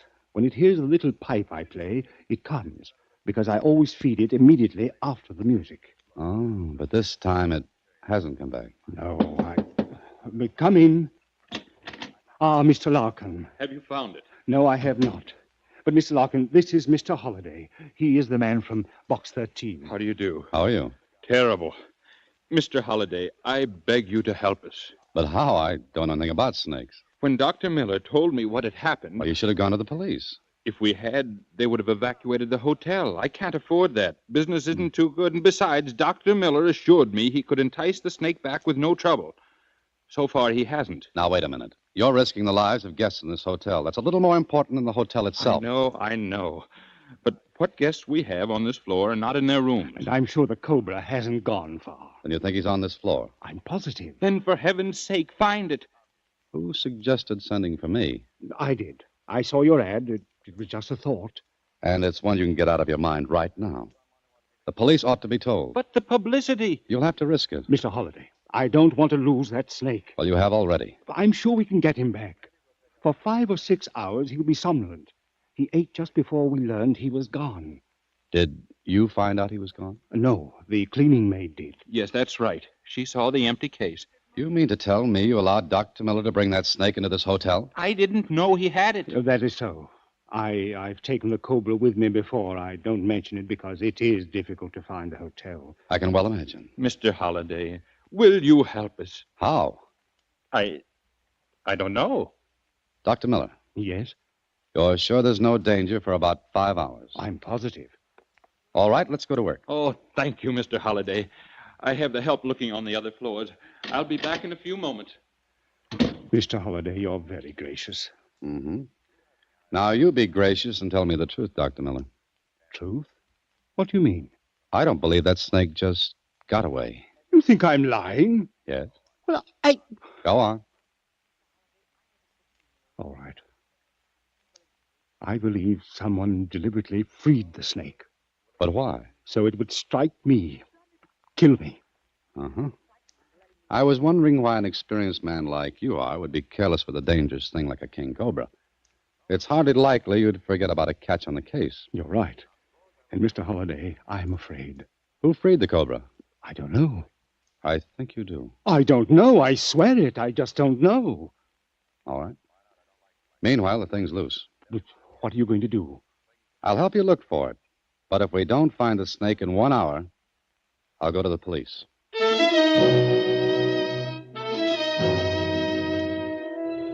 Well, I should have gone to the police right away, but there was something that told me not to. Anyway, we hunted. No snake. So I put in the call to the police and then went back to my office. There was something bothering me, but I didn't know what it was. But I took the trouble to do a little research with Susie's help. Here's what you're looking for, Mr. Holliday. This article right here. What does it say? I'll read it to you.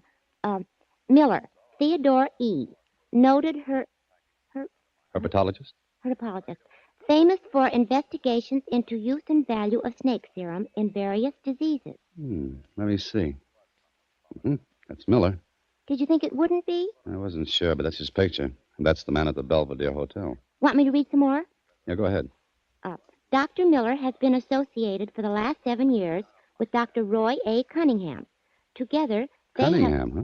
Does that name mean something? No, just makes me wonder where Cunningham is now. But why? Miller said he was in town to address a medical convention. He said nothing about a Cunningham. I just wondered why not. Oh, here's something about Cunningham. Should I read it? Hey, might as well. Dr. Cunningham lost the third finger of his left hand as a result of snake bite. The finger had to be amputated. Do I have to read any more? No, that's enough, Susie.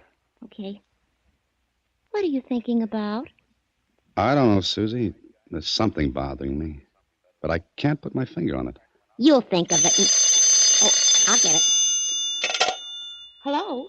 Mr. Holliday, please. This is the police department. Oh, yes. Just a minute. It's for you. Who is it? Police. Oh, okay. Hello? Holliday, thought you might like to hear something. Oh, sure. What? About a half hour ago, you reported that snake business at the Belvedere Hotel. That's right. What's happened? They find the snake? I wish they had. Well, what's happened? What's the matter? Something strange happened at the Moulton Hotel, 2 blocks away from the Belvedere. Now, wait a minute. You're not going to tell me they found the snake down there. No, but earlier this afternoon, a man staggered into the lobby. Before he had a chance to say anything, he keeled over. He died. What's all this got to do with me? I'm coming to that. Okay, but when? Right now. You reported the snake business at the Belvedere. That's point number 1. And just a little while ago, the medical examiner finished his autopsy of the dead man at the Moulton. Follow me? Well, I'm trying my best. Okay. Would you like me to read you the report? Yes, go ahead. The man's death was caused by a powerful poison which acted directly on the nervous system. Did you say poison? Yeah. It's from a proteroglifous snake. What kind? In plain English, a snake that has fixed poison fangs, like a king cobra. Are you sure? I'm reading a report. Who was the man who was killed? We don't know yet. Any identifying characteristics? Why'd you ask that? Stop playing games, did he or didn't he? Yeah, he did. What were they? He was missing the middle finger of his left hand. Why? Just what I thought. What do you mean? Look, check and see if a Dr. Cunningham is registered at the Moulton. If he is, I think you'll find that he's your dead man. Okay, Holliday, and since you know so much, how'd you like to drop around and tell us how that snake got 2 blocks from where he was lost without being seen? All right, I'll drop around later. But I don't know any more about it than you do. Gee, Mr. Holliday, you look kind of upset. Yes, I am. The man you just read about, Dr. Cunningham, died today from a bite from a cobra. But I wonder how. Well, you said the snake was loose. Yeah, but that cobra had to go 2 blocks. It would have been seen. And even if he did make it, he'd have to be a pretty smart cobra to pick out Cunningham. Oh, you mean you think there's some connection between Dr. Miller and Dr. Cunningham? There's got to be. Both men are in town. Miller admits he had a cobra, then he reports its loss. Now, why were Cunningham and Miller staying at different hotels if they were working together? And why? And what? And, Susie, I just happened to think of what was bothering me.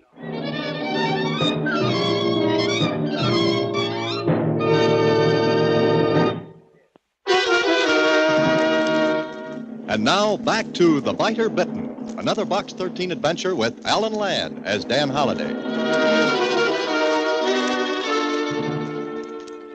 Sure, I happened to think what it was that bothered me. But it didn't tie in with anything. At least, not right then. So my first stop was police headquarters for a chat with the medical examiner. Yes, it's correct, Mr. Holliday. The autopsy on Dr. Cunningham showed definitely that his death was caused by venom. Possibly that of a cobra. Uh-huh. But no trace of the cobra itself. The Moulton Hotel's been searched. I have interns from the city hospital standing by with anti-venoms. Anti-venoms? Yes. They're made from the venom itself, often efficient in the treatment of snake bite. I see. Okay, thank you, Doctor. Where are you going now? I thought I'd go back to the Belvedere Hotel. Uh-huh. Be careful. I don't want to go through another autopsy. Doctor, I'll do my best to keep from being the next subject. Oh, by the way, this Dr. Cunningham. Know anything about him? No, not much. His specialty doesn't interest me, but I know he was a famous herpetologist. Worked with Dr. Miller? I believe so. They developed a serum for the treatment of hemophilia. Miller said he was to address a medical convention here. Know anything about that? Yes. As a matter of fact, Cunningham was to speak, too. Oh. What about? Well, I made some inquiries when I discovered the dead man was Cunningham. It seems he was about to present the medical profession with the results of his researches. Present? You mean give them away? Yes, why? Would those discoveries be worth anything? Well, if they're what I think they are, there's a fortune in them. I see. Why do you ask? I'm just curious. In fact, I'm very curious. Well, thank you, Doctor. If anyone here wants me, I'll be at the Belvedere Hotel. All right. And remember what I said. That cobra is dangerous. And sometimes the anti-venoms can't be administered in time.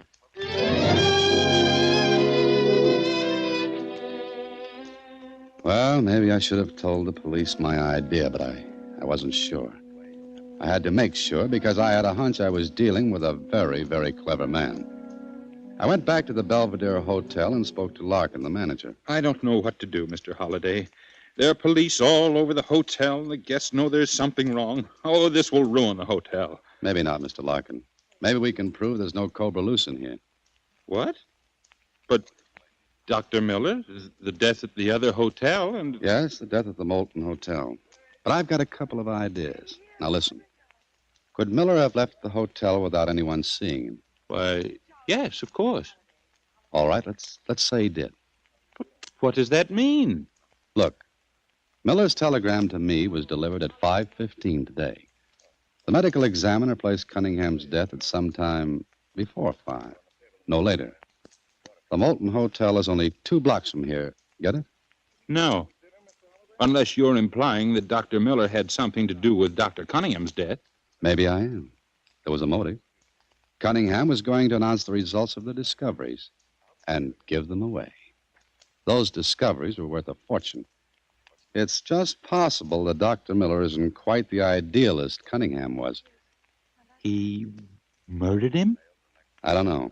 In Cunningham's room at the Moulton, the police found 2 snakes, cobras. Oh, well, then one of them bit him. Maybe, but I don't think so. Cunningham knew how to handle snakes. Also, he would have had antivenom ready. Now, doesn't it strike you as peculiar that a man like Cunningham would rush down into the lobby? Panic? Mm-hmm. No, that wouldn't hold water.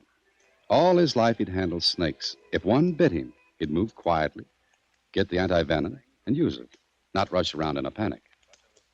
But what you're suggesting is that Miller deliberately... But it'll be hard to prove. We've got to go to the police. With what? My story? No, I've got a better idea. Well, what is it? You have a pass key to Miller's room, haven't you? Yes, of course. Well, you phone him. Get him out of there on any pretext. Why? Please do it. You want this cleared up, don't you? Well, yes, of course. But what'll I tell him? Get him into the basement. Tell him that one of your employees has seen the snake. That'll hold him down there at least until you and I are through in his room. His room? Mm-hmm. I've got an idea we'll find something very interesting. The ruse worked. While Miller went into the basement on a wild snake chase, Larkin and I searched through his room. What are we supposed to be looking for, Mr. Holliday? I'm not sure. Look. A case of antivenom. Miller has one. Cunningham would have been sure to have one. Well, now that you've found it, we'd better get out of here before he comes back. Not yet. Let's see what's in that closet. Well, please hurry. Well? Well. Maybe I've found something I've been looking for. This leather bag. Well, what's in it? Well, it's rather heavy. And there are holes in the bottom. Now, why would a bag have holes in the bottom? Holes? 3 guesses. But take only one. That's all you need. The cobra. Yeah. Larkin, take a pillowcase from the bed, quickly. What are you going to do? Hurry up, get that pillowcase. Here you are. Now what? We're going to dump the snake from the bag into this pillowcase. You're crazy. It'll bite us. No, it won't. It has to coil to strike. It won't be able to in the bottom of this case. Now, hold the pillowcase by the edge. where the mouth is wide open as you can get it. You're a fool. You're risking our lives. Snake won't strike. Now, get ready. Please, be careful. I'll do my best. I'm here, too, remember? All right, ready? I'll open the catch of the leather bag. Now, here we go. It was a snake. Hold that pillowcase as far away from your body as you can. What do we do with this? Is there a linen closet close by? Yes, in the corridor outside. Okay, tie a knot on the top of that pillowcase and put it in the linen closet. And lock the door. Yes, of course. And warn your employees not to go near that closet. Mr. Holliday, What now? it's Dr. Miller coming back. I won't be able to get to the linen closet without being seen. Get back in here. Close the door. He has the house detective with him. Well, things couldn't be working out any better than they are. Mr. Holliday, I'm still holding this. Toss it under the bed, fast. Under the bed? Don't repeat everything I say. Just do it. Straighten the bed while I put this leather bag back in the closet. Go on. If I ever get out of this alive, I'll personally search all baggage coming into this hotel in the future. There. Okay, now we're all set. Sit down, Mr. Larkin. Pretend as though we're just waiting here for Miller. I don't feel like sitting down. Then stand, but try to look as though nothing's happened. You asked the impossible, but I... Wait a minute. Tear that extension cord loose from the baseboard. And hand me that staple that held it. You're crazy. All right, get out of the way. What are you going to do with that U-tack? Put it right here on the chair. Points outward, just about the height of Dr. Miller's ankles. There. That'll hold it, I hope. Oh, Mr. Holliday. Oh. Any luck down the basement? No, some hysterical maid thought she saw the snake, but it was not. Well, what now? We must think. Mm-hmm. That's a good idea. The house detective here says that there's no other way but to get everyone out of the hotel. We can't do that, Miller. I'm trying not to. Dr. Miller, did you hear of Dr. Cunningham's death this afternoon? Yes. Yes, I did. I would have gone to him, but I cannot leave here. Strange that a man of Cunningham's experience should have been so careless. Bitten by one of his own cobras. It's the chance we take. But he rushed down into the lobby. Doesn't he carry anti-venom with him? Yes, of course. Well, then why didn't he use it? I don't know. He died at approximately 5 o'clock, just 15 minutes before your wire to me. Yes, that's probably so. But we're wasting time here. We should be looking for the cobra. Yes, I suppose we should be. But to get back to Dr. Cunningham, suppose now I'm saying suppose, someone went to him, someone who knew him. Suppose that someone took a cobra there and allowed it to strike Cunningham. Who would do a thing like that? Oh, someone who hated him because of what he was going to do. Throw away a fortune for the sake of humanity. You're crazy. Maybe. But it would be natural for the police to assume that Cunningham was bitten by one of his own snakes. Not by yours. You know that mine is gone. Sure, to make it look as though it escaped here. You sent the wire to me, so I'd be your alibi. Also, Larkin here was part of your alibi. This is fantastic. I admit that. But it's fantastic enough to be true. You took the snake to Cunningham. When his back was turned, you allowed it to strike him. But first you took his antivenom. This is preposterous. I say the cobra you've been looking for is right here in this room. Get out of here. You're a madman. That description fits you better than it does me. Where are you going? We looked everywhere but in this room. This closet. Keep out of there. What's this leather bag? Keep away from that. Why, it's just a bag and... Don't open it. Why not? It's empty. Look. Empty. You're a liar. No. No, I'm not. Look for yourself. The cobra. Don't you understand? It really is loose. Sit down, Dr. Miller. Sit down. You fool. What did you do with that snake? What snake? There was a cobra in there. Trying to kid me, Doctor? You told us it had escaped. Even helped us look for it. No, will you please believe me? There was a cobra in there. No, I don't believe you. And I said, sit down. What's the matter? It was under this chair. It struck. Look, the marks on my legs, fangs. Holliday, please, hand me the antivenom. The case on the dresser. Did you hand it to Cunningham? You fool, I'll die! Cunningham's dead. Please, the case. I'll get it myself. Oh, no, you won't. Just a minute. Please, hand me the case. What about Cunningham? Yes. Yes, I killed him, the fool. Hear that, Larkin? Yes, I heard it. Good. The case, please, please, the case. You won't need it, Miller. If you look down at the leg of the chair, you'll see I backed you into this. Tack. Uh-huh. Just a U-tack. You know, Miller, you worked up a pretty good crime. But when you sent for me, you set me thinking. You should have been more careful with your story. Look, under the bed. The snake. It's loose. Larkin, don't move. Well, Mr. Holliday, it looks as though we're all hoist by our own petard. You, house detective, get your gun out. If you move quickly, that cobra will strike. What will we do? I'm the only one used to handling snakes. Would anyone else care to try it? Larkin, look. Right at your elbow. The one Miller plays. Pick it up, but do it slowly. Slowly. I can't move. You've got to. The cobra's moving toward you, Holliday. You're in the same boat, Miller. If you move, he'll go toward you. Think your way out of this one, Holliday. Larkin, do as I say. Take that pipe. Reach for it slowly. Go ahead. Now what do I do? Play it. I don't know how. Go ahead, Mr. Larkin. You've got to, Larkin. Distract the snake's attention so the house detective can get his gun. Go on.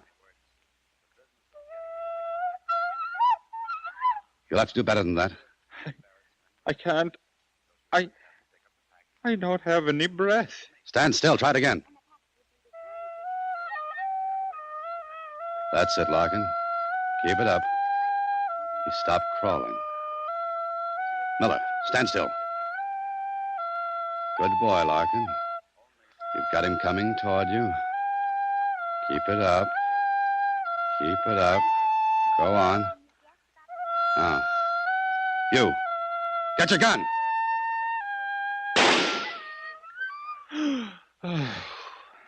Well, that seems to be that. And Dr. Miller, suppose you and I and the house detective take a little walk. And I'll tell you the first mistake you made. The one that made your whole story seem just a little false.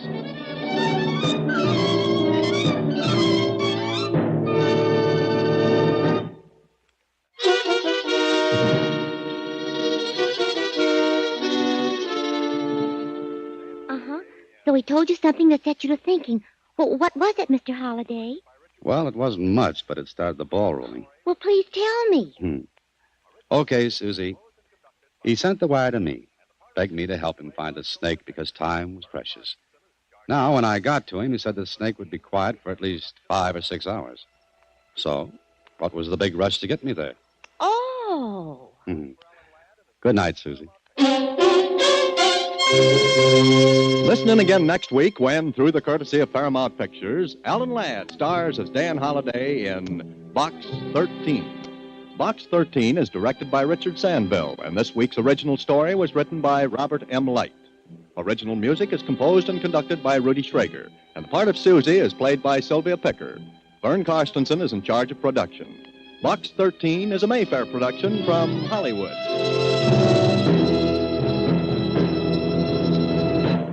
Watch for Alan Ladd and his latest Paramount.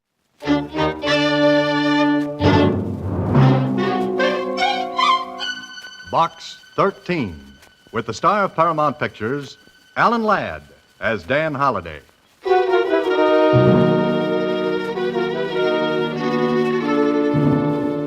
Hey, look, boss. Look at this. An ad in the Star Times out-of-town newspaper. Yeah. Box 13, Adventure Wanted. We'll go any place, do anything.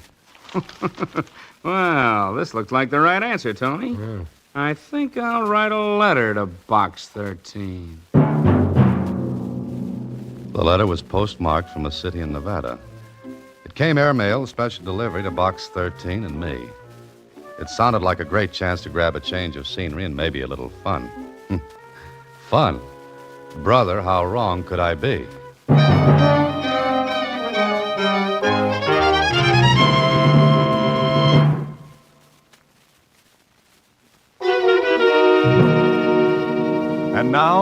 back to Box 13 and Dan Holliday's newest adventure, Triple Cross. Just run an advertisement in the Star Times, one that reads, Adventure Wanted, will go any place, do anything, and see what you get. A lot of them can be interesting, like the one I listened to Susie read. The one that came airmail, special delivery from Nevada. Enclosed is enough money to buy you a plane ticket to Los Meros. You want adventure? All right. Come to Los Meros, register at the Paradise Hotel. Wait in your room until you're contacted. And that's all it says, Susie? That's all, Mr. Holliday. There's not even a signature even. It's what's called an ominous letter. What kind of a letter, Susie? Ominous. That means it's not signed by anybody. The word you mean is anonymous. Oh. But you could be right after all. Well, Susie, lock up the office and look for me when you see me with a new plot and a nice tan. A new plot and a nice tan, I said. I got the plot, but the tan almost turned into a beautiful white pallor, the kind that goes well with lilies. The plane trip was smooth. The trip from Airport to the Paradise Hotel was nice and easy. And the hotel itself, well, it was the only one I could remember that looked like the ads in the travel folders. Oddly enough, there was a room reserved for me in my name. Okay, somebody checked and found out who I was. I explored the suite, thinking maybe I'd get a lead on what this was all about, but it was just a fancy set of rooms, all newly decorated. I sat down, and then about a half hour later... Come in. Message for you, Mr. Holliday. Oh, thanks. Here you are. Oh, thank you. Just a minute. Who gave this to you? A man, sir. What kind of a man? What did he look like? Oh, just a man, sir. Oh, I see. A head, 2 eyes, nose, 2 ears, and a mouth. That his description? Yes, sir, that's exactly what he looked like. Good. Then I'll know him when I see him. Oh, did he ask for an answer? No, sir. He just told me to bring the envelope to you. Will that be all, sir? Oh, yes, thanks. Well, 2 $100 bills. And a message that said, buy a red carnation in the flower shop and put it in your lapel. After dinner, go to the casino roulette table, buy $200 in chips and put them on number 18. If you win, walk away, wait 10 minutes, and put half the winnings on number 22.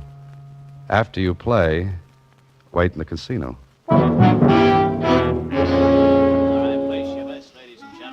So with the carnation in my lapel, I bought $200 in chips and walked to the roulette table. There weren't many players. It was a little too early for the big crowd. So I waited a minute and watched the play. Took a look at the croupier, but I might as well have been in Timbuktu. He didn't give me a tumble. Okay, the best way to see what was going to happen was to see.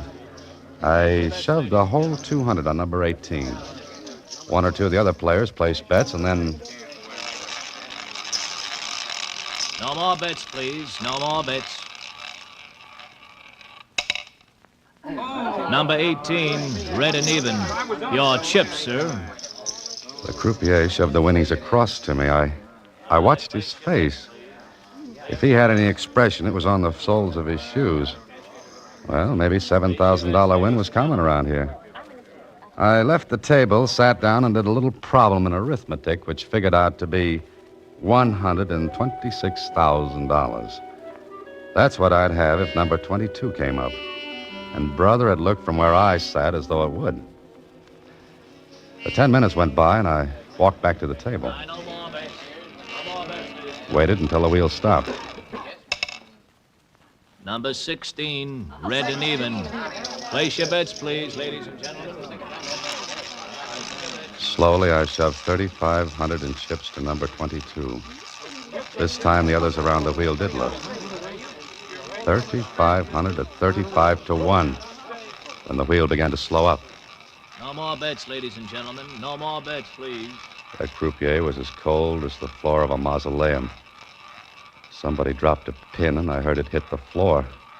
The white ball clicked, clicked its way until... Number 22, black and even. Your chips, sir.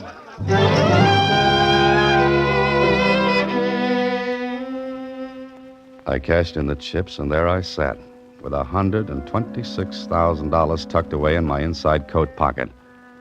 Somebody had that wheel fixed for a killing. I began to wish I was back in my office. I didn't like it. A crooked play. Why? Who?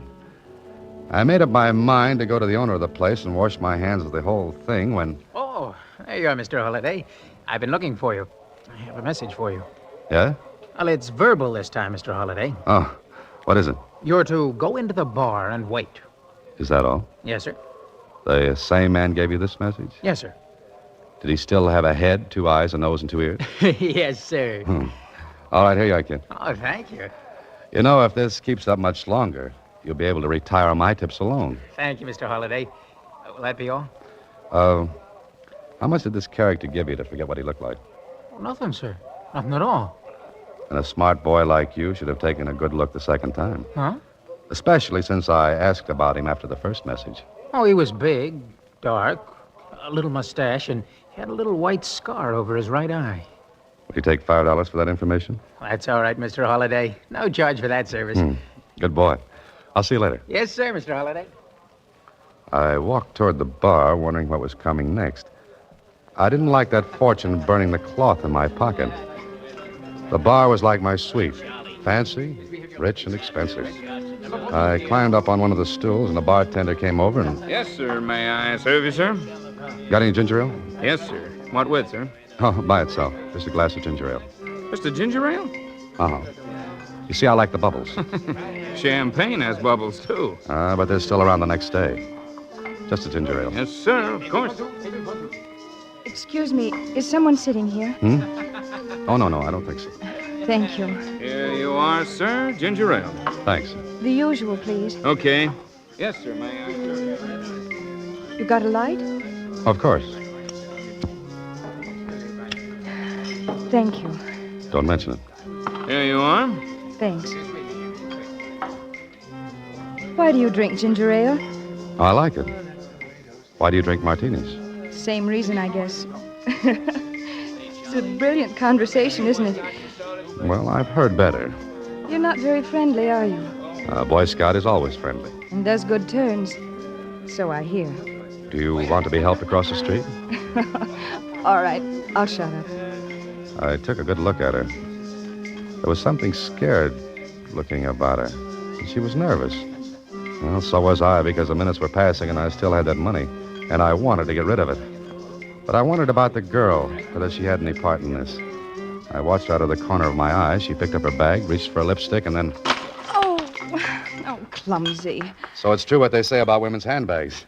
You get the stuff on the bar, I'll pick up the kitchen sink off the floor. I'm so sorry. Did the powder spill on you? No, it's all right. Yeah. Here you are. The mirror didn't break, did it? Nope, you're still good for 7 years more. Thanks. Thanks ever so much. I told you I was a good Boy Scout. You have a nice smile. Want a toothpaste commercial to go with it? Now, don't be nasty. I'm sorry. I guess I'm just as nervous as you are. Let's talk about something else. She chattered away, and It really is I a listened with lovely half an place, ear. isn't it? Once in a while, threw in a yes or a no. And the clouds began to gather. The mirror at the back of the bar went back and forth. The people got bigger, then shrank to midgets. Somebody drove a plane through my head. It buzzed around and made a bad landing on my brain, then...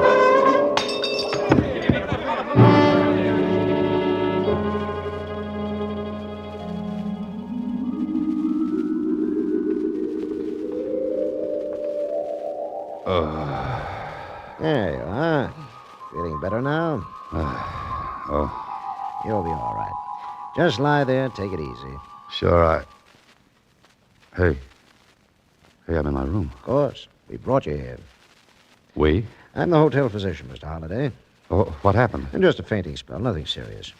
Fainting spell? What are you talking about? Fainting spells. Your wife told me you get them.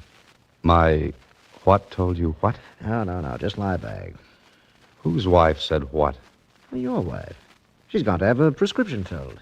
Now, listen, Doc, Hand me my coat, will you? It's better if you lie here. It's better if you hand me my coat. Give it to me. Oh, very well. There you are. What's the matter?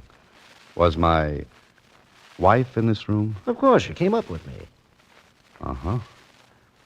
Doc, what would you do with $126,000? What? 100? That's an odd question. What would you do with it? I don't know. Because I haven't got it anymore.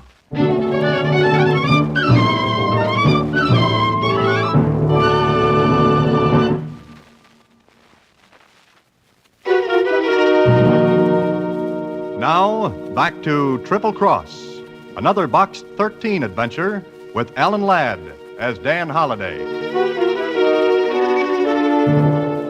So there I was, $126,000 in the red. If it was meant to be taken from me, then somebody was working it the hard way. Sure, the girl slipped something in my ginger ale when I picked up the stuff that fell out of her handbag. She took the money. All right, I wanted no more of it. I was going to head for the nearest exit, running, not walking, when... Come in. You Holiday? Yeah. Do I know you? Call me Tony. I'm the guy who wrote the Box 13. Oh. All right, goodbye, Tony. Sit down.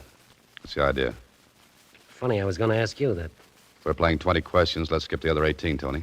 I got a big one left. Where's the dough? You tell me. Give it to me. Well, I didn't like him. I didn't like the gun he was playing with either. And I didn't like the little white scar over his right eye or the little black mustache.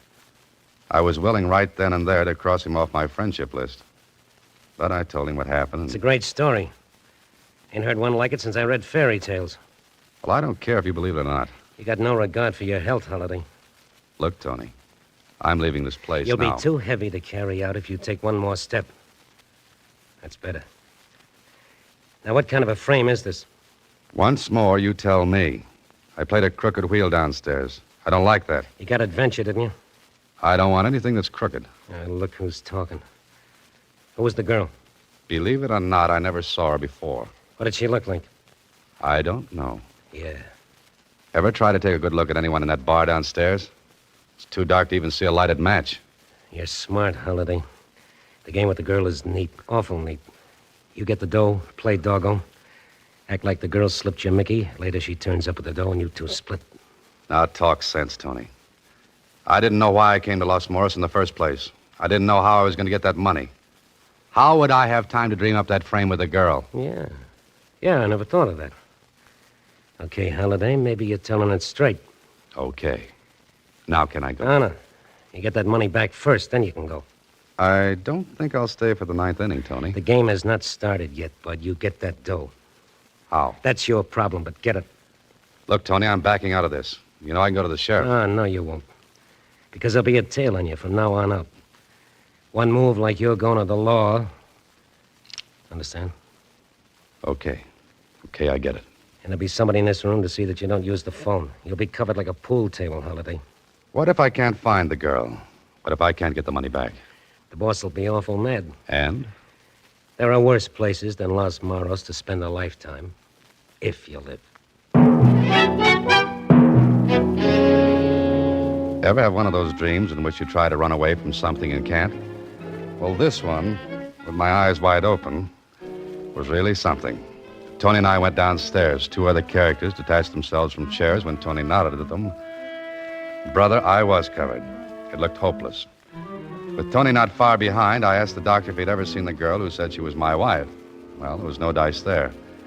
Then I remembered something. I told Tony I was going back into the bar. Bar? What for? Now, look, Tony. Let me do it my way. I'm the one that's on the spot, so let me play it the way I want. Okay. I'll watch. And don't try for a quick steal, because the boys outside know who to look for. Go ahead. Thanks. What would I do without you, Tony? I don't know. Because you're not going to be without me. Remember, I'll be watching.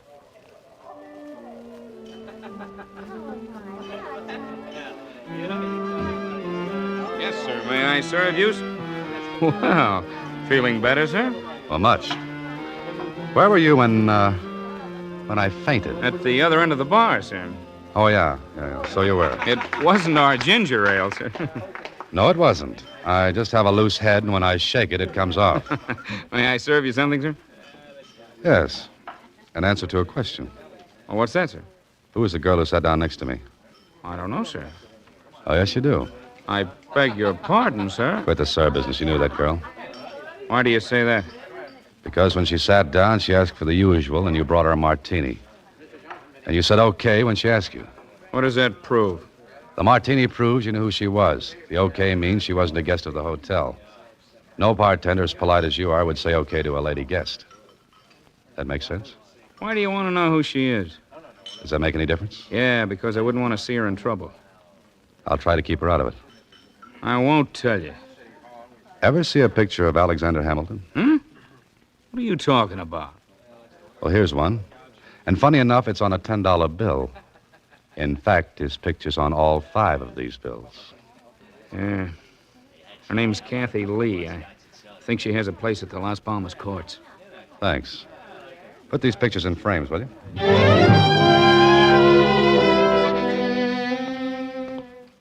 I found the Las Palmas courts. And, of course, Tony behind me all the way. The name list in front said Kathy Lee lived in number 8. I looked around before I turned in the walk. Yeah, Tony was closer to me than varnish on a tabletop. I found number 8 and stopped for a second. Looked for a phone line, but there wasn't any. I knocked at the door. No answer. I tried it again. Then I heard Tony whisper from the shadows. Try the door, Holiday. I did. It was unlocked. Tony coached from the sidelines. Go on in. I went in and closed the door behind me. It was dark. I decided to risk a call. Kathy? Kathy? Kathy Lee? She wasn't there. I fumbled my way to what felt like a dresser and a lamp. Turned it on, and what I saw made me turn that light off fast. What's the matter? She's dead. What are you talking about? You heard me. She's dead. You sure? Well, go in and look. You go back in and look for that dope. Go on. Now, look, Tony, I don't know any more of this. That poor kid's dead. Murdered. I want you to call the sheriff. No, you don't. I said you go back in there and look for that dough. You look for it. Leave my fingerprints all over the place. Now, you go back in there and hunt. Don't be a sap. Whoever killed her took the money. Don't you see that? Maybe. But we'll play this angle all the way. Now, stop talking and get in there.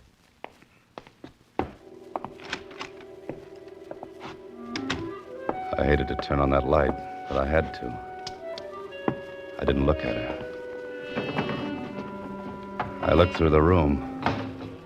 Then I found something.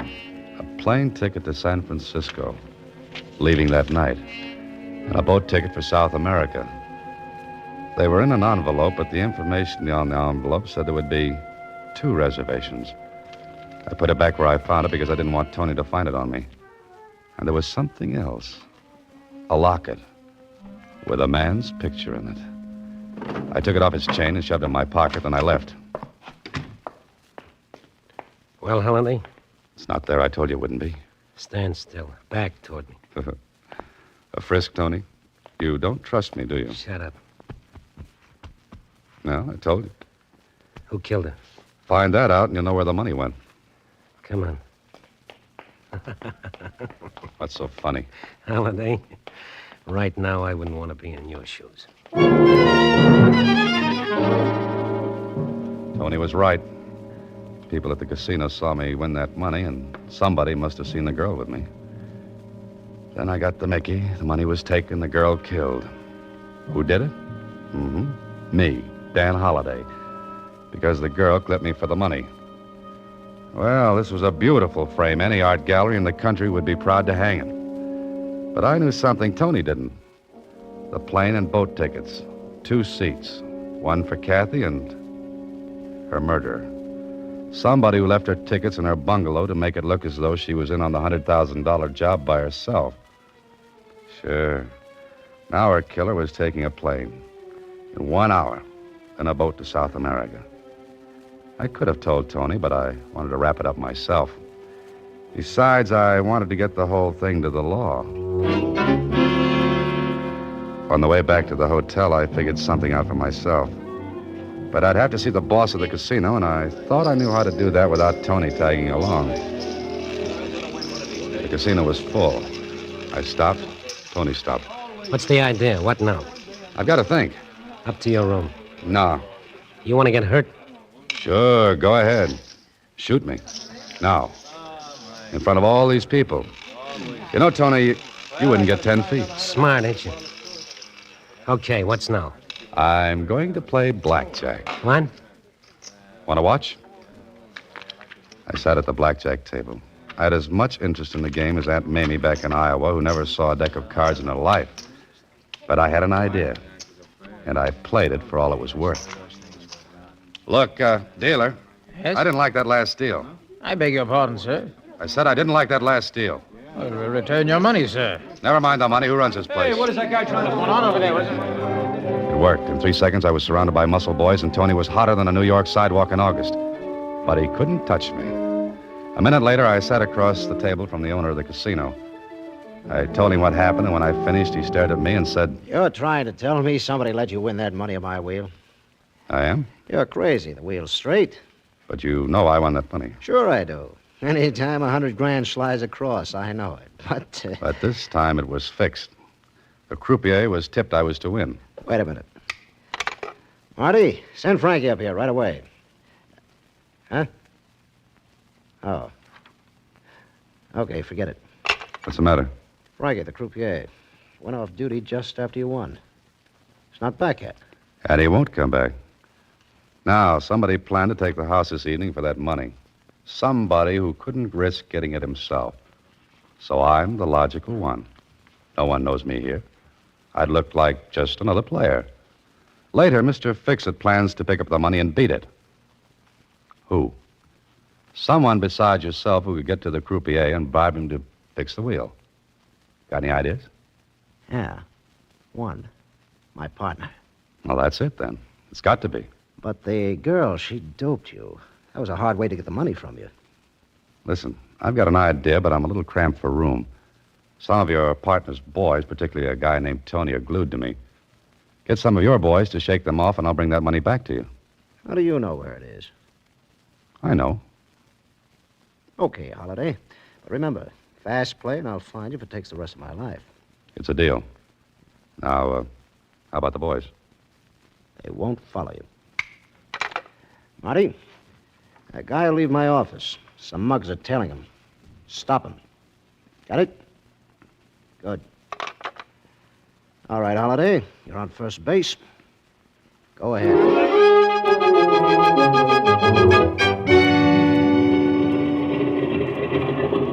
I was sure he'd be at the airport, and I wasn't wrong. He was sitting in the shadows on the outside.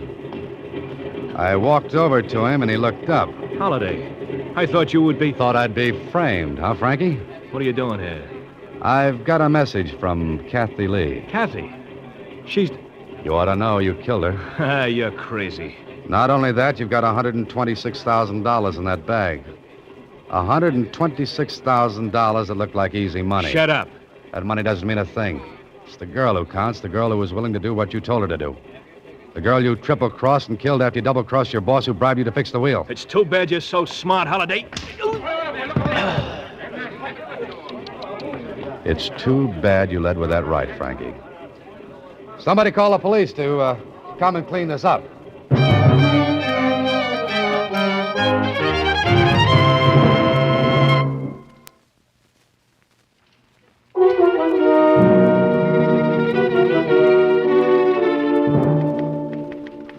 The croupier was... Oh, please hurry, Mr. Holliday. I want to hear the ending. All right, Susie, all right. What do you want to know? Well, how did you guess that Kathy Lee was the croupier's girl? Well, her locket had his picture in it. Oh, they should have given you the money as a reward. No, thanks, Susie. They can have it. But there's one thing I don't understand, Mr. Holliday. And that's? You didn't get a tan at all. You're just as pale as when you left. Oh, $126,000. A murder and a tan, too, she wants. Good night, Susie. Next week, same time, Alan Ladd stars as Dan Holliday in Box 13.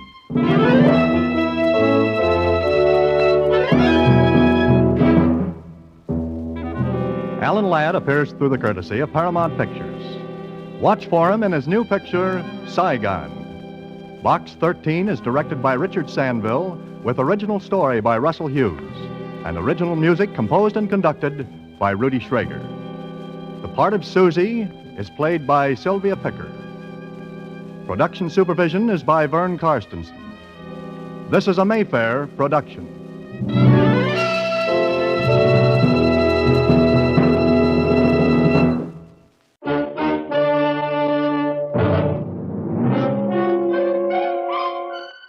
Box 13, with the star of Paramount Pictures, Alan Ladd as Dan Holliday.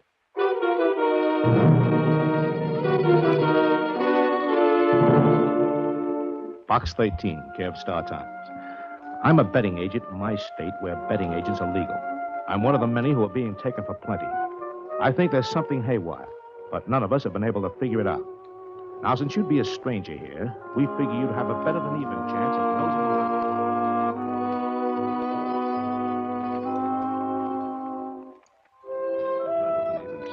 nosing around and finding out how we're getting clipped. If you do, we'll pay. If you don't, maybe you'll have yourself an adventure anyway. My name is Bert Hendricks. Look me up at 6729 Sierra Way. Enclosed is enough money to take care of immediate expenses. Have a look, huh?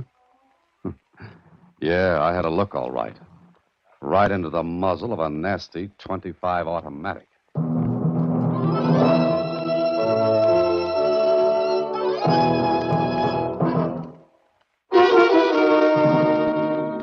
Now back to Box 13 and Dan Holliday's newest adventure, Much Too Lucky. Are you going to be gone long, Mr. Holliday? Well, I don't know, Susie. That all depends. On what? On what happens. Oh, what could happen? Where I'm concerned, anything. Oh, yeah. Sometimes I get worried about you, Mr. Holliday. Sometimes? Most times. It's just like a nomination. Oh? What am I running for? Huh? Nothing. I just had a premonition. What's that? What you didn't have. I don't get it. Well, you work on it until I get back, Susie. I'm off to the races. The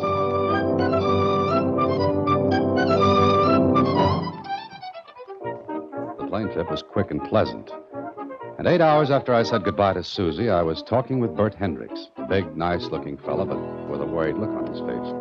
After we had introduced ourselves, Hendricks let me know what was putting the wrinkles between his eyes. Oh, it's got us roped and tied like a Christmas package, Dan. Oh? How much are you losing? Plenty. Runs into 4 or 5 figures every week. Maybe somebody's being lucky. To be that lucky, a guy'd have to be born with a silver horseshoe in his mouth. Look, yesterday I paid off on a long shot at 40 to 1. The clip ran to the tune of 20,000. And that, as they say in books, is sugar with a capital S. It'd buy a lot of coffee. Anyway, we figure we're getting it the wrong way. Clip, bamboozled. Well, why don't you go to the police? With what? Troubles? That's not the answer. Have you tried to find out? Are you kidding? We ran ourselves into a lather trying to catch the angle. No dice. Dan, somebody in this town's plenty smart. Smart enough to know our boys. And that brings me in. That's right. You're a stranger. They won't take a second look at you. I caught your ad in the Star Times and played the bet. Well, here you are.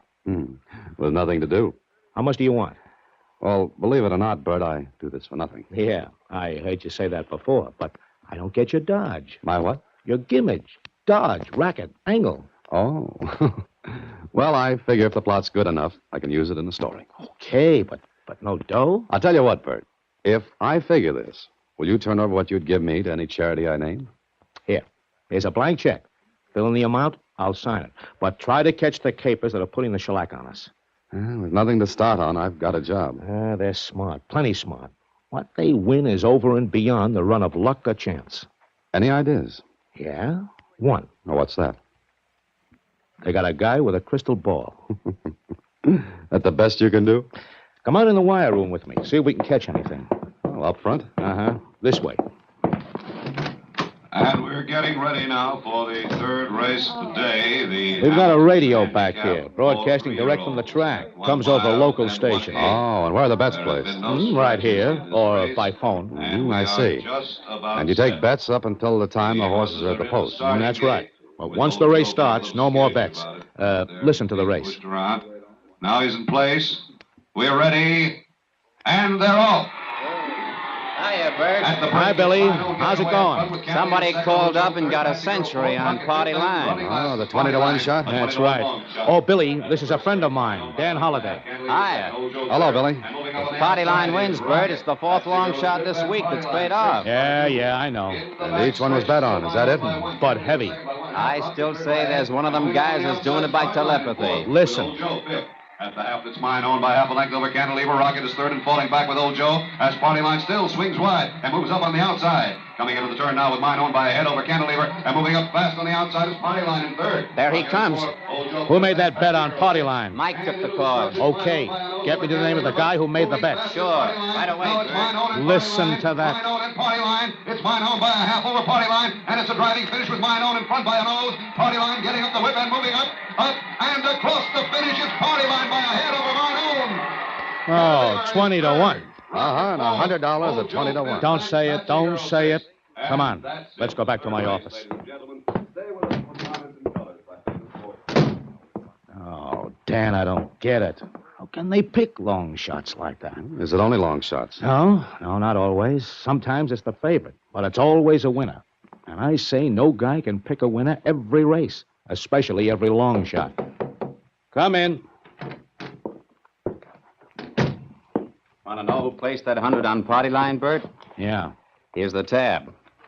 Oh, her again. She's awful lucky. Too lucky. Who is it? Name's Vaughn. Terry Vaughn. Singer at one of the clubs here. She's done this before, huh? Yeah, she's done it before.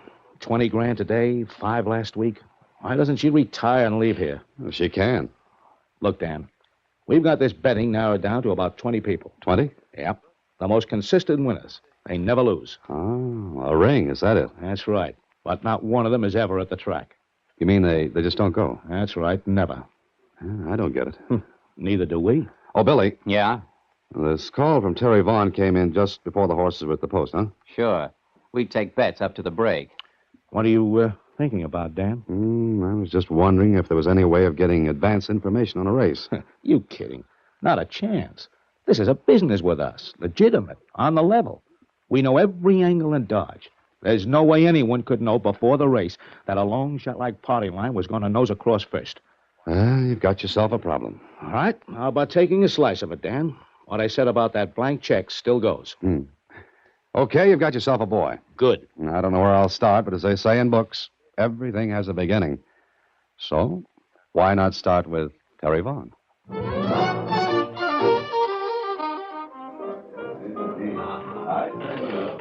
Waiter. Oh, waiter. Oh, yes, sir? I wonder if you'd deliver this note for me. Certainly, sir. Where to? Miss Terry Vaughn. I'll see about it, sir. Will this make you see any better? Oh, yes, sir. Thank you, sir. Oh, and tell Miss Vaughn I'm a journalist. Newspaper man? Yes, I guess that's it. You see, I'd like an interview. Well, I'll see what I can do, sir. I'll do my very best. I waited. I didn't know what Miss Terry Vaughn could tell me or wouldn't tell, but it was a chance. She didn't know me, so she wouldn't be suspicious. It was 10 minutes later that the waiter came back to my table. Miss Vaughn will see you, Mr. Holliday. Oh? How did you know my name? It was on the card you sent with the note. Simple, isn't it, Dr. Watson? I beg your pardon? Oh, never mind.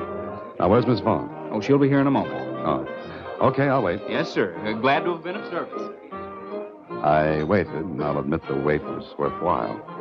Miss Terry Vaughn glided across the floor to my table, smiled $5,000 worth of teeth, tossed $1 million in red hair over her shoulder, and put $10 million of the rest of her in the chair across from me. You're Mr. Holliday. You're Miss Vaughn. Mm-hmm. Your note said you wanted to interview me. That's right. Well, I'm flattered. I imagine that's a fairly common situation with you. What paper are you with, Mr. Holliday? I have a connection with the Star-Times. Oh, you're a big city boy. I didn't know it showed. Why do you want to interview me? Oh, lots of reasons, Miss Vaughn. Name one. Well, I heard you were very lucky today. Lucky? How? Or do you win $20,000 every day? What does this have to do with an interview? Well, it's human interest stuff, Miss Vaughn. Very human and very interesting. I see. But why pick on my lucky streak? Because it was so lucky. Oh. I've always been lucky. Oh, I can understand that. Oh, how did you happen to pick party line today? I like long shots. Always? When I feel lucky. Do you ever lose? Sometimes. Why? Oh, I'm just asking. Mr. Holliday, this is a peculiar interview. Oh, I don't think so. Just pleasant. What paper did you say you were with? The Star Times. And what are you doing here? Vacation. When is it over? Couple of weeks. I see. Well, Mr. Holliday, as far as I'm concerned, it's over now. Have a nice time. Oh, wait, I'm sorry. Please stay here. Why? I feel that I owe you an apology For what? for being so curious.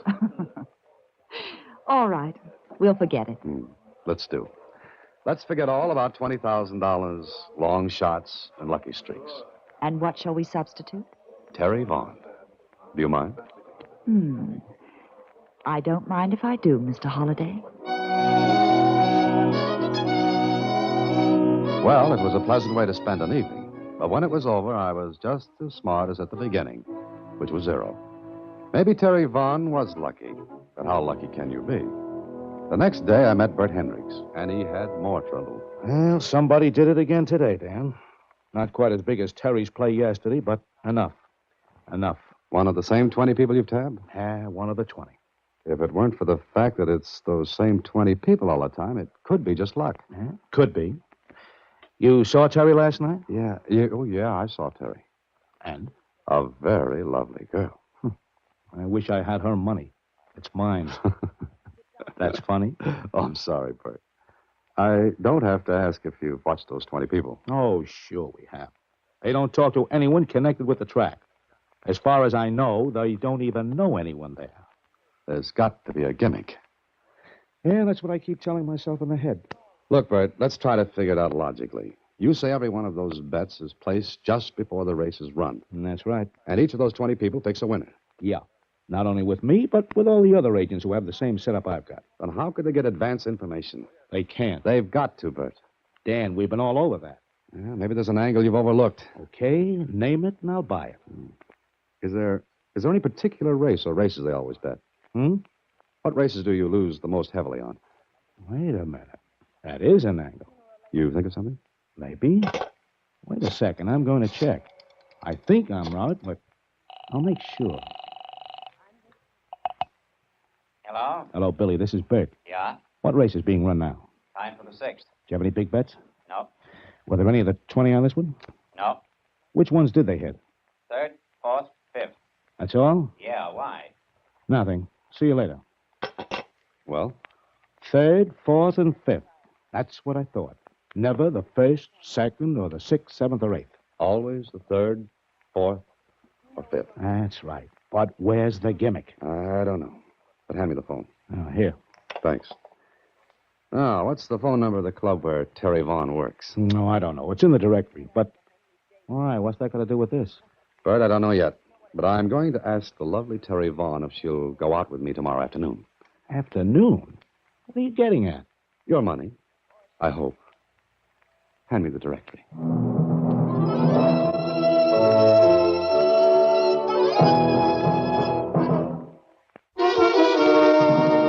And now back to Much Too Lucky, another Box 13 adventure with Alan Ladd as Dan Holliday.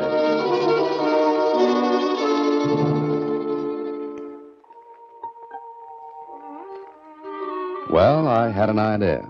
Not a big one, and not one that made sense yet. But I was going to play it.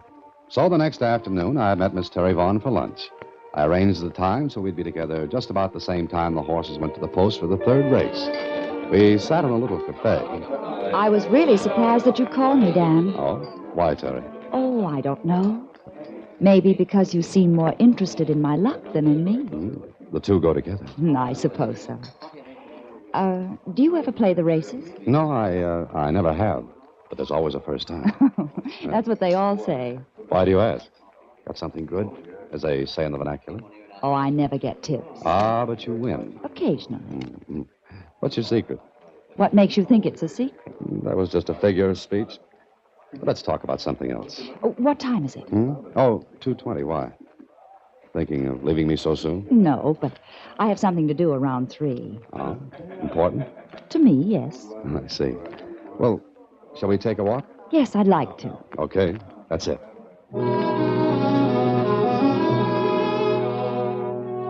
So we walked. Terry was very charming. I was beginning to wonder about my hunch. Maybe it was luck after all. Then, a few minutes after 3... Dan, will you excuse me for a few minutes? Oh, your important 3 o'clock date. That's it. I have to make a phone call. Want me to wait? Yes, if you want to. Oh, I do. I'll make it from this drugstore. All right. I'll wait right here. I won't be more than a few minutes. She went into the drugstore and straight to a phone booth. I slipped inside, went to a counter. The clerk came up to me. May I help you, sir? Oh, yes. Let me see a pair of those binoculars, will you? These? They're not very good, except for children, just toys. Oh, I like to play with toys. May I see a pair? Certainly. Here you are. Thanks. If you point them outside, you'll get a better idea of what they'll do. Oh, I'm getting a good idea right here. Excuse me, I'll be right back, sir. Uh-huh. I watched Miss Terry Vaughn in that phone booth. The binoculars weren't very good, but I saw the numbers she dialed and remembered them. She spoke for a few seconds, hung up, dropped another coin, and dialed another number. I got that one, too. Then the clerk came back. They work all right, sir? Oh, they're marvelous, just marvelous. How much are they? $2.95. Here you are. Shall I wrap them? Got any kids? Huh? I mean, why, yes. Well, here's a present for them. But you just bought them. Well, you see, I like your kids. You take these. But sir, I can't take these, or can I? I walked back outside and got to the pavement before Terry Vaughn finished her second phone call. I was standing there when she came Well, out. there we are. All set. Make a call, all right? Yes. Now, how'd you like to see the town? I'd love it. Come on, let's go.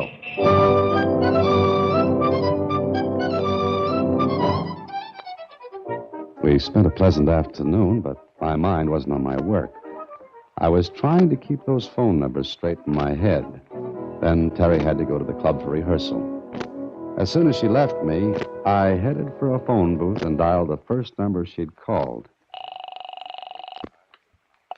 Hello? Hello, Bill? Bill? What number do you want? Is Bill there? There's no Bill here. I'm sorry. You're sure there's no Bill there? You got a wrong number, bud.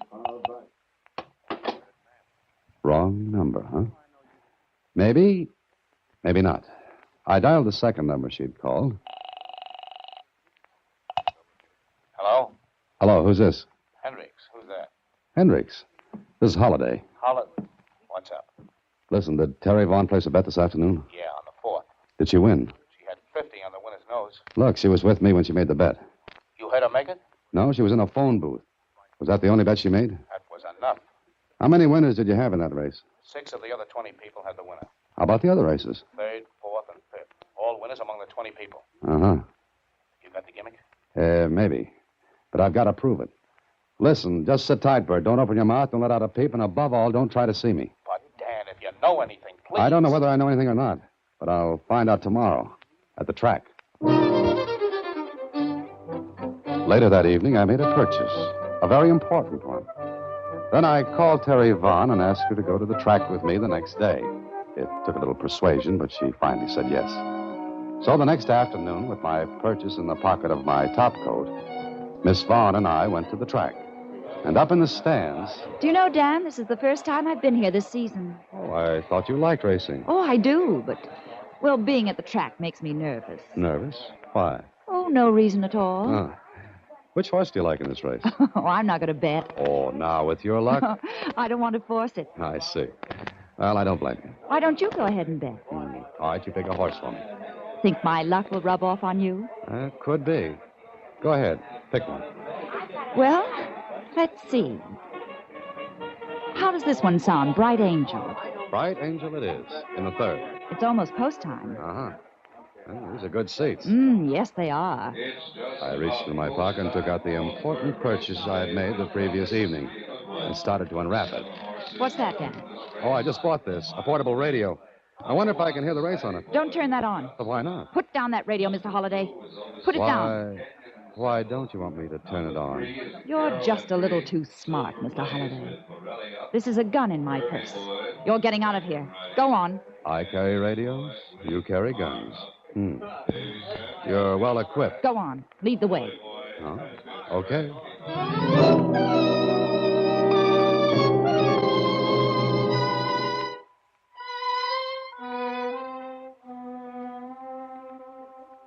She was as cool as an Arctic winter, and she handled the gun nicely, kept it in the small of my back under her handbag. Somehow I knew she'd use it if she had to.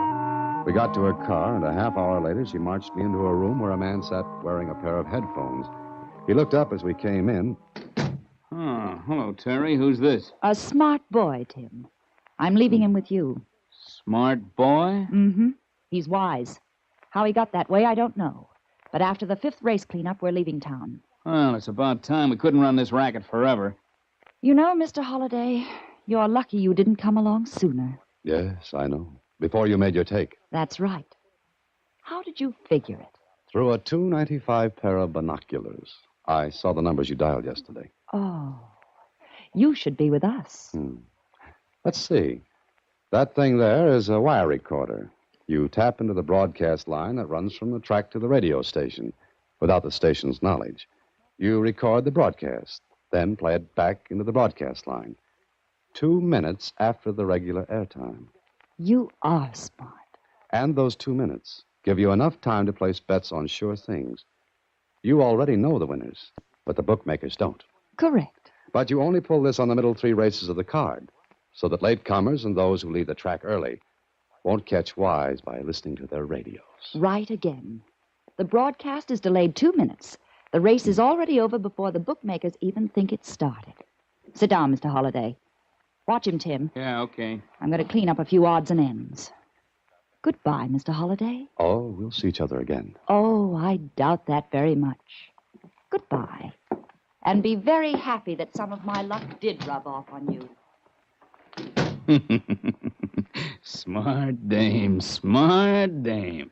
Knows angles. Yes, I can see that. Yeah, we make a take here and then move on. Now, you just sit still, Bub. I got some work to do, but I can still watch you. I watched him, too. The wire recorder was spinning. He flipped a switch, and I knew what happened.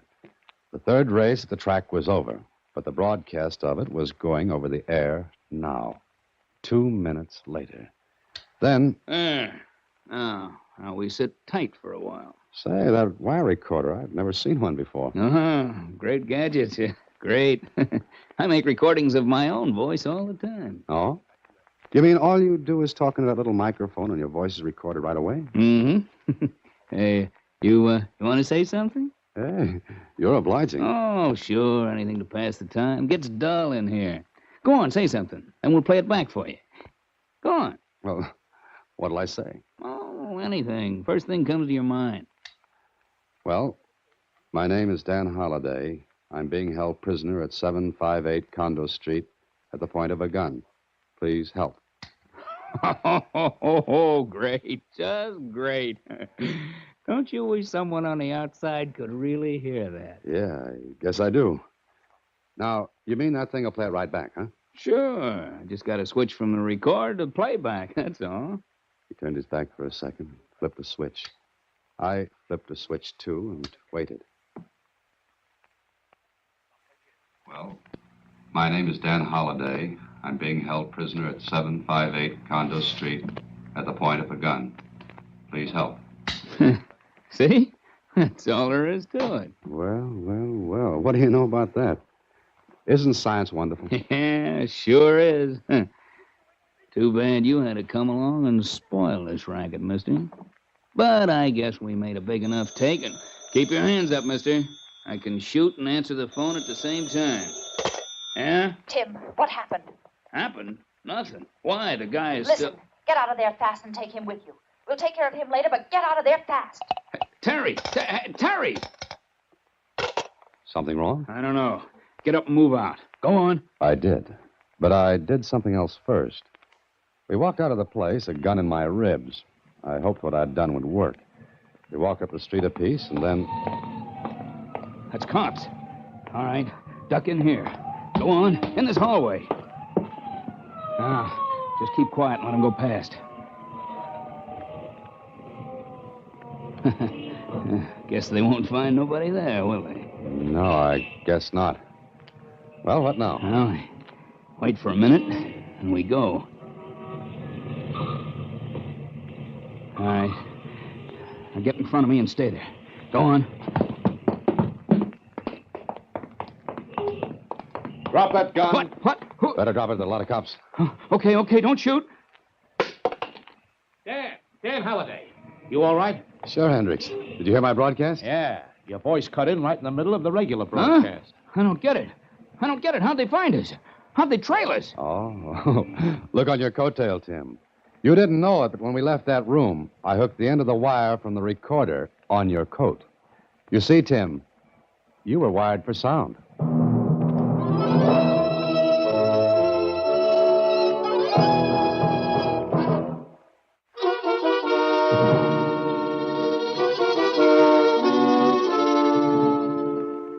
Gee, that sure was a clever idea they had, Mr. Holliday. Uh-huh. And you were clever, too. That wire left a trail right to you and that man. Yeah, he was wired for sound, Susie. Uh-huh. Oh, and I'll bet you got a racy story out of it. What, Susie? No, don't you get it, Mr. Holliday? I made a joke. Racy story. Get it? Yeah. Yeah, I got it. Good night, Susie. Next week, same time, through the courtesy of Paramount Pictures, Alan Ladd stars as Dan Holliday in Box 13. Box 13 is directed by Richard Sandville, with this week's original story by Robert M. Light and Mr. Sandville. Original music is composed and conducted by Rudy Schrager. Part of Susie is played by Sylvia Picker, and production is supervised by Vern Karstensen. Box 13 is a Mayfair production from Hollywood. Watch for Alan Ladd in his latest Paramount picture.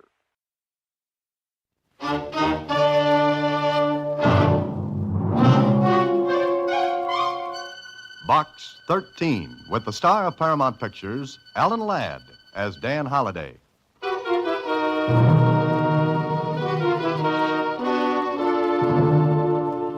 You driveling old idiot. What did you do with it? I'm not going to tell you.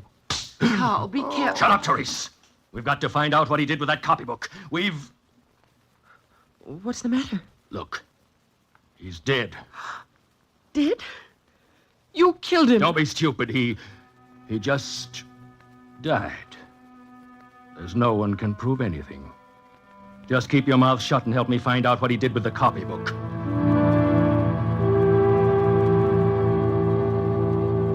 Well. Somebody sends me a copybook through Box 13. Now I wonder why.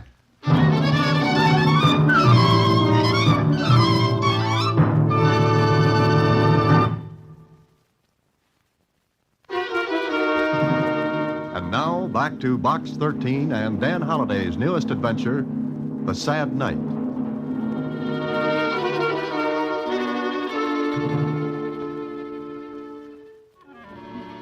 It was just a child's copybook.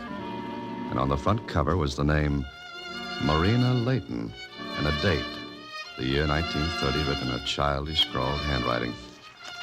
I riffled through the pages. There was nothing of interest, at least. That's the way it looked then. But Susie thought differently.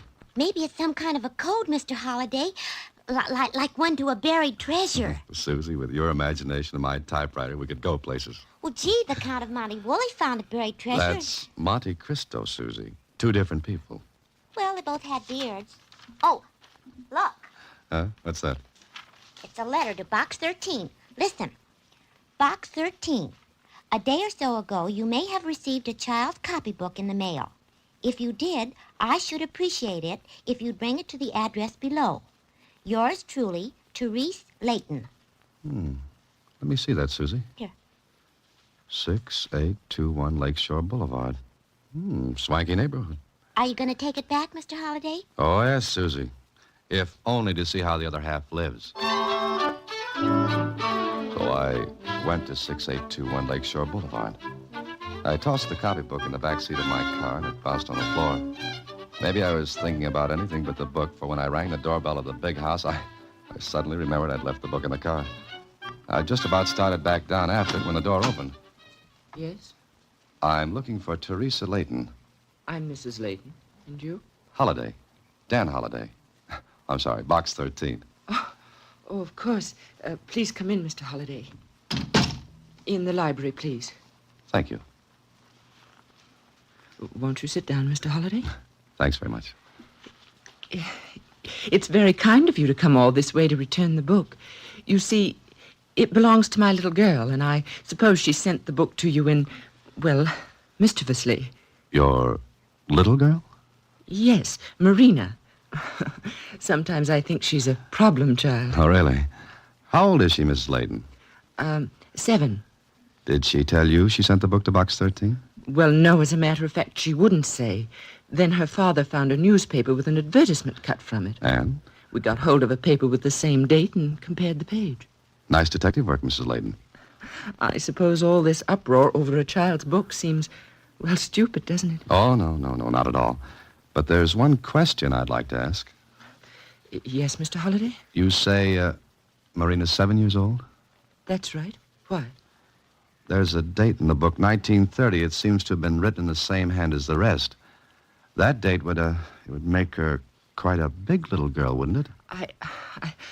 She put down that date, I suppose, well, not thinking. Oh, yes, of course. Where is she now, Mrs. Layton? She's dead, Mr. Holliday. Huh?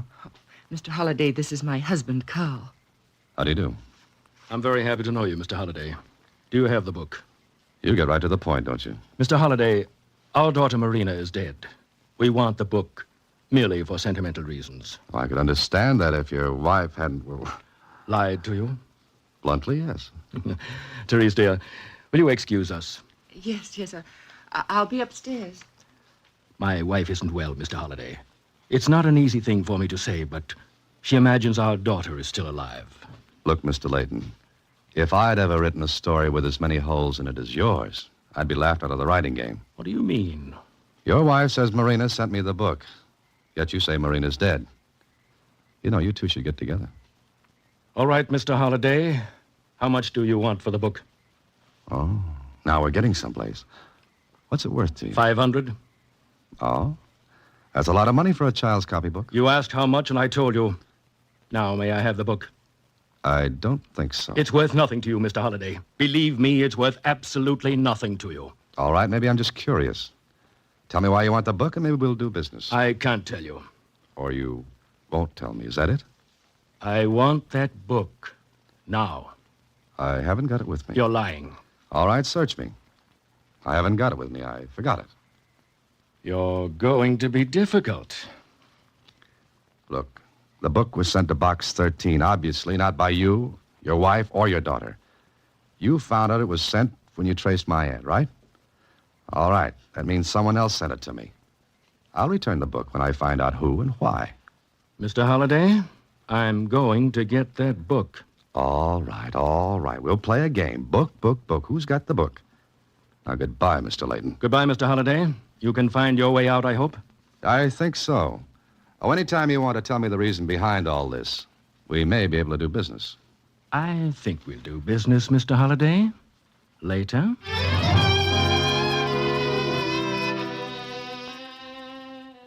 I left, and when I got home, I spent the rest of the day and most of the evening trying to figure out why anyone would be so anxious to get hold of the book. It was filled with a kid's scrawling handwriting, sums and addition, problems in subtraction, alphabets. Then I came to one page and stopped. It was filled with strange, weird-looking figures, as a kid would try to draw human beings. But there was something about them that didn't look like a kid's work. They were grotesque, almost fiendish faces and distorted, twisted bodies. And underneath were 3 words in Spanish: La Noche Triste, the sad night. The words were scrawled too, but somehow they were different from the rest in the book. I kept turning back to that page, wondering, trying to connect something in my mind with those figures in the book. Then I must have dozed off because the next thing I knew, it was 3 a.m. Turned off my light, lay back in bed. Then I was getting company, unexpected. And I wasn't in the mood to entertain. Well, what a wonderful thing a skeleton key is, like the magic words, open sesame. Somebody was looking for something, and it wasn't Easter eggs on the White House lawn. I waited, and then... Looking for something, Bud?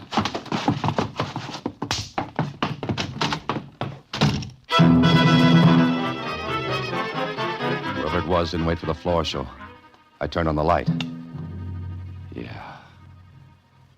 He'd grabbed the book, but he had left a knife behind. One that I picked up with a handkerchief. If there were fingerprints, it would introduce me to the gent. And Kling could do me that favor. Got any idea who it was, Holiday? No, I haven't, Kling. We had our waltz in the dark. Oh, it must have been romantic. Oh, yes. I was overcome. Look, can you get prints off that knife handle? Seems to me you could pick an easier way of meeting people. Oh, I like the hard way. It makes for lasting friendships. Look, did he try to knife you? Well, I don't think he was doing KP with it. Why was he after you? He wasn't. Oh, I see. He breaks in at 3 a.m. You surprise him, he pulls a knife on you. But he wasn't after you. It was just a social call, or maybe he was a visiting nurse. Kling, will you see about those prints? Yeah, if you'll prefer charges. Maybe, but more important, he took something I want back. What? A child's copybook. A child... You know, Holiday, the more I see of you and this Box 13 gimmick you run, the more I believe in elves and pixies. Why did you have a child's copybook? I'm learning to write. You're going to keep this all to yourself, huh? Till I find out what it's all about. Okay. Well, from what you say about the cookie who disturbed your Betty by this morning, he might have a record. In that case, you can tell me who he is. You don't want me to pick him up? No, I'd rather have the pleasure. You see, he hung one on my chin. He hung one out here. All right. Come back in an hour.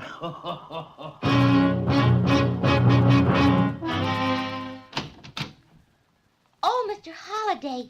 Gee, I've been trying to get in touch with you all morning. I was at headquarters, Susie. Oh, what'd you do? Oh, no, don't jump to conclusions. Why were you trying to get in touch? Look, Huh? When did this come? this morning I picked up Box 13 mail at the Star-Times, and that note was in it. Mm-hmm. Well, as they say in the books, Susie, the plot thickens. In fact, it's so thick now I can't see a thing. How'd you get that bruise on your chin? I shaved with a baseball bat this morning. Oh. Well, are you going to meet Marina Layton? Yeah, that's what she asked me to do in her letter. So if you want me, I'll be At where she says, the lobby of the Camden Hotel. So I got to the lobby of the Camden Hotel. It wasn't hard to find Marina Layton. She was dressed as she said she'd be. I took a good look before walking over to her. She was about 24, not pretty, but with one of those faces that always says, wonderful day, isn't it? Okay, so maybe now I'd find out what all the excitement was about. I walked over. Oh, pardon me. Are you Marina Layton? Yes. And you're... That's it, Box 13. You know, I didn't think there was such a thing. I thought this would all turn out to be some sort of a joke. Oh? Well, do we sit here? If you like. Well, may I have it, Mr... Holiday. First name's Dan. All right. May I have the book, Dan? I haven't got it, Marina. But you must have it. Mark said he sent it to you. Oh, no. Another character in the show. And who's Mark? He was my father's dearest friend. But surely you ought to know that. Look, Marina, I don't know a thing. Wait a moment. Here's his letter to me. You want me to read it? Yes. Dear Marina, for years I've kept something from you that your father wanted you to have. Now I know someone else wants it.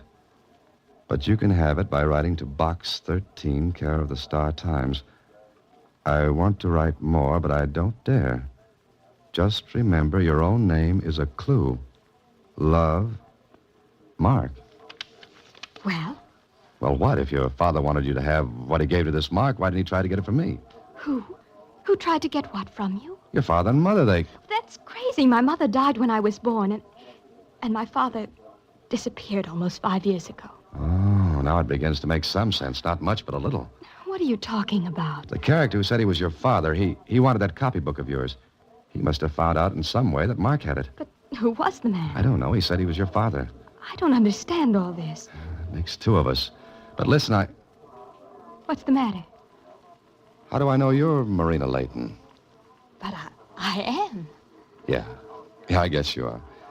Because since someone already took the copybook from me early this morning, it'd be a little senseless to try to get it this way. All right, Marina, what do you know about a copybook? Yours, with the date 1930 written in it. Copybook? Mine? But nothing at all. Huh? Oh, now, wait a minute. All this business has to mean something. Don't you even remember a copybook? I suppose I must have had one. Wait, of course. Black, ragged-looking, alphabets in it. That's it. Now, what about it? Oh, nothing. It was just an ordinary book. I scribbled in it and... Did you say 1930? Well, yes, why? Because in 1930, I was with my father in Mexico. I had the book then because I was being tutored by Mark, and I used it for my lessons.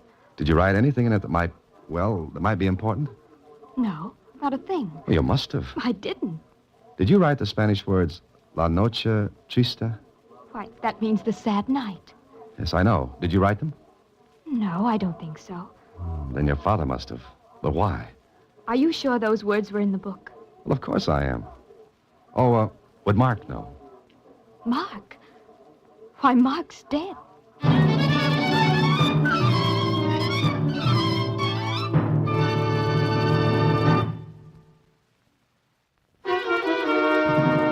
And now back to The Sad Night, another Box 13 adventure with Alan Ladd as Dan Holliday.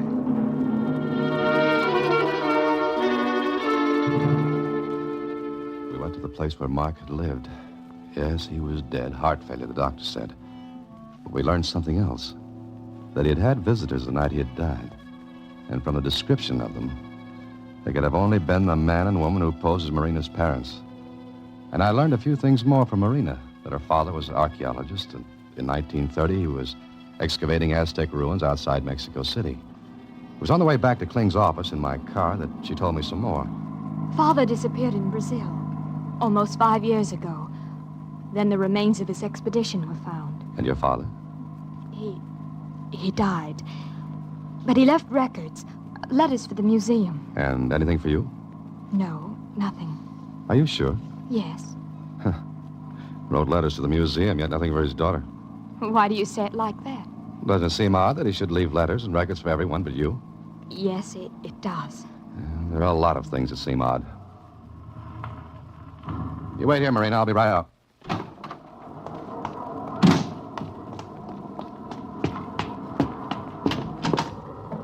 Well, Holliday, I'm just about to leave your office. Oh, what'd you find out?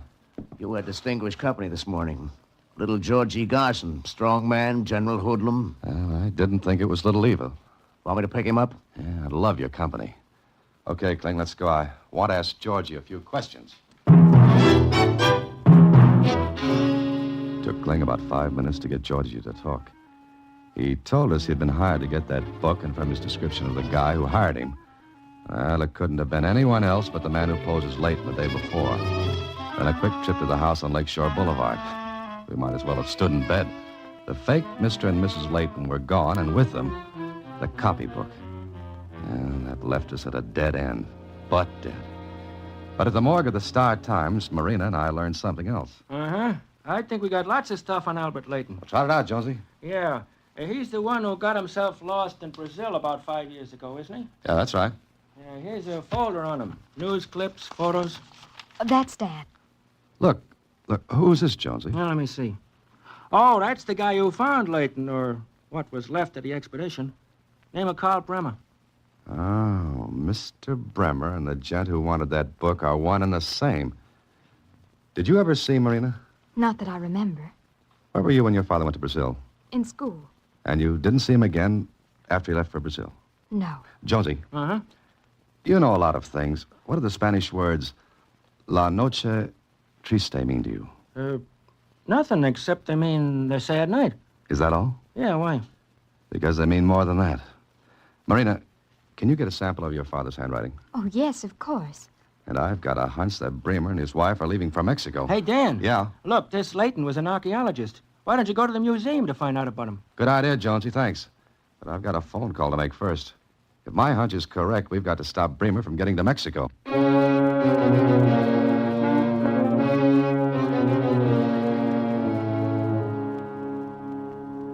Let me get this straight, Dan. You want this Bremer and his wife picked up, huh? Yeah, that's it. What's the charge? You pick them up, I'll prefer charges. And maybe one of them will be murder. What? Will you do it? Well, what if they're out of the country by now? Extradite them. You've got to have a strong charge to do Oh, that. I have. 1, causing the death of an old man by trying to force something out of him. 2, hiring Georgie Garson to break into my apartment. And 3, attempting to defraud. Is that enough? Yeah. If you can make those charges stick. You get them, and I'll make them stick.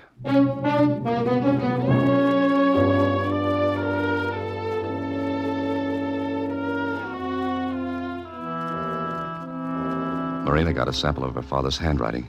Is this what you wanted? You sure this is your father's handwriting? Of course.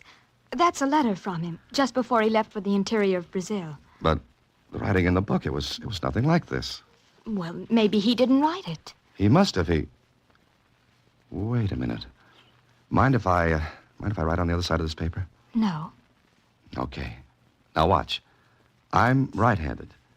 But suppose I write like this with my left hand. What's it look like? Just a scrawl. Sure, as a kid would write. As you would have written in 1930. But why would he have done that? To make it look as though you'd written it. Oh, that doesn't make sense. It does make sense if you realize that your father had learned something that was big enough to make him want to hide it. And where would he hide it? In a place no one would ever think of looking for it. A kid's copybook. No, he kept his notebooks.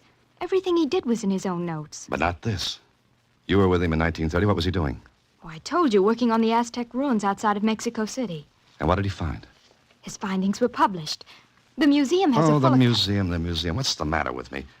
Come on, Marina. Maybe we're getting someplace.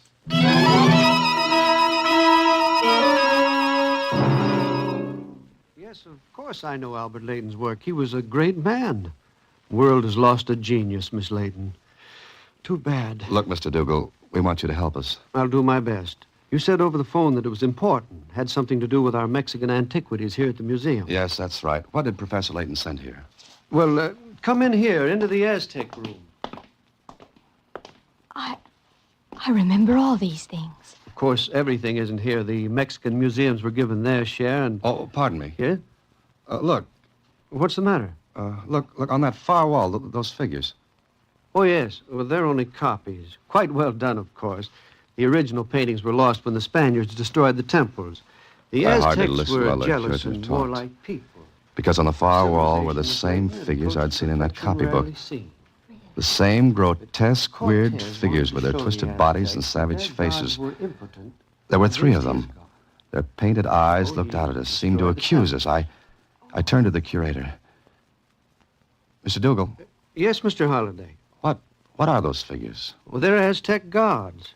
The one over here in the upper left is Quetzalcoatl, supreme god of the Aztecs. The one in the upper right is Huitzilopochtli. He's one of my favorites, a god of war. The one at the base of the triangle is Tlaloc, god of rain. Marina, those were the figures in your copybook. And they were above the words La Noche Triste. But why? Why should Dad have done that? Mr. Dougal, what is that triangle? Well, where each of those figures is painted was a temple long ago destroyed by the Spaniards under Cortez. In the center was one of the causeways that led to Tenochtitlan. That's today's Mexico City. It was over that causeway that the Spaniards made their escape on La Noche Triste. La Noche Triste. Look, sit down, Mr. Dougal. I want you to tell me a lot more. The curator talked for an hour. And what he told Marina and me all added up. The copybook, the figures of those old Aztec gods. Oh, Marina's father had something, all right. And he hid it in that copybook. No wonder Bremer wanted it. No wonder old Mark had kept it, and the whole thing made a story that went back over 400 years. A story of greed and bloodshed. One that reached out to touch me, Marina, old Mark, Bremer, all of us. Later in Kling's office, facing the Bremers, with Marina sitting there, too, All right, Holiday. Let's have it. First, I'll take that copybook, Bremer. All right. What good will it do you? None. And it wouldn't have done you any good either. What do you mean? You caused the death of one man to get this. Another man, famous, respected, lost his head and tried to keep what he had found. But it wouldn't have done your father any good either, Marina. No, I know. What's the story, Dan? Well, it really begins, Kling, when Bremer found the remains of the Leighton expedition in Brazil. He found letters, records. He brought some of them back with him, but some he didn't. That right, Bremer? You know everything. You tell it. Thank you, I will. One of the letters was to Marina. Marina, whose name is the same as the Indian girl who was Cortez's consort. That was the one you kept, Bremer. A letter telling Marina about the copybook and what it contained. All right. What is it, Holiday? Let's go back to July 1st, 1520, to Hernan Cortez and his army. The army that marched through Mexico and destroyed the Aztec Empire. That's got something to do with all this? Everything. On that night, the Aztecs rose up in fury against the Spaniards. They had thought Cortez and his men were gods, but they'd found out differently. They determined to drive the Spaniards out forever. The Spaniards took all the gold they could carry. The Aztecs went after them. They trapped Cortez and his army on one of the causeways that led to the city. The causeways were narrow. There were thousands of Indians in canoes. All night long, the battle went on until in the morning, 450 of the Spaniards were dead and thousands of Aztecs. But Cortez and the remnant of his army escaped, got to the mainland. And the copybook? Those 3 words, La Noche Triste, the sad night, are written into Mexican history as the night Cortez and his army and the Aztecs fought and killed each other until the canals were choked with them. The gold the Spaniards took with them did them no good. They couldn't fight with it or eat it. So sobbing and screaming, they dumped the treasure into the waters of the canal, and it sank into the mud of the bottom. It's never been found. Marina's father thought he had located it. But look. Here's a map of modern Mexico City, where the causeways once ran. There are streets and houses, so you see, no one will ever find that gold. And maybe it's just as well. It's too red with blood to be of any use to anyone.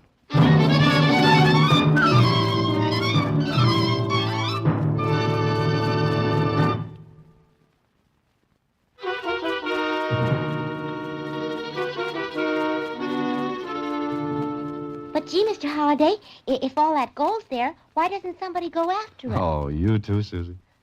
No, I guess not. But, tell me something, Mr. Holliday. What were the names of those Aztec gods? Winkin', blinkin', and nod. Good night, Susie. Next week, same time, through the courtesy of Paramount Pictures, Alan Ladd stars as Dan Holliday in Box 13. Box 13 is directed by Richard Sandville with an original story by Russell Hughes. Original music is composed and conducted by Rudy Schrager. The part of Susie is played by Sylvia Picker, and that of Lieutenant Kling by Edmund MacDonald. Production is supervised by Vern Karstensen. This is a Mayfair production from Hollywood.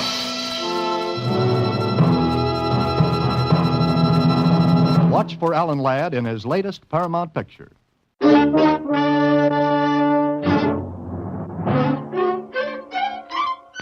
Box 13, with the star of Paramount Pictures, Alan Ladd, as Dan Holliday.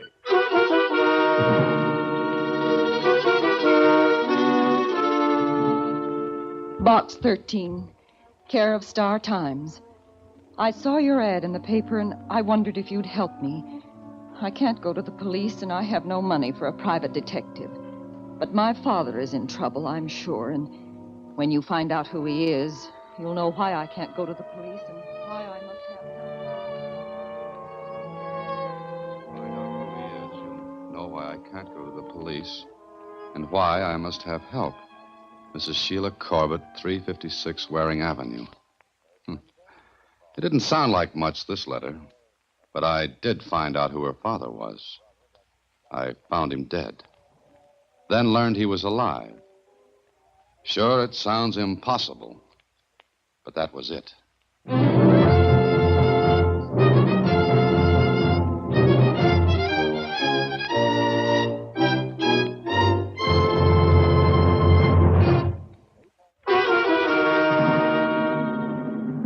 Now back to The Dead Man Walks, another Box 13 adventure with Alan Ladd as Dan Holliday.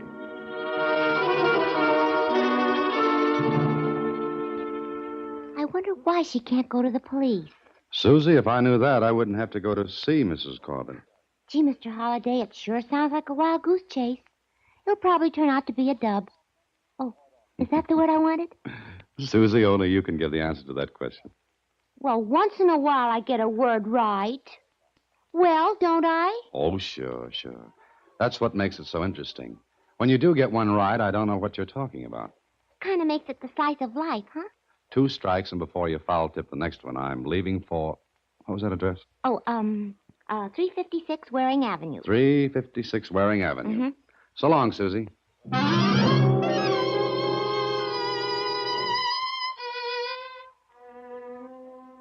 It wasn't a very nice neighborhood, 356 Waring Avenue. But the flat I entered was neat, clean scrubbed, and polished. And the woman who asked me to sit down was as neat and clean as the room. I waited for her to start things, and she did. I'm Mrs. Sheila Corbett. Yes, I guessed that. And I'm Box 13. My name's Dan Holliday. Well, I don't know how to start, Mr. Holliday. The beginning's always a good place, Mrs. Corbett. Saves time and trouble. I want you to find my father. You said you couldn't go to the police about it. Why not? Because my father is a paroled convict. Do you understand? Are you afraid he's done something? No, I know that's not true. He swore he'd go straight when he came home. But you think he hasn't. I didn't say that. But the fact that you're afraid to go to the police says so. Look, Mrs. Corbett, if he's done nothing wrong, there's nothing to be afraid of. Yes, I know. But there'd be questions. I have 2 children, Mr. Holliday. A husband who's wonderful to me. No one in this neighborhood knows about my father, so... Well... All right, Mrs. Corbett, I'll give it a whirl. But first, when did you last see your father? The day after he was released on parole. He came here. Was he all right? I don't know. You don't know? Well, I'll tell you what happened. He'd come home. He was here maybe 2 hours when the phone rang. Sheila, telephone. Answer it, will you, Dan? All right. Hello? Oh, yeah, it's me. Why'd you call up? Look, I said nothing doing. I meant it. I'm straight now. Nothing doing. You won't get him, and I won't say where they are. Let me alone, will you? Just let me alone. Dad, who was it? Just a man I used to know. Who? Nobody you know, honey. Well, what did he want? Nothing. You were afraid. Why? Why were you afraid? It wasn't anything, Sheila. Dad, if there's something wrong... There ain't. You're on parole, I know it. Don't you think I know it? I'm sorry. No, that's all right. But, Sheila. What, Dad? Here. I want you to keep this for me. What is it? Just a piece of paper with something on it. Put it in a safe place. Keep it for me. Keep it for you? Dad, why do you say that? There's nothing to worry about, Sheila. Nothing at all. Now just forget all about it and don't worry, because there ain't anything to worry about. He said there wasn't anything to worry about, Mr. Holliday. But I was worried. He didn't come home that night. Or the next day. And you don't know where he went? No. May I see the piece of paper he gave you? Yes, here it is. Is this all? That's all. 517 Slack Street, S. Thomas, 945. Does this mean anything to you? No, Do you know the address, 517 Slack Street? not at all. And the name, S. Thomas? I never heard it before. Do you mind if I take this? No, of course not. Do you think you know what it means? No more than you do. But I'll try to find out. How? By going to 517 Slack Street and seeing if there's a Mr. S. Thomas there.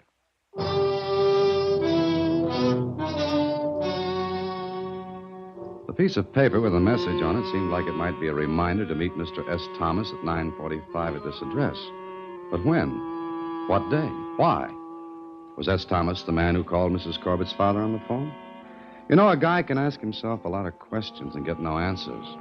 So I drove to 517 Slack Street. It was a pawn shop with everything from gold toothpicks to elephant heads. And clocks.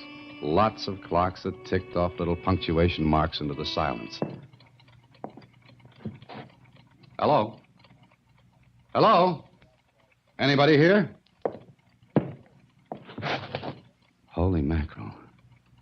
Holy mackerel. Hey, what the...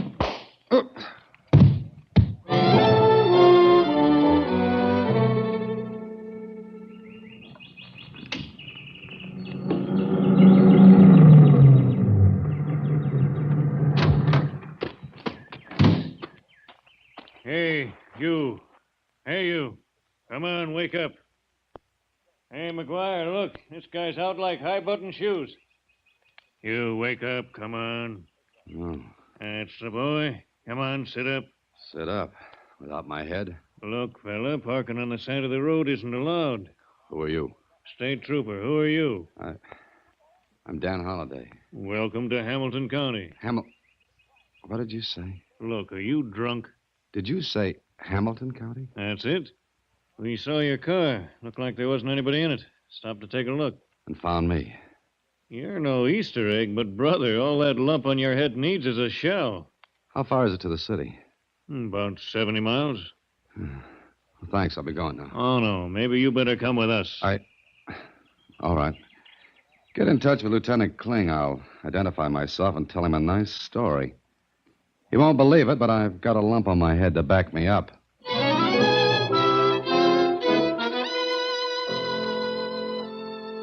right, Dan, all right.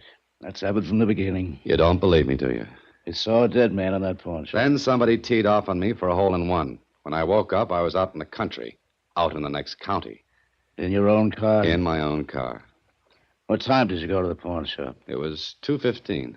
Yeah, it's 5 now. That's better than 3 hours. And no dead bodies have been reported. I keep in touch with them. I tell you, I saw one. Whose?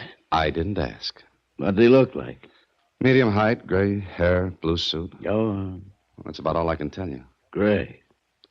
Nothing else? I didn't get to count his teeth because the roof fell in. Look, I've got a knot on my head. Doesn't that prove anything? I guess it does. But you're sure you didn't recognize the man you saw lying dead? No, I never saw him before. And you went there looking for... I'll be doggone. What's the matter? I didn't ask her his name. Her? Who? Mrs. Sheila Corbett. What? Does that flint strike a spark in your iron head? Did you ever hear of a man named Winslow? Albert Winslow? No. Ex-convict, paroled, sent up for counterfeiting. It might be. You got a picture of him? Yeah, wait a minute. Sergeant, file on Albert Winslow. Bring it in. Albert Winslow has a daughter named Mrs. Sheila Corbett. Is that it? What deduction? By the way, Winslow answers the description of your dead man, roughly. Then let's get going. Hold your horses. Bring it here, Sergeant. Yes, sir. Nice. Let's see it. There you are. Well, that's all, Sergeant. Okay. Kling, look. This is Albert Winslow, and Albert Winslow is the man I saw dead in that pawn shop. You're sure? Look, could I make this up? I guess not. Okay, Dan, let's go to your pawn shop. Let's see what we can redeem.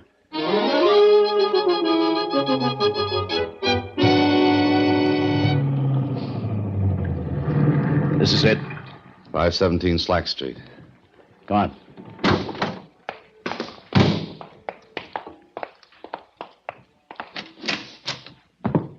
This the same place? Sure it is. Yes, sir. Can I do something for you? Maybe. This your shop? Oh, yes. Uh-huh. Were you in here at 2:15 this afternoon? 2:15? Well, yes. Why? You're sure? Well, of course. How long have you been here? Why, about 15 years. I mean today. Holiday. Would you like my badge? Badge? Yeah, police. Homicide. Oh, my goodness. Yeah, What's the matter, Dan? You'll take a look behind this counter. Huh? Well, I'm looking. What am I supposed to see? Albert Winslow dead. Where? Look, Winslow is behind this counter at 2:15 this afternoon. Excuse me, but I don't understand this. And neither do I. What's your name? Holiday. Shut up. Yours? Barlow. Michael Barlow. Do you know a man named Albert Winslow? I never heard of him. No, I'm sure I didn't. Mind if we look over your place? Oh, certainly not. But I still don't understand. I'll draw it for you, Mr. Barlow. At 2:15 this afternoon, I walked into this shop. This one? This one. There was no one here except a dead man behind the counter. Then I was slugged. In here? That's right. But that's impossible. Well, I've been here all day. Come on, we'll take a look around. Wait a minute, Kling. What now? This place looks a little different from what it did earlier. It looks as though it's been changed around. That's impossible, too. Dan, are you sure this is the place? Of course I am. Okay, we'll give it a fine-tooth comb job. Certainly, help yourselves. Be only too glad to do anything I can, although this is certainly very peculiar. Thus, we have the understatement of the week. Well, let's get... That's my phone. May I answer it? Yeah, go ahead. Thank you. I won't be a minute. Hello? Who? Oh, yes, just a minute. Lieutenant Kling. Yeah? It's for you. Thanks. Be right with you. Hello? Yeah, go ahead, Sergeant. What? Say that again. Okay, thank you. We won't have to go over your place, Barlow. You won't? What are you talking about, Kling? Holiday, there's a Sergeant Garvin. He's very efficient. So, what's that got to do with this? Lots. I left word where I could be reached. He reached me. What are you building up to? I don't know, but it's not good for you. Yeah, what's on your mind? More to the point, what's on yours? Now, look, I don't get this. What was that call about? About Albert Winslow. Go on. You saw him dead at 2:15. I said I did. You want to change your story? Now, look, why should I? Because Albert Winslow reported to his parole officer no later and no earlier than 4:20 this afternoon.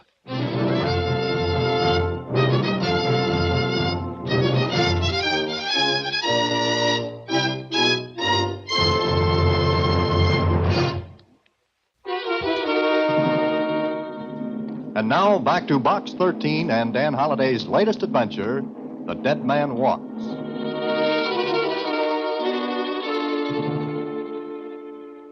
Yeah, that was it. The man I saw dead at 2:15 was alive again at 4:20. That's impossible. Kling said it was, and better than Kling, my own common sense said it was. So later that night, I went back to see Mrs. Corbett. But you went to the police. You promised you wouldn't. I'm sorry, but I had to. I saw your father. Dead. Dead, you said. I know that's a brutal way to put it, Mrs. Corbett, but the only way. And the police? There's nothing they can do or want to do. Your father reported to his parole officer. He has to do that once a month. Please find him. I think I did find him. Oh, no. No, it can't be. Mrs. Corbett, I've got to ask some questions. You've got to answer them. Well, I'll try. Good. Now, look, your father talked to someone on the phone. He didn't mention any names? No, Not even the name Thomas? I'm sure of it. One dead end after another. Do you know the names of any of your father's, well, Accomplices? yes.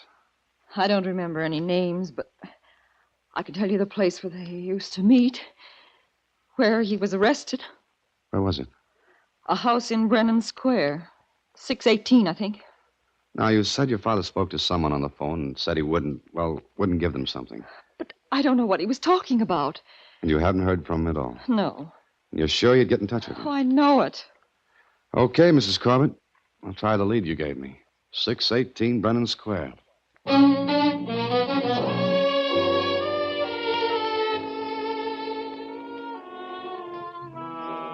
618 Brennan Square was an old frame house that looked as though its last tenants had moved out to go to George Washington's inaugural. Its windows were boarded up, and the rusty iron fence in front bowed politely to the houses across the street. I walked up the stairs and knocked on the front door, never expecting an answer. I was about to turn away and chalk this off to exercise when... Yeah? What do you want? I'm looking for someone. Ain't nobody here. Mr. S. Thomas, perhaps? Nobody. Now beat it. Just a minute. Maybe you've got an Albert Winslow living here. What was that name again? Albert Winslow, as in Homer. I don't get it. You wouldn't. But do you know anyone by that name? Maybe you better come in. Maybe I should. Come on. Do you live here? Caretaker, that's all. I see. What you stopping for? I don't like haunted houses. This looks like one. You're nuts. Look, before we go any farther, maybe you'd like to tell me why you let me in when I mentioned the name of Albert Winslow. Maybe he was a friend of mine. I think I'd like a breath of fresh air. Maybe you'll be lucky to get any breath at all, chum. Oh, it's that way, huh? This way. What's the idea? It was yours, chum. Now come on. Get in front of me. Come on. Company, Eddie. Looking for Al. Getting crowded in here. Come in. I seen you before someplace. Oh, yeah, you came in Barlow's shop this afternoon. You didn't stay long, did you? I took a sleeping tablet over the head. And you prescribed it, huh? Yeah, I thought maybe you were just a guy, but now you come nudging in here. Charlie. Right? He asked for Al, huh? That's right. Sit down. Charlie, see if Barlow's come to. Okay. Barlow? The pawn shop owner? That's right. We couldn't get anything out of him, so we'll try you. What do you mean? Guess. Take a look at Barlow. You gave him plenty to remember you by, didn't you? Uh-huh. Now you keep looking at him and keep thinking how you'll look if you don't talk. About what? That's a starter. Not talk. Sure, I still say about what? I'll give you 5 minutes to tell us where the plates are. Plates? Yeah, plates. Oh. I don't know. Barlow's stubborn.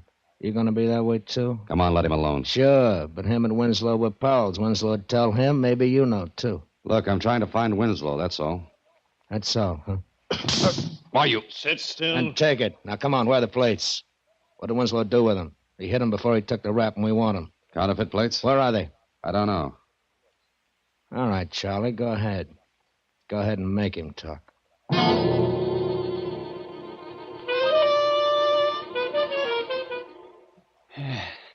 That's no use, Eddie. He won't spill. Get rid of him, then. No, either he or Barlow knows where Winslow's plates are. Barlow doesn't know, neither do I. I think he's telling the truth, Eddie. Go through his pockets. Okay. Identification cards. Name Dan Holliday. Do your reading some other time. What else is it? Look. Eddie, look. 517 Slack Street, S. Thomas, 945. That's the pawn shop, Barlow's place. Yeah. What's the rest of it mean? I don't know. You. What's this mean? And if I tell you I don't know, I'll get battered around like a cue ball again. Why, you... Cut it out, Eddie. Well, he knows. Look, he went to Barlow's place this afternoon. If he knew where the plates were, he wouldn't be here, would he? So? They've got to be at Barlow's shop. Yeah, maybe you're right. Okay, tie him up, both of them. And Mr. Holliday, if we come back without the plates, you walk out without your head.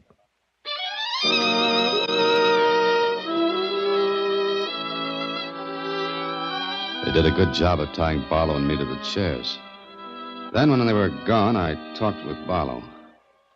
Barlow, are you all right? Yeah, I think so. What happened? Who were those men? They knew Albert Winslow years ago. He engraved counterfeit plates. What happened in your shop? I was in my shop early this afternoon. I hadn't seen Albert since he was released. Then he came into my shop. First, I didn't recognize him. Then he spoke to me. You remember me, don't you, Barlow? I seem to. Take a good look.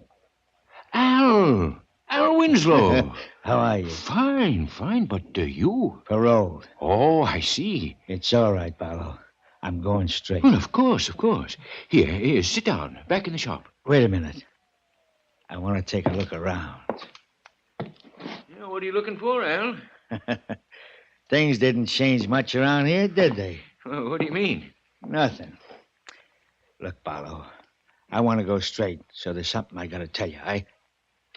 What's the matter? Oh, customers. I'll be back in a minute. No, not customers. But I... Hello, Al. Eddie. This is Charlie. You remember Charlie? Sure. Hi. Sit down, Barlow. Take it easy. What is this? Sit down, Barlow. Do what he says. That's right. Okay, Al, where are they? I told you on the phone you can't have them. I'm going straight. I'm going to turn them over to the government. Sure. Beautiful plates like those? Not much, you are. Now, where are they? No. I won't tell you. Don't be a sap. We'll take him and get out. When I be picked up again, the feds know my work. I'll have a great chance. I'm on parole. Please, let me alone. Just let me alone. Sure. When we get the plates. They in here? No. Barlow, what do you say? You don't know anything. Come on, Al. Where are they? Look, I got to report to my parole officer this afternoon. If I don't, they'll come after me. And you. Oh, cut it out. Hey, Charlie, stop it. Al. Eddie. Why, you idiots, you muttonhead, you killed him. I'll call the police. Get Winslow behind the counter. Now, come on. Eddie, there's somebody coming in. Barlow, get out of sight. Charlie, get Winslow behind the counter. Now, duck back of that screen. Come on.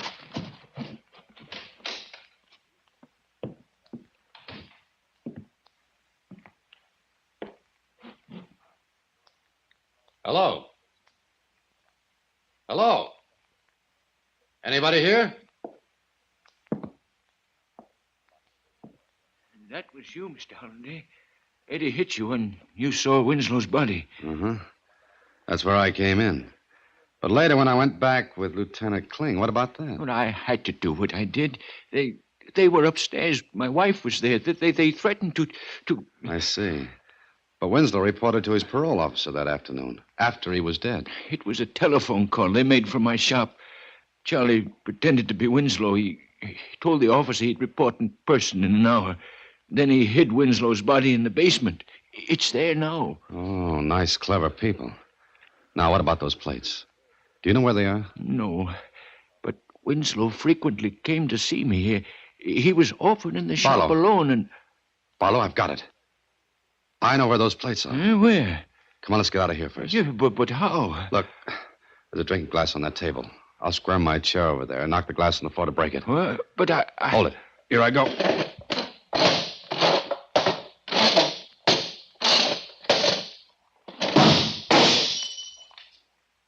Okay, Barlow. Scrape over. Overturn your chair and get a piece of glass. Cut these ropes on my hand. I've got a date with a boy named Eddie. And he who slaps last slaps best.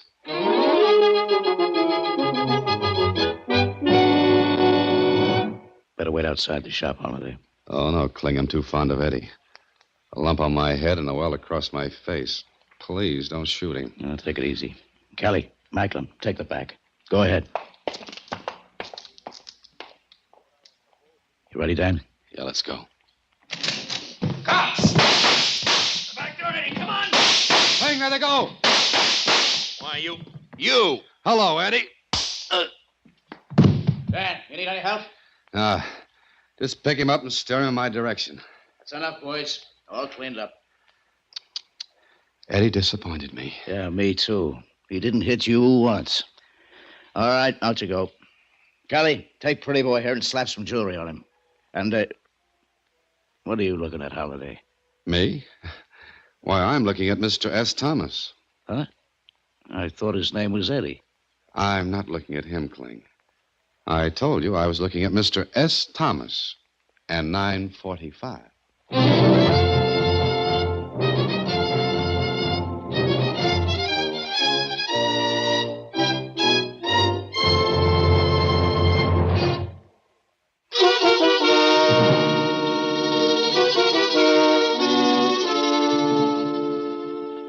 Well, go on, Mr. Holliday. What then? Who was Mr. S. Thomas, and what did 945 mean? Mr. S. Thomas, Susie, was a clock. One of the famous old Seth Thomas clocks. It was the only one in the shop whose hand stood at 9:45. Yeah? And?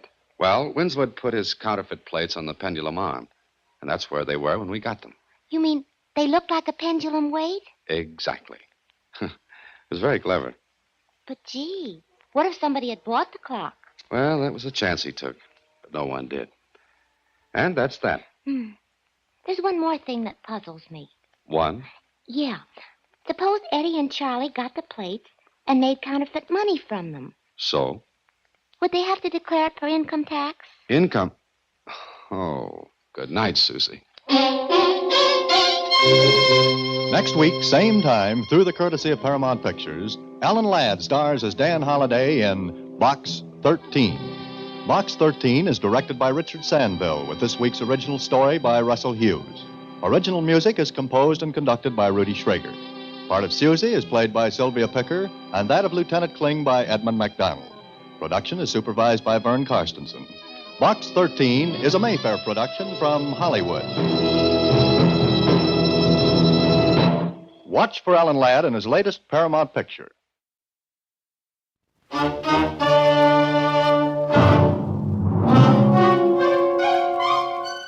Box 13, with the star of Paramount Pictures, Alan Ladd, as Dan Holliday.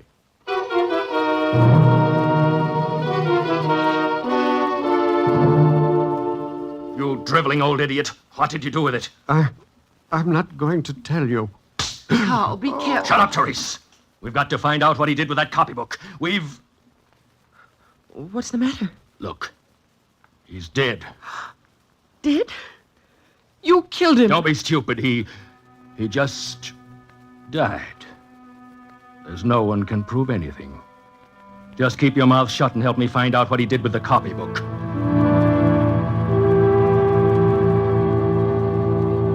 Well. Somebody sends me a copybook through Box 13. Now I wonder why.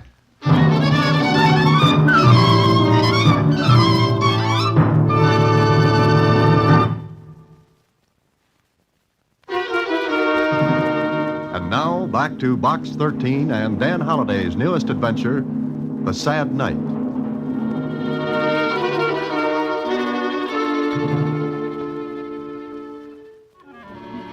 It was just a child's copybook.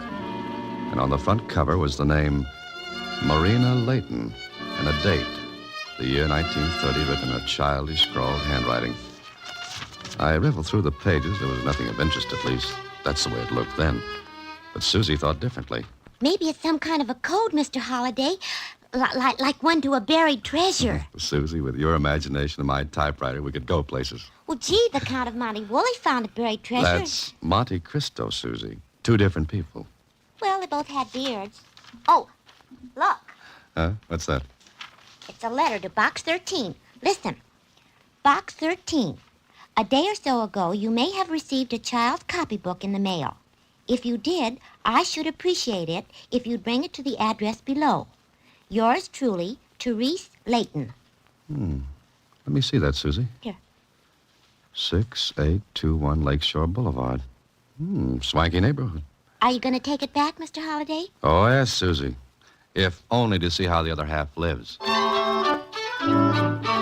I went to 6821 Lakeshore Boulevard. I tossed the copybook in the back seat of my car, and it bounced on the floor. Maybe I was thinking about anything but the book, for when I rang the doorbell of the big house, I suddenly remembered I'd left the book in the car. I just about started back down after it when the door opened. Yes? I'm looking for Teresa Layton. I'm Mrs. Layton. And you? Holliday. Dan Holliday. I'm sorry, Box 13. Oh, of course. Please come in, Mr. Holliday. In the library, please. Thank you. Won't you sit down, Mr. Holliday? Thanks very much. It's very kind of you to come all this way to return the book. You see, it belongs to my little girl, and I suppose she sent the book to you in, well, mischievously. Your little girl? Yes, Marina. Sometimes I think she's a problem child. Oh, really? How old is she, Mrs. Layton? 7. Did she tell you she sent the book to Box 13? Well, no, as a matter of fact, she wouldn't say. Then her father found a newspaper with an advertisement cut from it. And? We got hold of a paper with the same date and compared the page. Nice detective work, Mrs. Layton. I suppose all this uproar over a child's book seems, well, stupid, doesn't it? Oh, no, not at all. But there's one question I'd like to ask. Yes, Mr. Holliday? You say Marina's 7 years old? That's right. Why? There's a date in the book, 1930. It seems to have been written in the same hand as the rest. That date would make her quite a big little girl, wouldn't it? She put down that date, I suppose, well, not thinking. Oh, yes, of course. Where is she now, Mrs. Layton? She's dead, Mr. Holliday. Huh? Mr. Holliday, this is my husband, Carl. How do you do? I'm very happy to know you, Mr. Holliday. Do you have the book? You get right to the point, don't you? Mr. Holliday, our daughter Marina is dead. We want the book Merely for sentimental reasons. Well, I could understand that if your wife hadn't... Well, lied to you? Bluntly, yes. Therese, dear, will you excuse us? Yes. I'll be upstairs. My wife isn't well, Mr. Holliday. It's not an easy thing for me to say, but she imagines our daughter is still alive. Look, Mr. Layton, if I'd ever written a story with as many holes in it as yours, I'd be laughed out of the writing game. What do you mean? Your wife says Marina sent me the book, yet you say Marina's dead. You know, you two should get together. All right, Mr. Holliday. How much do you want for the book? Oh, now we're getting someplace. What's it worth to you? 500. Oh? That's a lot of money for a child's copybook. You asked how much, and I told you. Now, may I have the book? I don't think so. It's worth nothing to you, Mr. Holliday. Believe me, it's worth absolutely nothing to you. All right, maybe I'm just curious. Tell me why you want the book, and maybe we'll do business. I can't tell you. Or you won't tell me, is that it? I want that book. Now. I haven't got it with me. You're lying. All right, search me. I haven't got it with me. I forgot it. You're going to be difficult. Look, the book was sent to Box 13, obviously not by you, your wife, or your daughter. You found out it was sent when you traced my ad, right? All right, that means someone else sent it to me. I'll return the book when I find out who and why. Mr. Holliday, I'm going to get that book. All right. We'll play a game. Book. Who's got the book? Now, goodbye, Mr. Layton. Goodbye, Mr. Holliday. You can find your way out, I hope? I think so. Oh, anytime you want to tell me the reason behind all this, we may be able to do business. I think we'll do business, Mr. Holliday. Later.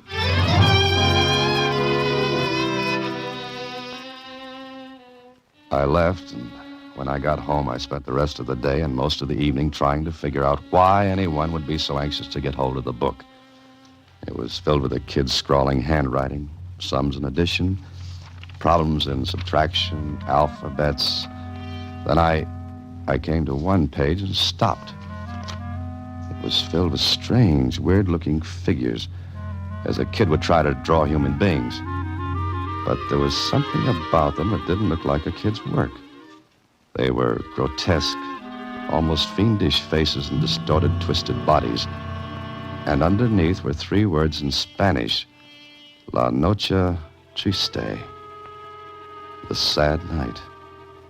The words were scrawled too, but somehow they were different from the rest in the book. I kept turning back to that page, wondering, trying to connect something in my mind with those figures in the book. Then I must have dozed off, because the next thing I knew, it was 3 a.m. Turned off my light, lay back in bed. Then I was getting company, unexpected, and I wasn't in the mood to entertain. Well, what a wonderful thing a skeleton key is, like the magic words, "Open Sesame." Somebody was looking for something, and it wasn't Easter eggs on the White House lawn. I waited, and then... Looking for something, Bud?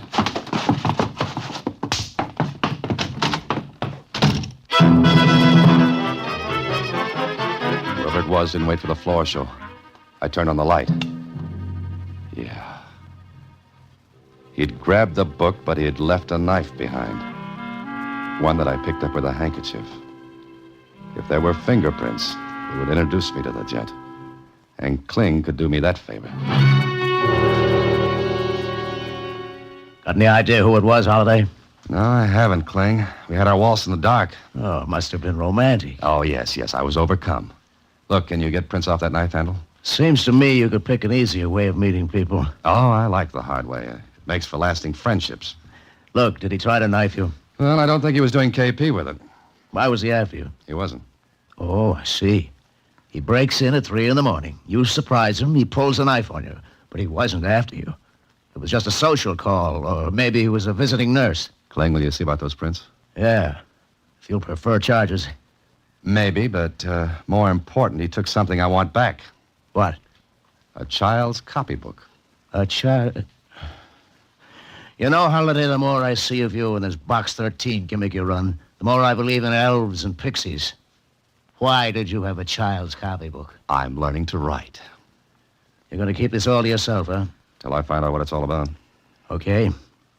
Well, from what you say about the cookie who disturbed your Betty bar this morning, he might have a record. In that case, you can tell me who he is. You don't want me to pick him up? No, I'd rather have the pleasure. You see, he hung one on my chin. He hung one on here. All right. Come back in an hour.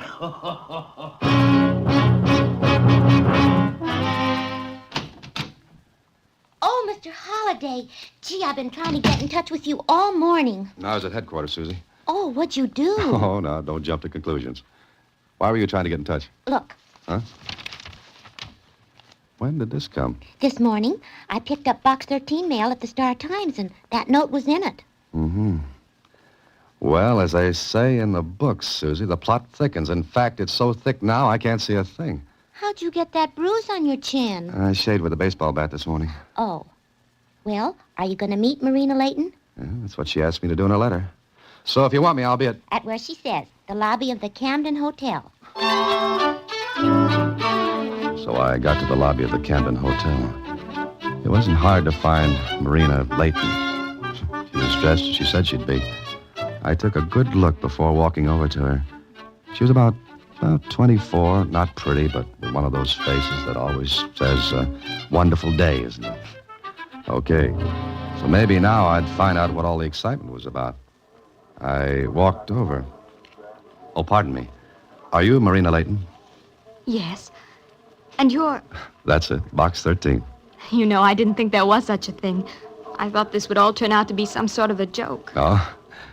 Well, do we sit here? If you like. Well, may I have it, Mr... Holiday. First name's Dan. All right. May I have the book, Dan?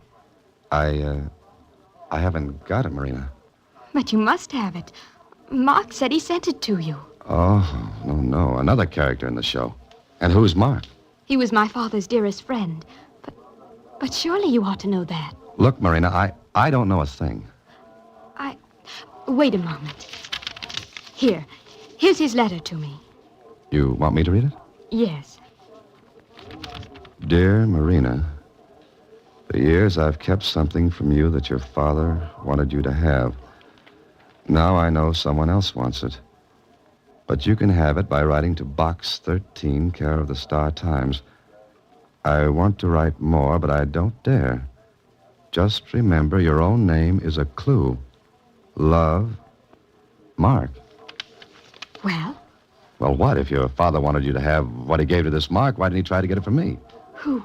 Who tried to get what from you? Your father and mother, That's crazy. My mother died when I was born, and my father disappeared almost 5 years ago. Oh, now it begins to make some sense. Not much, but a little. What are you talking about? The character who said he was your father, he wanted that copybook of yours. He must have found out in some way that Mark had it. But who was the man? I don't know. He said he was your father. I don't understand all this. It makes two of us.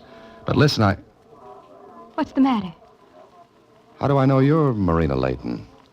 But I am. Yeah, I guess you are. Because since someone already took the copybook from me early this morning, it'd be a little senseless to try to get it this way. All right, Marina, what do you know about a copybook? Yours, with the date 1930 written in it. Copybook? Mine? But nothing at all. Huh? Oh, now, wait a minute. All this business has to mean something. Don't you even remember a copybook? Why, I suppose I must have had one. Wait, of course. Black, ragged-looking. Alphabets in it. That's it. Now, what about it? Oh, nothing. It was just an ordinary book. I scribbled in it, and... Did you say 1930? Well, yes, well. Because in 1930, I was with my father in Mexico. I had the book then because I was being tutored by Mark, and I used it for my lessons. Did you write anything in it that might be important? No, not a thing. Well, you must have. I didn't. Did you write the Spanish words, La Noche Triste? Why, that means the sad night. Yes, I know. Did you write them? No, I don't think so. Then your father must have. But why? Are you sure those words were in the book? Well, of course I am. Oh, would Mark know? Mark? Why, Mark's dead.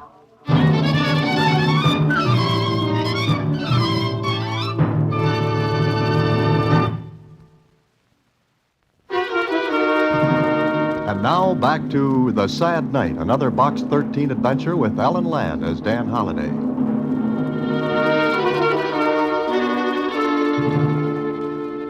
We went to the place where Mark had lived. Yes, he was dead. Heart failure, the doctor said. But we learned something else. That he had had visitors the night he had died. And from the description of them, they could have only been the man and woman who posed as Marina's parents. And I learned a few things more from Marina. That her father was an archaeologist, and in 1930 he was excavating Aztec ruins outside Mexico City. It was on the way back to Kling's office in my car that she told me some more. Father disappeared in Brazil almost 5 years ago. Then the remains of his expedition were found. And your father? He died. But he left records, letters for the museum. And anything for you? No, nothing. Are you sure? Yes. Wrote letters to the museum, yet nothing for his daughter. Why do you say it like that? Doesn't it seem odd that he should leave letters and records for everyone but you? Yes, it does. There are a lot of things that seem odd. You wait here, Marina. I'll be right out.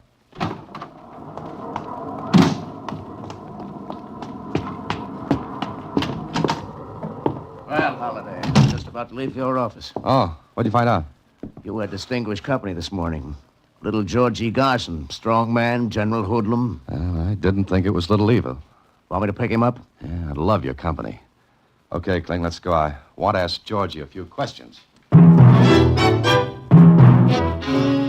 Took Kling about 5 minutes to get Georgie to talk. He told us he'd been hired to get that book, and from his description of the guy who hired him, well, it couldn't have been anyone else but the man who posed as Leighton the day before. Then a quick trip to the house on Lakeshore Boulevard. We might as well have stood in bed. The fake Mr. and Mrs. Leighton were gone, and with them, the copybook. And that left us at a dead end. But dead. But at the morgue of the Star-Times, Marina and I learned something else. Uh-huh. I think we got lots of stuff on Albert Leighton. Well, trot it out, Jonesy. Yeah. He's the one who got himself lost in Brazil about 5 years ago, isn't he? Yeah, that's right. Yeah, here's a folder on him. News clips, photos. That's Dad. Look, who's this, Jonesy? Now, let me see. Oh, that's the guy who found Leighton, or what was left of the expedition. Name of Carl Bremer. Oh, Mr. Bremer and the gent who wanted that book are one and the same. Did you ever see Marina? Not that I remember. Where were you when your father went to Brazil?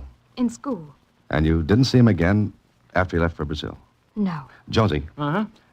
You know a lot of things. What do the Spanish words La Noche Triste mean to you? Nothing except they mean the sad night. Is that all? Yeah, why? Because they mean more than that. Marina, can you get a sample of your father's handwriting? Oh, yes, of course. And I've got a hunch that Bremer and his wife are leaving for Mexico. Hey, Dan. Yeah? Look, this Leighton was an archaeologist. Why don't you go to the museum to find out about him? Good idea, Jonesy, thanks. But I've got a phone call to make first. If my hunch is correct, we've got to stop Bremer from getting to Mexico.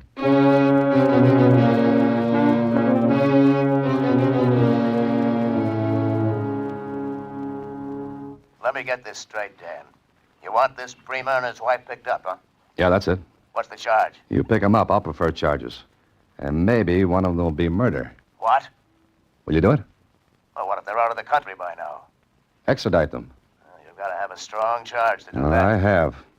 1, causing the death of an old man by trying to force something out of him. 2, hiring Georgie Garson to break into my apartment. And 3, attempting to defraud. Is that enough? Yeah. If you can make those charges stick. You get them, and I'll make them stick.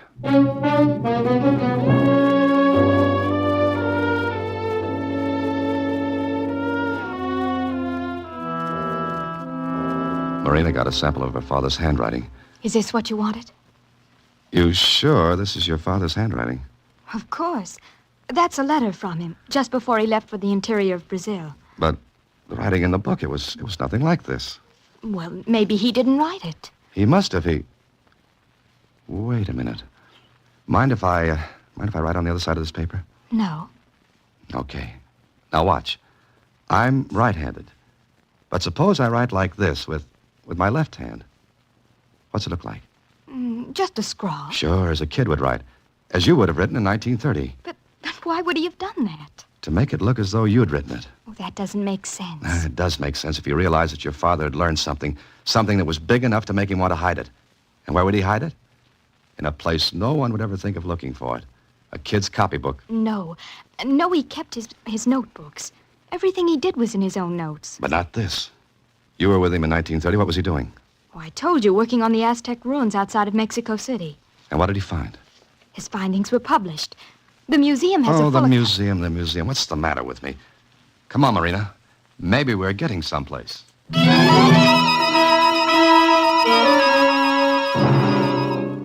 Yes, of course I know Albert Layton's work. He was a great man. World has lost a genius, Miss Layton. Too bad. Look, Mr. Dougal, we want you to help us. I'll do my best. You said over the phone that it was important. Had something to do with our Mexican antiquities here at the museum. Yes, that's right. What did Professor Layton send here? Well, come in here, into the Aztec room. I remember all these things. Of course, everything isn't here. The Mexican museums were given their share, and... Oh, pardon me. Yeah? Look. What's the matter? Look on that far wall, those figures. Oh, yes. Well, they're only copies. Quite well done, of course. The original paintings were lost when the Spaniards destroyed the temples. The Aztecs were jealous and warlike people. Because on the far wall were the same figures I'd seen in that copybook. The same grotesque, weird figures with their twisted bodies and savage faces. There were three of them. Their painted eyes looked out at us, seemed to accuse us. I turned to the curator. Mr. Dougal. Yes, Mr. Holliday. What are those figures? Well, they're Aztec gods. The one over here in the upper left is Quetzalcoatl, supreme god of the Aztecs. The one in the upper right is Huitzilopochtli. He's one of my favorites, a god of war. The one at the base of the triangle is Tlaloc, god of rain. Marina, those were the figures in your copybook, and they were above the words La Noche Triste. But why? Why should Dad have done that? Mr. Dougal, what is that triangle? Well, where each of those figures is painted was a temple long ago destroyed by the Spaniards under Cortez. In the center was one of the causeways that led to Tenochtitlan. That's today's Mexico City. It was over that causeway that the Spaniards made their escape on La Noche Triste. La Noche Triste. Look, sit down, Mr. Dougal. I want you to tell me a lot more. The curator talked for an hour. And what he told Marina and me all added up. The copybook, the figures of those old Aztec gods. Oh, Marina's father had something, all right. And he hid it in that copybook. No wonder Bremer wanted it. No wonder old Mark had kept it, and the whole thing made a story that went back over 400 years. A story of greed and bloodshed. One that reached out to touch me, Marina, old Mark, Bremer, all of us. Later in Kling's office, facing the Bremers, with Marina sitting there, too. All right, Holliday. Let's have it. First, I'll take that copybook, Bremer. All right. What good will it do you? None. And it wouldn't have done you any good either. What do you mean? You caused the death of one man to get this. Another man, famous, respected, lost his head and tried to keep what he had found. But it wouldn't have done your father any good either, Marina. No, I know. What's the story, Dan? Well, it really begins, Kling, when Bremer found the remains of the Layton expedition in Brazil. He found letters, records. He brought some of them back with him, but some he didn't. That right, Bremer? You know everything. You tell it. Thank you, I will. One of the letters was to Marina. Marina, whose name is the same as the Indian girl who was Cortez's consort. That was the one you kept, Bremer. A letter telling Marina about the copybook and what it contained. All right. What is it, Holliday? Let's go back to July 1st, 1520, to Hernan Cortez and his army. The army that marched through Mexico and destroyed the Aztec Empire. That's got something to do with all this? Everything. On that night, the Aztecs rose up in fury against the Spaniards. They had thought Cortez and his men were gods, but they'd found out differently. They determined to drive the Spaniards out forever. The Spaniards took all the gold they could carry. The Aztecs went after them. They trapped Cortez and his army on one of the causeways that led to the city. The causeways were narrow. There were thousands of Indians in canoes. All night long, the battle went on until in the morning, 450 of the Spaniards were dead and thousands of Aztecs. But Cortez and the remnant of his army escaped, got to the mainland. And the copybook? Those three words, La Noche Triste, the sad night. are written into Mexican history as the night Cortez and his army and the Aztecs fought and killed each other until the canals were choked with them. The gold the Spaniards took with them did them no good. They couldn't fight with it or eat it. So sobbing and screaming, they dumped the treasure into the waters of the canal, and it sank into the mud of the bottom. It's never been found. Marina's father thought he had located it. But look. Here's a map of modern Mexico City, where the causeways once ran. There are streets and houses, so you see, no one will ever find that gold. And maybe it's just as well. It's too red with blood to be of any use to anyone.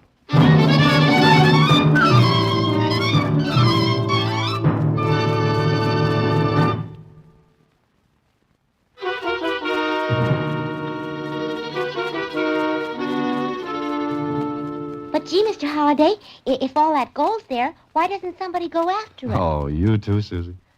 No, I guess not. But, tell me something, Mr. Holliday. What were the names of those Aztec gods? Winkin', blinkin', and nod. Good night, Susie. Next week, same time, through the courtesy of Paramount Pictures, Alan Ladd stars as Dan Holliday in Box 13. Box 13 is directed by Richard Sandville with an original story by Russell Hughes. Original music is composed and conducted by Rudy Schrager. The part of Susie is played by Sylvia Picker, and that of Lieutenant Kling by Edmund MacDonald. Production is supervised by Vern Karstensen. This is a Mayfair production from Hollywood.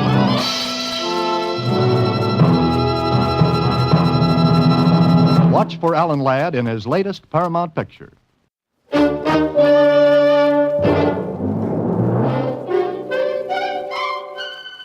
Box 13, with the star of Paramount Pictures, Alan Ladd, as Dan Holliday.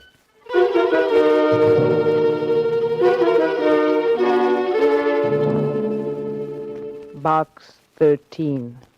Box 13. Box 13. Box 13. Well, this is great. I come to the park to get a hot idea, but the day turns out hot, and my idea turns out cold. Idea. Well, I thought I'd find something different in a public park, and I did. A small boy mashing his ice cream cone against my brand new trousers. And all to meet a deadline. Deadline. Story idea. Why didn't I do what I should have done in the first place?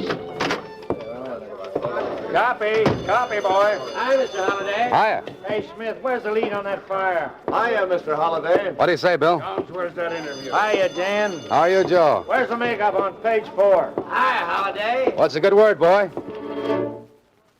Hiya, Mr. Holliday. Hiya, Susie. Anything in Box 13? Box 13, starring Alan Ladd as Dan Holliday.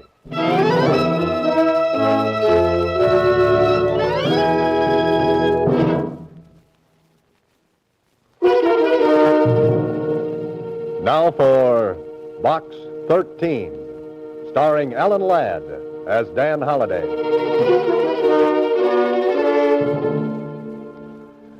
Go to the park and get a story idea about romance.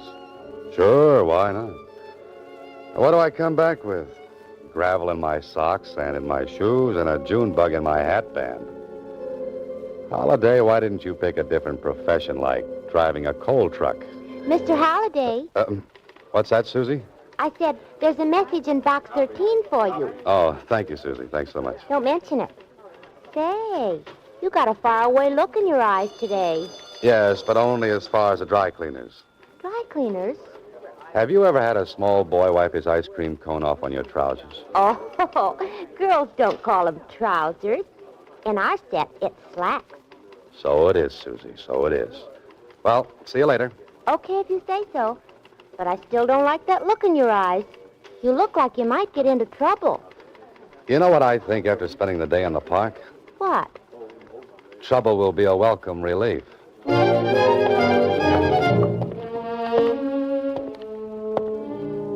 Why did I ever have to decide to be a fiction writer? I could have stayed a newspaper reporter. I could have kept on writing those snappy obituary notices and worn a hat that turned up in front and shoes that did the same thing. Well, better see what's in this envelope. If you want real adventure, be at the corner of 7th and Main at 10 p.m. tonight. A black limousine will pick you up at that time. Do not try to engage the chauffeur in conversation. What's this? No signature. Oh, no signature.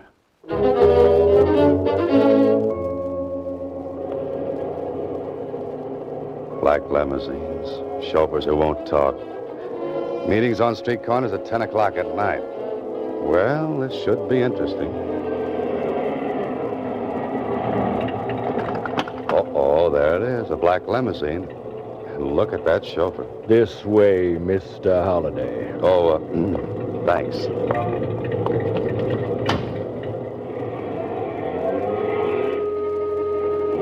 What a character this driver is. He looks like he spent his nights on a nice cold slab down at the morgue. Wonder if I can get him to talk. Driver. I said driver. Oh, chauffeur. Oh, you. Oh, pardon me.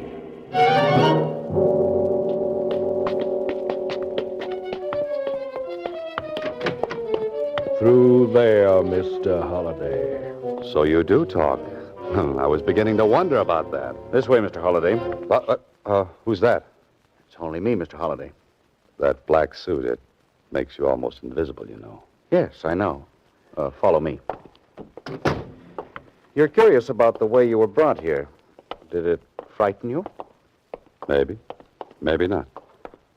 This room, please. My office. Well, this is very cozy. Well, I'm glad you find it so.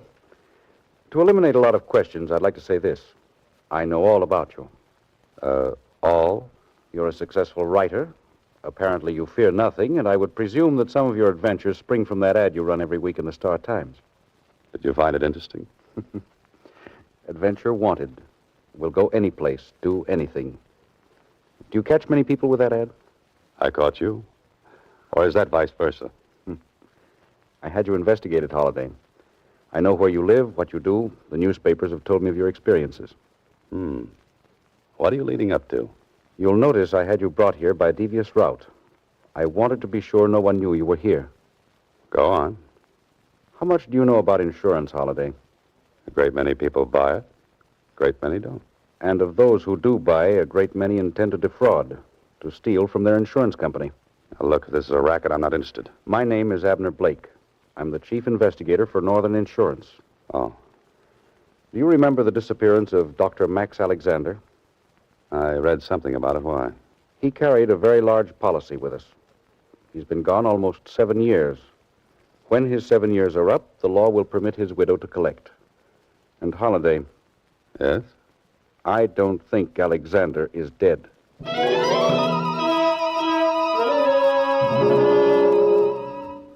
This man has the coldest, frostiest eyes of any professional man-trailer I've ever seen. And he's loaded with energy. Energy which I'll bet has helped him track down the people who tried to cheat his insurance company. Boy, I'm glad I'm on his side. If you'll think back, Dr. Alexander performed a very delicate brain surgery on a prominent man. The operation was not successful. I remember that. He was criticized in some circles for taking a chance. Immediately after the patient died, Alexander walked out of the operating room, the hospital, and so far as we've been able to prove, right out of this world.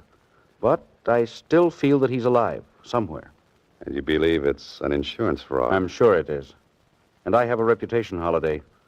No one has ever attempted to defraud Northern Insurance and has been successful. You, suspect Mrs. Alexander? Hardly. She's barely left her house in all these years. She receives no mail except from her daughter. Her daughter? She lives in New Mexico. What about your regular men? They've looked everywhere. They've come up with absolutely nothing. Police? Same thing. And you're afraid you'll have to pay off? No. Not if I have a smart man, a resourceful one, A man who can be as relentless as I am. And I think that man is you.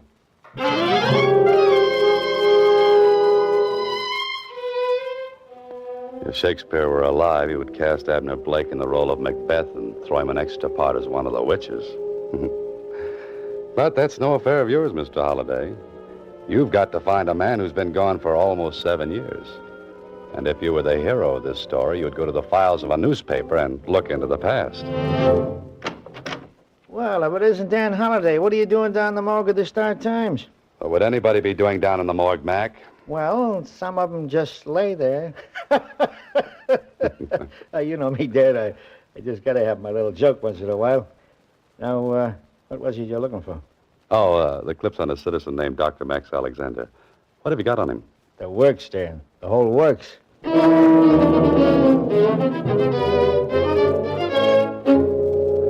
Prominent man dies following delicate operation.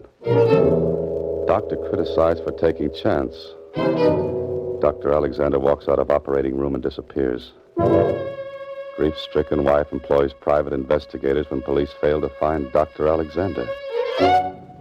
Dr. Alexander given up for dead. Not a bad-looking citizen, the doctor. He's been shot from more angles than Miss Philadelphia at Atlantic City. Kindly eyes, intelligent face, strong chin. Yes, Doctor, when I see you, I'll know you. And I hope to see you soon. Yes? Oh, I'm Dan Holliday, Miss Alexander. I'd like to talk to you about your husband. My husband is dead. Well, some people think he isn't. They found something? They think he's alive? Come in. Now then, Mr. Holliday, who are you? And why are you looking for the doctor? A commission from the insurance company. I hoped you might give me some information. It was on all the front pages. That's exactly as it happened. Yes. He was never seen again. Oh, Mr. Holliday, if only you could find some trace of him. I'm going to try. You don't know how terrible it is. Almost 7 years. But still, I've had the feeling that he'll come back someday. You look for me, too. Well, of course. I miss him so. What about your daughter? After her father's disappearance, she couldn't stand it here in town. She went to our ranch in New Mexico. Oh? Her father's disappearance broke her heart. I pray you find him. Mrs. Alexander, so do I. Mrs. Alexander is a grief-stricken old lady. One who sincerely wants her husband back. So, where to look first? This is the build-up to the main story, Holiday, and if you're smart, you'll bring in all the characters. Where to, mister? I want a drawing room to Albuquerque, New Mexico. Well, Holiday, you've got a railroad ticket and an hour to make the train. Better get back to your apartment, a quick shower, pack your bag, and get on your way. We've been waiting for you, Mr. Holliday. Well, gentlemen, is this a pleasant intrusion? And I hope you are gentlemen. We were positive you wouldn't mind. Oh, of course not. People break in here regularly. Good. Sit down. If you don't mind, I like the air up here. As you wish. I understand you like to travel, Mr. Holliday. Travel? A wonderful pastime, travel. Ever think of South America? Often. You see, I'm a Carmen Miranda fan. How would you like to go to South America? For me. All expenses paid. For as long as you want to stay. What would I have to do? Just forget a few things. Like New Mexico? Particularly New Mexico.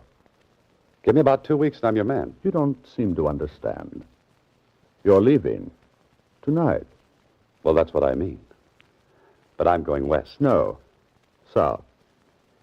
You and I would make a nice compass together. Now, suppose you point north and walk right out of this apartment. Oh, and don't forget your gorilla. You mean Spencer?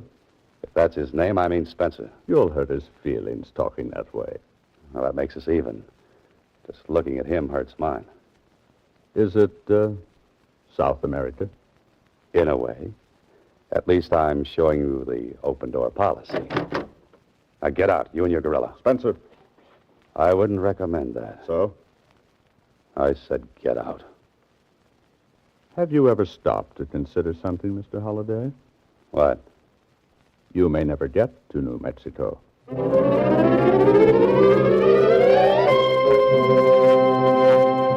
You are listening to Box 13, starring Alan Ladd as Dan Holliday.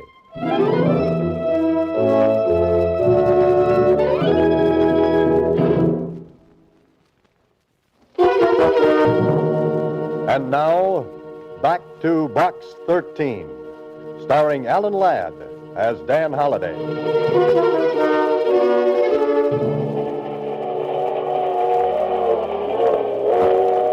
Well. Now you've got all the ingredients for a story. Insurance investigator doesn't believe doctor is dead. Wife doesn't believe doctor is dead. Two men try to stop Ryder from making further investigation. All right, Holliday. Write the rest of the plot. Or maybe you'd better hit the sack.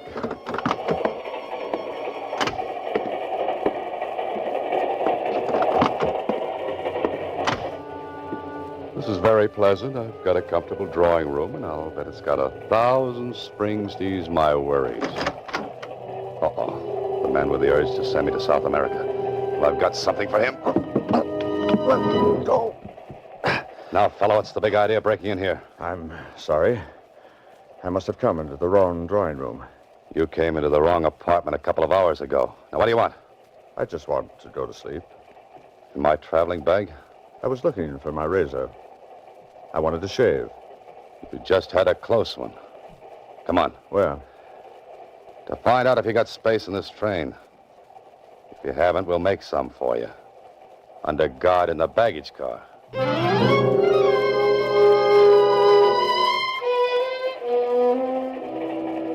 This is fine. I couldn't prove a thing. My friend had space, and to the conductor, it seemed like a perfectly logical thing to mistake car 19 for car 18. I wonder who this man is and who's in back of him. Next stop, Albuquerque. Albuquerque. Well, that's the end of the line for me. And I hope I don't mean that too literally.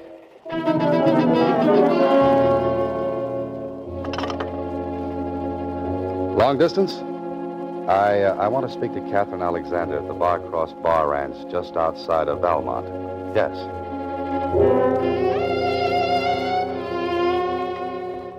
Hello?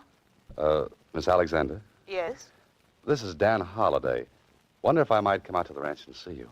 Oh, you're the man who's looking for Father. Mother wired me about you. Was it complimentary? Mother said she believed if anyone could find Dad, you could. Come right out. I want to talk to you.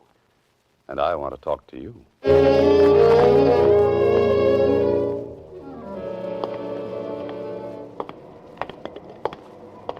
Cab, mister?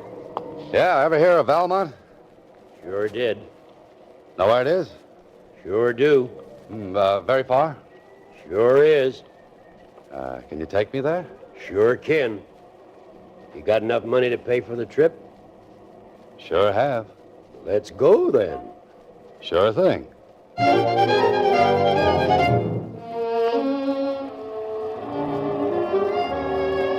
This is New Mexico, Holliday. Breathe deeply and treat your lungs to a shot of straight ozone. 20 miles to Valmont, and all you've seen on the whole trip is 4 buzzards, 3 in the air, and the 1 driving. And if he's a cab driver, I'm a flying disc. Car behind. Yeah, so I hear. Wants me to pull over. Don't do it. Know them fellas? One of them is Spencer. Friend of yours? That depends on what you mean by friend. I gotta pull up. Those guys are gonna run me in the ditch. Can you fight? Nope. Then can you recommend a good dentist? What for? Something tells me that when this is over, I'm going to need a new set of teeth. You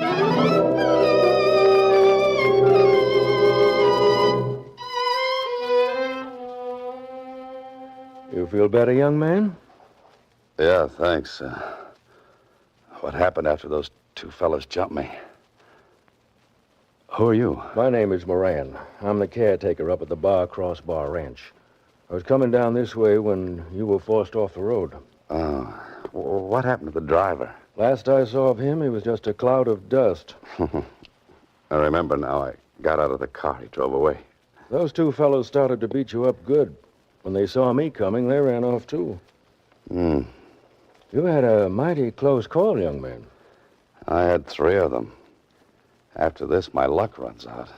Somebody after you? And vice versa. Say, how far is the ranch? Half a mile up the road. Better take it easy. Come on, I've got to get to the ranch. Feel you can make it? My friend, I've got to make it.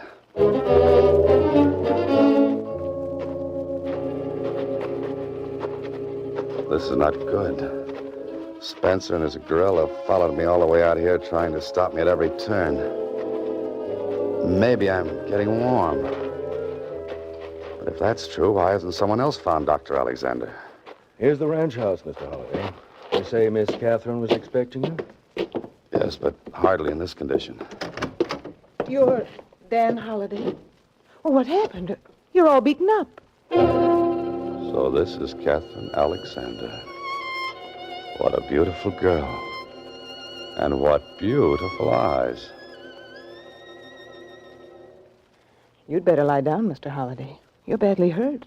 Oh, no, thanks, Miss Alexander. I don't feel that bad. I just look that way. Anything more I could do, Miss Kathy? Oh, no. No, and thank you so much. If you hadn't come along, Mr. Holliday might have been badly injured. Perhaps fatally. Thank you, Miss Kathy. Now then, how about a hot shower? You can get a rub down and change of clothes. Miss Alexander, you read a man's mind. Sometimes that's a pleasure. Depending on the man. You're depending on me? What do you think?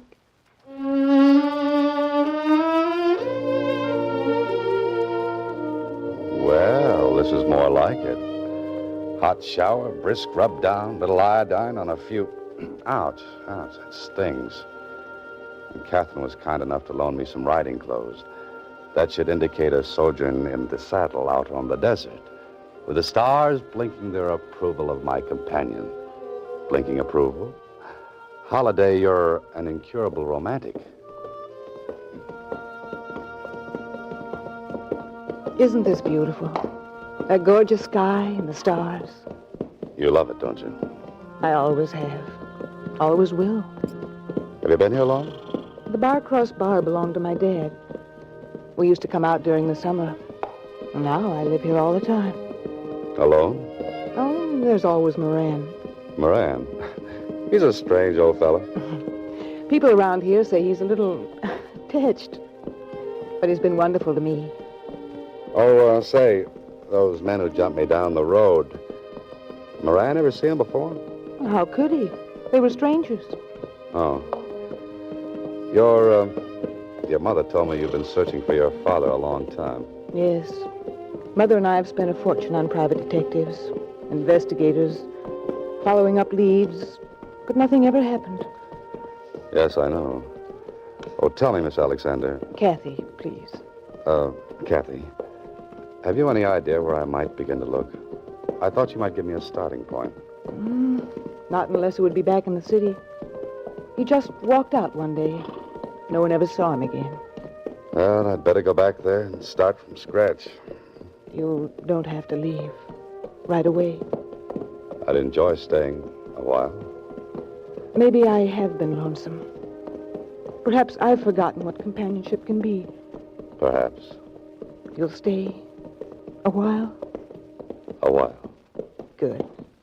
Say, the time. We'll be much too late for dinner. Come on, I'll race you. You're on. Hurry or I'll beat you. I'm at the corral gate already. Kathy, look out!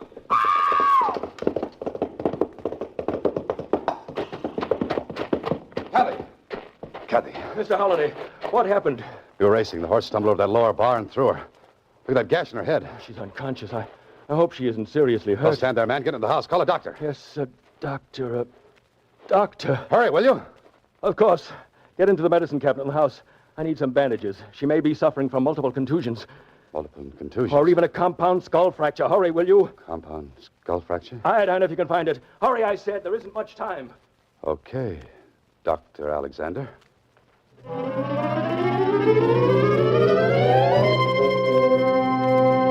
You are listening to Box 13, starring Alan Ladd as Dan Holliday.